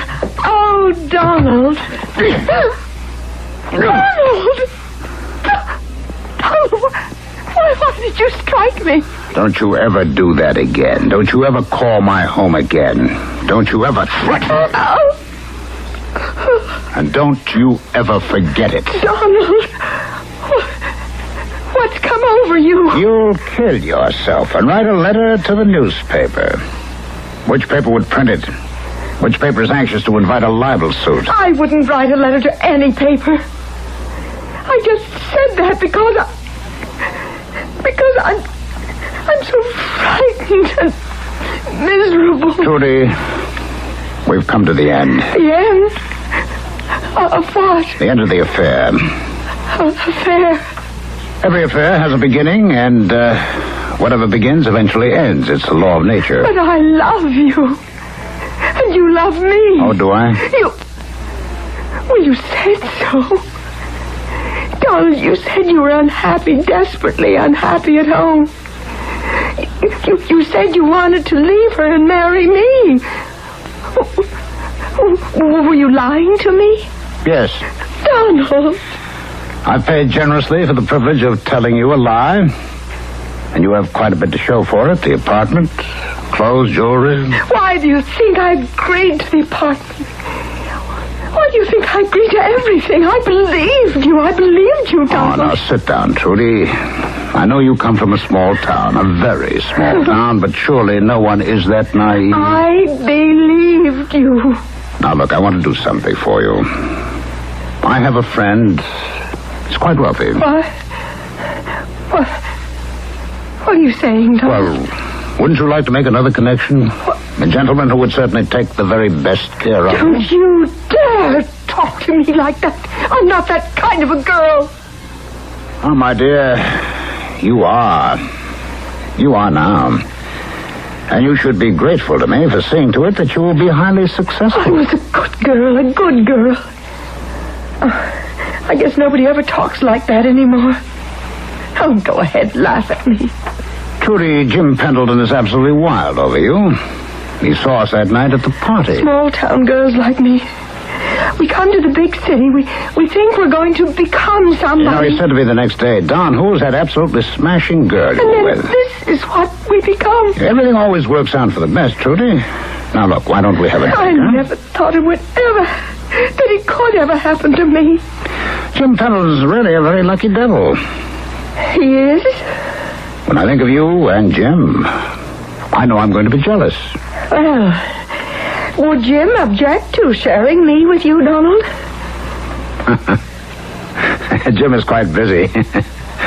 He does go out of town a great deal at that. And, I guess what he doesn't know. You know, you're really a wonderful girl, Trudy. Am I? Oh, yes.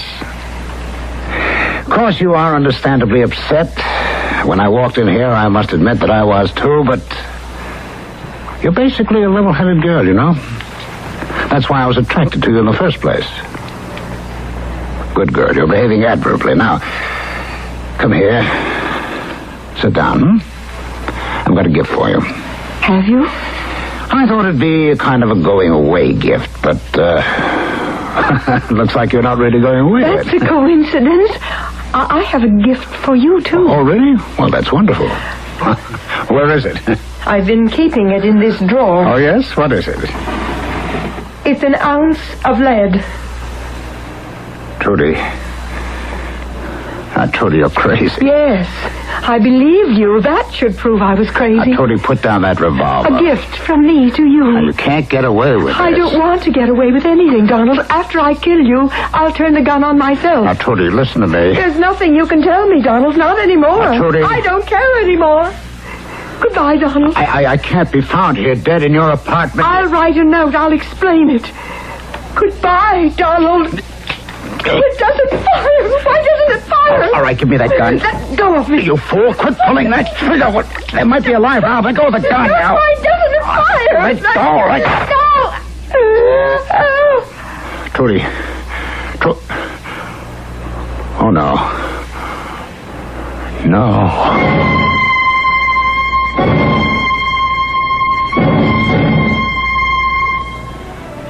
Good morning, darling. A delightful breakfast. English muffins and Mendelssohn. Pour you some coffee. Thank you, Phyllis dear. What time did you get home last night? Oh, very late. How'd the meeting go? The meeting? Oh, well, problems. Have any trouble with the congressman? Yes, is there, anything new in the paper?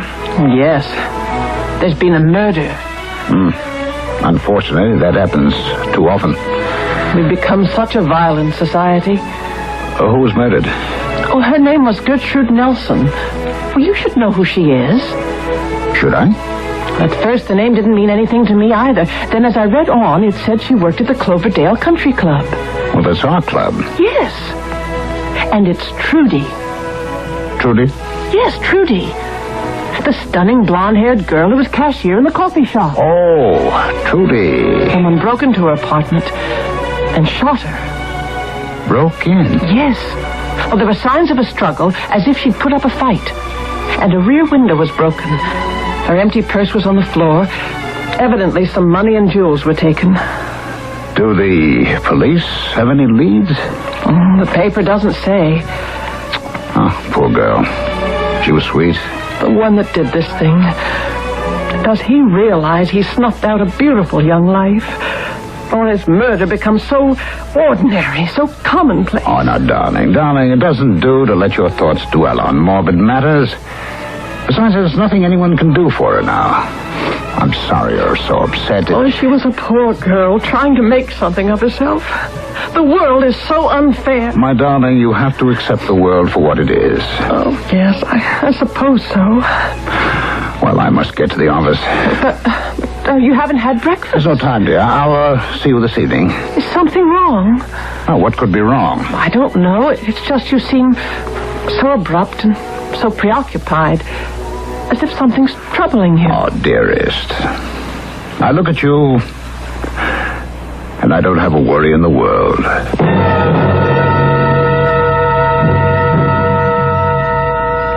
Miss Powers, I have to concentrate on this report. I don't want to take any calls for the next half hour. Oh, didn't I just tell her? Oh, damn, it's a private line. Hello. Hello. Donald. Who? Donald, darling. It's me. What is this? Me. Trudy. You're dead. I want you to know I'm very happy. Who is this? You would be happy here with me. Now, listen. With me. With me, Donald. Now, look here. We would be so happy together here, Donald. It's a joke. It's a practical joke. But who knew about Trudy and me? I was careful. No one knew about us. If anyone knew, they'd tell the police. Wouldn't they? Well, the police haven't called on me. They would if they knew. So if it isn't a joke, but... Oh, no, it can't be. The other thing either. It can't be Trudy. It can. It can't. It is. It isn't. Life is filled with questions. True or false. Multiple choice. We're always being confronted and tested, particularly if we're involved with murder. But on this show, in addition to questions, you also get answers. A few will be delivered when I return with Act 2.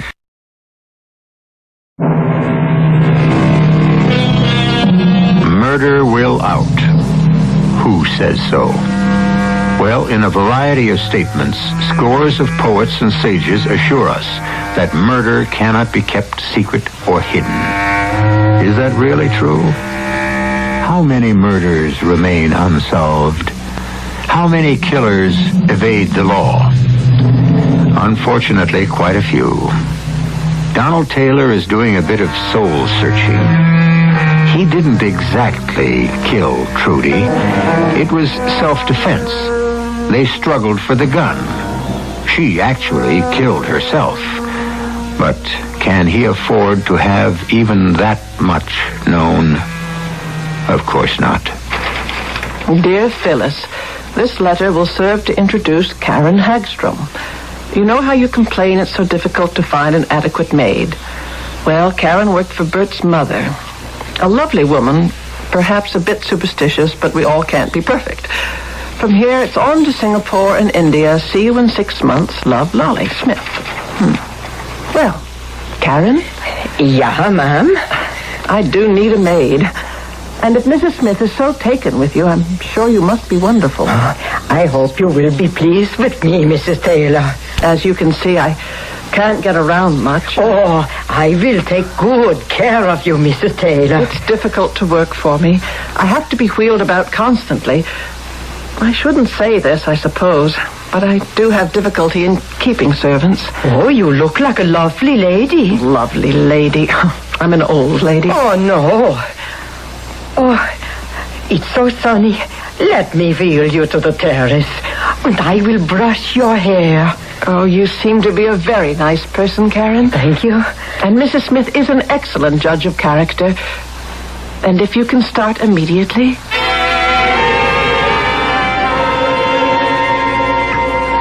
Darling, you look magnificent. I have a new maid. Well, I hope you can keep this one. Oh, yes, she's a perfect gem. Lolly Smith recommended her. She's worked for Bert's mother. She's so kind, so gentle. Oh, excuse me, dear. Hello. Hello. Donald, darling. Who?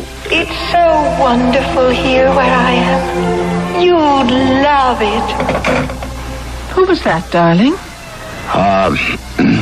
It's the wrong number. You seem so upset. Well, actually, it wasn't a wrong number. It was an obscene call. Oh, it's a dreadful world, Donald.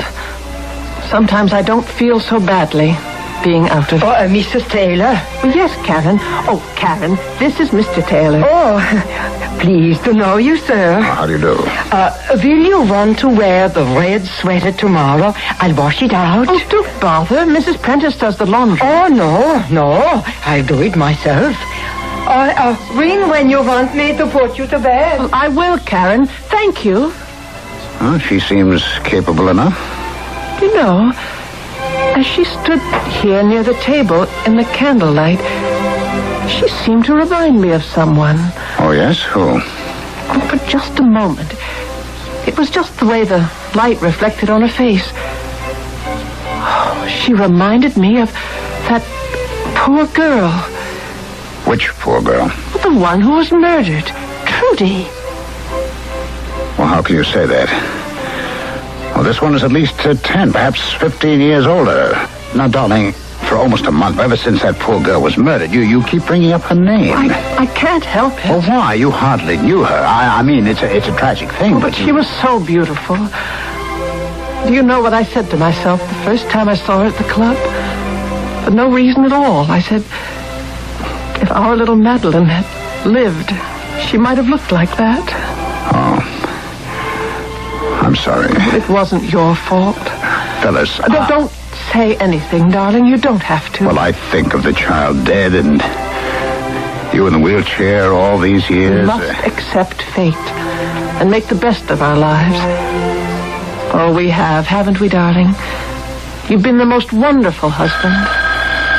Oh, let one of the servants answer, dear. Oh, it's ringing on the private wire. Donald, darling. Mm-hmm. Was it the same? Yes. But, darling, who would know your private number? Let's put it to my mind. It upsets me. Darling, you can't afford that. I know. Perhaps I'd better get to my room. Oh, no, not again. Hello. Donald? Oh. Hello, Jim. Don, about that order we placed with you, you know, I've been thinking about it, and you could do a lot better. Just mull it over and get to me in the morning, huh? Regards to, Phyllis. Yeah, sure. Just between us, pal. What a shame about that Trudy. She sure was something, huh? You know, you're lucky nobody knew about you and her. That is, nobody except me. But I'm your pal. I'll keep my mouth shut. I know you will, Jim. Oh, and about the price. Now, I am positive you can do a little better if you really put your mind to it, huh? Night, pal. Good night. What was that all about, dear? It was the obscene phone call. Don, what are you saying?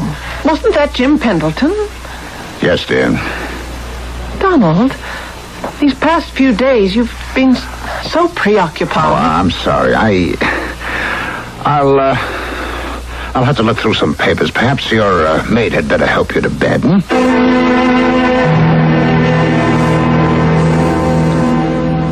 Oh, yeah, Mrs. Taylor. She was a witch. Oh, now, Karen, surely you don't believe... You can't believe in witches. Then why did the milk turn sour? Why did the horses take sick and die? Why did the barn burn down?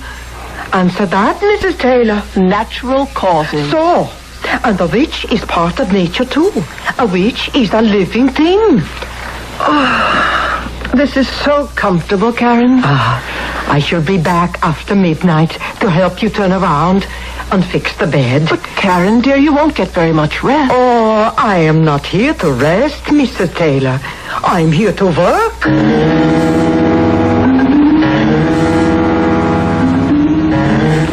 Mrs. Taylor? Yes, Karen? It's 2:00 in the morning. I came to see if you are awake. Oh, I am. Would you open the window, please? It's stuffy in here. Oh, yeah, Mrs. Taylor. What is it, Karen? Oh, the spooker. Karen? It's a ghost. A white ghost. Look. Look, it's coming here. No.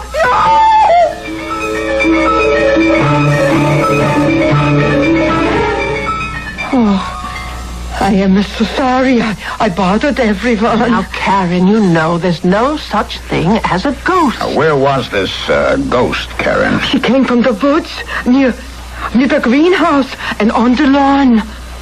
She? Oh, yeah, she. The white ghost. Oh, she's always a woman. And this woman, she had long blonde hair. She's always a girl who's been murdered. And she comes back. Now, that's nonsense. Oh, no. But it is true. She always comes back to the house of the people who have loved her to let them know she still loves them. But we don't know any girl who has been murdered. Yes, we do. But she was a stranger. I loved her. Now, look, it's time we all got to bed. Good night, Karen. I'll see to Mrs. Taylor. Yeah, good night. Poor girl. She made it seem so real. Could it be true? Could what be true? She's convinced she actually saw a white ghost. Darling, you do need your rest. Try to sleep.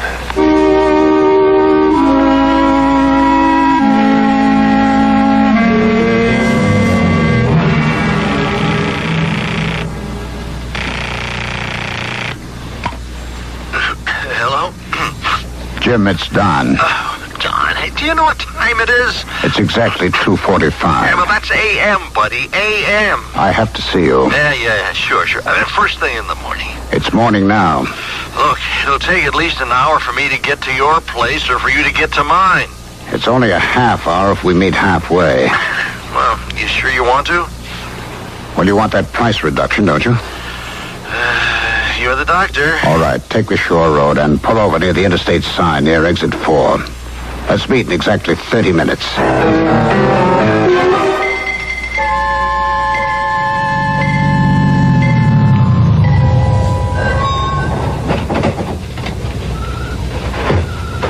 Don? Hello, Jim. Hey, well, what's all this about? Let's start at the beginning, Jimmy. For a long time, you've been trying to buy my company, haven't you? Don, it is 3:20 It would a.m. solve a lot of your raw material headaches, wouldn't it? Don, what are you driving at? But as chairman of the board, I've blocked the sale, right? Don, what? So how do you get me out, huh? By making me look bad. Forcing me to resign. Forcing you to... Or else putting me in the middle of a scandal. Scandal? Or even try to drive me out of my mind. I don't know what you're... I don't know what you're talking... You don't know what I'm talking about, huh? Well, you're the only one who knows about Trudy and me. You could tell the police about our relationship, huh? You are crazy. Am I? You're applying the pressure on all three fronts, aren't you? Don, I am not going to do any such thing. It was you who hired an actress to pose on the phone as Trudy. And tonight you even had her get into some flimsy thing and float across my lawn as the ghost of Trudy. Now, Jim, you and I know there are no ghosts. That dead girls cannot speak on the phone. Look, I've heard just about enough. Oh, yes? Well, that's all there is. And so now... Dad, what are you doing with that? What are you doing with that? What do people usually do with a gun? Kill, huh?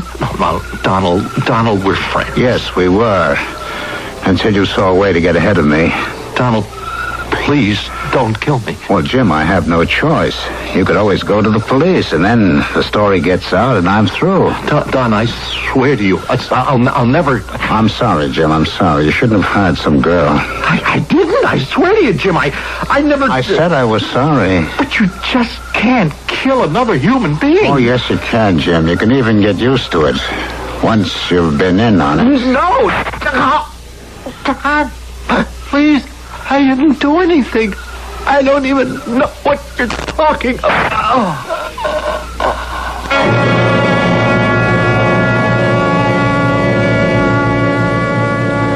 Good morning, Phyllis Darling. Morning, dear. I don't have any music playing this morning because I'm afraid it wouldn't be appropriate. I have very bad news for you. Jim Pendleton's been murdered. What? I heard it on the radio. Jim? Now, wait a minute. You can't mean Jim Pendleton. Poor Don. He was such a good friend. How? Where? Last night, on the shore highway. Someone shot him. Oh, these killings, the senseless violence. Oh, Donald, it's dreadful. Oh, we played golf the other day. Fortunately, he wasn't married, so there's no family that would be deprived. Jim Pendleton? Why, he was one of the nicest human beings. Hello. Hello, Donald.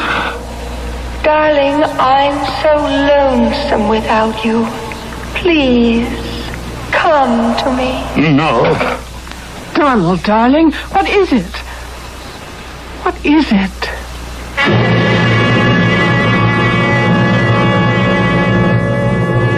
What is it indeed? Or more properly, who is it? Trudy, we know, is dead. And if Jim isn't paying someone to impersonate her on the phone or to behave as her shade, then with what are we dealing here? For this kind of answer, you have to be here for the third act, which I shall bring in just a few moments.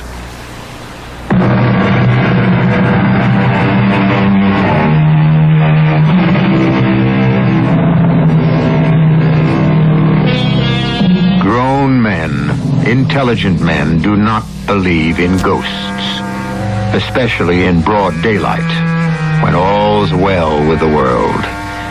Yet there comes a time at night when no one is too sure, especially if it's a trying time, a time filled with fears and guilt. Then the veneer of a few thousand years of civilization is stripped away. Then we are all back there, in the caves, shuddering at shadows.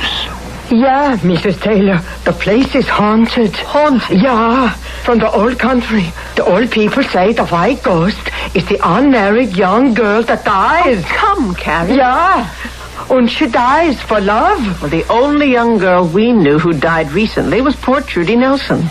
And she didn't die for love. She was murdered. This is her ghost, and she did die for love. Karen, would you bring in some fresh coffee, please? Oh, yeah. I'll have some too, Karen. No, not until dinner. That's what your doctor said. Phyllis, darling, how can you listen to all that nonsense? Well, it isn't nonsense if she believes it. Oh, don't you find it upsetting? Well, why should I? I think it's rather charming. Besides, she's such a wonderful maid. Well, how could I do without her? So gentle, so understanding. How can I ever thank Lolly Smith for recommending her? Hello? Donald. Oh, no. Donald, come with me. Come with me. Now, listen. Why do you avoid me? I come to the house to see you. and you avoid me. No. Donald, It's all right, dear.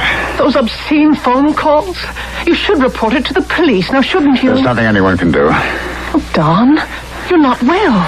I wish this maid of yours wasn't so superstitious. It's kind of getting to me. What is? Oh, this ghost she sees. You know, that girl has been on our minds ever since... Why? I wonder why. Mr. Taylor, someone to see you. Oh, yes? Who is it, Karen? Well, he said he was a policeman. Police? Yeah. Why would... Well, it probably has to do with Jim Pendleton's death. But why would the police come here? Oh, why? Because we were close friends, that's why. That was a stupid question. Oh, darling. I'm sorry. I'm so sorry. I understand. Where is the police officer, Karen? I put him in the library. Thank you, Karen. You were Mr. Pendleton's best friend, Mr. Taylor? No. We were friends. Mm-hmm. Did he have any enemies you knew of? Well, what do you mean by enemies? Well, people who felt he injured them. People who may have hated him enough to kill him. Well, the truth is, Lieutenant, I didn't really know him very well. We belonged to the same club. We played golf together. Mm-hmm. My company sold raw materials to his company. I see. But although we were cordial, spent some time together, it was... well, now that I think of it, it was all on the surface. So, you see, I couldn't tell you very much.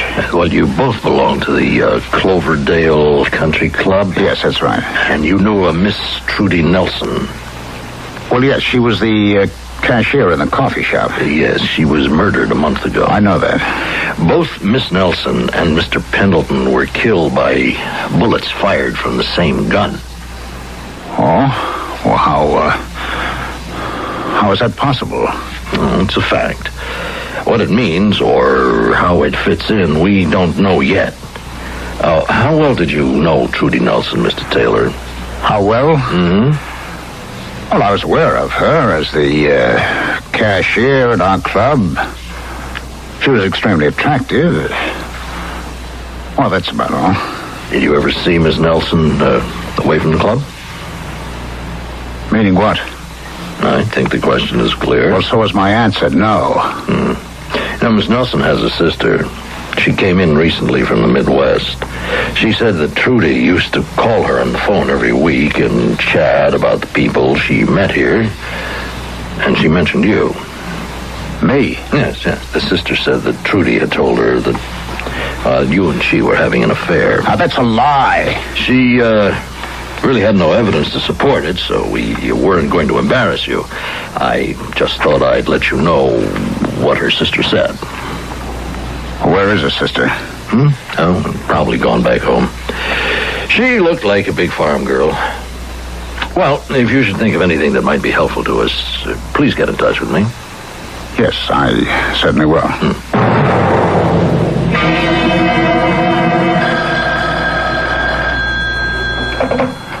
Hello. Darling, you're in danger. The police, they know something. What could the police know? The gun. Why did you use the same gun? Oh, poor Donald, you were not made to kill. You were made to love. Come with me. Join me. Join me. Hello. Oh, I'm going mad. I've got to stop this. I can't let myself go. I can't.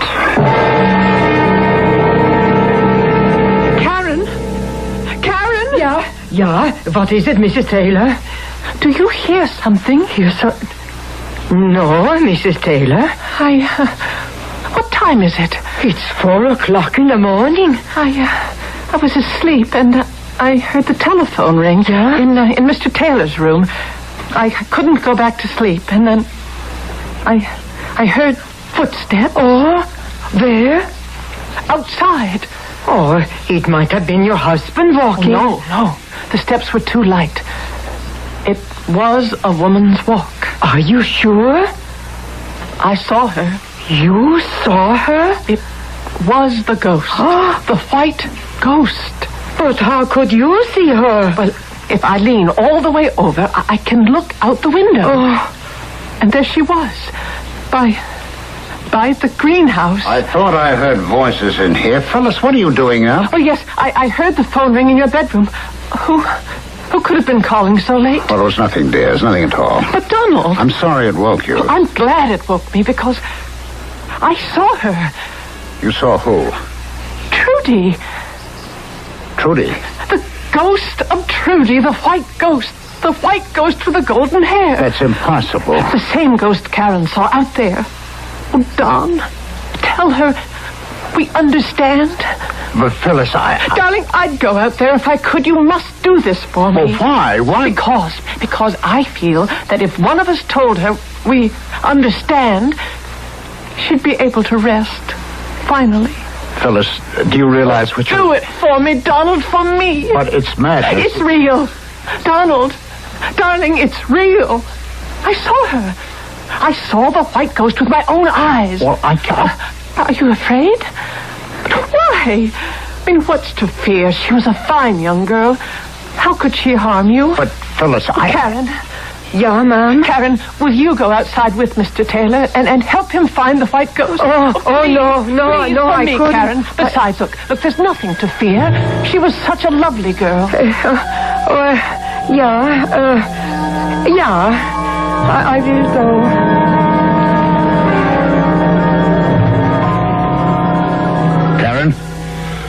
You've been around the other side of the greenhouse? Yeah, Mr. Taylor.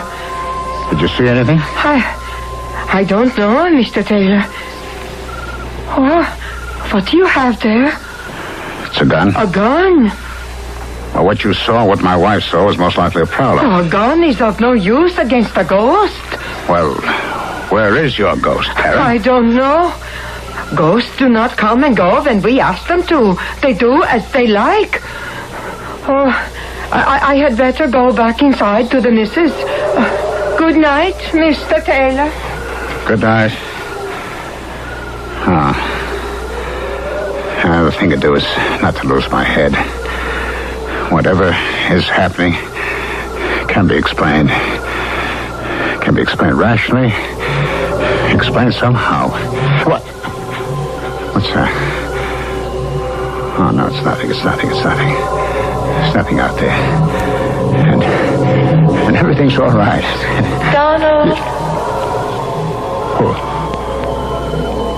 Who are you? Trudy. You're Trudy. Oh, no. Donald, come with me. Escape with me. Escape? The police officer, he suspects. Why else would he ask about you and me? Oh, I'm dreaming this. No, you must come with me. Where? It's a lovely place. We'll be so happy. I can't leave my wife. She hasn't been your wife in 20 years. You've been pretending for 20 years.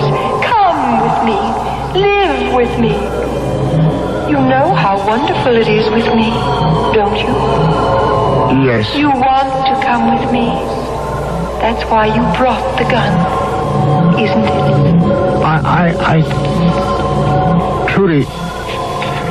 Trudy, I didn't mean to kill you. It's just that sometimes I do things I can't control. I know. I didn't mean to kill you. I didn't mean it. But you didn't kill me. People who love each other never die. You and I, we will live forever. Now, look in my eyes and raise the gun slowly to your head. Don't look at the gun. Just look into my eyes. You won't feel anything. Just look into my eyes. Look, and...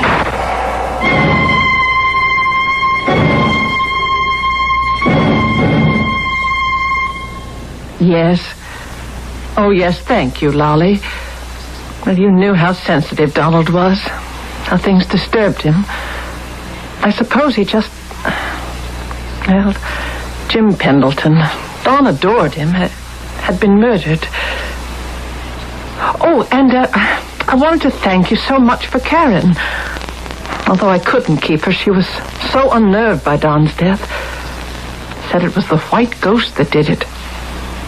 She left. She was such a wonderful maid. Well, you know, Karen Hagstrom, who worked for Bert's mother. What? You don't know Karen Hagstrom? But, Molly, you gave me a letter of recommendation. You didn't. Oh, I simply can't believe it. You never heard of the woman in your life?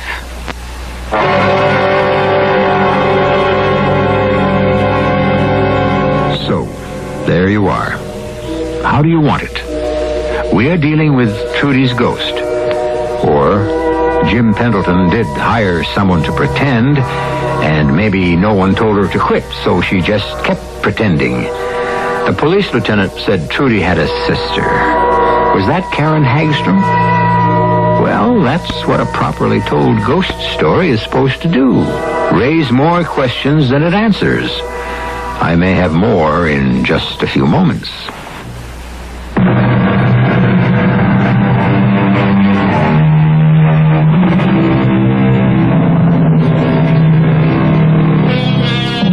Who says there's no such thing as a perfect crime?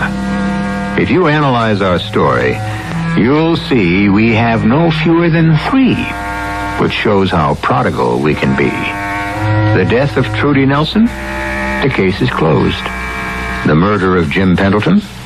The case is closed. And how did Donald Taylor die?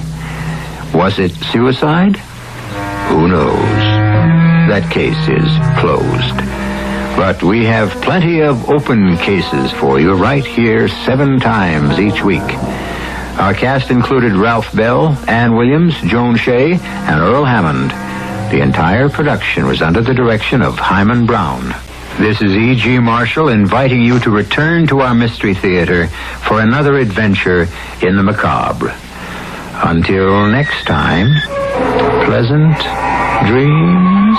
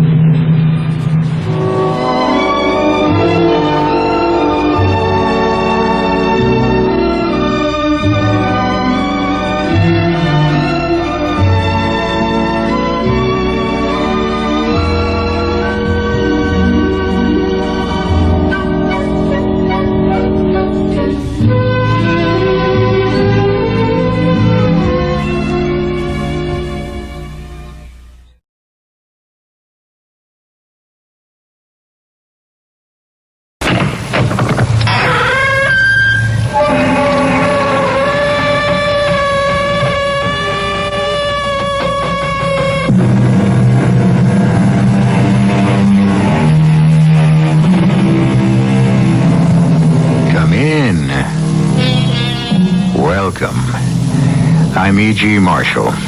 I have a strange tale to tell you.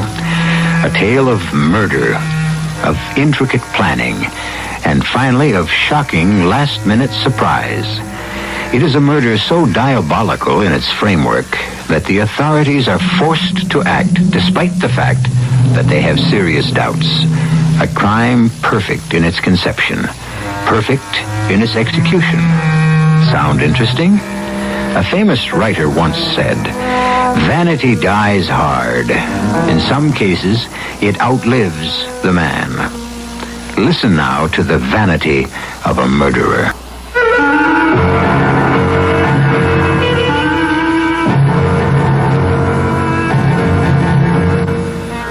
mystery drama Vanity Dies Hard was written especially for the Mystery Theater by Sidney Sloan and stars Marion Seldes and Robert Dryden.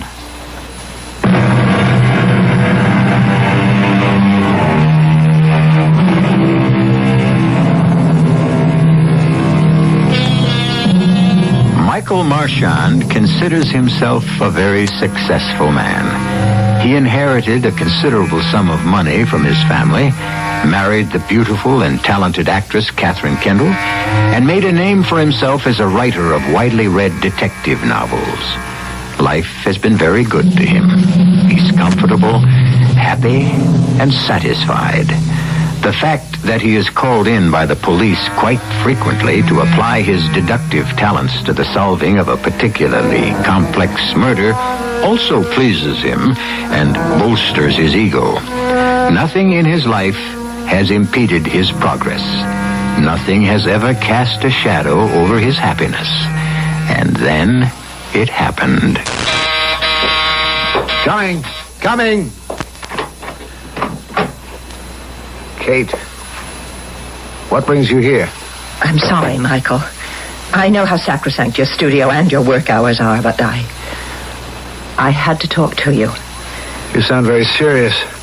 I've been wanting to talk to you for some time, Michael. We've hardly seen each other for almost 3 weeks. You with your rehearsals, me with a deadline for the next novel. Well, we've had a break in rehearsal. I've only got a few minutes. I have to be back. We're opening in Philadelphia in just 6 days. I wish you'd give up that frantic career and settle down. As your wife? Why not? You are my wife, you know. We don't need the money you make. It's my career, Michael. You knew that. Yes, I knew. But I didn't realize it would go on forever. Take up our entire life. It's about our life that I wanted to talk to you. Yes? I don't quite know how to say this. It's difficult. When we were married, you assured me that if I ever wanted to be free... Kate, what are you saying? Darling, I love you. Michael, there's someone else. I'm leaving you. Kate, please, don't turn away from me. I love you. Doesn't that mean anything to you? You don't love me. You love yourself. You're possessive. You want me because you can't bear to give up anything you think belongs to you. I'm going to a man who loves me and really needs me. Who? Who is it? Oh, you'll find out soon enough, so I may as well tell you. Raymond Calder. You're leaving me for him? That two-bit actor? You'll be the laughing Don't say stock any of... more, Michael. Oh, yes, I shall say one thing more, and you'd better listen. If you leave me for him, I'll kill you both. You say I'm possessive? You're right. I'm also vindictive. And I wouldn't hesitate for a moment to destroy you both. Oh, Michael. That's really very good. You begin to sound more and more like those cheap, melodramatic detective stories you write. Leave my work out of this. Please forgive me, dear Michael. But actually, I've always thought of your work and you as pompous, almost comical. Your pretensions are ridiculous. Very well, Catherine. You will see how ridiculous I am. Oh, Michael. Your threats don't frighten me. You sound just like the characters you create.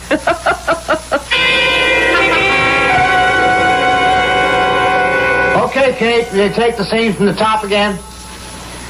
Does it mean nothing to you that I've given up everything I cherish? Everything I ever held dear for you? I told you once if you threw me over, I'd kill you. Do you see this? It's my husband's revolver. You don't think I'll use it, do you? Do you? Bang! Bang! No, Kate, shoot the gun you're holding. You gotta get used to the noise. Don't just go bang, bang. Jimmy, I hate the scene. Well, you're awfully good in it. No, I sound phony, and you know it. Can't you get Harold to do a rewrite so that my lover answers me? He just stands there all through my speech. Oh, relax, darling. As soon as you feel an audience out front, you'll find it's right. I hope so. All right, let me do it again. This time I'll fire the pistol. Okay. But before you do, I've got a telegram for you. A telegram? Why didn't you give it to me? Well, it came in just you starting the scene. Here. Telegrams are usually important. Oh, dear. Anything serious? I don't know. Oh, why didn't he phone? Just says urgent. You come back to town immediately. Must see you. From your husband? No. It's from Raymond. Now, look, I don't want to get mixed up in your affairs, Kate, but we got an opening here in Philadelphia day after tomorrow. You can't just I'll go into town tomorrow morning and see what's wrong. And I'll be back in time for dress rehearsal tomorrow night. Well, damn it, I'd like to have you here, Kate. There are tons of notes I want to go over. The trains are sometimes... If you force me to stay, my mind certainly will not be on the performance. Well, call and find out how important it is first. Well, he doesn't have a telephone. He's been out of work for 8 months. He lives in some rooming house. Why, the devil couldn't you have gotten him a phone? You bought him everything else. Now, don't you start on me, Mr. Burton. I'm leaving right now. If you want me back for dress rehearsal, don't try to stop me.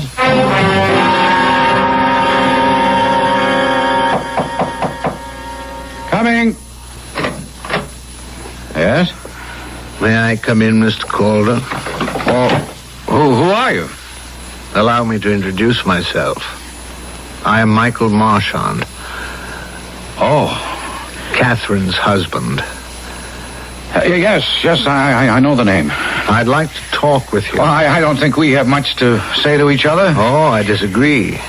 After all, haven't you taken my wife? I don't want to discuss Catherine with you. Did you think I'd stand by quietly and do nothing while you... How did you get in here anyway? There's a bell in the front hall. The door has to be buzzed to be opened.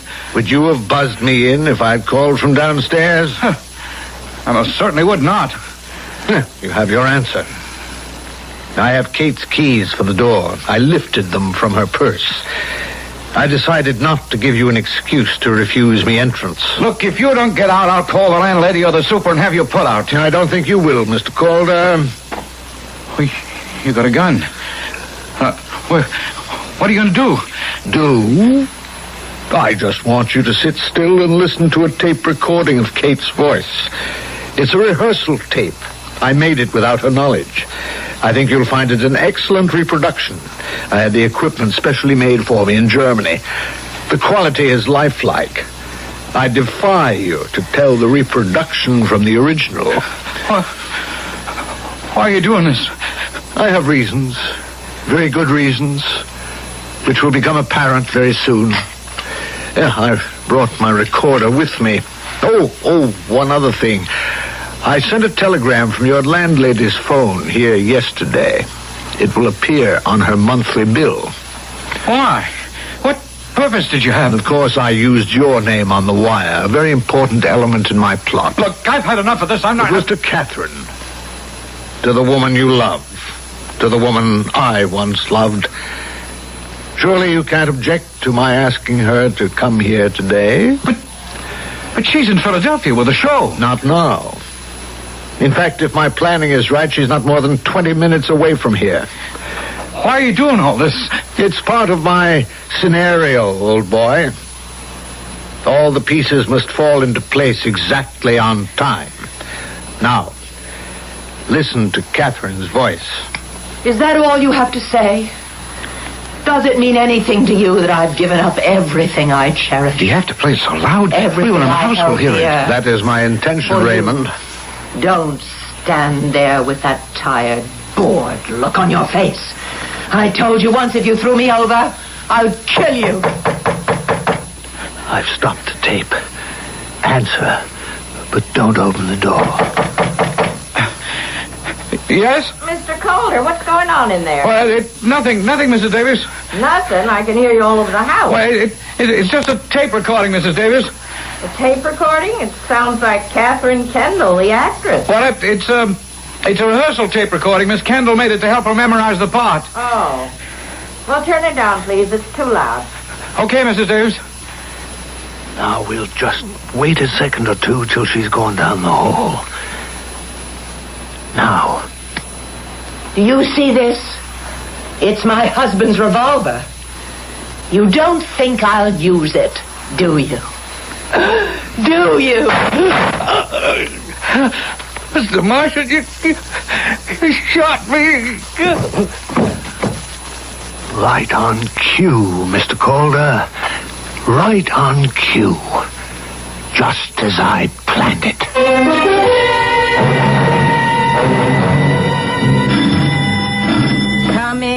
Coming. Oh, yes? I've got to see Mr. Calder. Oh, well, you could have rung his bell, Miss Kendall. I did. There's no answer. No answer? Well, that's strange. Come in. What do you mean, strange? I heard you up there in his room not 10 minutes ago. You couldn't have. Oh, I'd know your voice anywhere, Miss Kendall. I heard you talking in Mr. Calder's room. Loud, too. Like you was angry. I just got off the train a half an hour ago. A train from Philadelphia. I took a cab. I came here immediately. Then how could I have heard you in the room? Oh, I know. Now I remember. Mr. Calder said it was a tape recording of you rehearsing a play. Well, I never made a tape of any rehearsal. No? Well, here's his room. He's not in. Did you see him go out? He could have gone out and I didn't see him. Would you mind if I go in and wait for him? No, why should I? It ain't as if he was a stranger. Door's locked. Oh, I got a pass key. There you are. You can go right in. Thank you. And when he comes, I'll tell him you're in here. Here, what's this? The keys on the floor. Why, they're your keys, aren't they? It says KK on the holder. Well, they are my keys, but how did they get here? I thought I had them in my purse. That's why I had to ring for you. I couldn't find them. Well, no matter. Now you just make yourself comfortable. And... Ray! Oh, my darling! Oh, what is it? What's the matter with him? He's been shot. Call a doctor, please. Hurry! It may be too late for a doctor. Oh, he looks dead.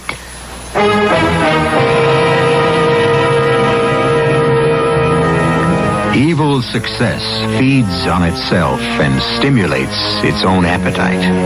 A man like Michael Marchand is not satisfied with having disposed of the man who came between him and his wife. He wants more. His intention is to entangle his wife in a web of suspicion and fabricated evidence to gain his ultimate objective. Her humiliation, her disgrace, and finally, her destruction. I'll be back shortly with Act 2.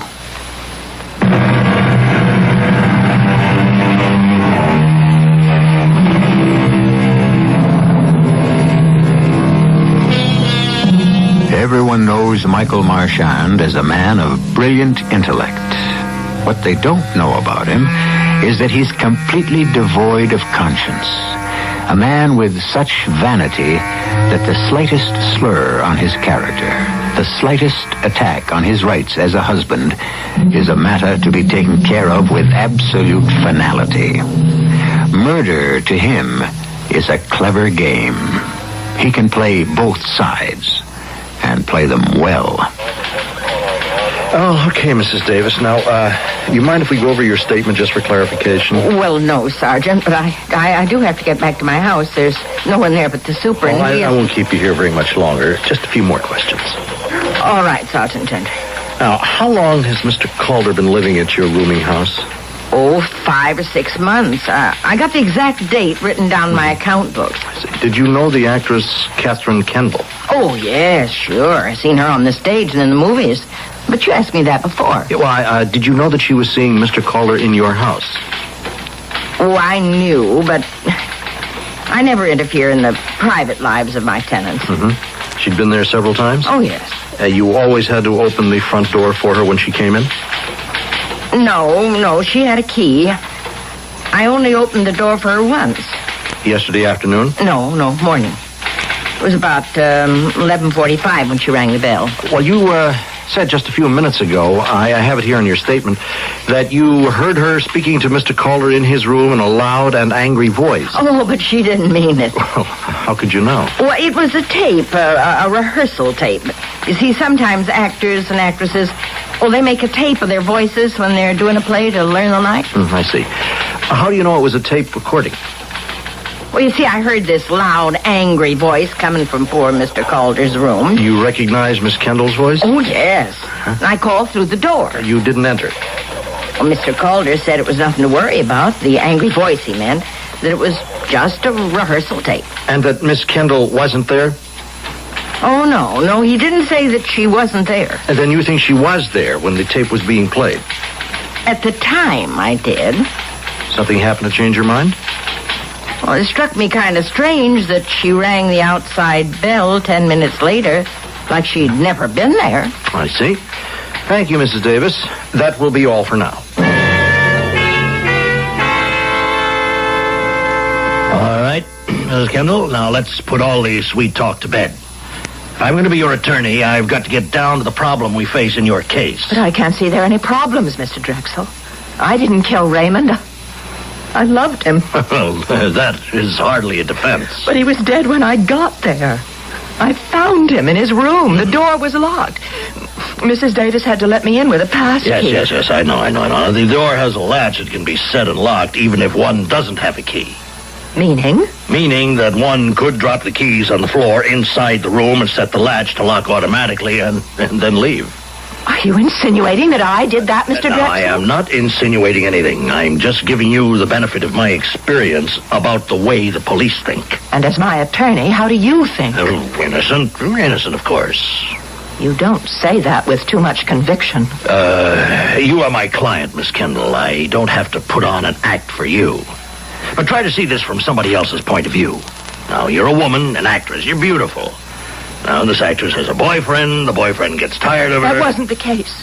That isn't true. Okay, all right, so it's not true. But that's the way the police and the public are going to interpret it. I suppose so. Now about your husband. Did he know about this relationship between you and Raymond? No. Well, yes, I told him, but... When? A day or so before Ray died. How did he take it? The way I expected he would. He blew up. He made all sorts of threatening noises. Oh, he threatened, huh? Oh, it wasn't anything to take seriously. He's a writer, and he... Yes, mystery writer, novels. I know of him. He's also done a considerable special investigative work for the police. Well, that's just publicity for his books. It's also an ego trip. Oh, what do you mean?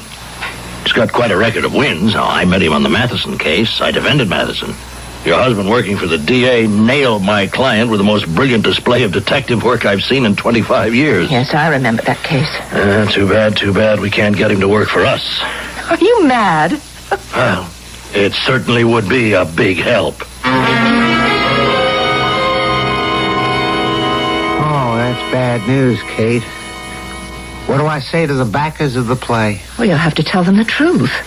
The police don't want me to have an out-of-town opening until the grand jury meets and decides whether or not they... Well, it's ridiculous. It's utterly ridiculous to think you'd do a thing like that. Oh, Jimmy, I can't bear it. Now, Kate, you've got to be strong. I haven't the slightest doubt the real killer will be found, and you've got to conserve your strength to fight back hard. Yes. I don't mind telling you whom I suspect in all this. You mean Michael? Is it possible? You know the kind of man he is. And you did tell him about Raymond. He got very melodramatic. He threatened to kill us both. Michael? Your husband's a talker, a poser, but definitely not a man of violence. He's always writing about it, investigating it, but he'd never do it. I think he's capable of it.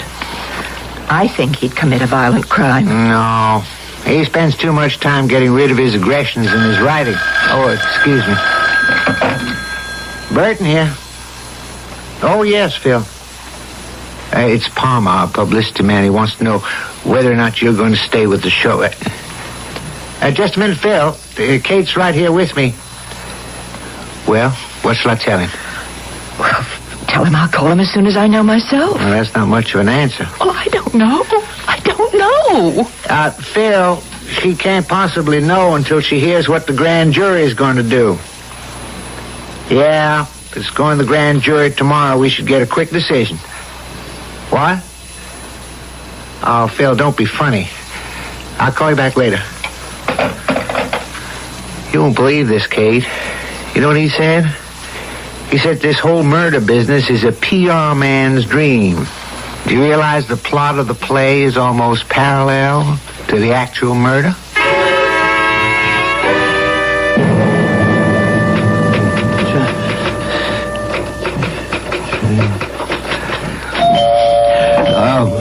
Just a moment. Well, Mr. D.A., good to see you. It's good to see you, Mike. You know Lieutenant Harvey Gentry, Chief of Homicide? Know him. We're old friends. Worked on several cases together. Well, come in, gentlemen. Well, you look good, Mike. Well, can I get you something? A drink? Coffee? No, thanks, Mike. This isn't exactly a social call. I guessed as much, Alex. Is that the reason you didn't call before you dropped in? Afraid your prime suspect would head for Brazil? You are our prime suspect, Mike. I mean, after all, your wife was running off with another man. You had words. You threatened her life and the life of Raymond Calder, the other man. She say that? Yeah, approximately. In her statement, she said... you want me to read it to you, Mike? No. If she says that, let it stand. Well, isn't it true? Well, you put me in a very awkward position. I was very much in love with Kate. Still am, I guess. I wouldn't make any statement to the district attorney that would contradict her. Did you kill Raymond Calder? Seems to me that if you thought I was the culprit, you'd have been here immediately instead of waiting 6 days. You've been watched, Mike. We had men on you almost immediately. And what have you discovered? That you haven't left your flat here since it happened. And you'd like to know why? I haven't left this room for nearly 2 weeks, gentlemen, because I have a deadline for my novel and my publishers are sitting on my neck. Is that the McCoy, Mike? I have a reservoir of frozen food in the fridge to exist on. And I have this stack of typed pages to prove I was working. Even the day that Catherine gave me the sack. And she came here to tell you? She was standing right where you're standing now. And she gave it to me brisk and cold like a weather report. But you threatened her and the man she was running away with. I don't know. She says I did. Maybe I did. I thought I'd lose my mind. What did you do? I tried to work. I thought I could get my mind off my troubles. Well, when did you leave the apartment? Leave? I just told you I didn't. Oh, I see. You're always the policeman, Harvey. Mm-hmm. Well, just for the record, I didn't leave. If I had wanted to leave, I would have left without anyone seeing me. And come back the same way? Yes. And how did you find out about the murder? I got a call from my agent. You just heard the whole thing on the news broadcasts. Now, is there anything else on your minds, gentlemen? I've got to get back to work. No, nothing, Mike, except, What? I wish we had you working with us. How could I? I don't know. You know, this isn't going to be an easy one. You see, Mike, it points too definitely at Catherine Kendall. It is almost too easy. Understand?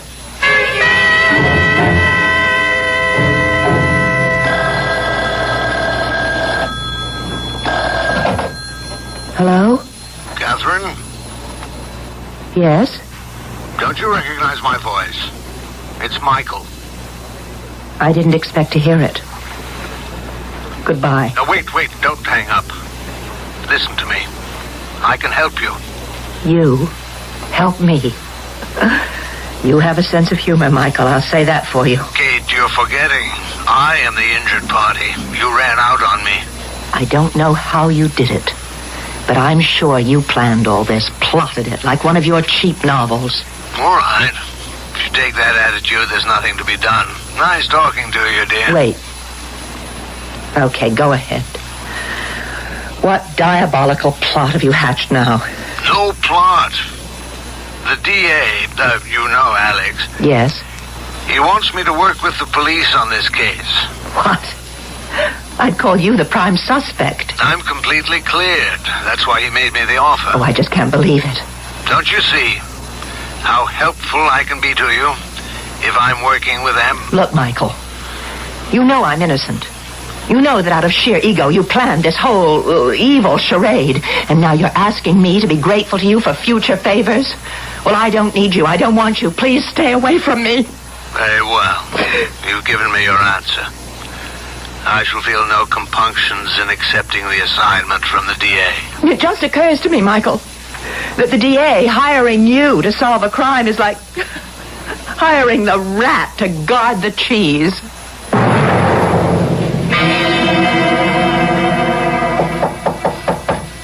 Come. You wanted to see me, Mr. DA? Oh, yes, Lieutenant. I'm expecting Mike Marchand. I wanted you present. What's the plan of action? Well, as you know, the grand jury voted to indict Catherine Kendall. Yeah. We locking her up? No, she's had bail posted for her by her producer. Bail? For a murder one indictment? I persuaded the judge to go along with her lawyer's request. Convinced him that the bail would aid us in nailing the real killer. Oh. You don't think she did it, huh? If she did kill Raymond Calder, it was the greatest job of reverse planning by a murderer I've ever run into. The plot is just too beautiful. She'll be convicted in the shortest murder trial in history. The jury won't even have to leave their seats to bring in a verdict. So what's the problem? We can't lose.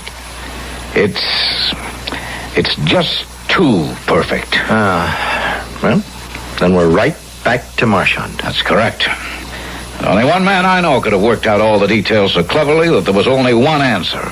That everything points to Catherine. Well, you're the DA. It's your job to nail the bad ones. I wonder if you know, Lieutenant, that it's also the DA's job to protect the innocent. Now, that's Mike Marchand, Harvey. Stick around. Yes?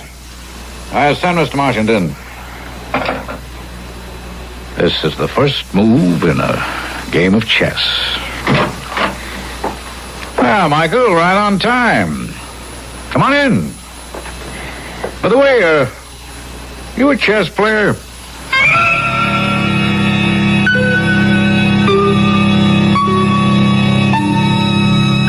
Michael Marchand is not above suspicion. The DA secretly considers him a prime suspect and wants him nearby where he can watch him. Perhaps the DA underestimates the evil intelligence of this man. We can be certain that Michael knows of the DA's suspicions and will find a way to turn them to his own advantage. Perhaps even convince him of Catherine's guilt. The pieces to the puzzle are being skillfully slipped into place. I'll be back shortly with Act 3.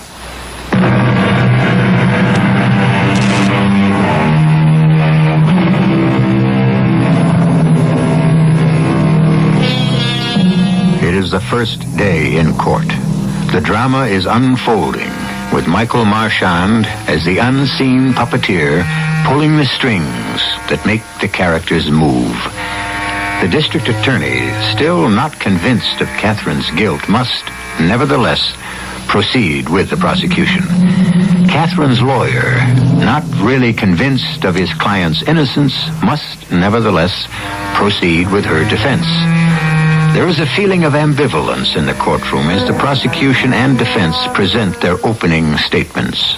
Ladies and gentlemen of the jury, it will not be necessary for the prosecution to indulge in appeals to your emotions. We shall leave that to the defense.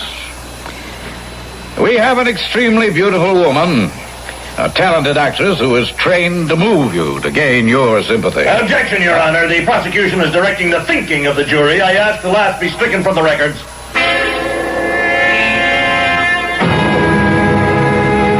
As the attorney for the defendant, it is my job to prove to you the charges against Kate Kendall are false. Now, despite all the circumstantial evidence that has been dredged up to convict her, this great lady is innocent of the charges. Now, we will show you that Catherine Kendall is an honest woman. We shall show you that when she realized she could no longer live with the man she married, she went to him and told him so. She didn't hide her love for Raymond Calder in the back streets of her life. She honestly faced up to the decision.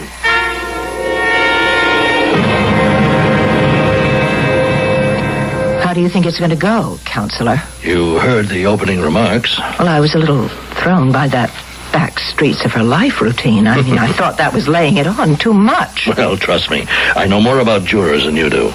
They like that kind of emotional appeal. It sinks right in. You know, they don't have to think. I wish they would think. I'd have a better chance. Look, Miss Kendall, everyone feels this case is hopeless. Hopeless? Well, I didn't do it. I'm innocent. You know it. I know it. I believe it. But do you think the jury is going to believe it? But And what's more, do you know that the prosecution has your husband secretly working for them? It doesn't surprise me. He told me he might be. Yes, they think they've got an airtight case against you. Circumstantial.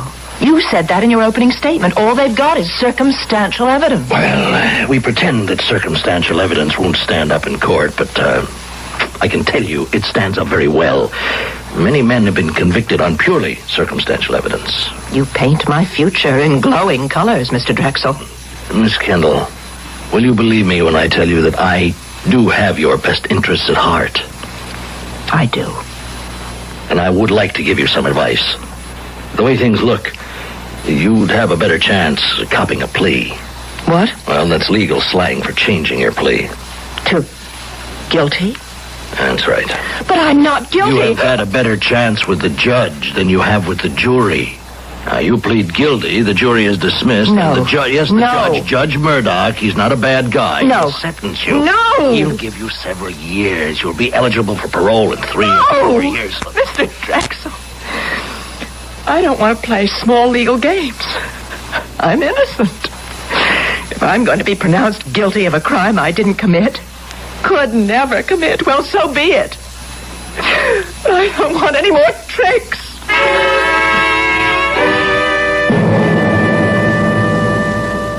Well, we still have one discrepancy, Mike, that we haven't been able to clear up. One weak spot in our case. What's that? Catherine got off the train from Philadelphia at 11:12 a.m. She took a cab and arrived at Mrs. Davis' rooming house at around 11:43. Well, what's the problem? Let's say it took her 5 to 10 minutes to get out of the station and catch a cab uptown, and 25 minutes for the cab ride. 25 minutes? That long? Midday traffic. Have you tried it to Mrs. Davis' place from the station? Well, no, but... Well, I have. 3 times. I have my timings here. I checked them with the stopwatch.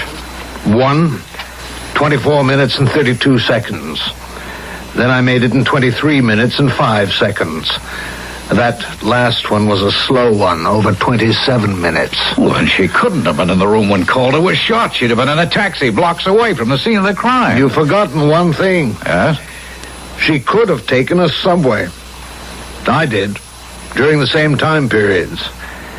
My times to the door of Mrs. Davis' house from the station, 8 minutes and 34 seconds, 7 minutes 52 seconds, 9 minutes 10 seconds.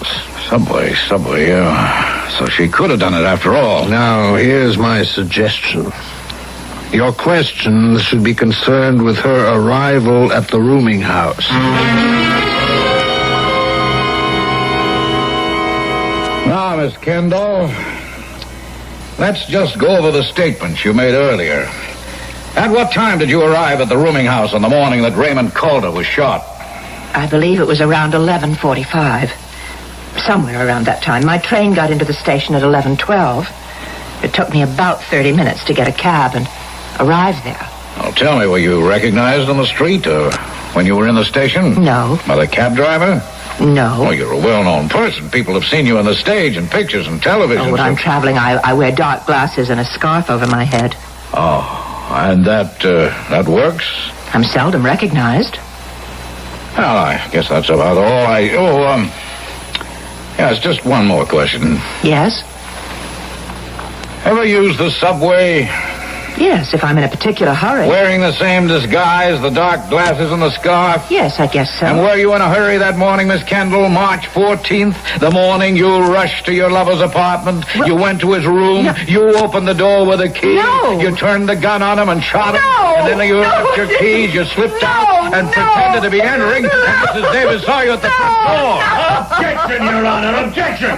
Badgering the witness, I ask that the question and all the district attorney's remarks be stricken from the record.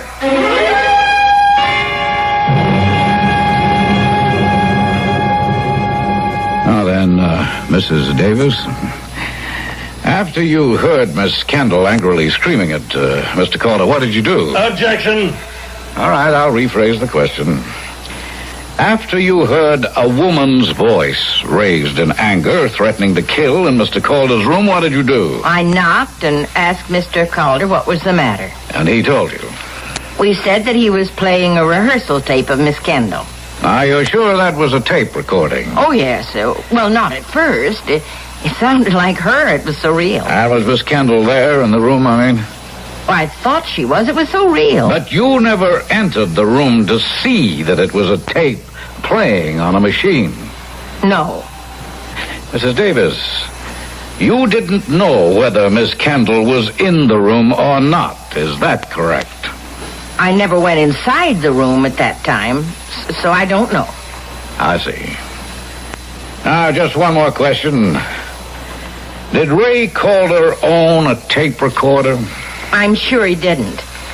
In the 5 months or more that he lived in my house, I never saw or heard one before that day. The day you heard Miss Kendall? That's right. And when you entered the room later after Miss Kendall arrived, did you see a tape recorder in the room? No. There was no tape recorder anywhere that you could see? None. Thank you, Mrs. Davis. You may have the witness, Mr. Drexel. One question, Mrs. Davis. You know what a tape recorder looks like? Well, I've heard a lot about them, but I've never really seen one. Well, then let me tell you that they come in all sizes, from a tiny one that could be carried in one hand to a giant-sized professional one used in recording studios. Oh? No, I never saw one. Then how would you know that there wasn't one in the room right in front of you? Well, when the police came and I told them about the tape recorder, they couldn't find one. Your Honor, I ask that the last remarks be stricken as non-responsive. You may step down, Mrs. Davis.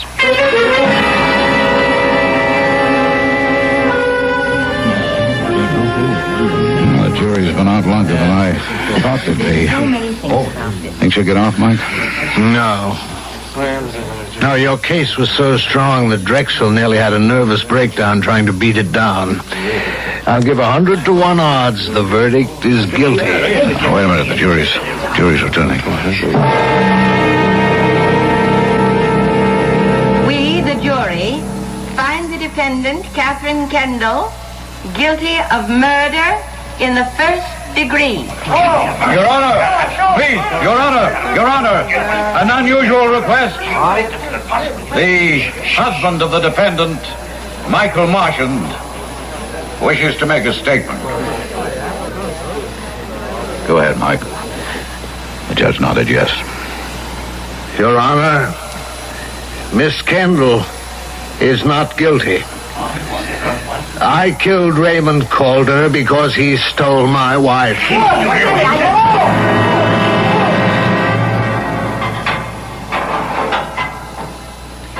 You can come back for me in about 10 minutes, guard. Nice of you to visit, Alex. I didn't know this was Visitor's Day. It isn't. I'm here because I'm a very curious guy. Curious? You never told me why. You gave me all the details about the recording, the tape machine. You explained how you took the keys from Catherine's purse and planted them, the telegram from his phone, the timing of the arrival, everything except one thing. Now, I suppose you're going to say you suspected me all along. Oh, I did. You can ask Lieutenant Gentry. I was looking for some little break in your armor, some little mistake. There was none. I don't make mistakes. All right, then. Why did you make that dramatic last-minute confession? It wasn't to save Catherine, Alex. I'd written her off when I found out about Ray Calder. Okay, so you commit the perfect crime and then for no reason you spill it out at the last minute? Why? No reason, Alex. Think it over. Perfect crimes aren't much fun. If I'm the only one to know, whom am I going to show off for?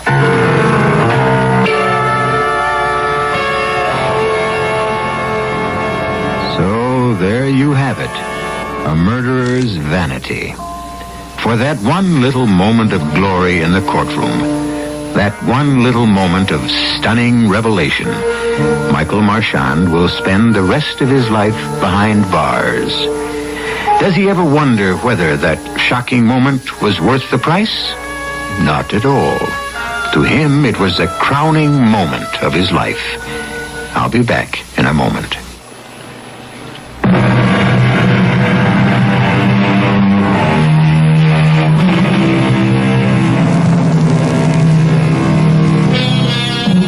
Vanity dies hard. In some cases, it outlives the man. In the annals of crime, the Calder case will be long remembered. Men engaged in the pursuit of criminals will speak of it as the perfect crime. And it was perfect in every detail, except one. The killer was a vain man, and his vanity demanded that he be praised for his brilliance. And so Michael Marchand, criminologist, writer, conscienceless murderer, was betrayed and defeated by his own ego. Our cast included Robert Dryden, Marion Seldes, Earl Hammond, Ian Martin, and Mary Jane Higby. The entire production was under the direction of Hyman Brown.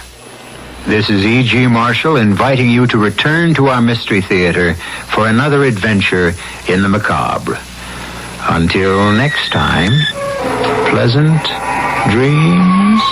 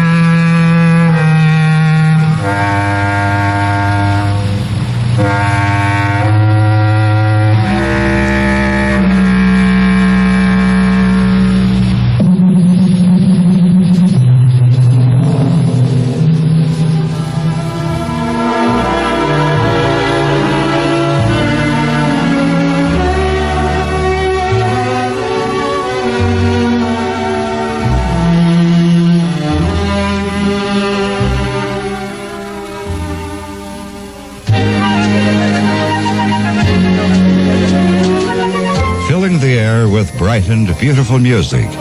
This is KIXI, AM and FM, Seattle.